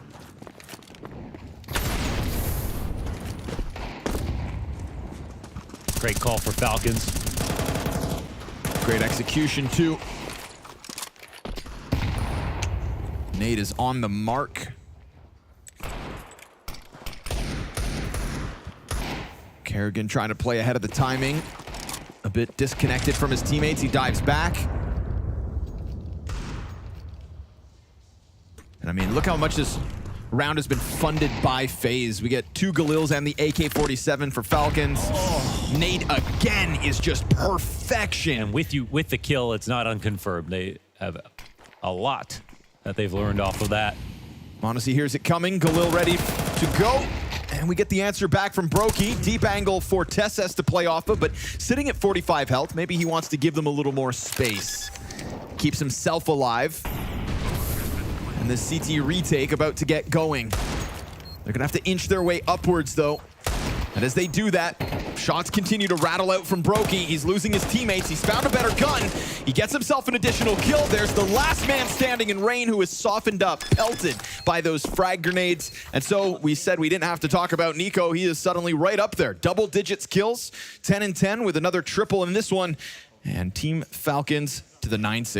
Yeah, suddenly that small comeback from FaZe I don't think scares Falcons quite as much.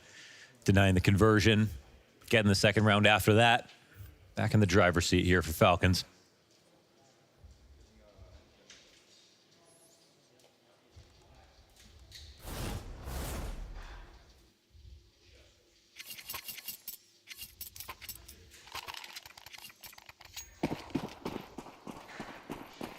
Open now that we switched over, we see more inspired calls, I think, from both sides.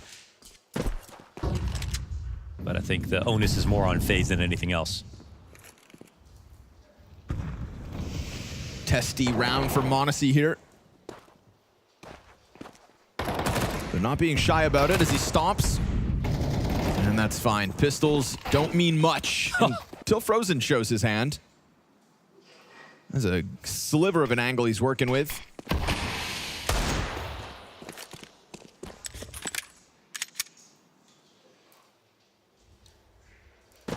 Smoking suicide at minute 18. That's an act of war. Is this just the remnants of FaZe kind of emerging from the bushes?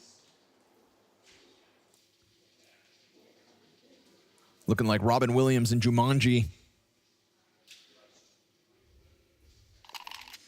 Great movie. Very good.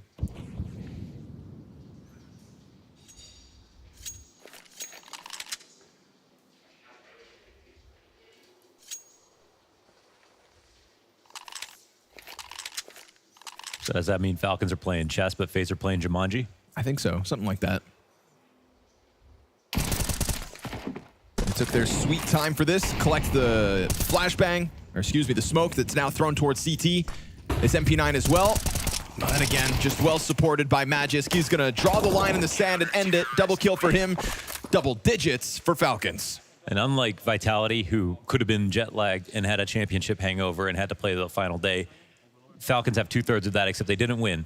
Yeah. So they got to be hungry as hell, especially with that debut. They want to catch that fire. They're sort of in a position that MOUZ were a few tournaments ago, where now they feel, well, they basically got a championship window. There are a few teams in their way, but there's a chance to really impress. And again, everyone's trying to ramp for the major. I'm just expecting all of that to come in front of jet lag. You know, Vitality's streak, Falcons' taste of the grand finals. Had a chance to get revenge right here, right now in Copenhagen. I mean, nothing will wake you up like that, you know, more than caffeine. m0NESY dives behind box, gets chased down. Oh, kicks in. Yo, he got that? Insta trade back, goes for seconds into the top of tunnels. Down goes Rain. And so Kixan reminds us what he's capable of. He has found free movement to escape. He will go join Magisk on the B site, and FaZe will have to play catch-up 2v4. There it is. A killer of an in-game leader. Yeah. And that's like you mentioned, his fragging as an in-game leader. It's even another parallel to Glaive when he was at his peak. Calling, he was also a top 10 rifler. csgo leans back in anticipation and scoops up the first one with ease. Trade frag back from Brokey, sure, but caught with nades in hand. There's the close out of Nico, and majority alive Falcons with a 5-round lead. Not an easy trade, but one they needed. Him on the stairs right there, or even Kerrigan before he even got up to that position. But what's that? A perfect pre-aim from behind the box. And they see this m0NESY dipped out with no one in upper. There must have been someone close. My goodness, Kixan turned into that kill. It wasn't even a pre-aim.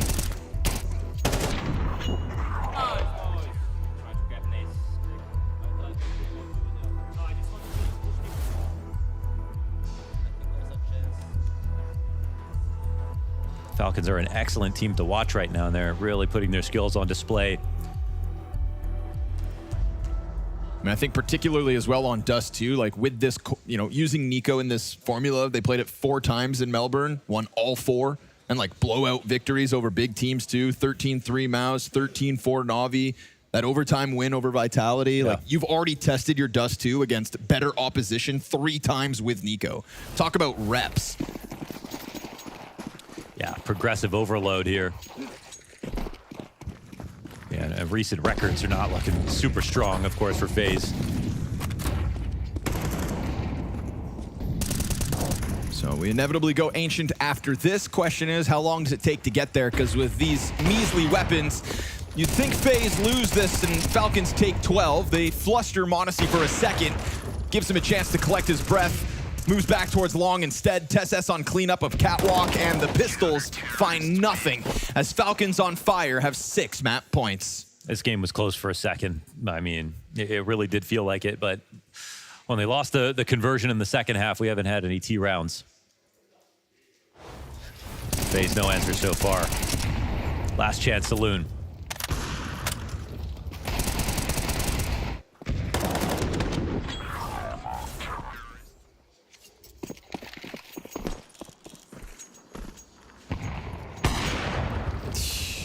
make Magic's job a little harder. Brokey trying to find late game impact.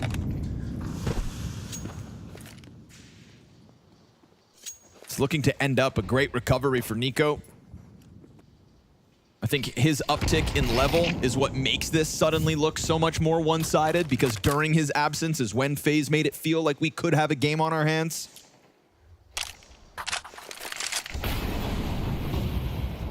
Four players on Falcons with 13 kills. m0NESY ahead of the rest.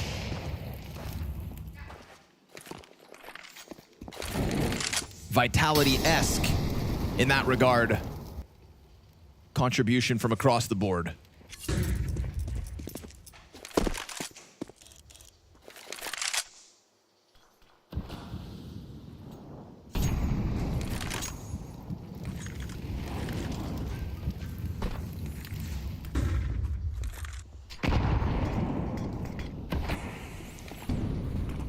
Again, they try to keep it quiet. We hit 45 seconds and still no CT to really shoot down. Kixana waiting, gets insta-pop from Elige. Nice kill on his behalf. Magisk, tough one as he's surrounded. Elige, the only moment of hope here for FaZe.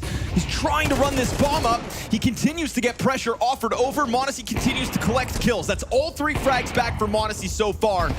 And FaZe find themselves 2 players strong in sight. This is the duo they wanted. With the double op scope, it felt like he didn't see that cross. We'll see. m0NESY and Nico to close out versus a FaZe with bomb ticking. Nico's approach is cautious. Fire beyond the hold of Frozen. Flusters him somewhat. Nico's gonna swing out, kill him. From backside comes Elige. 3 kills to his name. m0NESY the same, but he'll go one step better. 21 frags for the kid. 13-6 for Falcons, and a statement that continues to put a gap between them, the #1 challengers, and the rest of the pack here in Copenhagen. Unfazed are the Falcons as they take map #1 of this series. Strong showing again, coming off of success into success. It's starting to look very good for the team in green. Looking great. I mean, that's Falcons coming off of, you had the grand final they lost. They come into here and they're immediately looking good. And there were signs. I mean, FaZe wasn't dead. They weren't dead on arrival, but Falcons looking great the whole way through. Just always have a plan. I feel like that's where the difference is, not only just in personnel, where you would say some of the individuals like m0NESY and Nico are fantastic compared to the FaZe players, but in terms of the ideas behind Falcons, it just feels like they're always doing something. They're always constructing an idea, a way to get back into a round, and FaZe, to me, just play a little bit more on their heels. That they do. That they do indeed. But looking at the Falcons side, what was making you happy? What were you seeing that's encouraging here? I mean, they clearly had a pretty good idea of the way FaZe were going to play. FaZe like to play back off of short. They like to play on the site. Falcons had a bunch of execs, and sometimes the execs were a little light on flashes, but when Brokey's going to be at car and miss, well, it doesn't really matter too much. Yeah, Falcons just test the FaZe defenses. I mean, FaZe, to their credit, don't give up too many kills when a round just starts. Like, they're not giving up free deaths in the first 30 seconds. They don't look like noobs, but I almost feel like because they want to just play and almost like test the execute, it's like Falcons are going to have great ideas of how to close rounds. Like, they have excellent finishers when they have people in advantageous positions like Catwalk. They know how to construct a good mid to B or a good cat play. And if you're FaZe, you just have to hit every single shot, and that's kind of unreasonable to expect of every round. Yeah, when you look at Falcons, it's start to finish with Falcons. You look at them, they have these openers in mid in the first couple gun rounds where they punish people that are playing towards CT, and then you go for some mid Bs later in the round, later in the half, and you really punish the adjustment to that. And I think that's what makes Falcons so good. It's top to bottom, beginning to end with them. Now, the true trick to a compliment sandwich is you start with the good, you sandwich in the bad, maybe go back to the good. We'll find the bad here, Vu. This was around round 7 you were very concerned about. Yeah, round 7, I think, is just a perfect example of what we talked about in the pregame, which is FaZe, they have the right idea. They have the rotation into the right spot late on the round, but they can't put it together, right? You have the initial entry on long, okay, 4v5, not a big deal. You have 2-3 players outside of B, but you pull out a nade. We have the nade pull out outside of B. If he just kept his gun out there, then he trades and it's not a big deal. But then you lose your 2 B players. Nico, credit to Falcons. He's in a great spot. If they get those kills on B, he's going to get that flank. He's going to get the kill. He gets that kill. Now, if FaZe just shut down the B side, then Nico kind of looks dumb. He's just sitting out in mid. He's not going to be able to get anything done. But because those entries happened on B, then Nico gets the kill to close out the round. That just looks amazing for Falcons.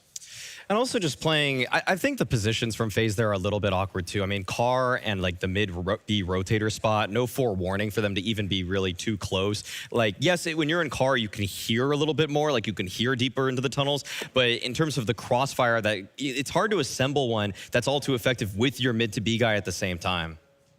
Now, I've made you put the meat in this compliment sandwich. The meat's never quite as tasty as you'd like it to be. Now we can get back to the good. Falcons looking very nice. Those around here you had, Maui. So this is kind of almost the opposite of what we got from FaZe in round number 14, that you lose the pistol round. And this is just my favorite second round that any CT team could run. You do a tunnels crunch with the weaker weapons, and it's just so many teams want to run through their default on these anti-ecos by going through tunnels. And this to me is just one of the most meta ways to play against that. Like, yes, if you're on bad weapons, there's only a few plays you can do. And this one's just always, it's seizing the round by pushing into tunnels like that. It's using the effect of the MP9 to the fullest by just like jiggling and just strafing left and right at the bottom of the stairs. It makes it a living hell to be in those tunnels if you're the FaZe clans, guys. Yeah, there's ways you can try and deal with that, but really the reality is you're still going to have to take some gunfights. You're still going to be fighting semi-close range against Deagles, against MP9s. The problem is we both just highlighted 2 anti-ecos that FaZe lost. That is FaZe,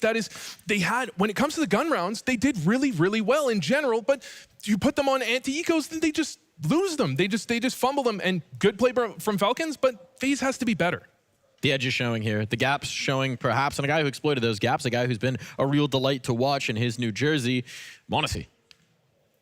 I mean, the gap was massive here between him and Brokey. Like, for Brokey, who was having difficulty just defending against normal cat executes, m0NESY was taking these rounds by the horn. Like, he was hitting shots that turned the tides of rounds. He was sealing the rounds where he's supposed to. That shot on Elige right there is crazy, where you just see the hole in the smoke and you flick perfectly right in the center. It wasn't even like I don't even think he shot the arm of Elige. Like, his precision is so much further than any other opera right now in terms of just in blindingly fast flicks. He is so much more spot on the target. And Brokey on this one, I mean, he had opportunities. He really did. But it's just like, I wish he took just more opening fights. I wish he was a little bit more pressed up, because Falcons are using a lot of utility to push angles that Brokey never even played. Yeah, Brokey, that's one of my biggest complaints of Brokey, is that he just plays he's too interested in the mid round. He's not getting those entries early that you see operas make it easy for their team, that m0NESY does all the time. He gets those opening picks,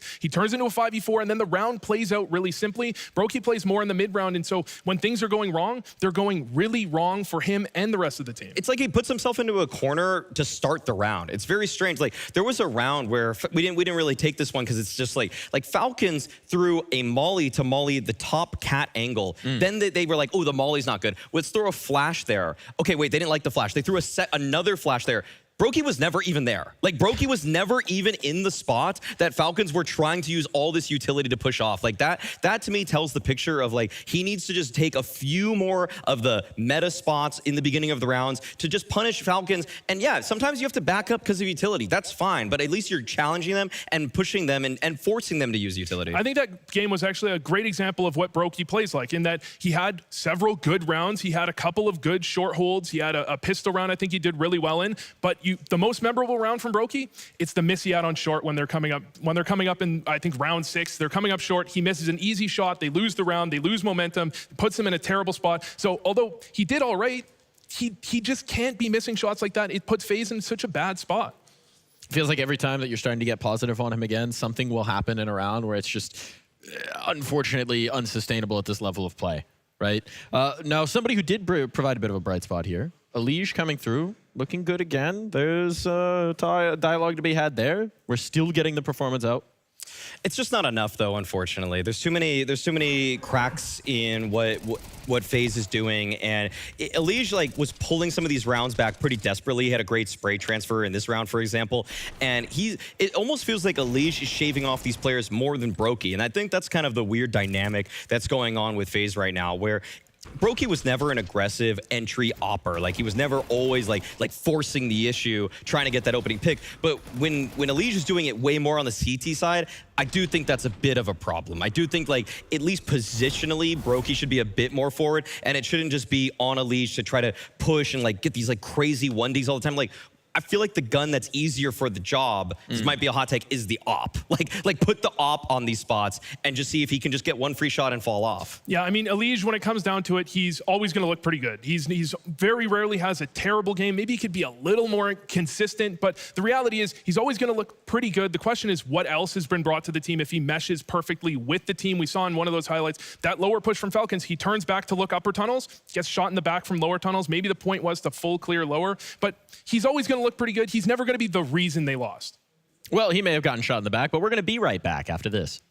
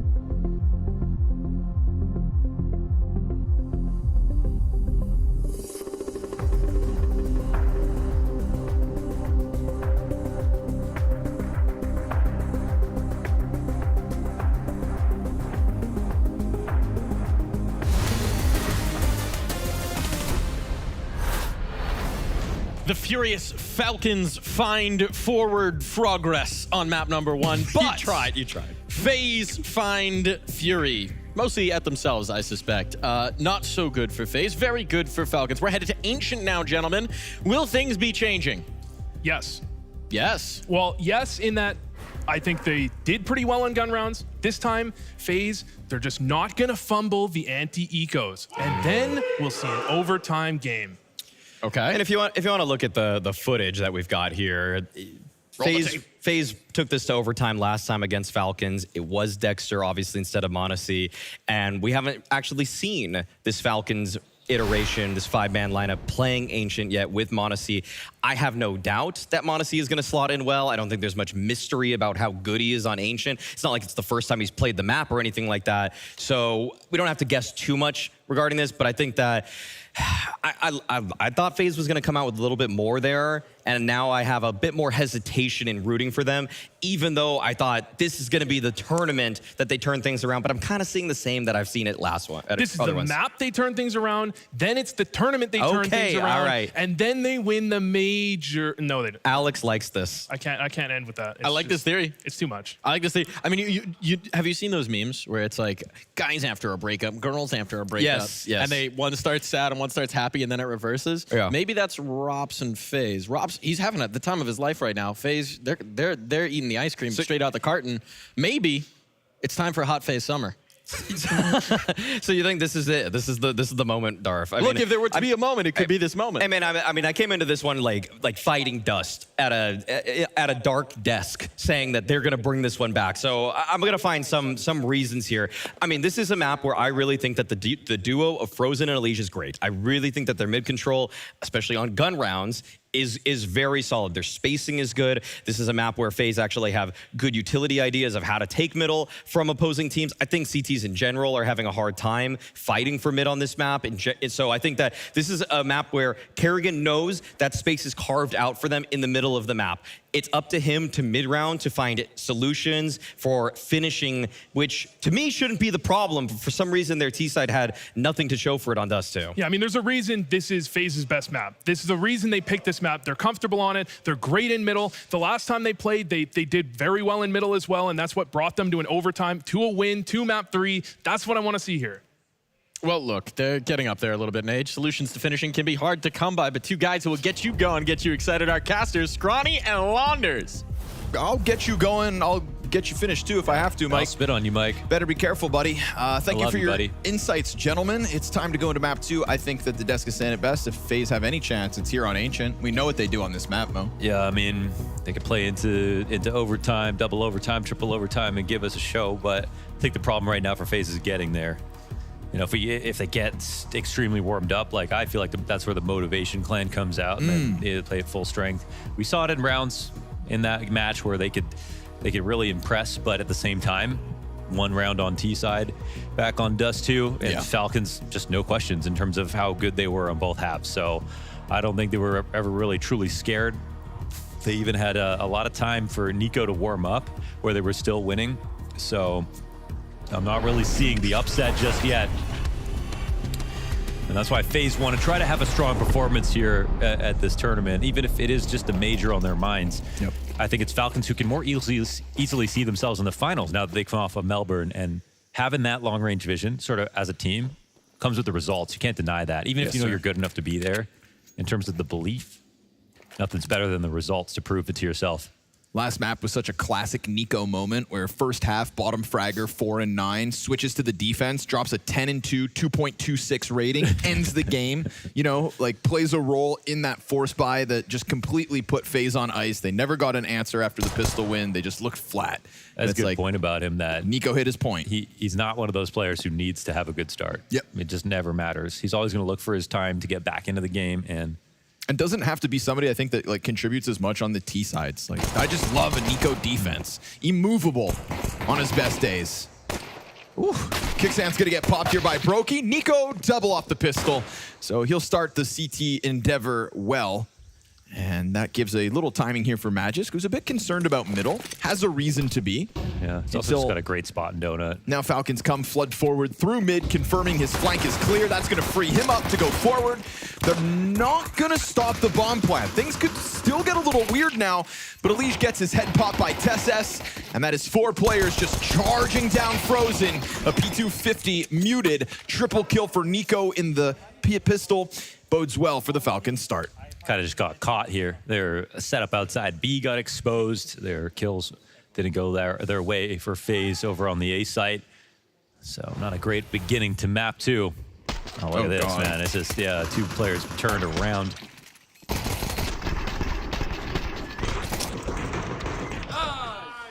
Nice, boys.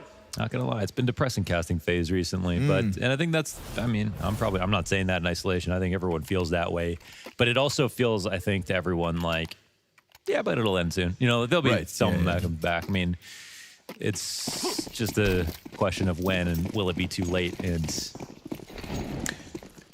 maybe even the Roman Empire falls eventually. Right. You know, who knows? And maybe this version of FaZe, you know, needs more changes. And at what point is it no longer the same FaZe? How many planks of wood can you replace? Yeah, before it's a new boat. How many layers of skin do you shed before you're a new person? How many times do you have to spit on Mike for him to change? Missed chance here for Rain. Difficult shot on that gap to Cave.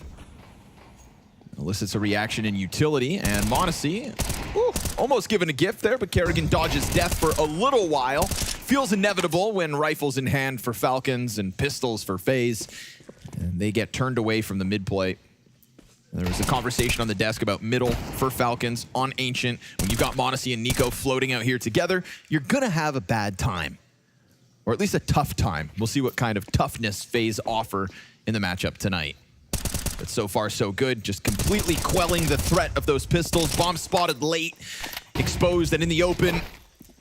And poor Frozen with just the Glock down at the hands of Magis. There's the conversion from Falcons, something FaZe still haven't been able to do in the series. And as sad as it is to see FaZe sort of in this shape, it's been incredible to see Falcons with this lineup. I mean, yes, sir. I just was a fan of the game, and for me, m0NESY and Nico are my favorite duo in the history of you know, between CSGO and CS2, just period. Watching them play together, so dynamic, so explosive, so many highlights, such great chemistry, and I feel like that was cut short a little bit. So it's just been a joy to see them playing again, even if it's in a New Jersey.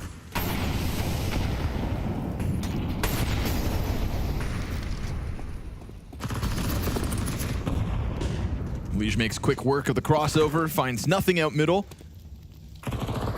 You know there's that looming threat of the duo we just saw, Nico and m0NESY, but right now both of them allocated to the red room. What this is a good timing up ramp. They try to keep it quiet. Kicksan instead finds Kerrigan with head turned. Good wide swing out from Rain to make up for that. And so man advantage canceled out. csgo is surrounded and softened up. Great frag grenade damage. And Rain almost exposed to what will be the two players retaking from CT. Alicia's dead. That's Nico retaking in from mid. Opens up csgo to turn attention back to site. A smoke on short side. And now an extra layer for the Cave retake to come through. Bombs beyond the halfway point. You've still got Brokey facing the smoke, waiting. Rain gets his chance at second servings. The jump over makes it weird. Brokey down. Nico in with critical kills. csgo on top of Bomb. Both the other players low, but low is still enough. Oh man, they do it. Such low time on that defuse. Nicely done for the Falcon. Man, that smoke that they used on the retake, instead of smoking really aggressively towards long, they left Rain a little bit of space, but allowed them to fight up towards short as well. Now that was smoked as well, so they had to wait out their own smoke in the end. But I think that was really difficult for Rain to figure out how to get more impact when he wanted to fight them back in CT spawn. And I think, again, you can see how this comes down to the final second, but it's really calculated perfectly, because every piece is in place and all those shots are very hard to hit for FaZe in the end. Instrumental moment from Nico as well, catching Alige early to kind of get himself into Cave. Yeah, that too. I think that whole retake and the smoke you're alluding to looks more awkward if not for the retake from Cave emphasis. The smoke could definitely be bad for the T side if Nico wants to try to abuse it. T's put down another one in front of m0NESY. There it is, his chance to strike. Seems wary of this push, and now confirmed. Alige spotted out. Still able to gun one down. And that'll be a chance to pick up a weapon. m0NESY, quick move back. Nobody actually pouncing on him. Brokey gets a deep angle headshot into CT spawn. And now, do they contest the bomb plant? Yes, indeed. Rain's cover, not enough. csgo trades right back. And you know Rain's back here on half health versus 2. CTs need to be split with him in the middle. And the bomb's on the corner of the site. He'll slow this down at a minute. Why not? They really trust their positions, and they know when they've got a good one. Rain's got to pick this out, but m0NESY scoped. Rocking a hard place. Ooh, missed shot though, puts him down to 1 health. If not for 1 HP, then suddenly this 1v1 feels locked in. There's a certainty to Rain at the moment, but he exposes just a little. TeSeS on shoulder peaks, man. It was just a bait for m0NESY to get closer, and he did that when he was low from Donut. That is such an unlikely fight because Rain knows that he's hit him down low, and he's got the best angle to fight the post plant. But it's m0NESY who's actually lower on HP, which made more sense for him to come in on that approach. Falcons, I think, one of the most impressive parts is just like in their debut, it feels like they've got a lot of comms off chemistry. They know when they've got good positions, they know how to play together. And of course, there's pre-existing relationships that help that out, but it's impressive nonetheless.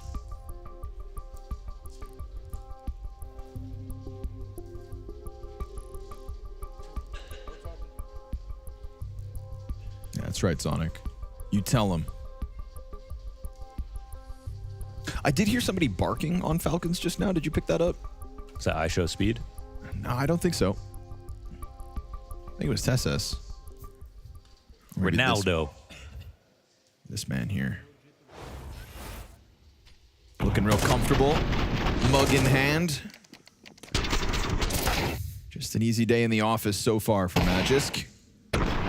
There's that walk up at a m0NESY. Taking the risk on 1 health, right? Just coming at him slowly but surely. 1 health, dude. If not, Rain's got you locked in the corner. Tough pill to swallow if you're Havard. That's Havard Nygaard, a.k.a. Rain. Speak of the devil. Ready to go outside of cave.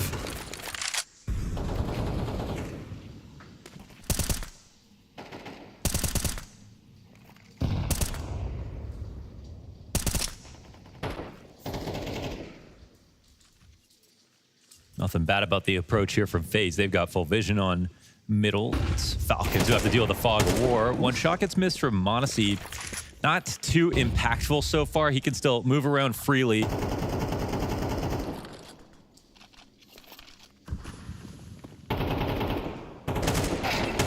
Ouch. Oh man, a shot back in that spot. It really hurts. Rain's always the one to come out ahead on those spams. Not this time. I mean, you sign up for it as well. Like, you're willing to take a couple body shots. The fact it's this, like, trailing dink. So util decisions right now that matter the most. m0NESY versus Elige. Easy pickup for the Opper. TeSeS, though, gets popped in the process. m0NESY missed shot. Still alive. And this time, low health. Not enough for him to collect another. So, man advantage post plant here for FaZe Clan. A couple utilities to be disruptive on the retake. But it looks like Falcons are still poising themselves to give this one a challenge. A little posturing going on, and great damage early. More utility just rains over top. You've got Brokey along the wall, but Kerrigan swaps onto m0NESY's AWP. And that's going to be costly for Kixan. Not to mention Brokey, deep peek to Nico. Magisk, the sole survivor. FaZe have found their first. Kerrigan up, baby. That was the key. Low HP bars, but FaZe kept a lot of numbers. This round's pretty simplistic in terms of the group up towards the top of Banana, but what it comes down to is m0NESY hits his shot, but TeSeS dies without a kill. If they both got one, then they could really put up a formidable defense over on B. But for the most part, it's FaZe who got so close to those choke points. They could even afford to lose Elige, as we could see. And it's not as if TeSeS threw utility at the wrong time. That molly actually has some effect, but it's not big enough to push them far enough away from being able to defend that easily. So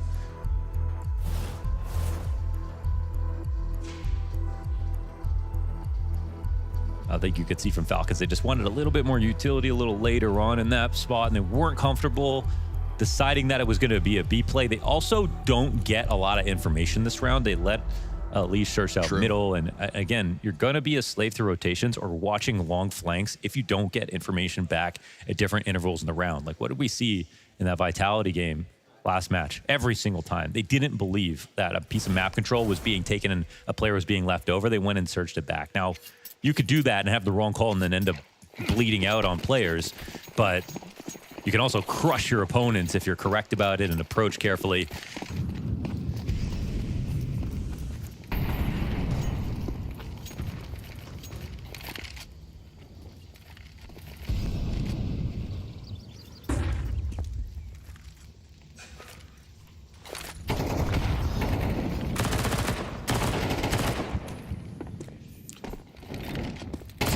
A lot of pressure here And so he'll go down with nothing again. Back-to-back rounds, CEST dies empty-handed. This time earlier, of course, and this time without m0NESY behind him.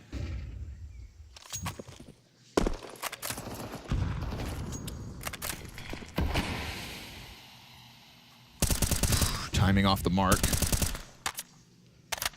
Saw Liege wary of it. Yeah, another moment here for Falcons where they're flying blind. We've got 3-player B stack. Not always the worst decision when you don't have numbers, but mid control working really well here for FaZe. This split looks treacherous. Nico's going to hear the rumblings of the commitment. Here it comes. Utility blinds him out from main. Oof, Gun probably sticking out, still trying to hold something off. The fact that he ends up killing a Liege with Kerrigan in front of him, with those 2 players over towards main testing him, but the reality is there's still nothing else behind Nico, so if it wasn't all, it's this. Nothing. FaZe Clan put bomb down to secure a 2nd round on this T side. It's good to see they're using a Liege to his strength. I mean, he's 1-6, but he's getting mid control. He's not getting contested. That's why there's basically nothing happening for him in his favor. But these last couple of rounds, that vision has allowed for splits that are working out really well here for FaZe. I'm kind of surprised we aren't having Falcons just challenge them, like especially after what we saw in Dust 2, right? Especially after what we've seen from them at Melbourne. But expect that to actually be an upcoming answer, to be honest. Surely. Fighting into elbow control just they'll shift right into away. gear. You'd think, anyways. Especially with Nico playing as well as he is.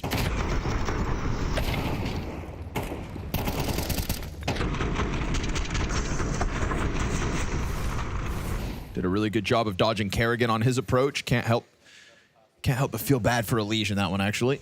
And there's also the chance that FaZe, try to take an open fort A site if there's an overreaction in towards mid control. We don't know when that's going to happen. Falcons obviously don't have the most to work with right here. But they'll at least challenge it. And those are those FaZe grenades to try to defend against mid takes from the CT side. Kixan down, MP9. Not long for this one. And the USP of CEST already turned back through Red Room. FaZe use those nades so well. Yep, really well timed, in terms of throwing that out at the start of this game. And a round where they just wanted to throw the little that they had down into elbow. Everybody gets pummeled by utility first, and it just even dispatches the idea of Falcons. Their opening gambit dissipates. Magisk will connect 1 inside of A main. That's at least 1 rifle known on that half of the map. m0NESY, the 2nd here, tucked in, low health. Certainly not ideal, but with the element of surprise, maybe. Liege seems like he is locked in on it. Ooh, writes it off. Ends up being the victim and more damage done. Now a Nico Deagle that could have offered something more, but instead Frozen clears out both the heavy hitters from Falcons. And Magisk, despite the A main hold, is chasing the majority of FaZe at this point. We'll get away with the climb up.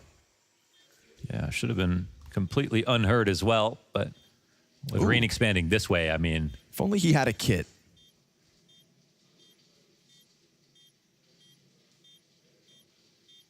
A kit and a little self-belief would go a long way. Brokey leaving. Does he take that swing? No, I'm really curious what happens next round again. We didn't have that much money here for Falcons, but they did try to fight elbow.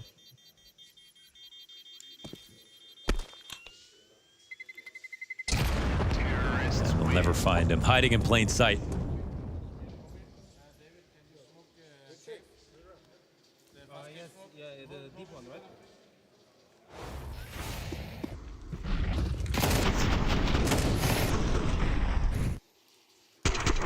Again, this round assisted. I mean, they have better guns, but also because they use better utility, they hit him as they were trying to run boost in towards elbow. That's a FaZe special on this map on T side. They are very good at doing that. Yeah, of the 3 players that end up going middle at the start of the round, 2 get hit by nades. That stops them from actually having support for Kixan. Wow, I'm shocked to see the Falcons just kind of give this up again. I think FaZe half expected them to run down middle, but what this opens up, since they didn't use their early utility, is a late timing to take over mid control. We see them gearing up for it, and Elige, it's an instant dink for him to have to deal with. Frag for Frozen's feet. Ooh, that works a little too well. They didn't have to use much of their brain power to put those nades together. Just two perfect hits inside of elbow, pushes them back, and now they want to search to other avenues. They don't fully expand, though. I mean, everyone is still here on the T side waiting to fight. All of the deterrence offered so far, really just in the form of Magisk, that dink and the nade that followed. It's kind of a weird move. It's just like doesn't feel very powerful from Falcons, so to speak. Look how close they are to breaching this B site now. Rain versus an MP9 on long. They see them playing retake. TeSS going to be worried about the cave exit. Kicksan's going to, oh my, cave, bad timing, luckily. That element of surprise still saves him. SMG doesn't finish the job. NiKo will. Magisk finishes Frozen. That's that flank going down towards elbow. Oh, but while they may have been corralled inside of the B site, Rain gets the difference maker to keep man advantage in FaZe's hands. I'm happy for him because, oh my gosh, he almost just died after holding an angle for 15 seconds. Falcons were in such a good opening position this round. Still enough to go for the retake, of course. m0NESY kit on his belt. Smoke's actually a little awkward. He tags him inside of that smoke. We're beyond the halfway point now. m0NESY's gonna have to tap it to try to elicit a reaction. Rain comes up from ramp, collects the first kill. m0NESY bested by Brokey, and FaZe tie this game up. That felt like Falcons for the taking. It did. I think it's very weird the way that they played in middle. It definitely looked like they were scared. I think I love the way that FaZe played it this entire round, where they were anticipating more aggressive mid control, and even though it didn't come, they went in to take it late. And when Falcons didn't even approach them outside of elbow, they just held back and made sure it wasn't pushed. Then they went over to B because they know Heaven's safe, and they can go back for that long rotate. So I think everything FaZe did right there was beautiful. I think Falcons are just not playing from a position of power where I feel like they definitely should be based on what we saw from last map, what we know they can do on Ancient. As if playing with weaker guns when they're not.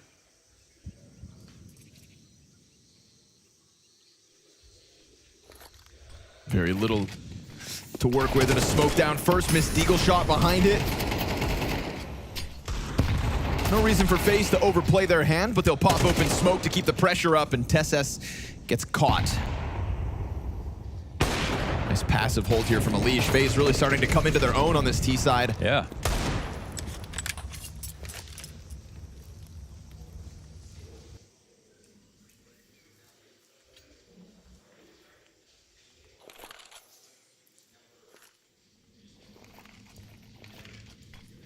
And it's not been so much Elige's individual level right now, but his willingness to take over mid that's really yielded a lot of map control for FaZe. Oh, the boost is so well timed. Kerrigan did get by it, and Kicksan, obviously, with his timing, has just offered this back to Kerrigan for the kill. Taps him out of the round. Really ensures that this B site is prime for the taking. m0NESY, killer Deagle shot. Yeah. And they could take a swing at this if they choose to. It's a big ask. NiKo's peeling back. Yeah, I understand. AK's in hand, Kevlar for NiKo.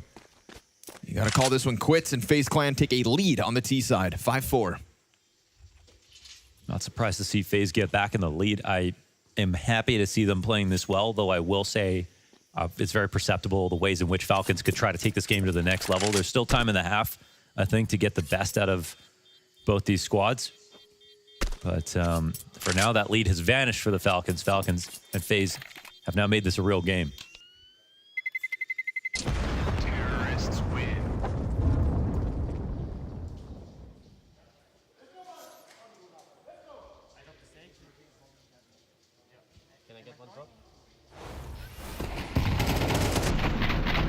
And we also have to remember that Kicksan is it's a very new age IGL. I mean, he has been gifted players that I think a year ago could not ever have imagined playing for, calling for. No. And yeah, he's definitely a rough gem at the moment. We see amazing games out of him, amazing tournament runs, amazing individual level, but still some inconsistency on all fronts. Kerrigan into mid, catches a bullet from NiKo. And very quickly, FaZe know what they want this round. They're going to try to flood into this A site. Pressure is on. m0NESY finds that second layer of success out mid. And there's not much they can really do to stop Bomb from going down. Fire does a good job of covering off the attack, the untimely attack. The inevitable retake still being queued up here. Spam fight from Elige. Doesn't end up connecting, so he'll take up a post plant in the middle of the pack. Doesn't feel like a lot of comfortable positionings here for FaZe, but Brokey to try to hang on as this inevitable donut play comes through. Utility flushes him off of his chosen position. Still now behind the big box. It's a Brokey 1v4. First one's found. Pressure's on. Second shot's good. No! Third from Brokey. But the fourth is elusive. That was close, Brokey. Really turned it up right there. Nice try, but Nico's 15th in the round is all that Falcons care about. Whew. Close. A damn near 3v5 out of FaZe. And a hell of an attempt at the clutch. It's a very swift reminder of what he can do in those sorts of pressured insight post-plant positions. Nico runs him down.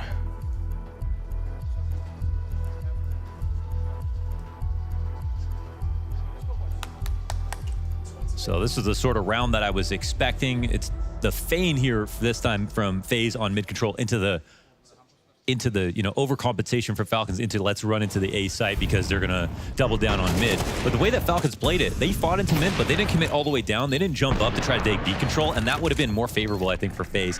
And then all the while, you have the kills happening in the direction of Falcons. Yeah, it comes down to a 1v1, but for a moment there, Falcons were in full control of that retake. Lots of time, utility, players.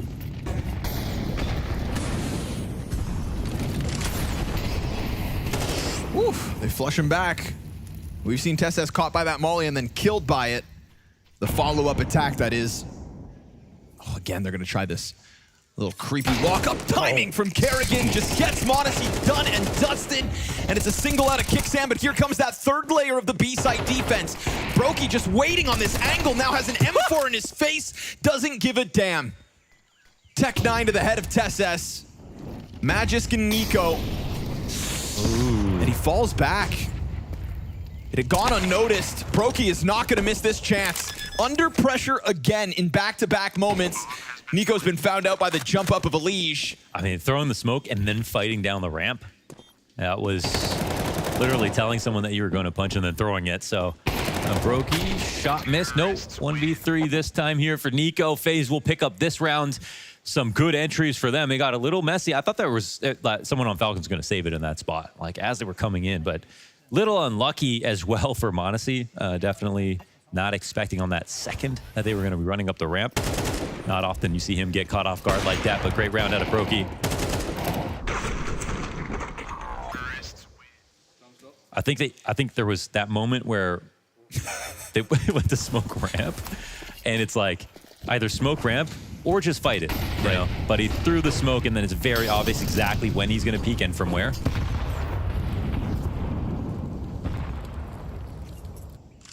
I was stunned by Brokey just saying so stagnant on the short hold. For a second, I thought he'd like lagged out of the game. He just sitting on top ramp, not moving.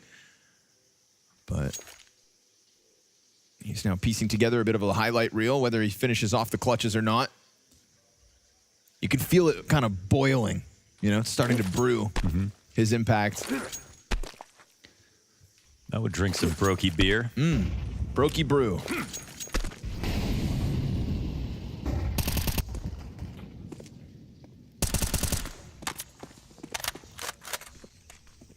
Latvian lager.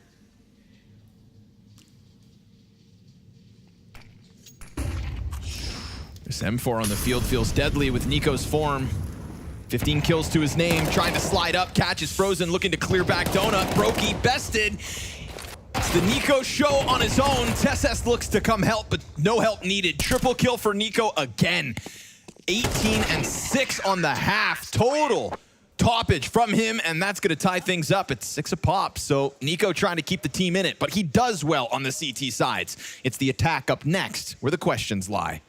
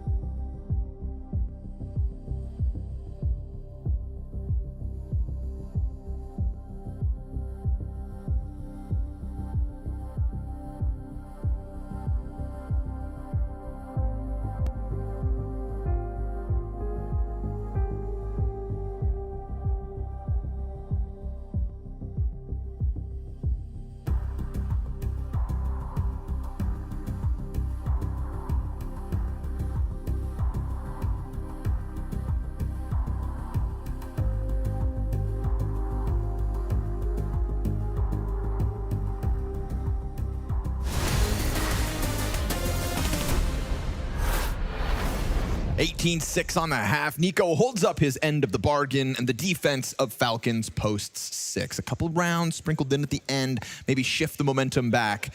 But, well, pistols have been Falcons' favor, and they'll be kicking it off on this T side, Mohan. Do you have high expectations for the Falcons' close?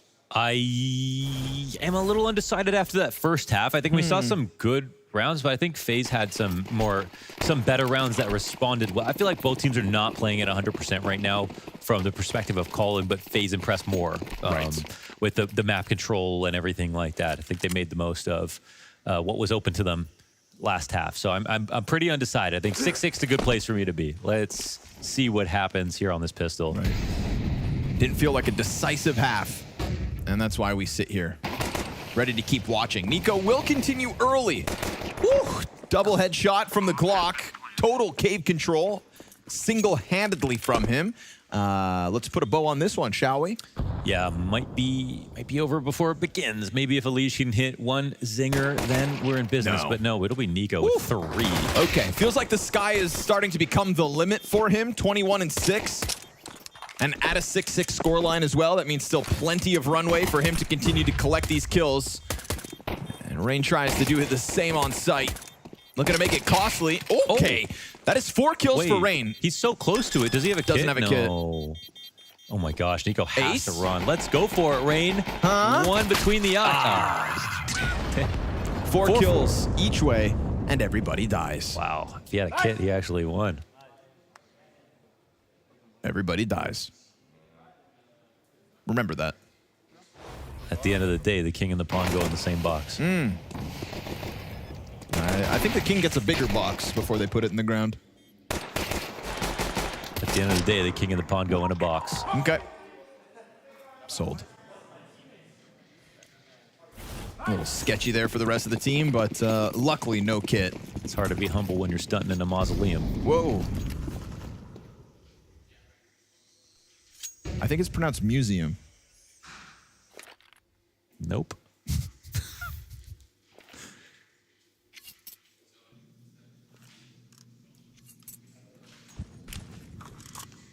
This A site looking prime for the taking with the frozen solo donut hold. Pressure was on Elige with this single M4, but nowhere to be found. So they're just going to try to go and chop their way through an A defense understaffed. Understaffed out of the gate, but clearly ready to come knocking. Elige takes a bunch of spam damage, though. Will that take the wind out of his sails? Looks likely. Rinse and repeat, boys. Take what you've got in this one, try again in the next. It is a Falcons 8-6 advantage. You do have like a lot of different modes of attack when it comes to Ancient, whether it's taking mid control into going into either your splits or going for extremity hits on both sides of the map. Super viable on Ancient, which I think is really nice for the playbook. Especially when you run out of ideas, there's always going to be a round where a team is over-invested in middle control or have 3 on B to start and 2 cave, and you can always just run into A, kill one guy or see nobody at all and take it. But also because both sites are quite retakeable, it makes it viable. And I think it's nice for Falcons to get a round like this out of the way. It's a simple A attack. It's not going to be the last one. And they come away with 5 unchallenged entirely, so their economy gets built up a lot. It's a very like sort of NFL-esque round, right? This exact play is a perfect counter to what the setup was for FaZe, and they were just looking to do some damage. Right. So who ends up with the concussion? BJ Penn said CT is a myth. Oh, trustworthy.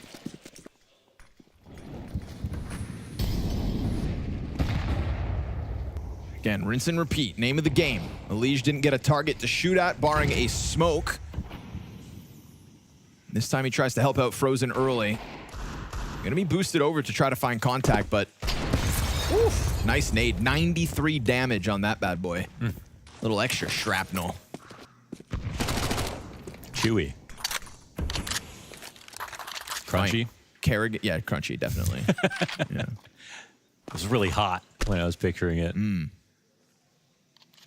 All right, Kerrigan, hold of your damn life right here. Oh, maybe it won't just be about Kerrigan, actually. Yeah. That's huge. Look at the rotations now. Kerrigan said, help me. He dropped this smoke, right? Kerrigan dropped this. delayed the ramp hit a little longer. Rain's Desert Eagle collecting one as well is good because Elige is now on an angle to fight. That is 2 kills from the single M4. They saved it in the round prior. It is now bested by Magisk instead. Hits the dirt. Big game for Magisk here today. Frozen finds the gun. AK in hand. Catches them off guard with the double. And so that gun that didn't get into the action 1 round prior wins it here in the 15th.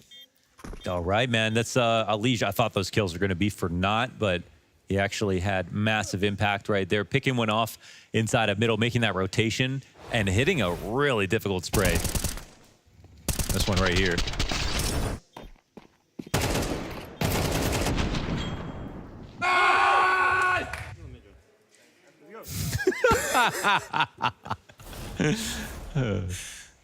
That's some PTSD. That's a man who's been in these kinds of close situations, maybe one too many series. Yeah.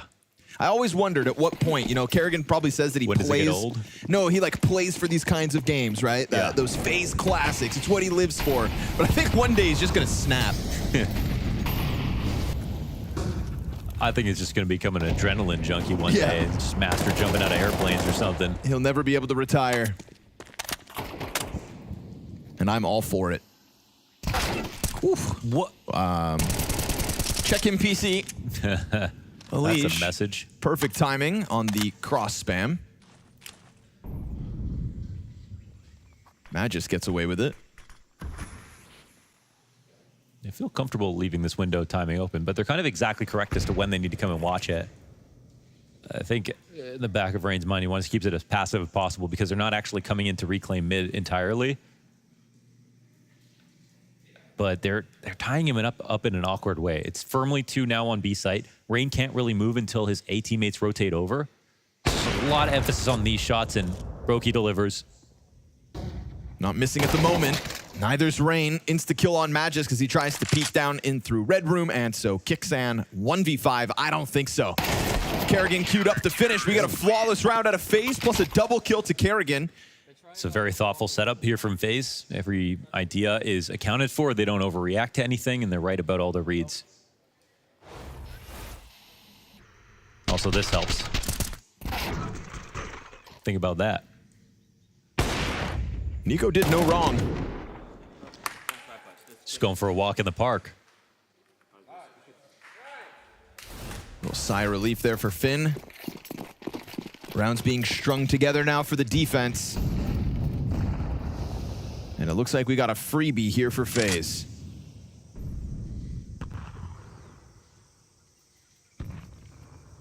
No denying the best performing player is still Nico, but cooling off. Oh, awkward timing. Still recovers it, at least. And you've got Elige, whose sprays are great to contain the situation. Quad kill for him. Pad those stats as FaZe go to the 9-8 lead. Yeah, that's his warm-up routine right there. It's exactly what he lives for. Sprays like that.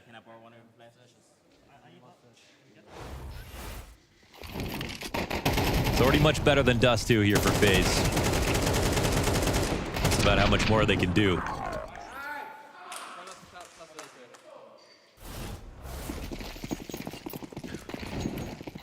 Not much more you can do if you're frozen there. Kind of shake it off. The fact they found timing on your nade pullout. Here comes Kixan trying to charge down the entry. Challenge from Red Room out of Elige. You may have some footing out middle, but it's a real contest offered back from the American. And is it an immediate risk here from Nico? Is he going to move up? I don't think he feels like he has the right.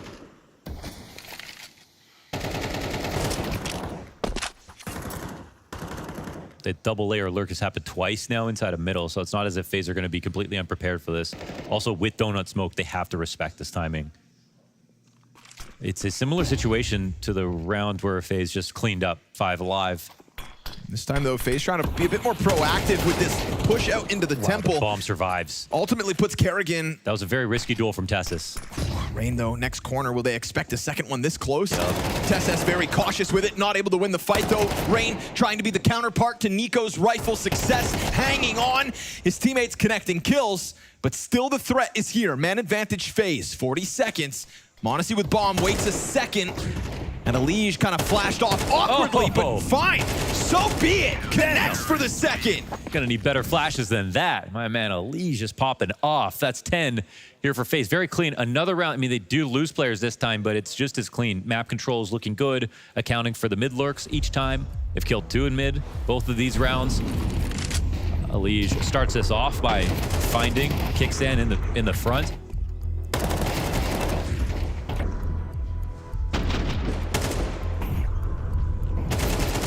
Sprays have been impeccable.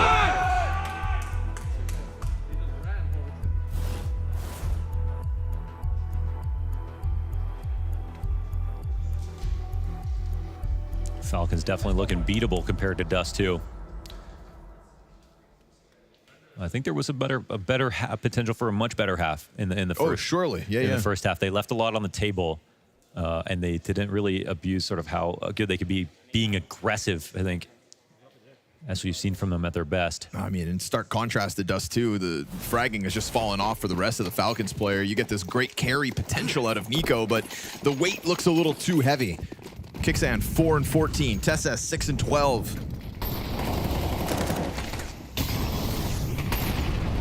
They're gonna try their hand again early into 10. Oh, Kerrigan gives a gun over to csgo. Not what you want to be offering them. Worst moment. You just had him really scared. It's all 5 players of Falcons with Kevlar as well.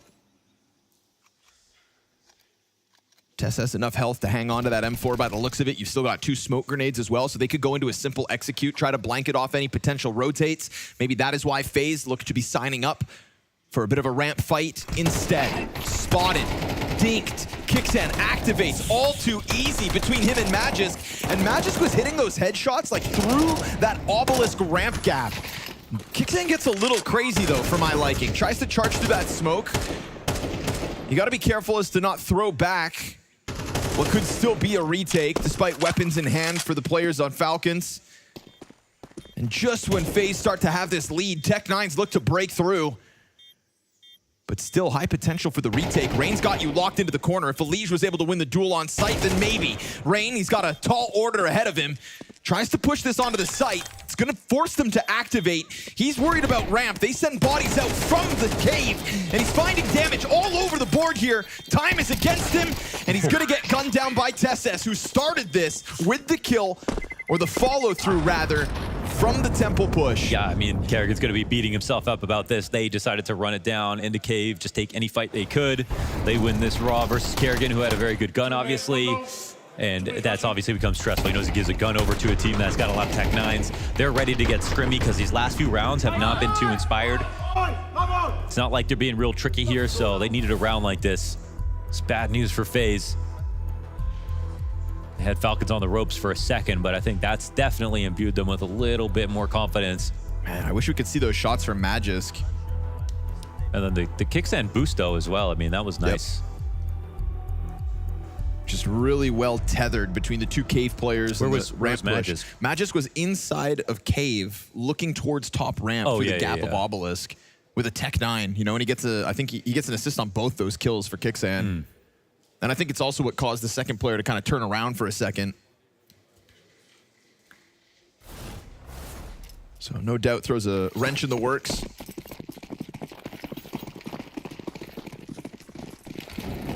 And cuts that lead down to 1. Not to mention boosts the economy here at Falcons.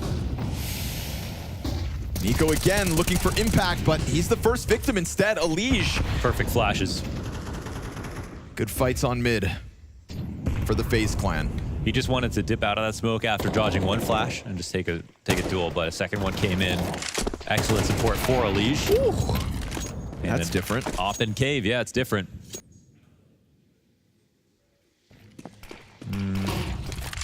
This will obviously be heard by everybody. Not only does he flash himself, but then his smoke misses because of it. He was hoping to smoke off that potential B rotate. If no deaths happen on A, then Falcons really don't have a chance regardless, but still. The structure's coming apart a little bit, right, for Falcons. Ooh, but that makes up for it.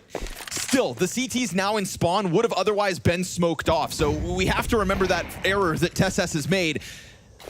The fact he reignites the possibility, though, we'll see if it all pans out. You've got m0NESY full health. You've got a much removed Rain at the moment. Brokey on this line already. Oh, Modesty! Double kill as Kerrigan goes jumping back into the crosshair. Tess has 2 critical kills to open this, but the third ties the game. A full house 2v5 here for Falcons to tie up at 10. It was a done position for FaZe. They almost made up for the last round and then some. This is a tragedy for FaZe and a 5v4 to kick it off with mid control. TeSS ran into window, went back to Donut, told everybody that he was there, and still got away with this round.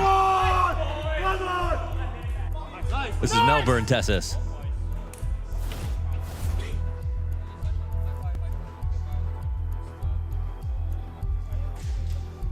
I would be absolutely furious at the moment if I was FaZe getting to this position. Poor Kerrigan too, man. Like, he actually ends up jumping after the kill already happens, but then his feet just get kind of clipped out from beneath him. You saw the frustration. He felt like that should have been his trade. Tough pill to swallow for a tied game, and that bottoms out your economy. So now you've got to offer a door ajar for Falcons off of that round. This is the team that Falcons have become, man. They can make up for what they're missing in structure with individual play, and don't be surprised when it's TeSS recently. A 3K and a 2v5. We go back to Bucharest versus the Mongols as well. TeSS late game. Ooh, it is a whole other beast. And Elijah is going to be found out bottom middle all too easy between the boosted players of Falcons. Desperate to get some kind of activity in their favor. FaZe base of ramp here outside B, frozen. Just waiting. But he gives himself up, and so they have to disengage. This game will be a matter of concentration. We still haven't actually seen Falcons sort of prove more on T side, right? Just individually, they've given themselves now time to get to that better stage of calling, more structure. This could be interruptive, though. You've got a lot of bodies up inside the cave. Very awkward for Modesty with an op to deal with multiple bodies. He calls for a bit of an assist. Kicksan, what are you doing? Runs in Mac 10 and bomb. Luckily, he has TeSS to come at it from the other side, so it does look recoverable. But going in with bomb like that, that's a crazy move. Confident, we'll call it, because he's got his teammate to tether off of. I'm telling you, he's Glaive. This guy just had full confidence that that would be worth it, and it is. You get the multi-kill out of TeSS on the other side, all's good. Presumably, he calls his team to push cave at the same time as him. And now Falcons are talking about winning, when I think they had some egg on their face for a second.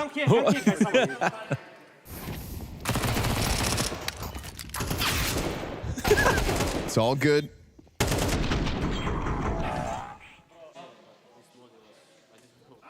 And the off chance that Brokey's pistol holds. Kicksan talks. He doesn't appear to be a risk taker. Yeah. But the way he plays, the way he pushes buttons, different. Yeah, Jason Statham in these moments. Yeah. I mean, you know, you brought it up. Crank. The teammates he's gone through in the 2 years, like life comes at you fast in Counter-Strike. He makes a name for himself at the Paris Major with Knock, Jacob, Stiko, and JL. Oh. Look at this scoreboard today. Yeah.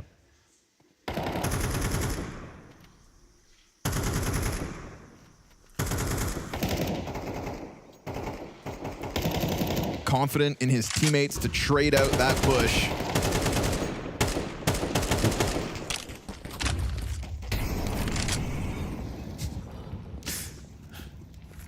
And well, it looks like one more tragedy is all FaZe can stomach at this point, and they won't get the grace of being able to talk about map 3 if they lose here. They've dug themselves into a bit of a pit right now. Ooh, missed shot from Brokey.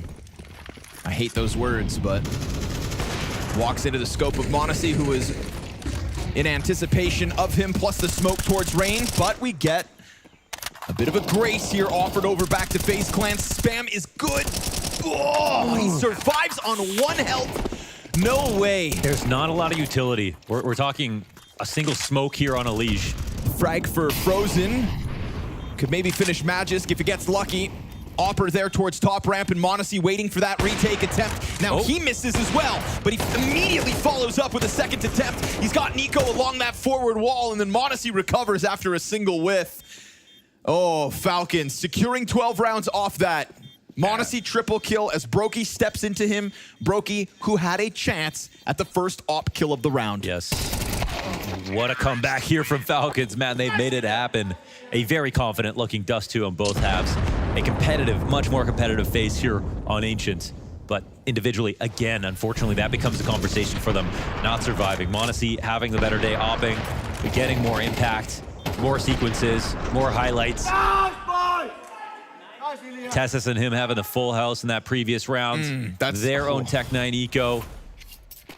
Man, it was the force buy on Dust 2 that killed any momentum of a FaZe Clan T side. They never recovered from that point on, and we could be looking at the same thing here again. A brutal round to stomach on that A site. m0NESY looking to put a quick end to it as we look at this, desperate purchase out of FaZe Clan. The money has dried up. The MP9s and Mag-7 are out in full force. But so are Falcons. Gets a little awkward. Nico still wants to be the threat out middle.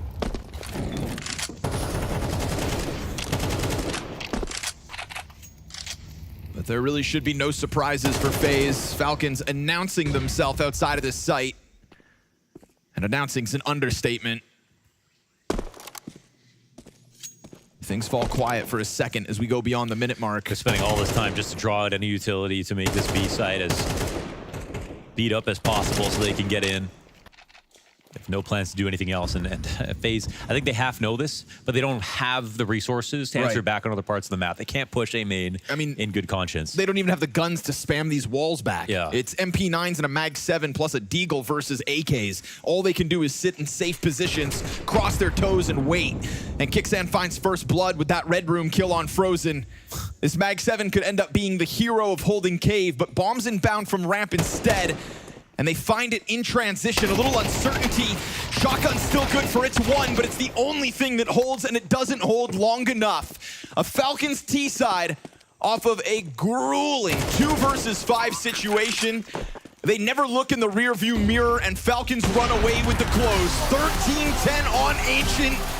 FaZe Clan put to bed in the opening bout of Falcons, who want to make this run deep into playoffs to take a swing at the near untouchable Vitality yet again. That is what's in their sights with this easy first opening game. Signs of life from FaZe, but far from enough to meet the heights of the Falcons. And the Falcons, they soar, they pounce, and they move on with the 2-0. Yeah, I mean, I wanted FaZe not to lose any anti-ecos. What do? 10-8. They lose an anti-eco. 10-9. They lose a 5v2. 5v2. It's just brutal. Rooting for FaZe, hoping that they're going to clean up some of these rounds, but I feel like it's just the lack of synergy, I guess, in weird situations too, weird states, ones that they should be able to clean up pretty easily, but then for whatever reason, it's sometimes the untradeable positions. Like, I feel like they just fall so frequently into just, let's just play spots we like, as opposed to spots that work together. Yeah, and sometimes they're even just a second or two ahead. A second or two ahead indeed. And speaking of working together, we got a guy who's been doing a whole lot of working together with his teammates. Kixan coming in.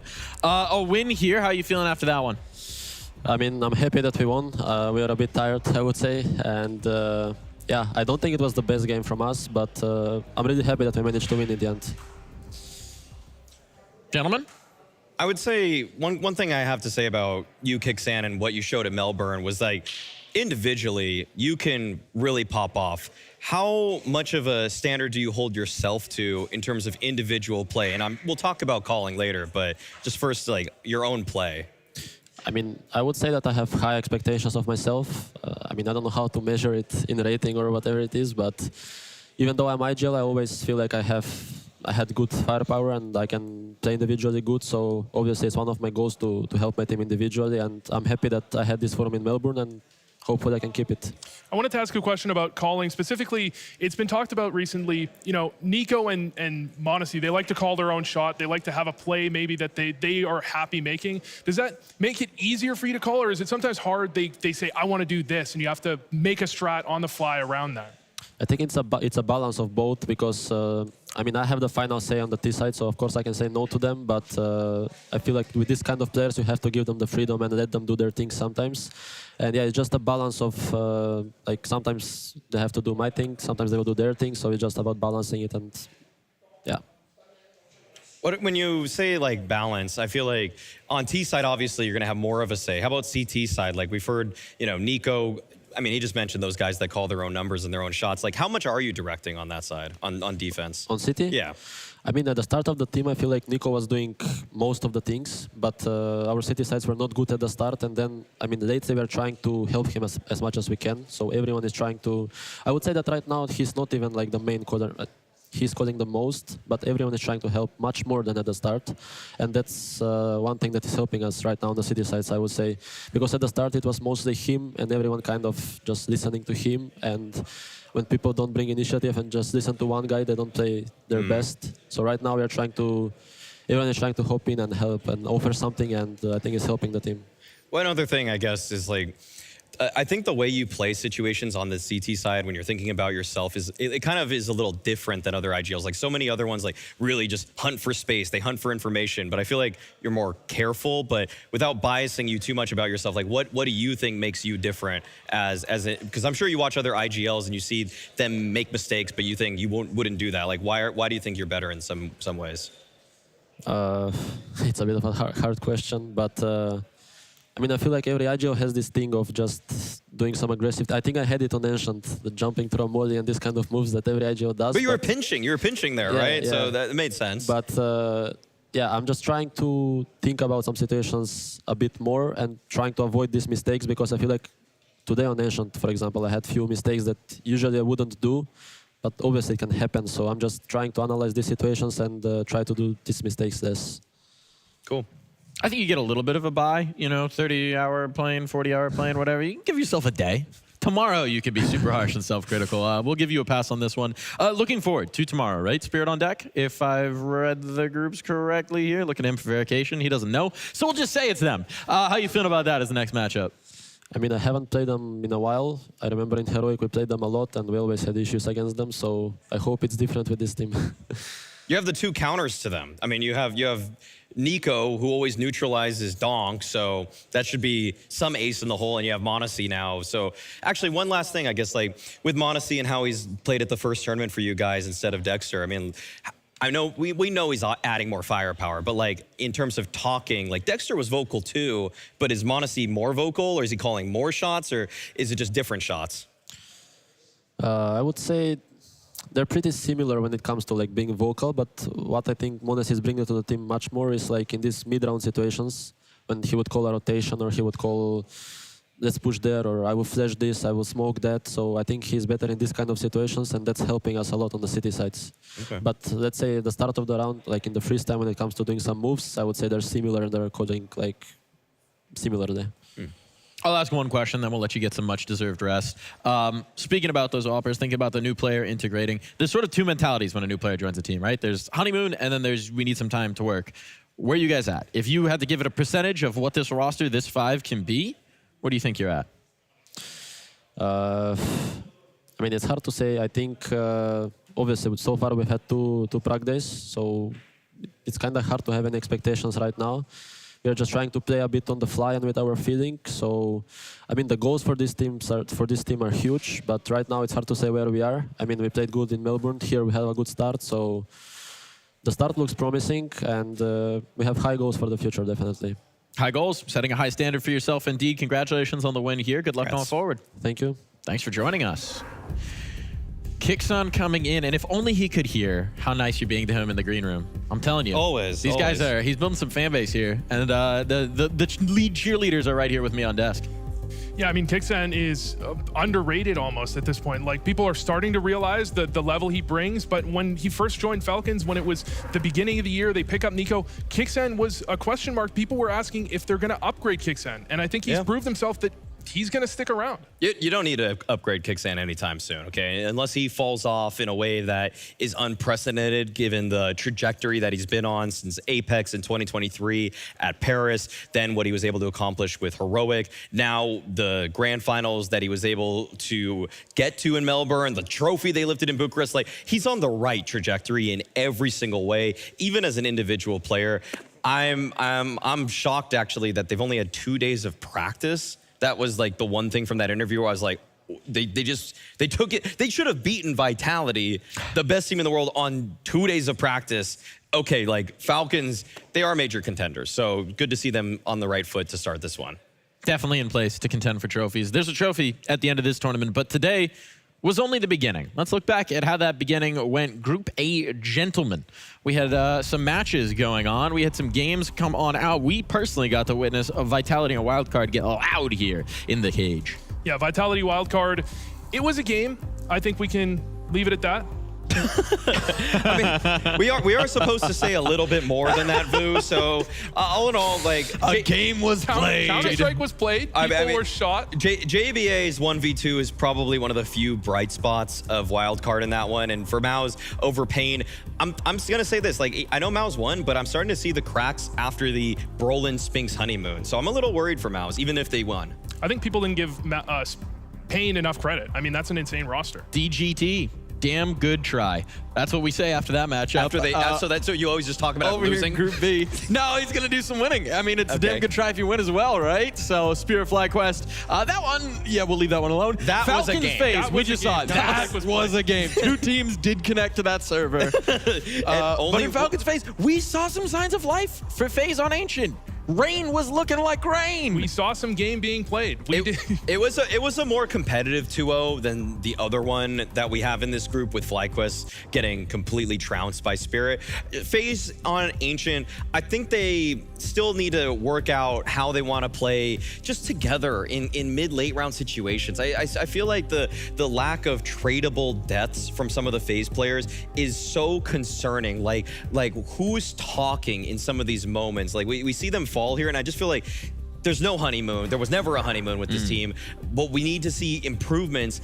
And I thought this was going to be the tournament. They still have another life at it, but I need to see anything, or else the major itself is going to be a write-off to me. Yeah, what's just so confusing about FaZe is they're so good, and then they get into this spot and they just crumble completely. I mean, if you want to see what we're talking about, round 20 FaZe, Elise just peeks out 2 seconds before Frozen's there, dies for free. There's no trade, and that's a 5v2. That's unacceptable from FaZe, but they were so close. They easily could have brought it to map 3.